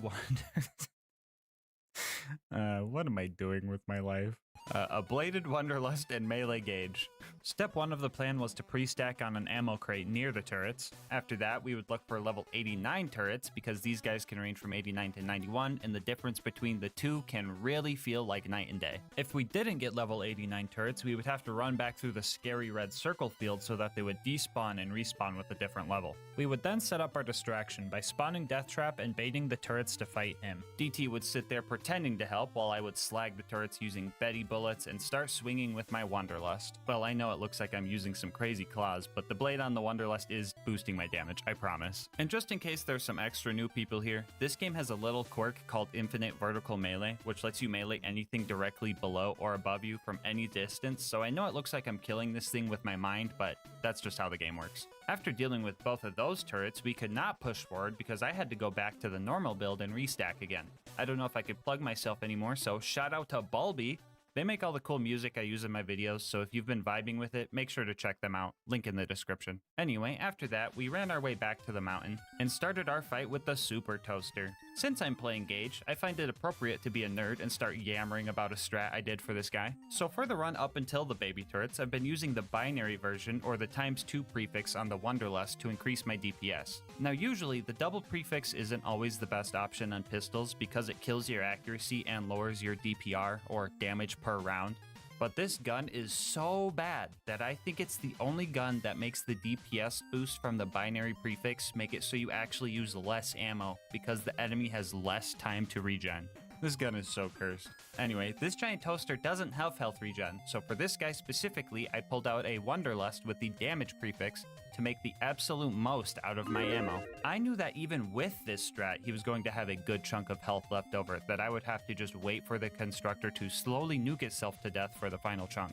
Full ammo with the damage prefix Wonderlust got it down to about 1/3 of its health left. And at that point, I started opening all the ammo crates I could reach safely, and after a few nukes, I found just enough ammo to finally take this thing down.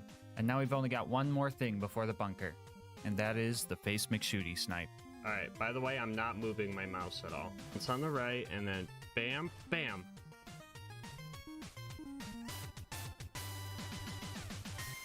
Yeah, I probably shouldn't have tried that with 400 Anarchy stacks. You know what, I'll come back when I have some accuracy. Alright, so the bunker fight was coming up, and taking out the turrets beforehand was pretty annoying. The ones within melee range were fine, but the ones that were far off were hard to hit because my shots would decide to home into the loaders that were rushing me down instead of the turrets. I ended up dying a few times and had to restack while fighting, but we were making progress, right up until the last turret that couldn't get slagged. Usually this means you slagged it while it was still spawning in, but I would never do that, at least on purpose. My theory is when I was trying to kill something else, one of my mischievous shots decided to seek this guy down and ruin my day. Our solution to this problem was some cheese spot on the lower part of the map and stacking off it until it died. Who else just got deja vu? And then it was time for the bunker, and this was gonna be horrible. Lee easy. I camped the fuck out of this guy because there was no reason to get close to the loaders and make those guys angry when I could just sit next to the ammo vendor and let the Wonderlust do its thing. Which is cool that I first tried a boss for once, but dang was it boring. I can already tell my aim for the next time I play Borderlands is going to be terrible because I'm so used to not aiming, but I feel like Gage mains can just say that in general. Wait, conspiracy theory time. Gauge mains are made when someone takes a Gauge playthrough too far, and when they start playing another character, their aim is so bad that they can't do anything, but instead of blaming their own skill, they just say, oh, I'll just play Gauge again. And then the slippery slope starts creating a cycle. Angel Core was up next, and this is where things went to shit. I know this is the third time I've said something along those lines in the video, but it just keeps getting worse. Shooting the injectors was entirely luck-based because our shots would not home into them, so that's kind of funny. But after that, it was just constant stress. If I lost my stacks here, I would have no way to get them back reasonably, because leaving Angel Core to go pre-stack would reset the whole section. Things were going okay at first. Roland showed up with a green rarity Torg assault rifle, so I was able to play support for a bit, but I still ended up dying because I wasn't able to shoot the ion loader that was in melee range. I tried desperately to stack off the enemies using Angel's ammo to fuel us, but after Roland left, a wave of 3 laser turrets and 4 loaders put us in a very rough spot. And after we died again, we were soft locked.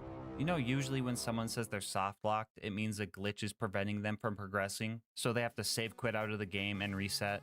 But there was no glitch happening here. We were soft locked by our lack of DPS and our inability to get ammo to stack because of the horde waiting for us on the other side of this door. And trust me, I tried the most convoluted stacking strats in here just to end up wasting an hour of my life. With no other options, we rode the elevator back up and started stacking, and 20 minutes later, we died to the exact same wave. That would just completely overwhelm us. And once again, we rode the elevator of defeat because we were soft locked. Third time's the charm though, right? Yeah, not in a gas mask run. This time we got glitch soft locked. Angel and Roland kept telling me the injectors were unshielded, but they weren't. And the Tesla towers were really starting to... What the fuck do I even call this? These motherfuckers are playing Skyblock. This game is so fucking cursed. Gauge is so fucking cursed. And the fucking Wanderlust is so fucking cursed. You know what? I'm even willing to say it. The Wanderlust is just fucking cursed. I refuse to believe that anybody even play tested this weapon, and honestly, I don't think a lot of you guys play tested this weapon either. Recently, our homie Mick made a video ranking all the pistols in BL2. You should watch that if you haven't. But yeah, in the video, he ranked the Wanderlust as the second worst, but only because the starter pistol can't go past level 33. What I'm about to read to you are real comments left on that video. When I read these to you, please think about all the struggles you've seen in this video so far. Here we go. Isn't the Wanderlust meant to be used on Gauge? How did you not think to test that? Honestly, the Wanderlust is okay on Krieg and Gauge. Krieg, it can activate Bloodbath, and Gauge can have so much raw damage that it can kinda work. Breaking news, local Wanderlust hater doesn't know how to play Hellborn, Krieg, or Anarchy Gauge. This thing on Gauge would be actually fucking insane. The Wanderlust completely bypasses the downsides of Anarchy while still having just high enough base damage to kill stuff. Still not good, but does have this niche use. The Wanderlust in my eyes wouldn't be the worst pistol, mainly because Gauge actually makes surprisingly nice work of it. Given how it is designed to be shot while taking cover, a 1 accuracy pistol that can get a massive damage boost from the 8 times damage of 400 Anarchy, yeah, it can be surprisingly useful on Gauge. Guys, this will be the video that breaks me. It's rant time. First off, the Wanderlust does not bypass the negative effects of Anarchy. It just gives you the negative effects without the benefit. Something like the Hot Mama Sniper would bypass the negative effects of Anarchy because it always has 100% accuracy while aiming down sights, but the Wanderlust doesn't do this. This comment also says that it has high enough base damage to kill stuff. What? How about this? Let's compare the Wanderlust to its non-unique counterpart, a normal E-Tech homing dart. All of these stats are the exact same, and we already know the Wanderlust loses all of its accuracy. Now, which of these two stats do you think got increased to balance out the Wanderlust and make it worth using? Well, the Wanderlust does get a whopping 3% status effect chance boost, which is pretty much useless. But what about the damage? A measly 10% buff? Maybe a 20% buff? Yeah, how about a near 30% nerf? Yes, the pearlescent version that you can only get at level 62 or higher and only found from Tubbies loses 30% of its damage and all of its accuracy just to get a 3% boost to dot chance. Just use a fucking dart at this point. Sure, the homing isn't as strong, but at least you can choose your targets, and I would say that's way more important. On top of just using a dart, use a different brand of dart while you're at it, because Maliwan is the only one that takes 3 ammo per shot, and has probably the worst DPS out of all of them. Hyperion and Bandit ones don't need to reload every 3 shots. Flat Up ones can actually spray down some damage, and Tedier ones have some of the best chuck damage in the game. This thing is hot garbage. But Gas, it's pretty good with 400 Anarchy stacks. Yeah, you know what else is good with 400 Anarchy stacks? Literally every weapon in the game. You know what's not good with 400 Anarchy stacks? The fucking Wanderlust. May I also remind you that this thing came with the same DLC that gave us Digistruct Peak and the OP levels. I think it's fair to say that if a DLC gives us a gun, it should be at least reasonable to use that in said DLC. So what kind of sick joke is this thing? I couldn't even beat the OP4 Peak with an OP10 Wanderlust and 400 Anarchy stacks, because the Wanderlust killed me. And I know it was the Wanderlust because I had full health right as Scorch rammed me, meaning there was a projectile in his forehead that bypassed my health gate. This thing does not go crazy with Max Anarchy. You go crazy with Max Anarchy. One of the arguments I did like was saying to use this on Krieg. Shout out to our homie Mr. TX01 for the gameplay, but with Bloodbath and Krieg gun build, you can do some really cool mobbing with this, since every kill will re-proc Bloodbath, giving you a constant 500% damage boost. But unless you jumpstart it with a fastball kill to get your first proc, you aren't going to do much with this thing. But also, just use a fucking dart. Here's a fun little challenge for you guys. I want you to comment down below and tell me why this is a perfect Wanderlust in my eyes. There are a few reasons, but I'll pin the most detailed answer. Good luck. I can't think of a good reason to use this thing. Really, TX? You think you got a good reason? Alright, let's hear it. But what if it's fun, though? Now, call me a sadist, but I find that this gun can be genuinely enjoyable in the right hands. Just not Gage's hands. Oh, actually, good point. Games are meant for fun, and if you enjoy using the Wanderlust, that is awesome. I mean, look, I've made this channel off of using terrible guns, and the challenge that this gun has provided has been genuinely fun. So if you think the Wanderlust is fun, use the Wanderlust. I'm not here to tell you not to, but please, oh please, actually use the Wanderlust before you say it's good. The amount of times I see people go, no accuracy? It's factually busted on Gage, is the biggest hasty generalization fallacy I've ever heard. Too often, I see people not trying things and just assuming based on what other people have said.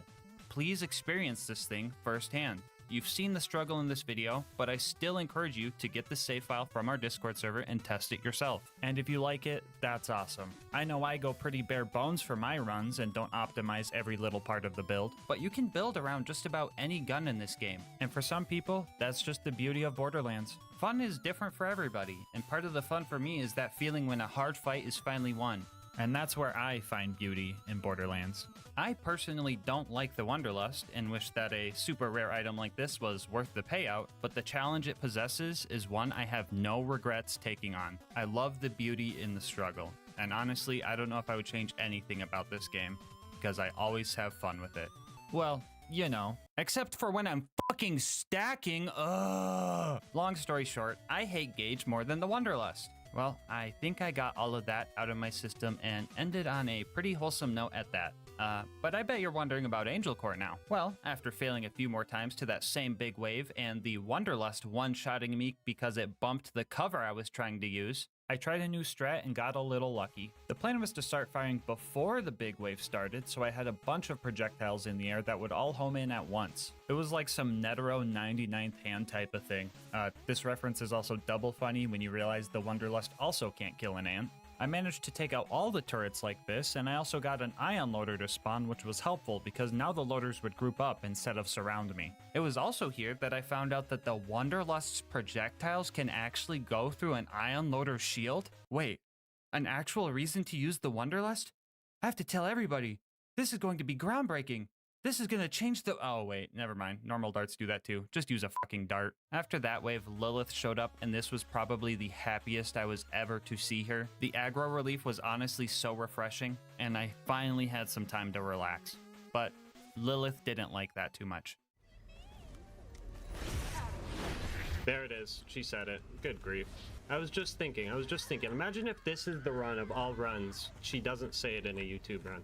This cursed, goofy Angel Core. Imagine if.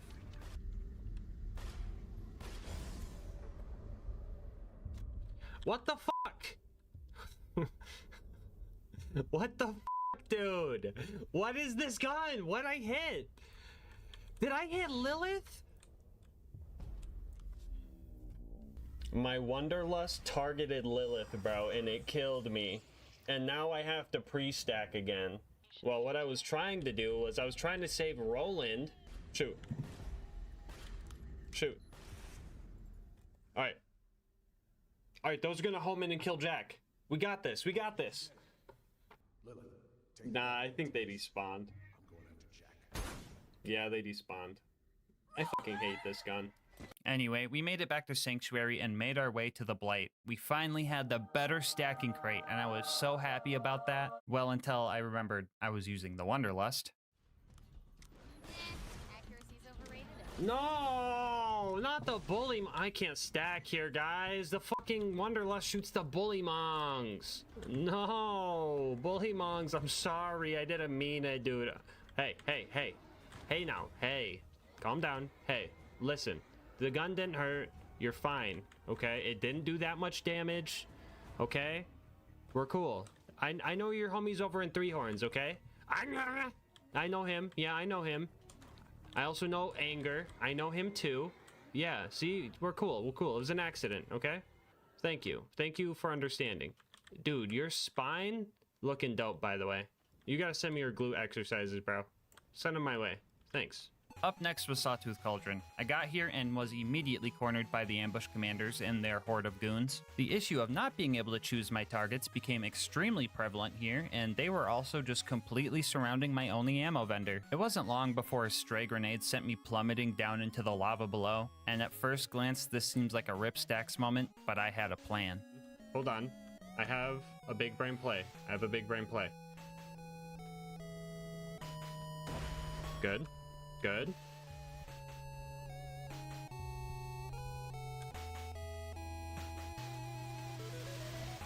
We still got all our stacks.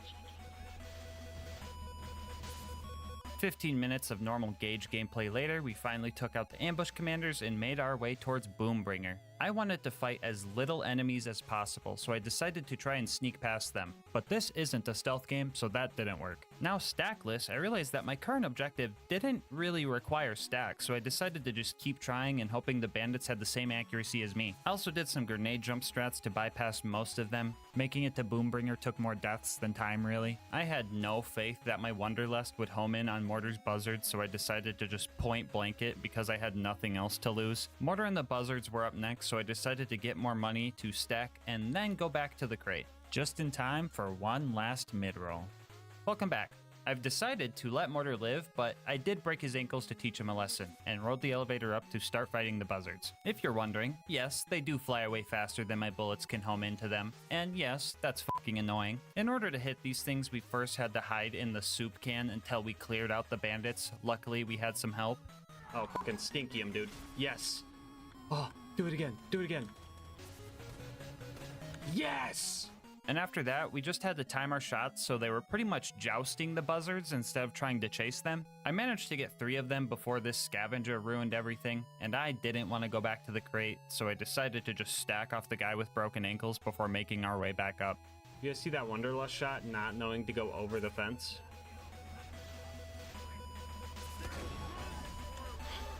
Thank you, Wanderlust. Very cool. Also, don't worry, he didn't survive. And neither did the buzzards when I got back up there with max stacks. We secured the goods and made our way to the boneyard. We immediately lost our stacks here trying to kill a tubby skag, so I found a cheese spot to stack on the guy. He survived all the way up until I made it to 235, and he did not drop a Wanderlust, which sucks for later. Still not sure why I decided to stack up here. I knew I was just gonna rush the pumping stations, so I speed ran through all of that and stacked up for the Saturn fight. Oh, you wanted to see Saturn himself. Yeah, no, I don't have any footage of that. This is the best you're gonna get. Yeah, so I stood here for a bit, ended up taking 2.5 full ammo backpacks to take the scary red dot down. After that, I immediately lost all my precious stacks to an RPG loader, so it was back to sneaking past all the bad guys to grab the info and get out of there. Alright, we're on the final stride. One last farming session at the crate to get us through the rest of the game. Instead of throwing another ad meme here, I just want to tell you guys how many times I had to pre-stack in this run. What you are watching now is pre-stacking session number 50, and with an average stacking time of 10 minutes, that maths up to 8 hours and 40 minutes of anarchy stacking. And I'm just saying, if that isn't worth your sub, I don't know what is. We met with Claptrap and started our last mobbing section. We played carefully and got pushed all the way back to the entrance of the area and held our triggers down until the door was open. We then ran through Heroes Pass, dodging all the non-necessary fights, and made it to the fight with Jack. And I was truly dreading this fight. A lot of you guys might know that Jack has some extremely strong health regen at OP10 that has given us issues with far stronger weapons. Match this with the fact that he could just teleport away and get shield surveyors we have to deal with, and you can see that this fight could be hard. And if you also remember that the Wanderlust does splash damage, so we can't block him at the terminal to cheese his AI without blowing ourselves up in the process, you see that this fight has to be hard. And our only real hope for this fight was for Jack's AI to break, which could take an indefinite amount of time. And you know how long it took for Jack's pathfinding to finally break? 0 seconds. He was bugged practically fresh out the womb. His shield broke, and for the first time I have ever seen, he just did not make himself a shield surveyor and just started pacing back and forth. I was ready to be here for 6+ hours, hands together praying, but to my surprise, I was already blessed. Yeah, bro, I have never seen Jack go this freaking broken right off the bat. Like, he was still moving, but it was like you gave your 4-year-old little brother the controller. I don't know. Maybe Jack was like, yikes, he has to play Gage and use the Wanderlust for this run? I'll just let him have it. But, like, thanks? There has to be a god. Yeah. There has to be. I don't even know what else to say. I was just baffled and had to fight the warrior now. This was going to be a long fight, and for one last time, we used the Shock Wanderlust to fight the warrior. Shock Cage isn't real! One of the biggest issues with this fight was just making the Rack angry, and my Wanderlust loved doing that. Don't get me wrong, the Wanderlust was clutching up when I needed it to, which was an extremely weird feeling to just be like, ah, rip stacks, and then get a second win so many times. But this was a patience game. Something crazy outside. I offer you peace. You see this gun I'm holding? It can't decide who it fires. I'm a level with you, Volcanic Rack. I can't aim this thing, okay? You see the bullets chasing you? I have no control over that. This guy, I know, he came up in your house and he's ruining everything. I'm trying to get rid of him, okay? I'm trying my absolute best to get rid of this dude for you, okay? But I need you to evacuate the area. I see your homies over there, and I know you've taken casualties, and some of them are me. But let's be realistic here. If I don't take that thing out, you're all gone. That tail, I've seen it smack so many of you guys out of the fucking air, okay? So let's truce this out. Cool. Pal, is there something I need to give you? Do you want a high five? What's he trying to tell me, guys? I'm a bullymong whisperer. You want to front like that? Huh? Huh? Yeah, what are you gonna do when I keep running into you, huh? Got you by the throat. Yeah, get out of here. They didn't want peace. Anyway, after a few clutches and 1 hour later, the warrior entered his deathbed phase, and we won this fight. We decided to let the real MVP of this run deal the finishing blow to Jack. Shout out to the stacking coaster for being vital to this run and my mental health. And with Jack finally dead, yeah, you can beat Borderlands 2 with only the Wanderlust. And yes, you heard that right. Bonus content time, whoa! So I quite enjoyed the challenge of this run. That being said, I don't think I will ever be happy if I get a Wanderlust drop from a tubby. So to finish this run, I decided that in order to complete it, I would have to farm a Wanderlust with the Wanderlust, so that getting one would bring me joy just one time in my life. As said before, this drop can only come from tubby enemies, which are rare themselves. And on top of that, the chance to get a Wanderlust to drop is roughly 1.67%. which translates to about a 1 in 60 chance. For this, we had 3 options. 1, farm tubbies in the Badlands and then just stack on them when we found them. This would be slow, and dealing with the whole pack of skags would make it extremely hard. 2, farm tubby Varkids on Wham Bam Island. If you get to the point where you're supposed to inject the first pod, Varkids will infinitely spawn, so you won't have to pre-stack on every run. But this can easily get out of hand. Already an ultimate? Wait, what? Yeah, I don't know if this would be a viable. Because if I can't kill the pods fast enough, then that would be an issue. I got another bitch, and then... What the fuck? And Tiny Turtle Tim instantly dropped 100 to make me float off the cliff. And before you ask, I was gonna try, but she despawned. Sorry, guys.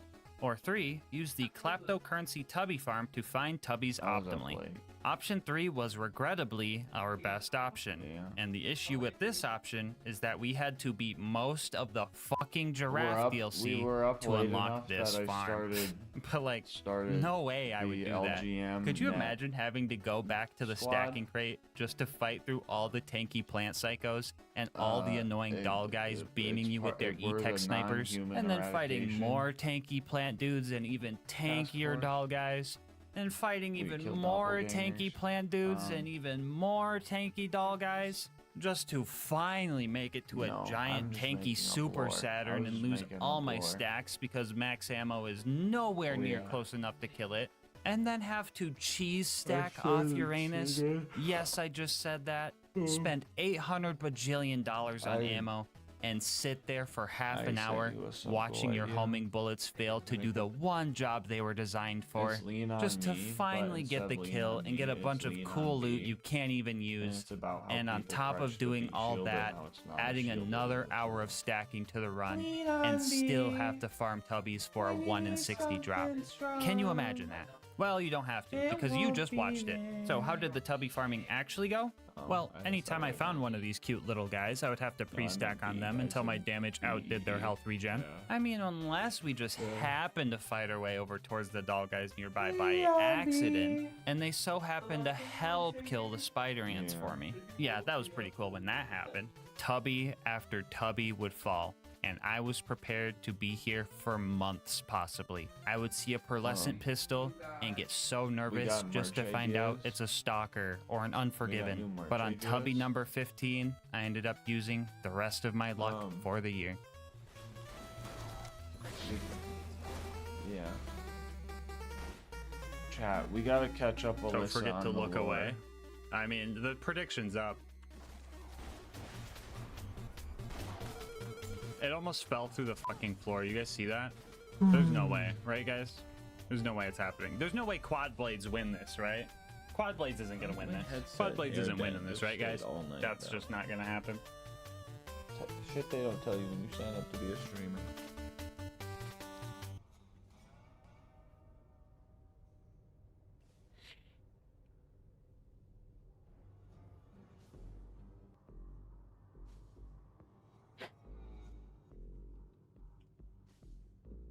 Only 15 tubbies?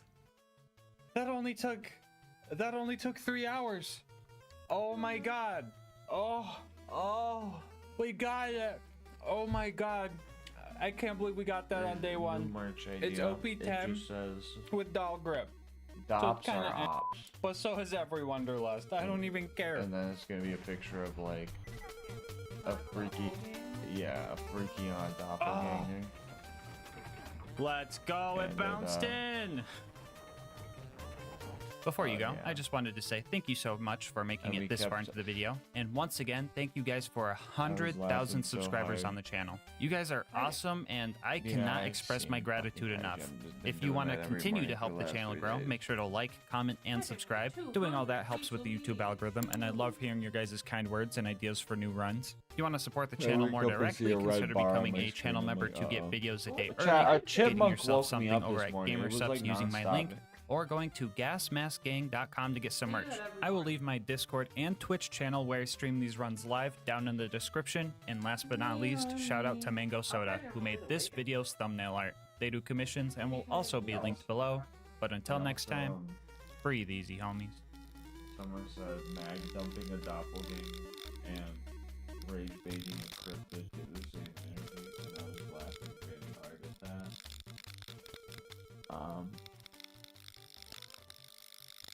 We're farming the bee. Man, and I was fucking getting way hate too the fucking Wanderlust. loopy. I started So a while back, I posted a video of me trying to beat Borderlands 2 with only Terramorphous gear, and that was probably the hardest challenge overall out of all the ones I've done on this channel. It was also the video with the most comments telling me that I chose the wrong character. So this time around, we're going to answer, can Zero beat Borderlands 2 as Terramorphous?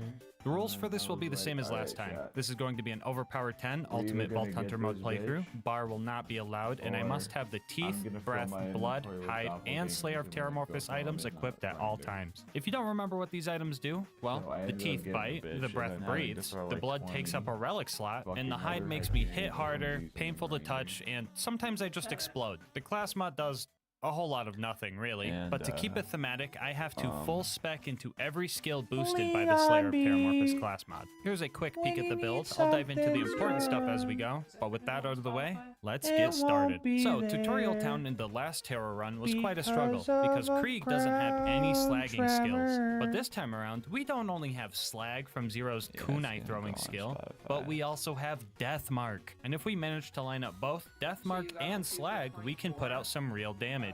These two multipliers are multiplicative with each other, so instead of Slag's usual triple damage, we were getting nearly hexaple damage with Deathmark included. So instead of me dying to each enemy once like last time, each enemy died to me once. I was kind of surprised how much damage the Teeth of Terror was doing. I was prepared for a melee to just outperform the Teeth in all situations, but I was absolutely wrong about that. I was also guessing that the bonus splash damage you get when the full bite animation completes would do more damage, but straight up point blanking enemies was murdering these guys. Oh my god, okay, this thing point blank kind of goes crazy.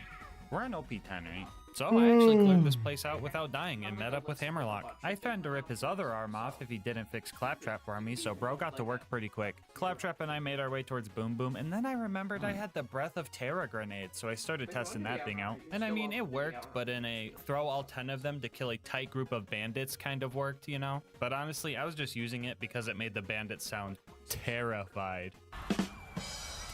After that, we made it to Boom Boom. Now, this fight might sound a little scary because armored enemies resist fire, and that's all we do, really. But their crit spots are made of flesh, and Zero loves crits. What else happened especially when you last have night, to chat? spec 9 points into What else headshot. happened? Well, that and Hi, 1 point in the Kaija. bore, Thank you so, for the 200. prepare your ears, guys. Alright, so if you're new to Boar, it does some goofy stuff with overlapping hitboxes. My bullets are hitting his body and his turret multiple times per shot, and that loud chunking sound you're hearing is the Boar sound effect being spammed. And this is a tame example of this Boar sound. There's some bosses that just straight up get marked by this skill alone. Very sorry, but this is going to take a minute. I would try to slag Boom here, but I recently found out that slagging him in his turret doesn't actually make him take more damage. He just turns purple. And surprising nobody, the same applies to Deathmark here, because this game is more spaghetti than the Thrasher Arm section of the Terramorphous fight. I'm honestly kind of baffled that I never noticed this in my 4,000 hours of playing, but oh well. Jeez, thank goodness that's over, dude. I feel like my ears are ringing. Anyway, after knocking Boom out of his cannon, I retreated to the shadows and planned to assassinate them both. Absolutely huffing the copium, I was assuming I was going to need melee for the rest of this boss fight, but to my surprise, that just was not working. To be fair, my roid shield... Someone chose the sound alert redeem. I've never played Balatro.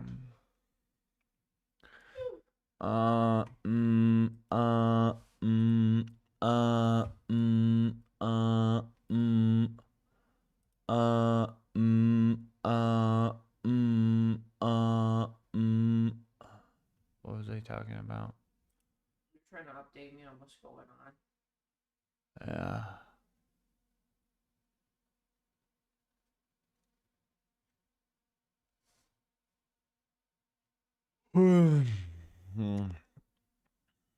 Sub 100 hours, guys. The subathon is ending. Well, you do have to feature 24 hours straight.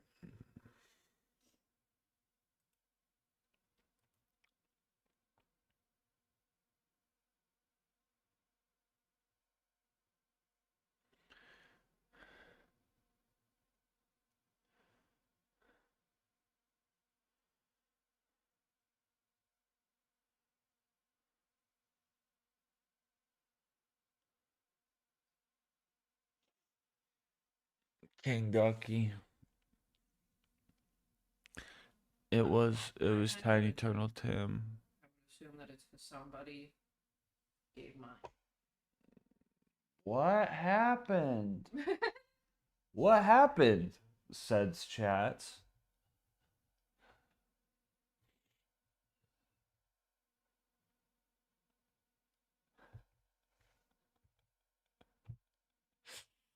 I wonder what the fast food will bestow upon us today.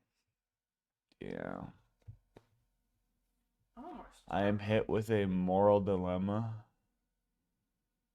What happened, Buglorp? Redstone Geek, I was tweaking last night.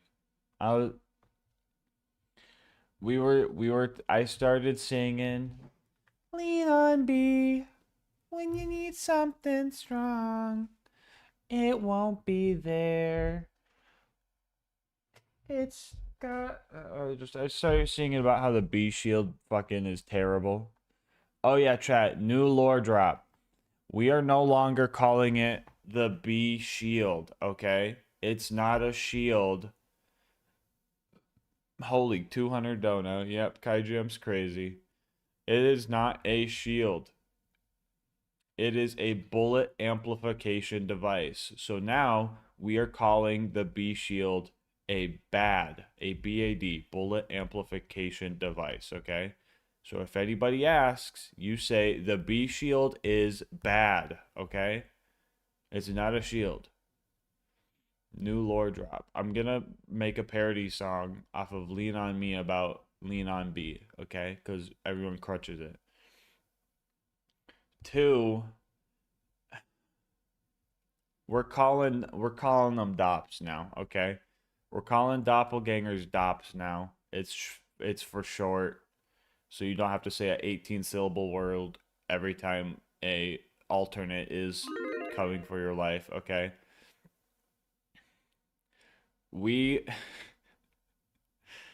Are they gonna be reoccurring characters? DOPS, yes. We were farming a bitch last night. We got one. Tiny Turtle Tim made me throw it off a cliff with 100 subs. I started tweaking. I started interrogating Hyperion SMGs to see if they were doppelgangers. And then I was throwing them off cliffs and I was mag dumping DOPS. Okay.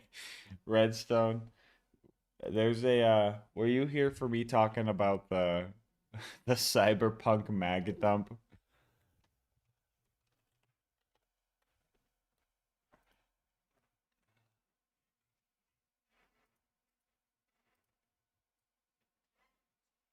I love that video, but no. Okay, so what? Trump's Oh God, okay. Thank you, listen to meme culture. Huh? No. No. About Epstein's birthday or something. Anyway, Cyberpunk. I think someone else is editing it. I'm not sure. But we need this scene, right?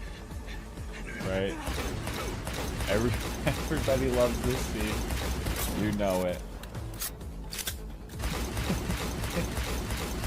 Okay. But okay, wait. We need this scene, right? But it needs to be edited to where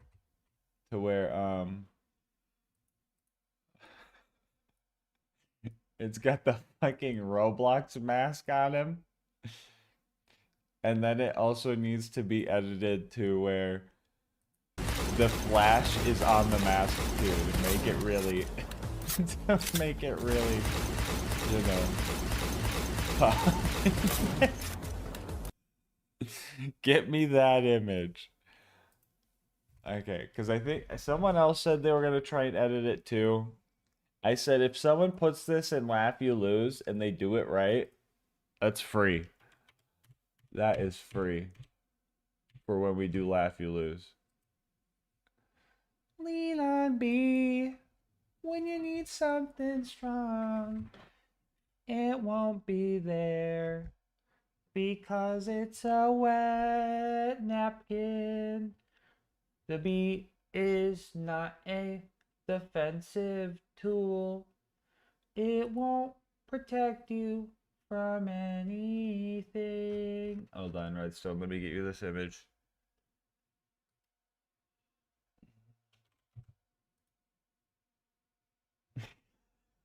You sent me TX Glorp. Oh. Oh, we were talking about DOPS, like the new term where if you get a gun of the same type but not the dedicated drop, who we mag dumping right now? Alternates, doppelgangers, you know the drill. Um, it's called the DOP drop, right? And what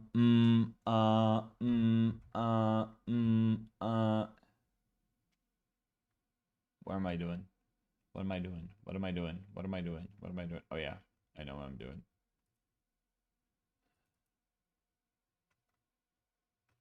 No, not emotes.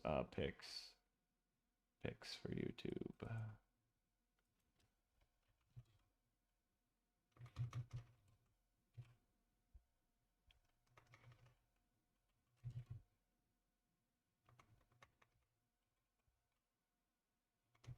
Oh, fuck, what's the Roblox? What's the Roblox mask called? Where's it at?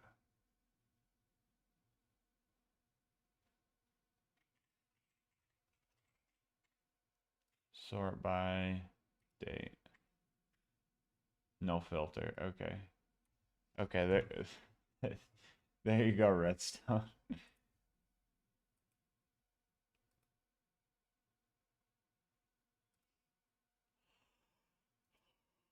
uh, uh mag dump your local cryptid, okay? Or not cryptid, mag dump your local doppelganger. Fucking mag dumping a doppelganger and rage baiting a cryptid are the same energy. That was so funny.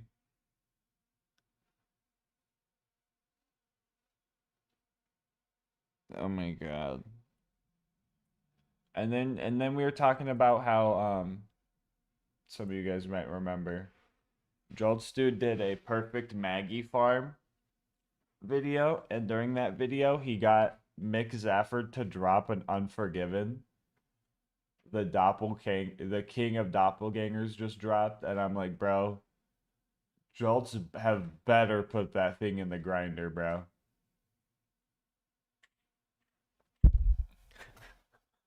I'm so excited to add that to my vocabulary. Mag dump the local dop. Dops are ops, chat. Dops are ops. Dude, this is all stemming from a fucking game demo. Like, you put 1340 in the grinder? Yeah, but he survived. That was staged.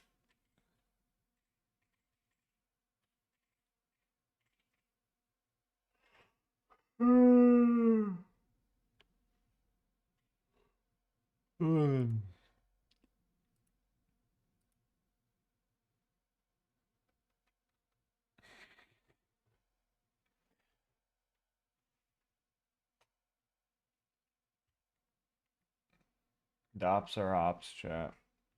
Dops are ops. Lean on B when you need something strong.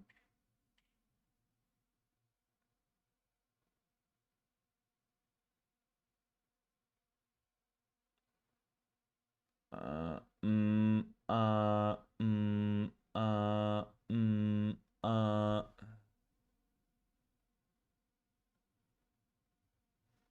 What if the 1340 he chucked into the grinder was a dop and the real one is somewhere else?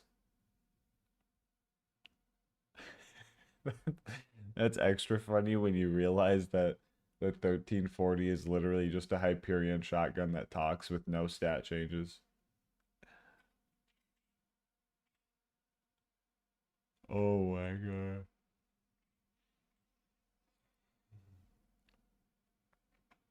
Oh my, and then at one point, at one point, I forgot why I said it honestly, but something something jolt, something something doppelganger, and I was out of nowhere. I was like, the bitch, dude, and I just started laughing so hard. It was loopy time last. Oh, you want your pack of cards? I got you. Deal. Lean on me.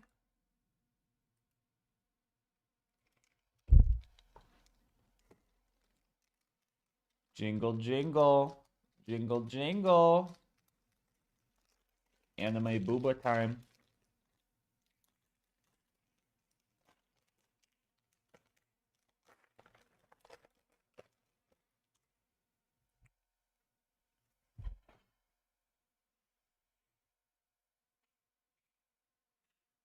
Trickster. That's kind of a rare one, I feel.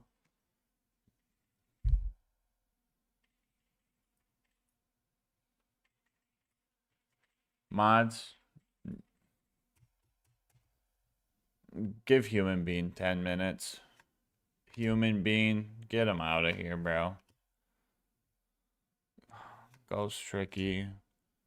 Thoughtless. Alright, Toma. Oh. Alright, Swagger's helmet. Splash damage. Akumi in the 9. And Neander's in the shiny 8. Absolutely wild. Fucking feet card, dude. Atrocious. Hello, Goro Link, bro. I highly recommend everybody just watch last night's bunker farming.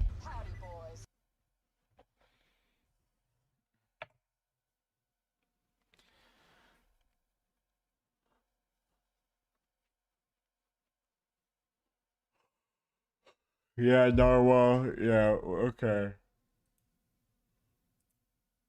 Get out of here, bro. Lean on me when you need something strong. What TCG is this asking for? Friend of V card. It's a gamer subs card game with a bunch of VTubers and stuff. It is the current one. I think it's 15 and 14. What are we at right now on YouTube?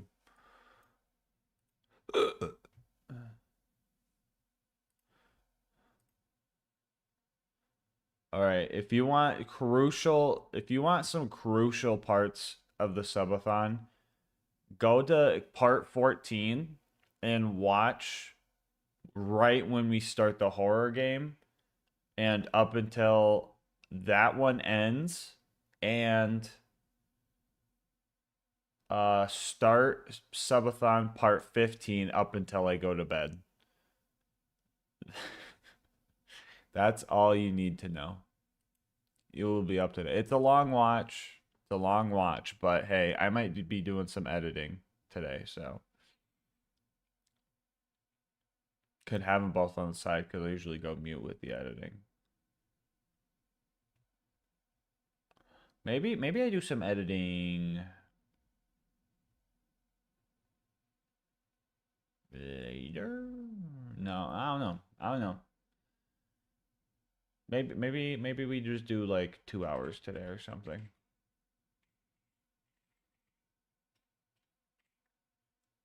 Or maybe we run it for 3. Let's see food wheel. Okay. Let me add everybody.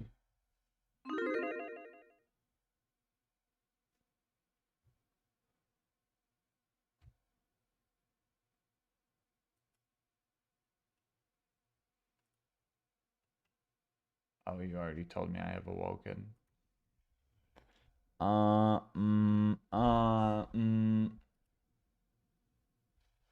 me put this headset away.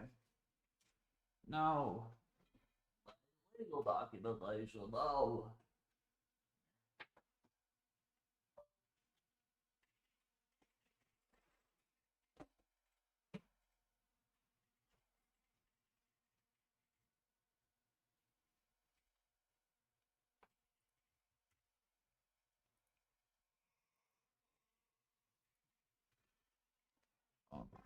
goodness. Okay.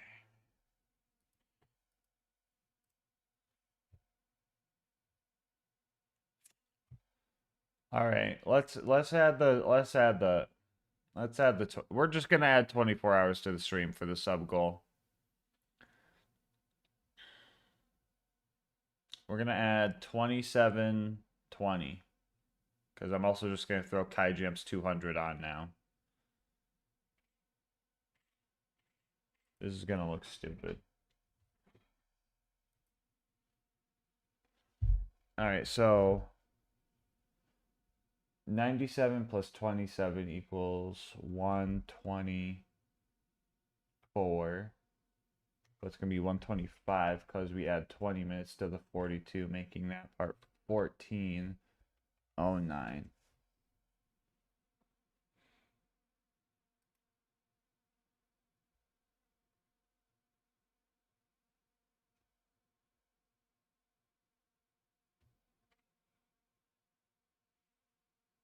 Yeah, bro. Just get a command ready, Quad.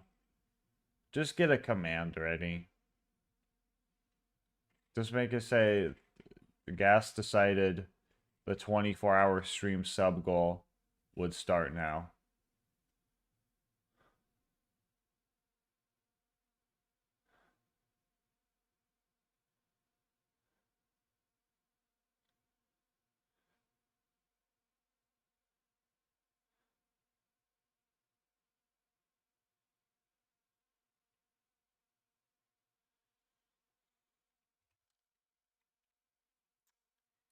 Okay. Fast food time.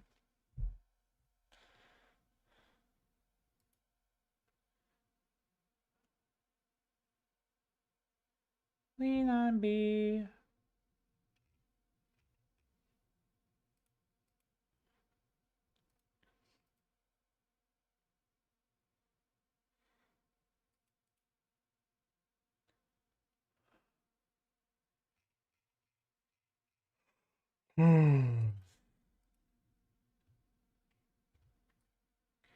Let's get this body monetized. Let's go.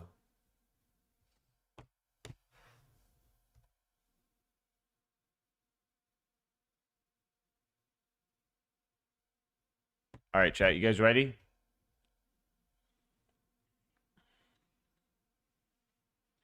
I want to see it. All right. So we already did Starbucks and Papa Murphy's. So if we get those, Can't ever get Starbucks again. no. So if we get those, we gotta change it. You wanna know what I hope for? What? I hope for Dunkin' McDonald She gonna name everything on this wheel. noodle.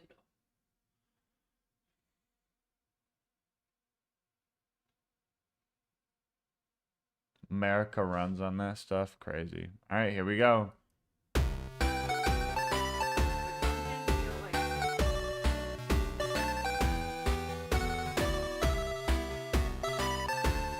I feel like we're gonna get something that's terrible.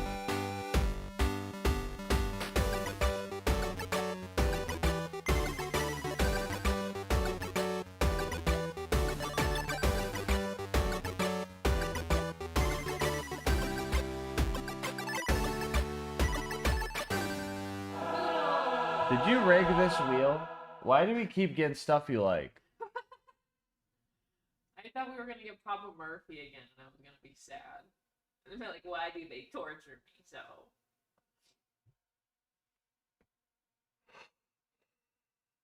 Because we do not have an Olive Garden there. So close to Eddie Murphy. Chat, don't screenshot this and send it to Beezy. Wait, hold on. Chat, don't screenshot. Don't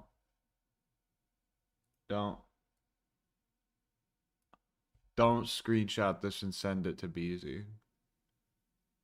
Don't do it. God, I love that emote so much. Noodles and company. You gonna get some ordered for us? I'll see. Okay.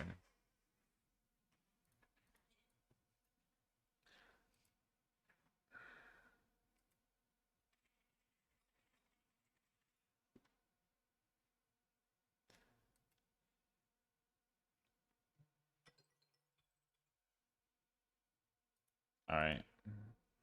Goodbye, fast Do you food have wheel. noodle rewards? No, you want to sign me up for him? Can you give me a dinkity maybe? You're a dinkity.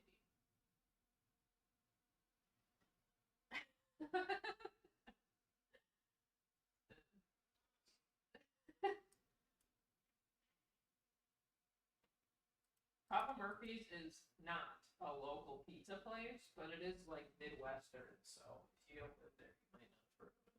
Yeah. You think I would put a local Why isn't Olive Garden on the wheel? The nearest Olive Garden is like an hour away, sadly. LCQ! Thank you for the 5. I'll write that down, homie. I know your gamer stuff should be here this afternoon. Yeah, did you open the front door this morning? Oh, I thought I heard it unlock. I must have been tripping. You had a nightmare. I was scared. Really? Really? Yeah. Well, one of the times I woke up and I was scared, you were literally still awake. I was like, what the hell are you doing on? Living my best life. Oh, I meant a dinkity from Noodles & Co. I'm saving until the gamer sub shows up, so I'm gonna have to stay. I'm giving her a noogie chat. Should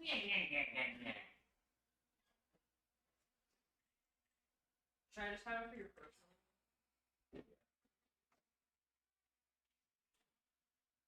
Lean on me.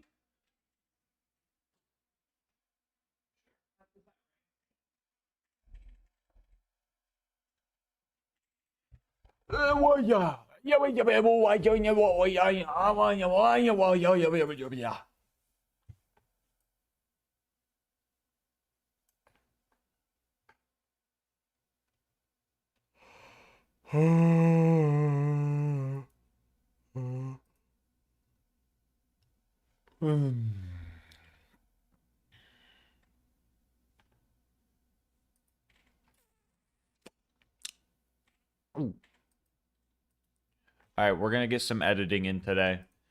I think that'd be our best bet. Cause Borderlands tomorrow.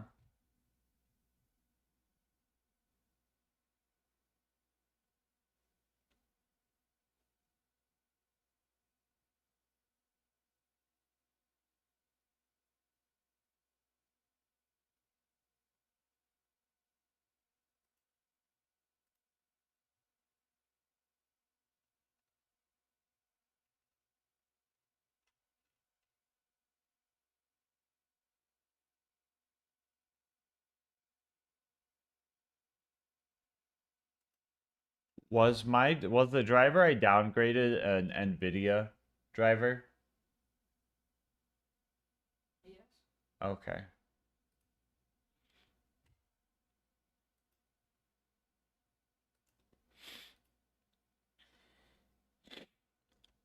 La la la. La la la la la la. La la la la. La la la la. La la. La la la la la. La la la la la.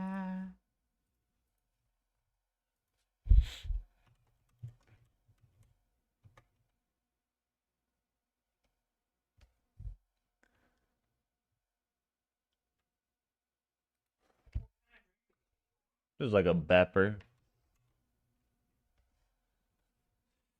Hey, try you like that Dr. Pepper? Yeah, that Dr. Pepper?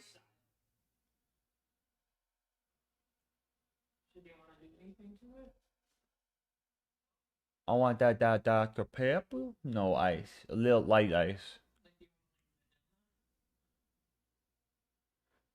No. Well, what if do they got strawberry?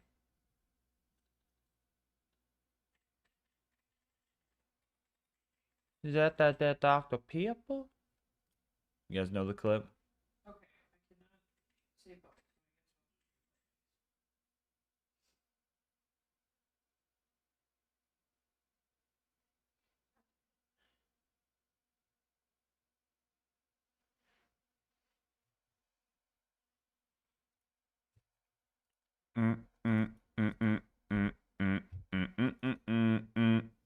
No, this is the wrong video. No, no, no, no, no, no, no, no, no, no, no.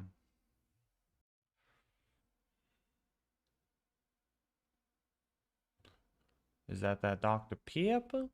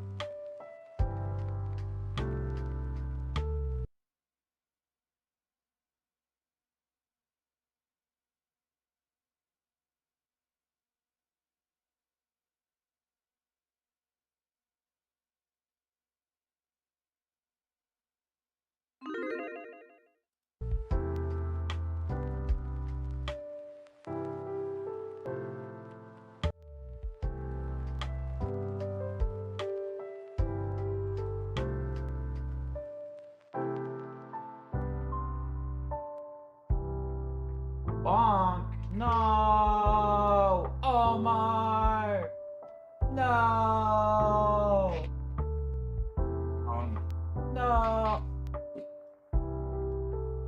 Watch out, Omar.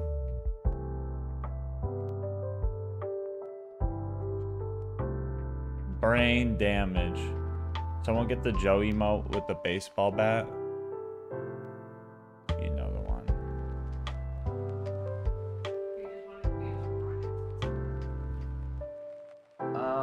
You know what I like. You can tell me what you're thinking about giving me.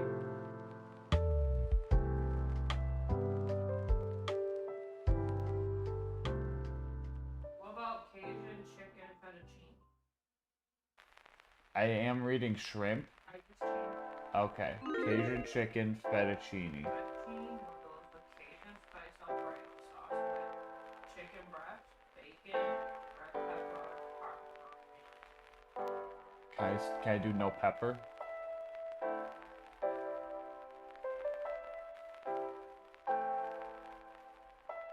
You're wrong. Okay. Yeah.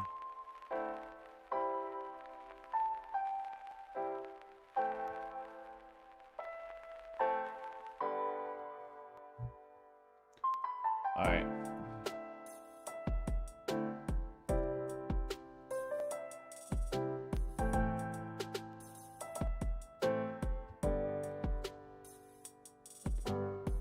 La la la.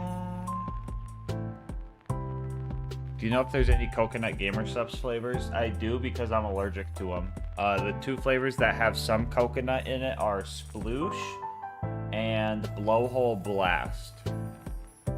I forget what else is in them. I believe Blowhole Blast is like a coconut, passion fruit, and something else thing. And then Sploosh, I forget what it was. There's also Pina Colada, that one too. Does it actually have coconut in it? I forgot. We have not tried that one.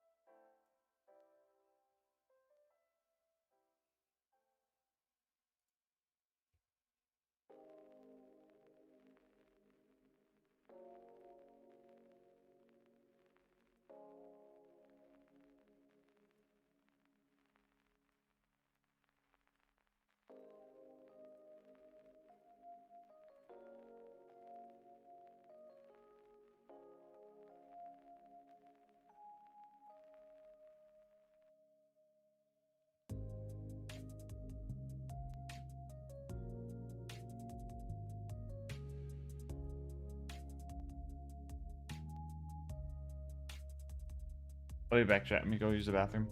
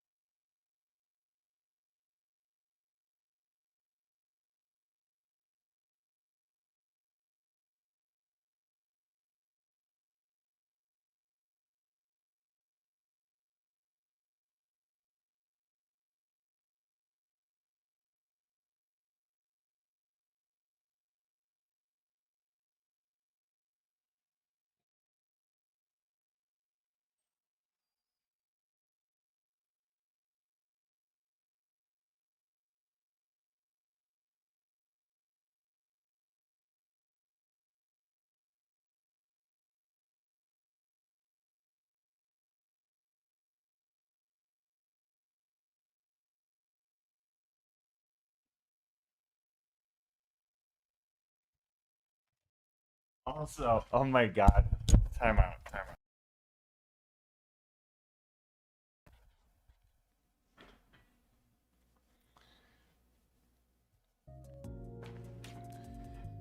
chat. There's this clip.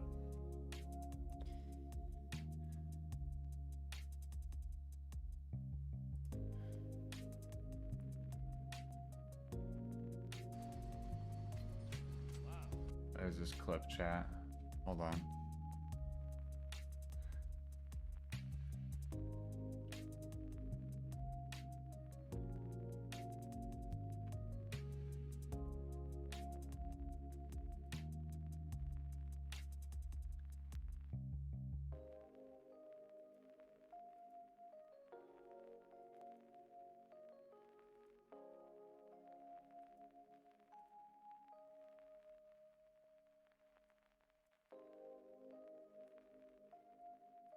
All right, this is a funny clip. It's scuffed right now, but this shit's so funny. This is so out of context and funny.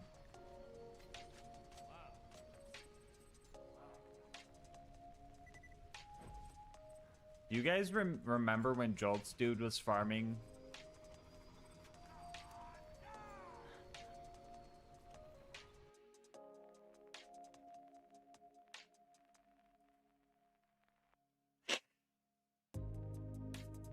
Oh wait, you guys didn't hear it, did you? Or did you guys hear it? Did you guys hear what I said?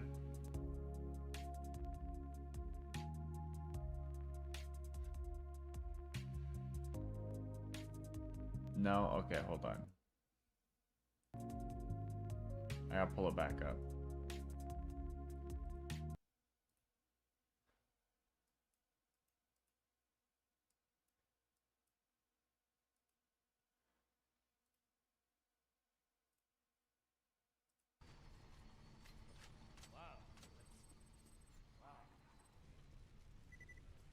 Look at my face for You this guys clip. remember when Jolt's dude was farming?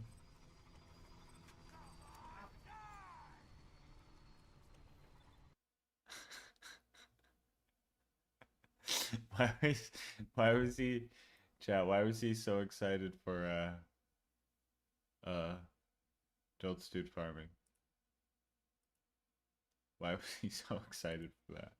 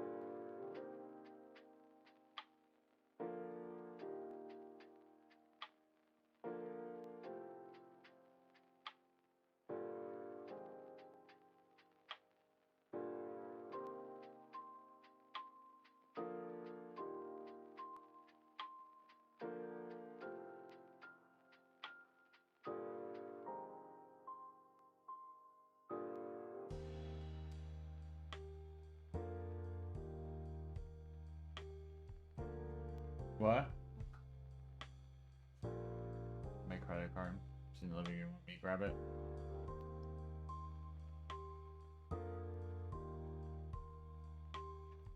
Oh, I remembered something. I'll be right back.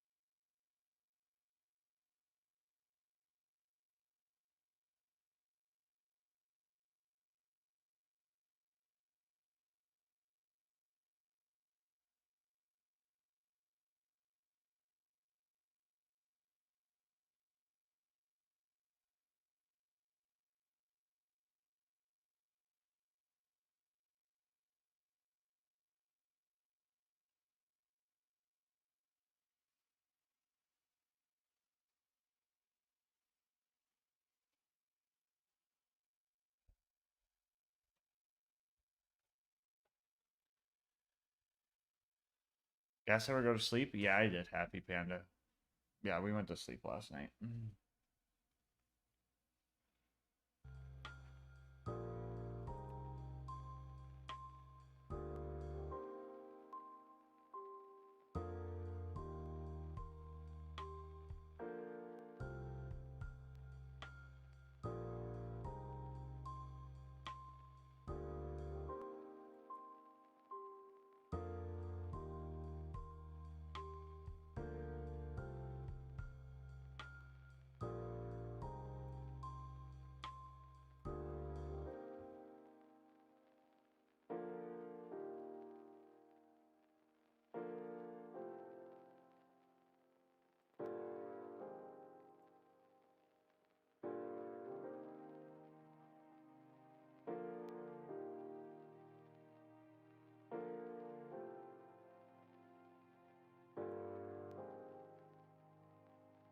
Hold up, I'm getting a call. Time out.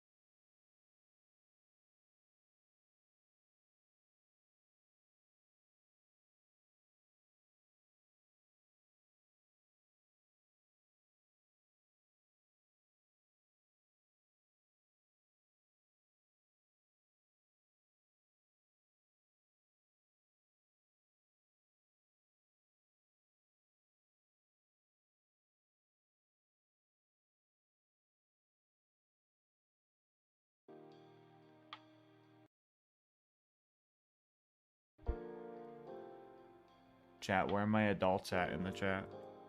Who up adulting right now?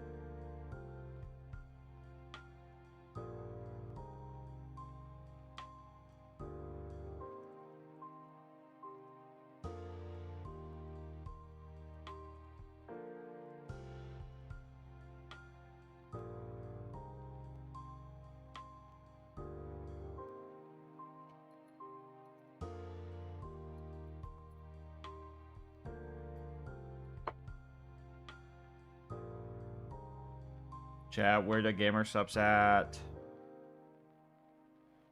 I'm looking at the tracking. I want to see the little van going down the road toward my house. That's too long. Out for delivery.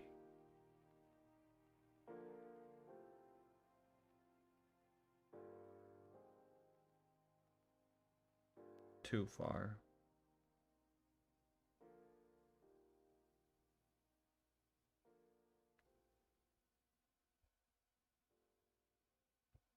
You think you might do that Google Translate quiz today?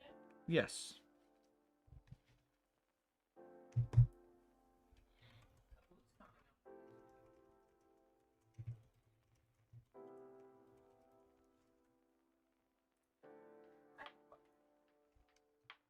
Yeah. You do know.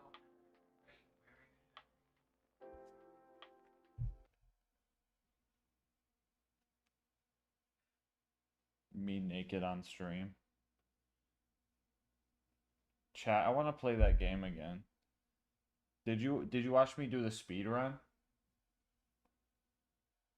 Yeah. I did. Yeah. Was the speed run when everybody flipped out about the robber? No, the robber was the. That was the only person he killed that was a person. Yeah. He deserved it though. I just think it's really crazy. Like, it's a fake gun. It's a fake gun roulette. It's a fake gun and he's pointing it at me again.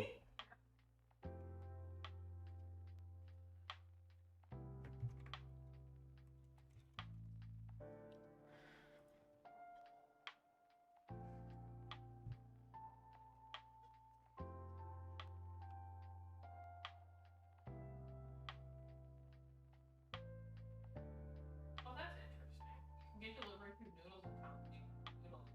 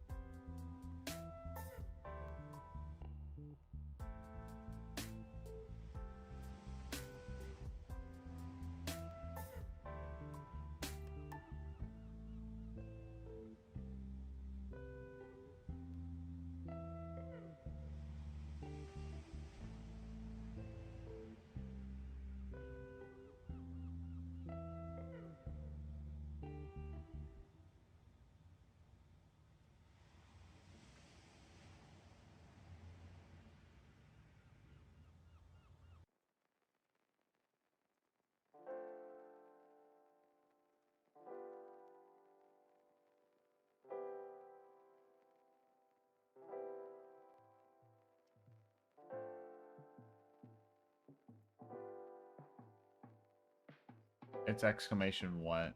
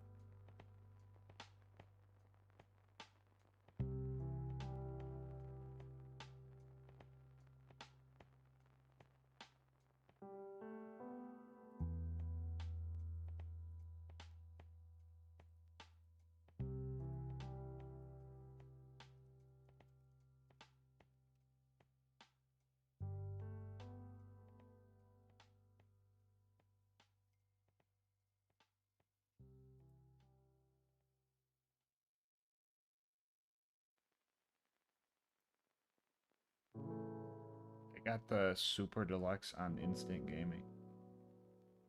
Your Dasher has picked up your order. Cool. But it says, yeah.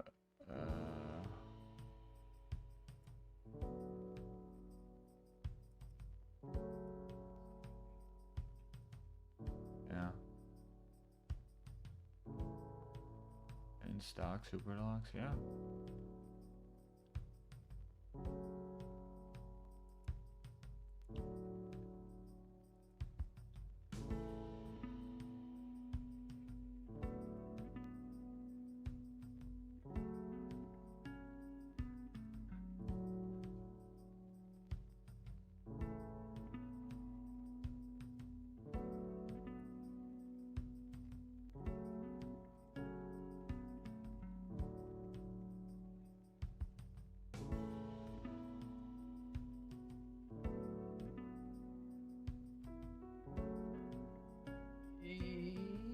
Yeah. Yeah. I'm almost wondering if we should get a couple before they're out of stock.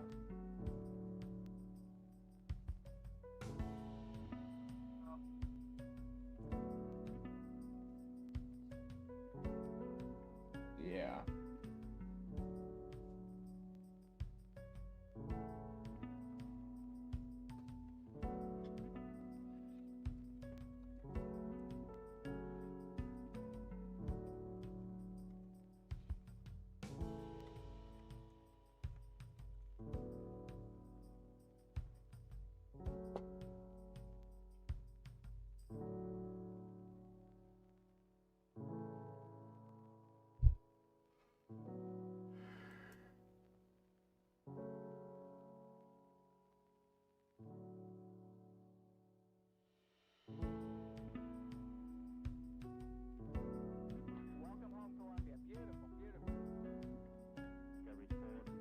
The other issue is there's different codes for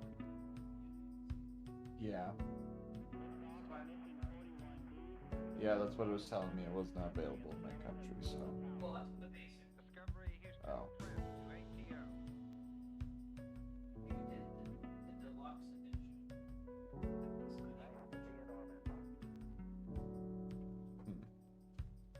Standard edition. Yeah, I wonder if. Super deluxe, deluxe. Yeah, the Super Deluxe did show a region block for me a second ago, so that's what I'm saying. I'm wondering if they're just setting it up. And it just doesn't show that yet. Oh, well, I mean, I don't mind it being burned. Oh, okay. I mean, if you want to try and get it, I just don't want it to be region locked all of a sudden and they forgot to put that message on there. Yeah, that's good. I just don't want you to have to go through a hassle because I know you fucking hate hassle. But I just noticed that on the Instant Gaming page, someone bought, or there was 3 sales for them. So like, oh, cool.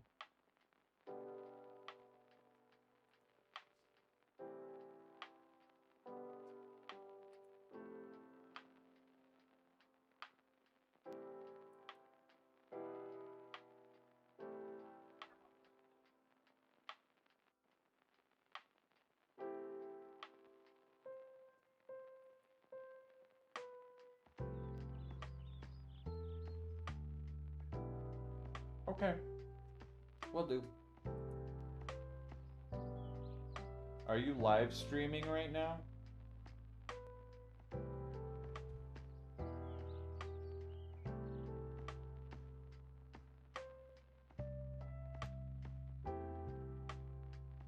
Are you asking me if I'm live streaming? Yes. I am.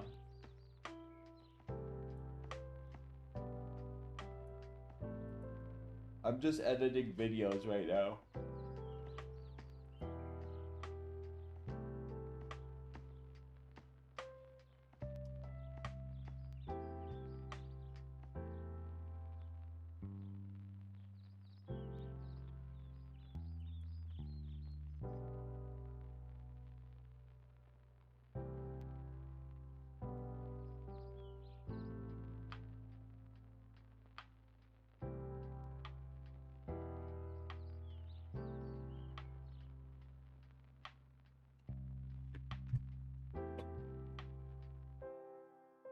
La la la la la.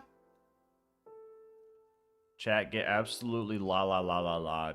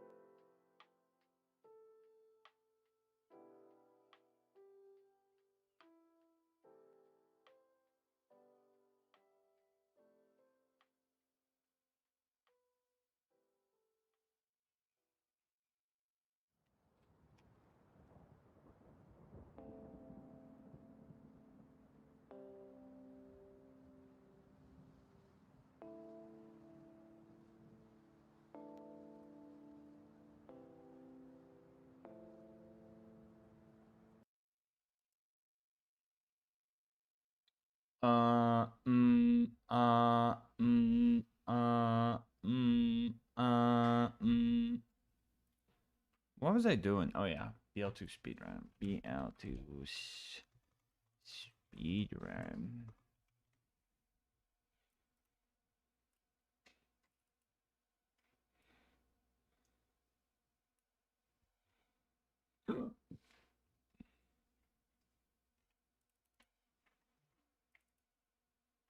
How do I know I got this? So I'm guessing this isn't ending as the time keeps increasing every day. These guys are gonna run out of money eventually. Unless unless it's literally like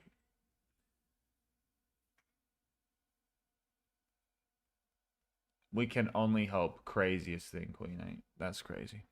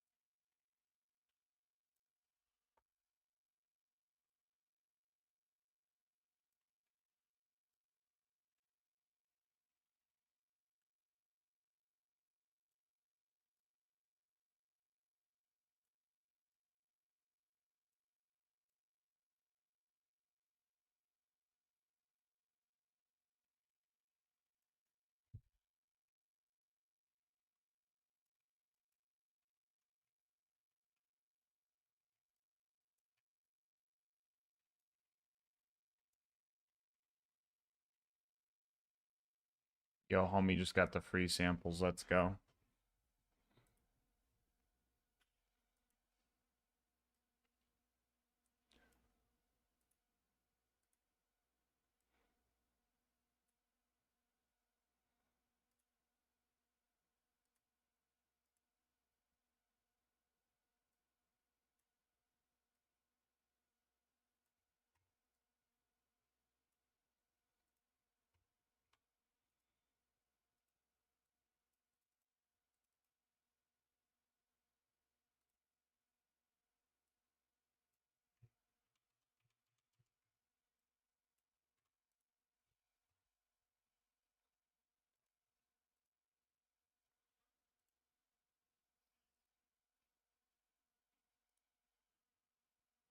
Why'd the music stop? Did I close it? I did.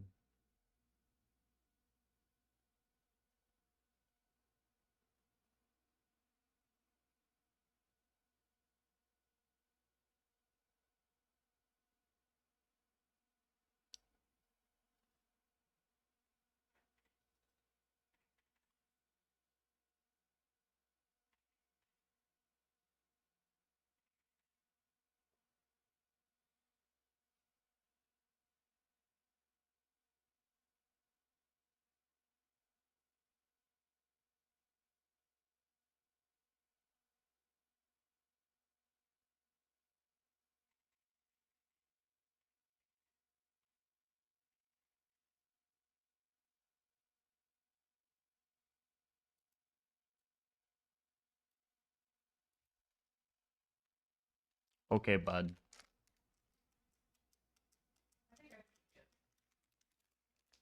Okay.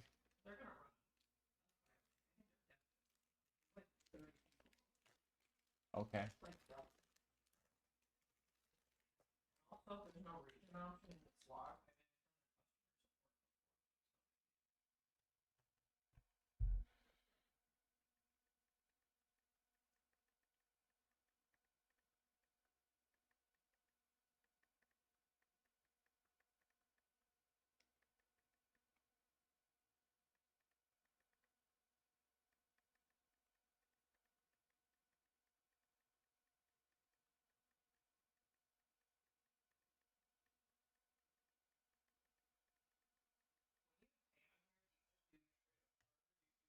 I just do my card.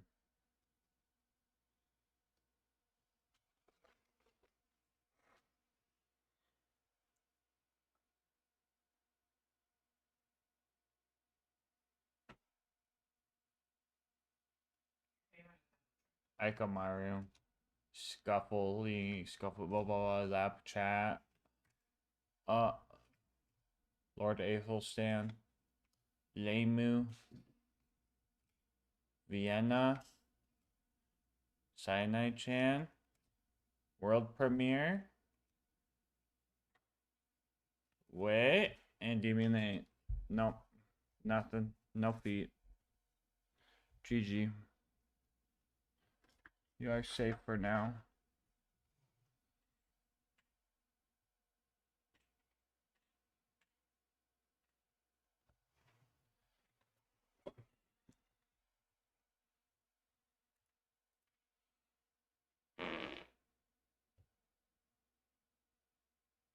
Oh my god.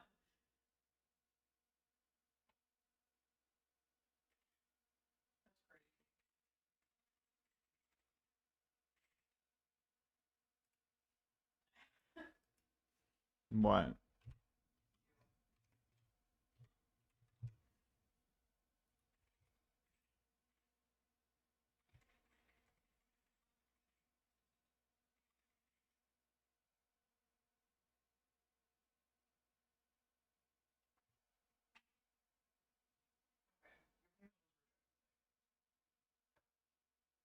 What one did you use? Yeah, it was probably rejected because it's tied to my account. Yeah.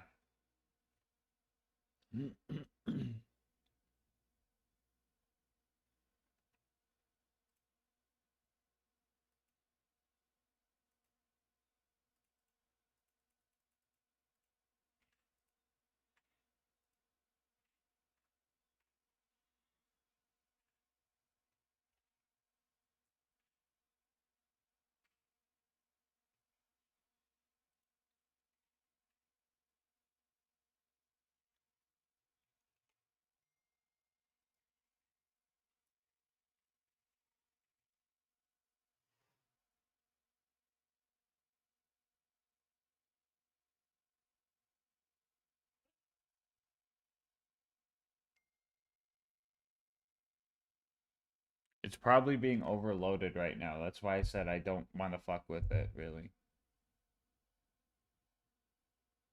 Do you want me to try on my account since it's already hooked up and I just used it? Well, you just used it. I got it. I didn't buy that. I'm just gonna send you the code. I'm gonna skip all the hassle. I'm just gonna send you the code. I just thought it would be it's just weird that they would reject the payment as opposed to just being like.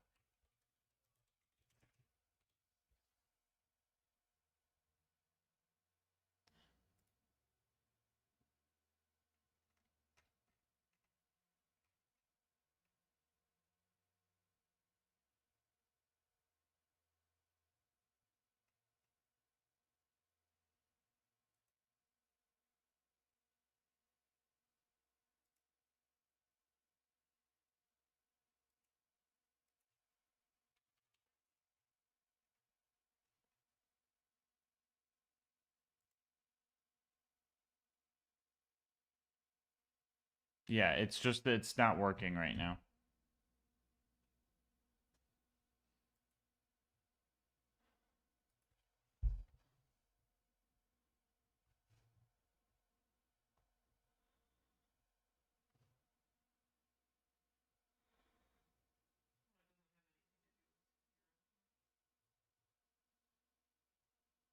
No, because I literally just used the card to get Jake a gift.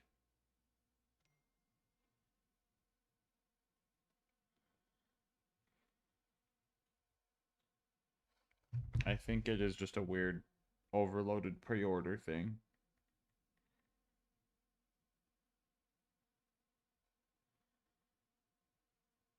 Yeah, because I'm not even getting any like pending transactions on my card or nothing. Don't even think it's making an attempt.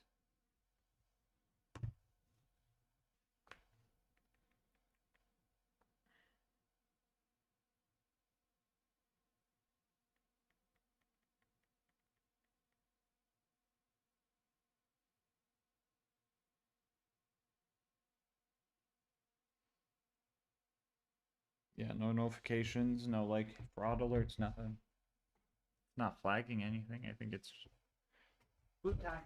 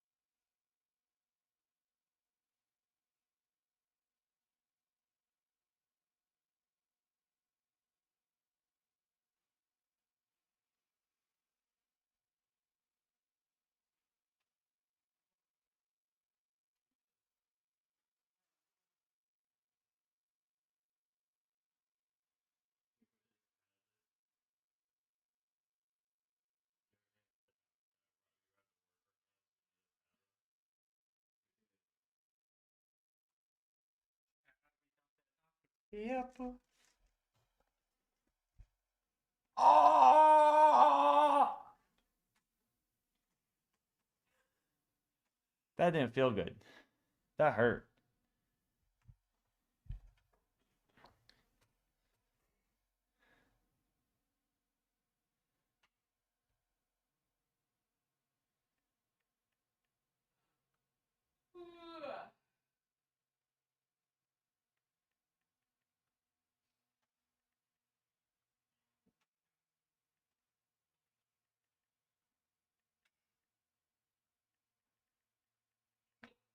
This. Oh yeah, I forgot to put my bed away. One sec. Sorry, Omar looks like you're already taking up so much. I'm like, I gotta make this thing smaller. That don't sound right.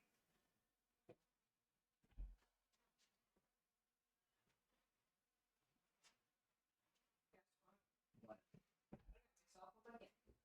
You got yourself a baguette from Noodles and Company. Typical.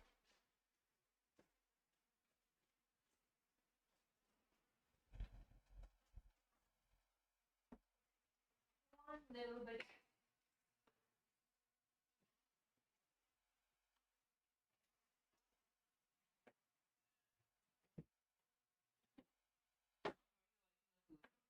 Pretty good. Better than before. Yes. Very much. Had the space. I get strong. Where? Okay. I can do Oh, I see it. I see it. No, I see it. I thought this was the same one.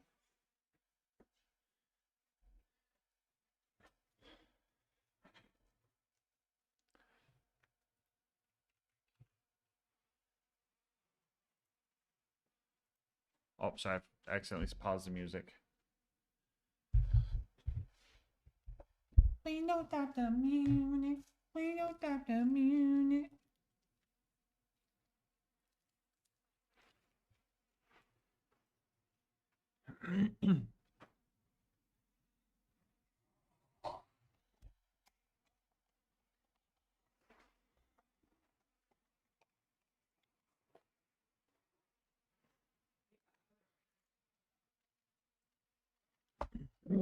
What?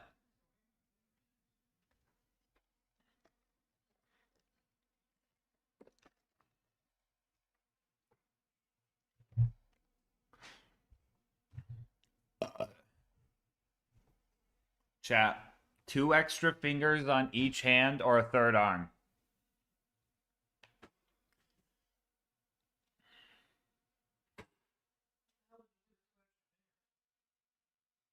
Press more buttons on a keyboard. Yeah, keywords. Where the third arm start, right out of your chest. You do not get to pick if it's a left or a right hand. You do not get to pick. It is random.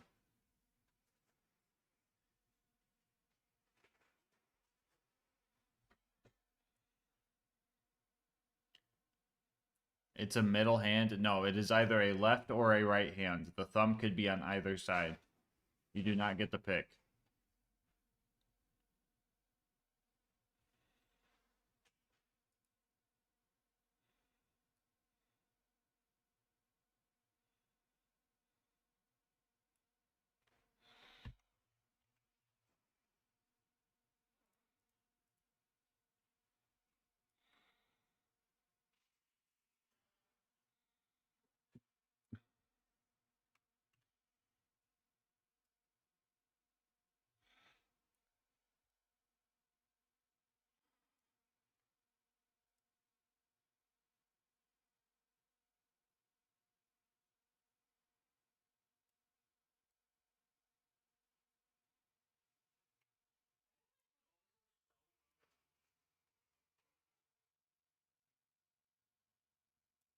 Like a bad weird?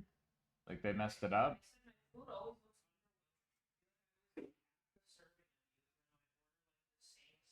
then they give me like 4 pieces of protein, like every time. If I give like 30% more, and like I don't, I have 4 pieces of steak.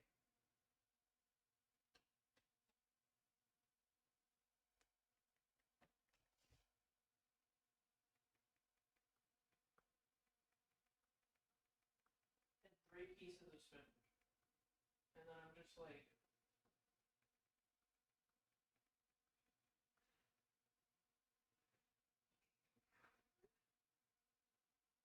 because I didn't change the recipe.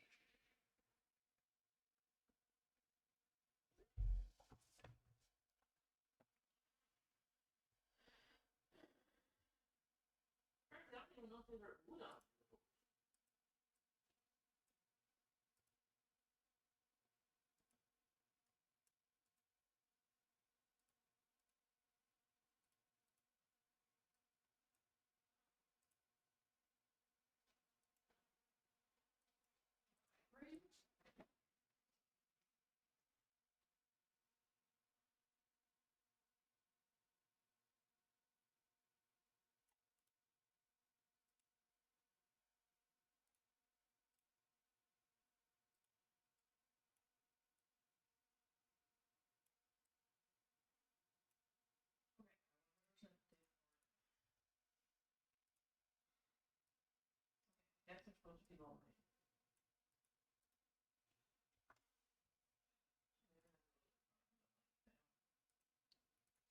What did you get?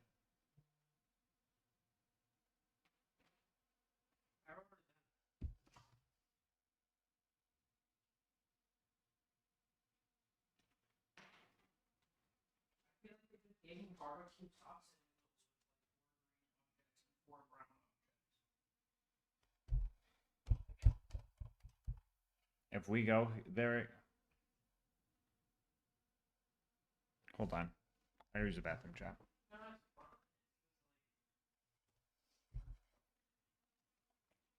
I'm just feeling it also already looks like I ate half of it.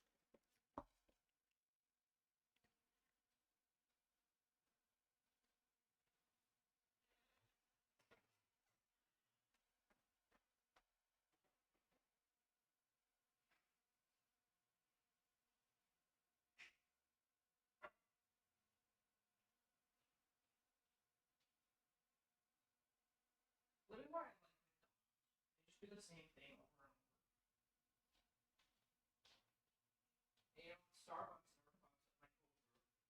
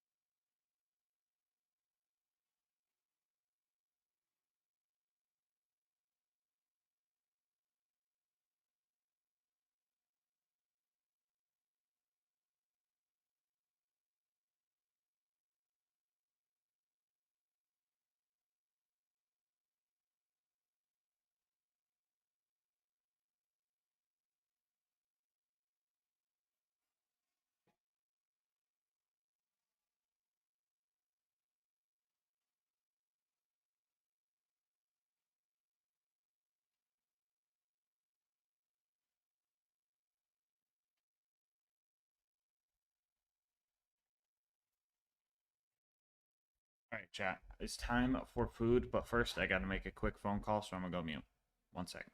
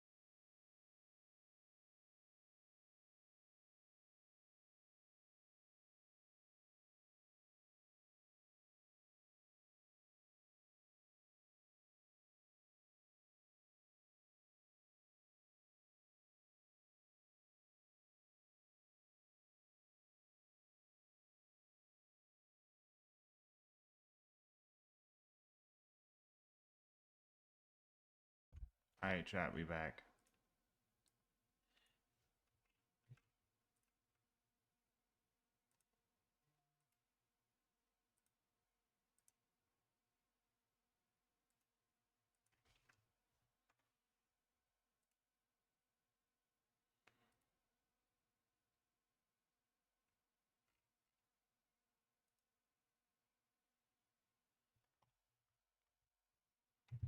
We're back. I gotta go tell Alyssa something.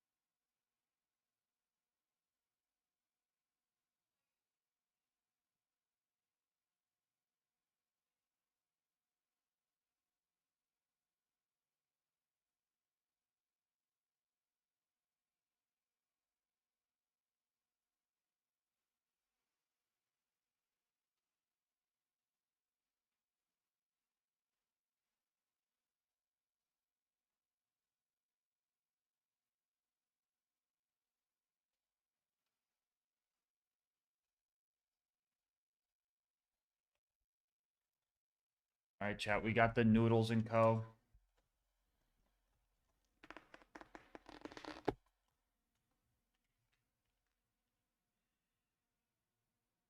Okay, the green screen is not doing me justice, bro. Time out. Why am I blurry? Thank you.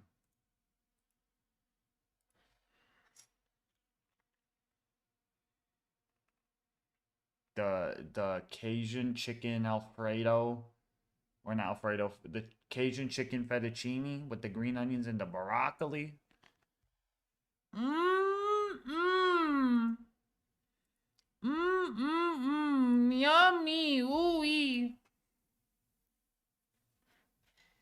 I'm Mr. Meeseeks. Look at me. Haha.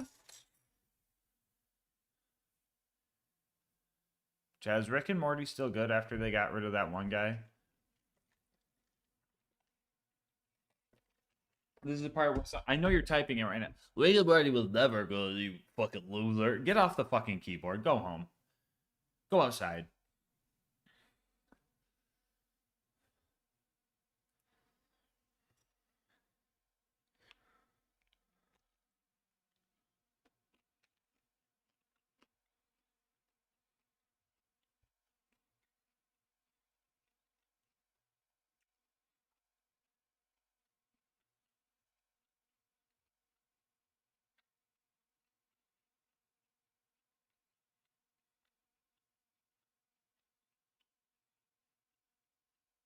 You did straight up skip an episode? Why? People be buying. Burr. Burr.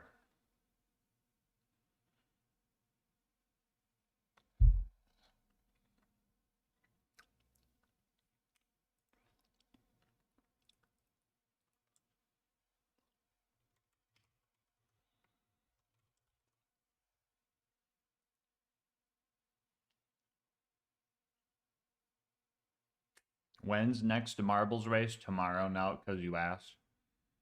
We'll be doing a gamer subs giveaway later, Quad.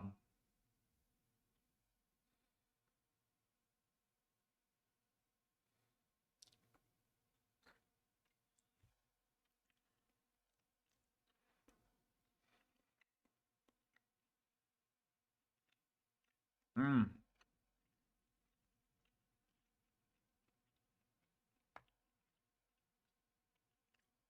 Wait, this kind of slap. Wait, why this kind of slap, chat?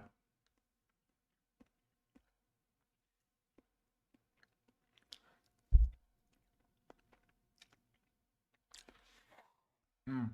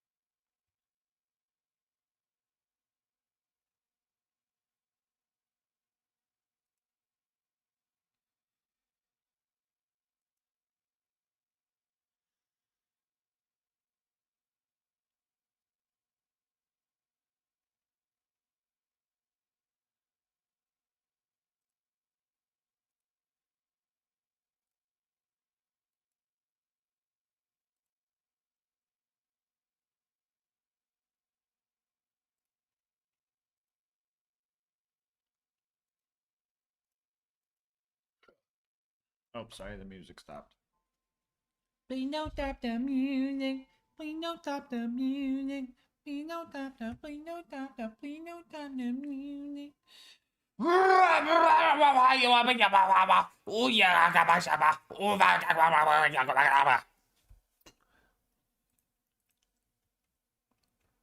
It's crazy how Obnoxious keeps missing the crazy speak.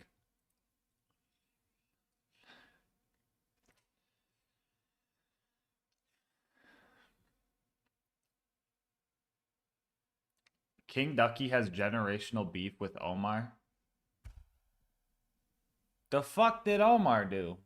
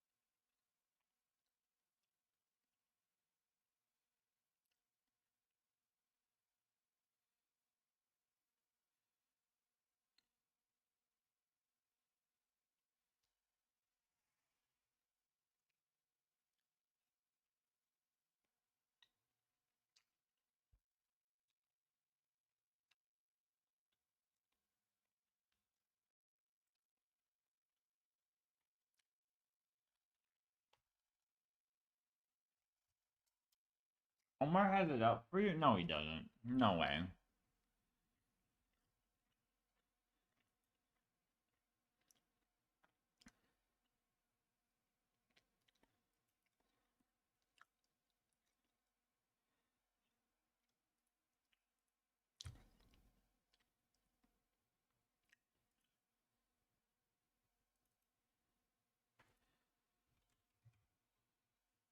Eh.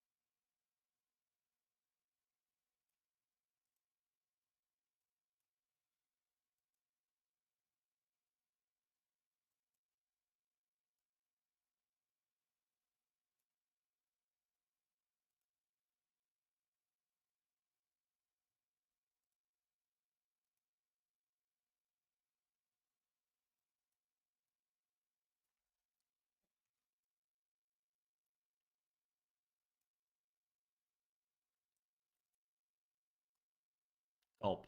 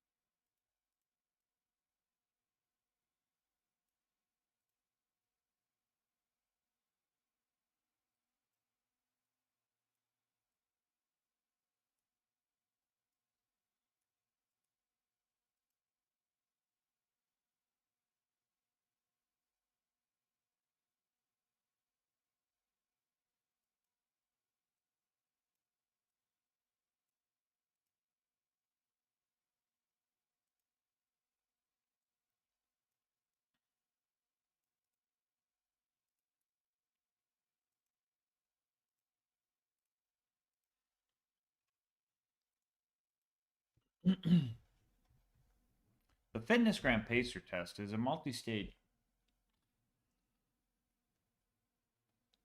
Ready? Up. Down.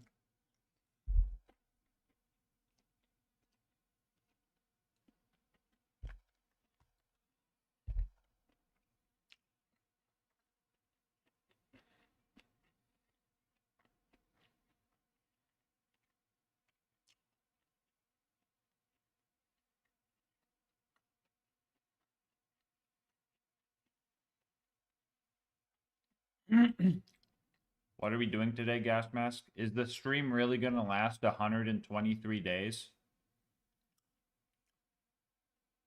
Those are hours. Those are hours, Tenzu. Don't worry. We're editing right now. I'm working on the next video. The thing you're seeing in the background is just a random GIF so you guys don't get spoilers.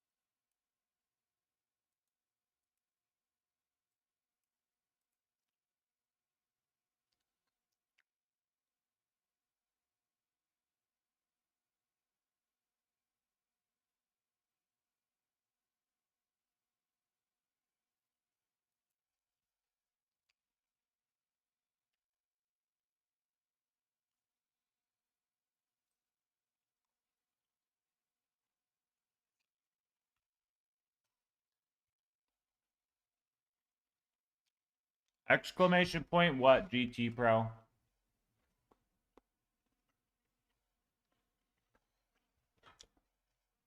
I use the bathroom. I'm sorry.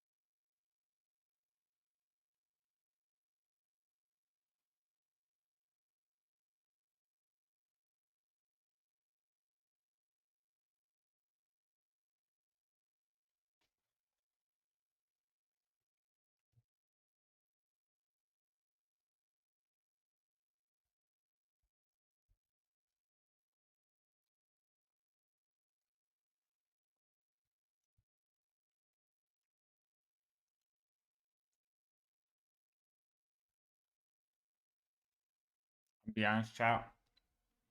What the egg's doing in the chat? What's going on?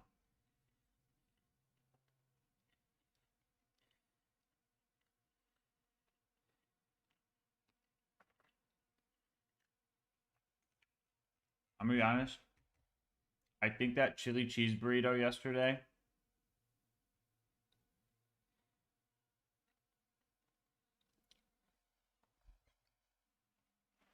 I think it was a dop. Shit's going. Shit is not. Shit is causing havoc in my system.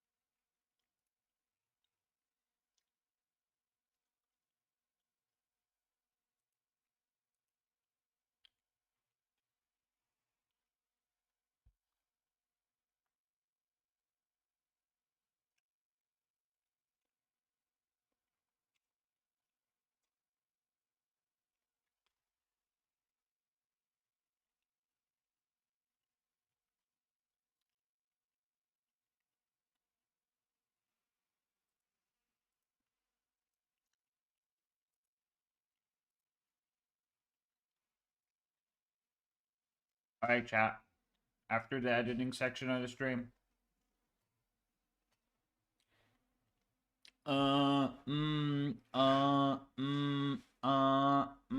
What was I saying?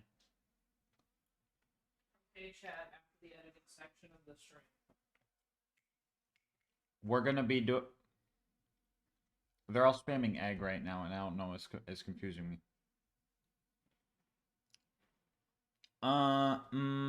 We're gonna be doing the Borderlands Google Translate quiz, and then after that. You think for hair dye you'll want to do it like tonight? Yeah. Kind of a thing? Okay. Or I don't know, cause like after the Google Translate quiz, I'm just doing a gamer subs giveaway. I don't think there's any other goals we gotta do. Well, I wasn't sure if you just wanted it where like I dye your hair and then you just take your shower for the night. Yeah. Cause it doesn't matter to me. I just wanted to like know when to expect it. I guess. Yeah. We could also I know we didn't hit the goal yet, but you could pick out something and then I could at least get the car ready if you wanted. Okay. If you want. Do you remember the black one I liked? I would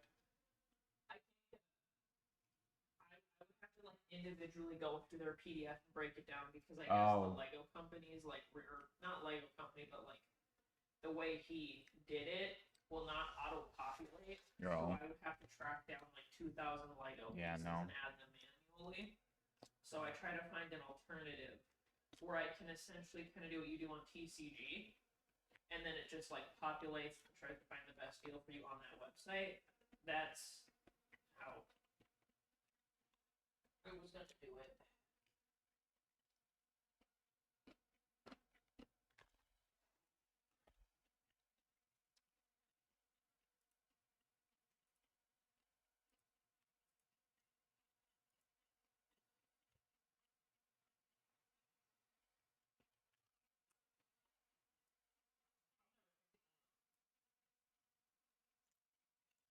What the fuck, Tom?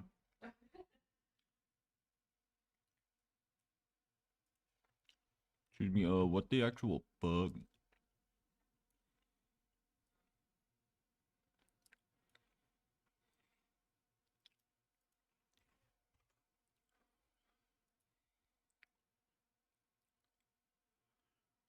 Yeah, it says worldwide. So I think anybody who buys those codes should have worldwide codes.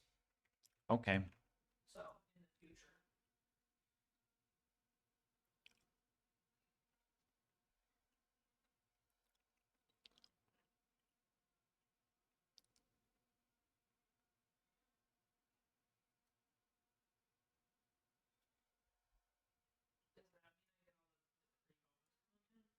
think so. Well, actually, I'm not sure.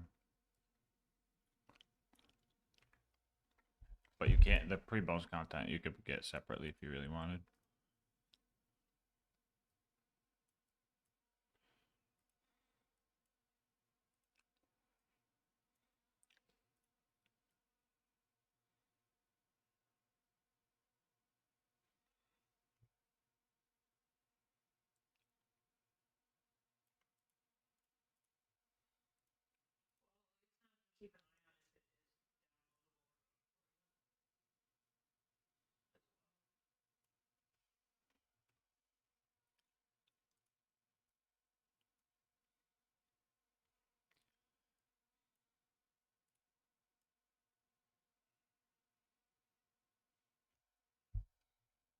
Also, Kahoot's not too far ahead.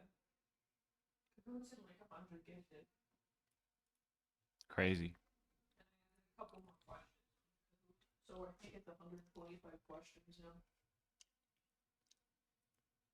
Because I added a couple questions from the character trailers to try to get a little bit of BL4 in there. Nice.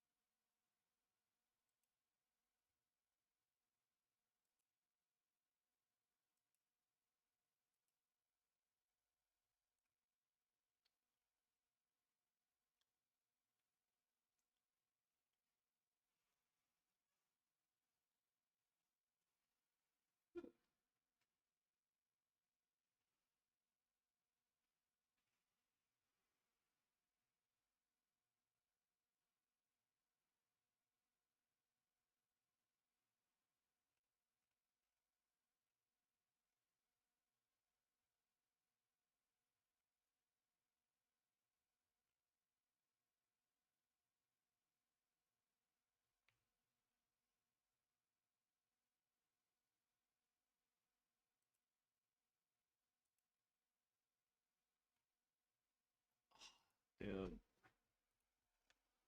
My stomach hurt, chat. My stomach hurt.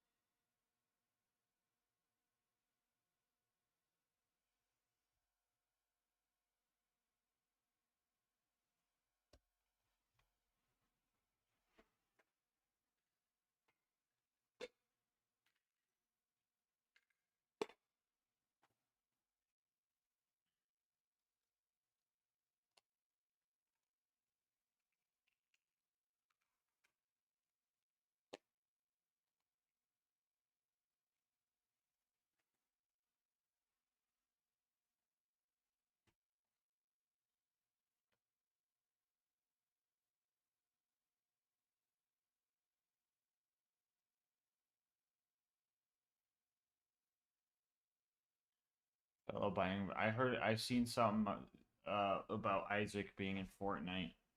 I think it might happen this month.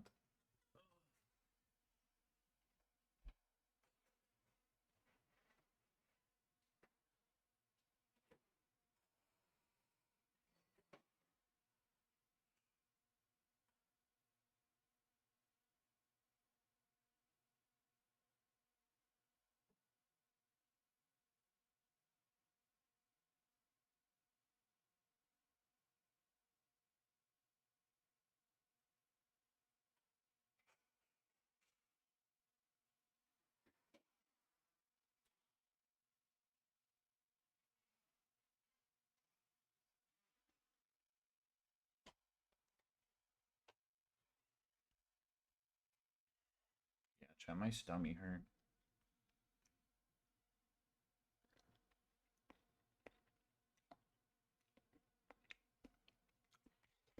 I might save the rest of this for later.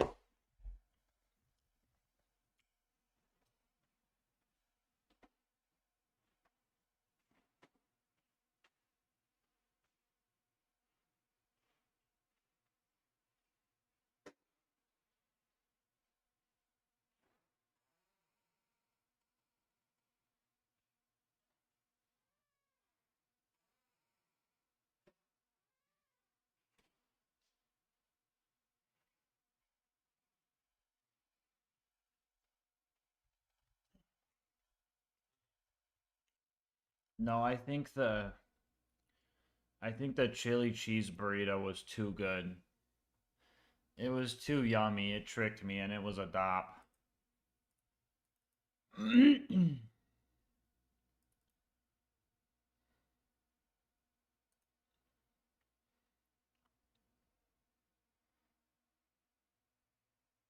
Exclamation point what the Mac?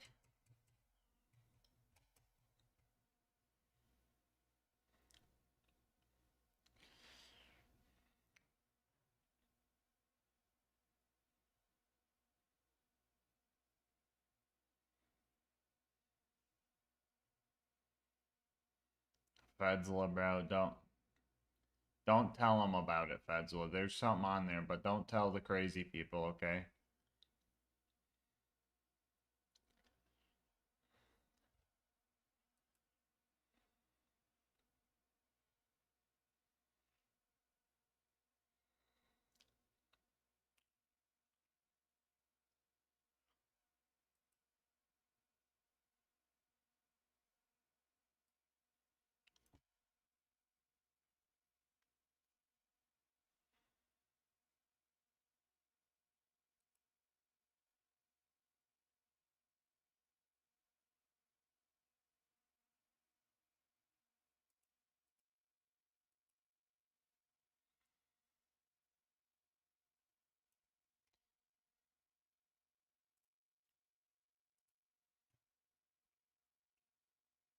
Chat, my stomach hurt.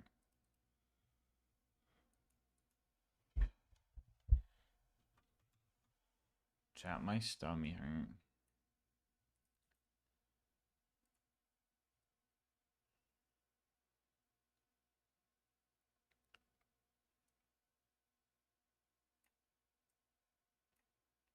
Chat, how I get my stomach stop hurting, bro?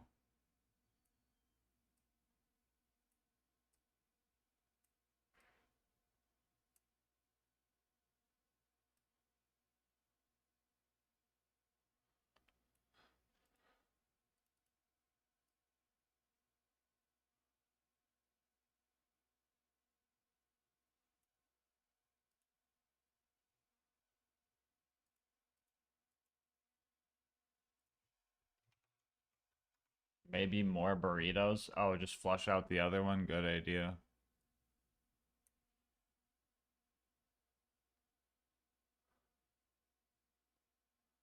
Chat, is exclamation point silly still a command?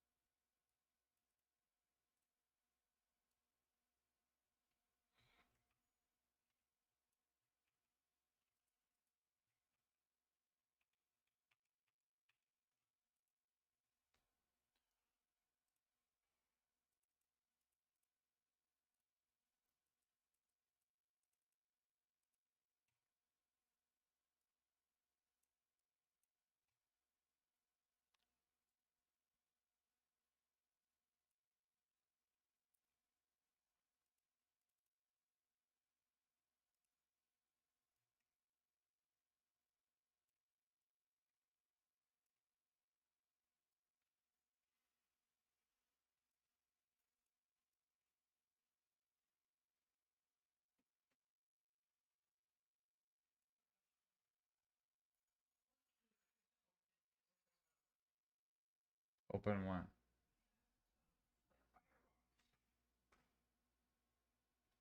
Hold on.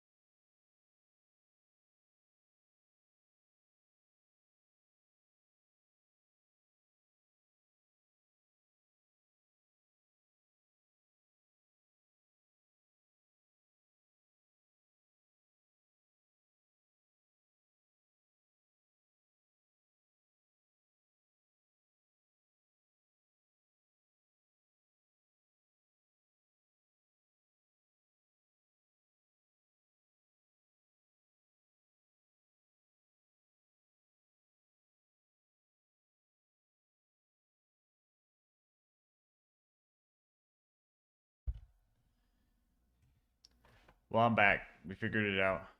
Who's excited for Black Ops 7, am I right? Hello, Hashman.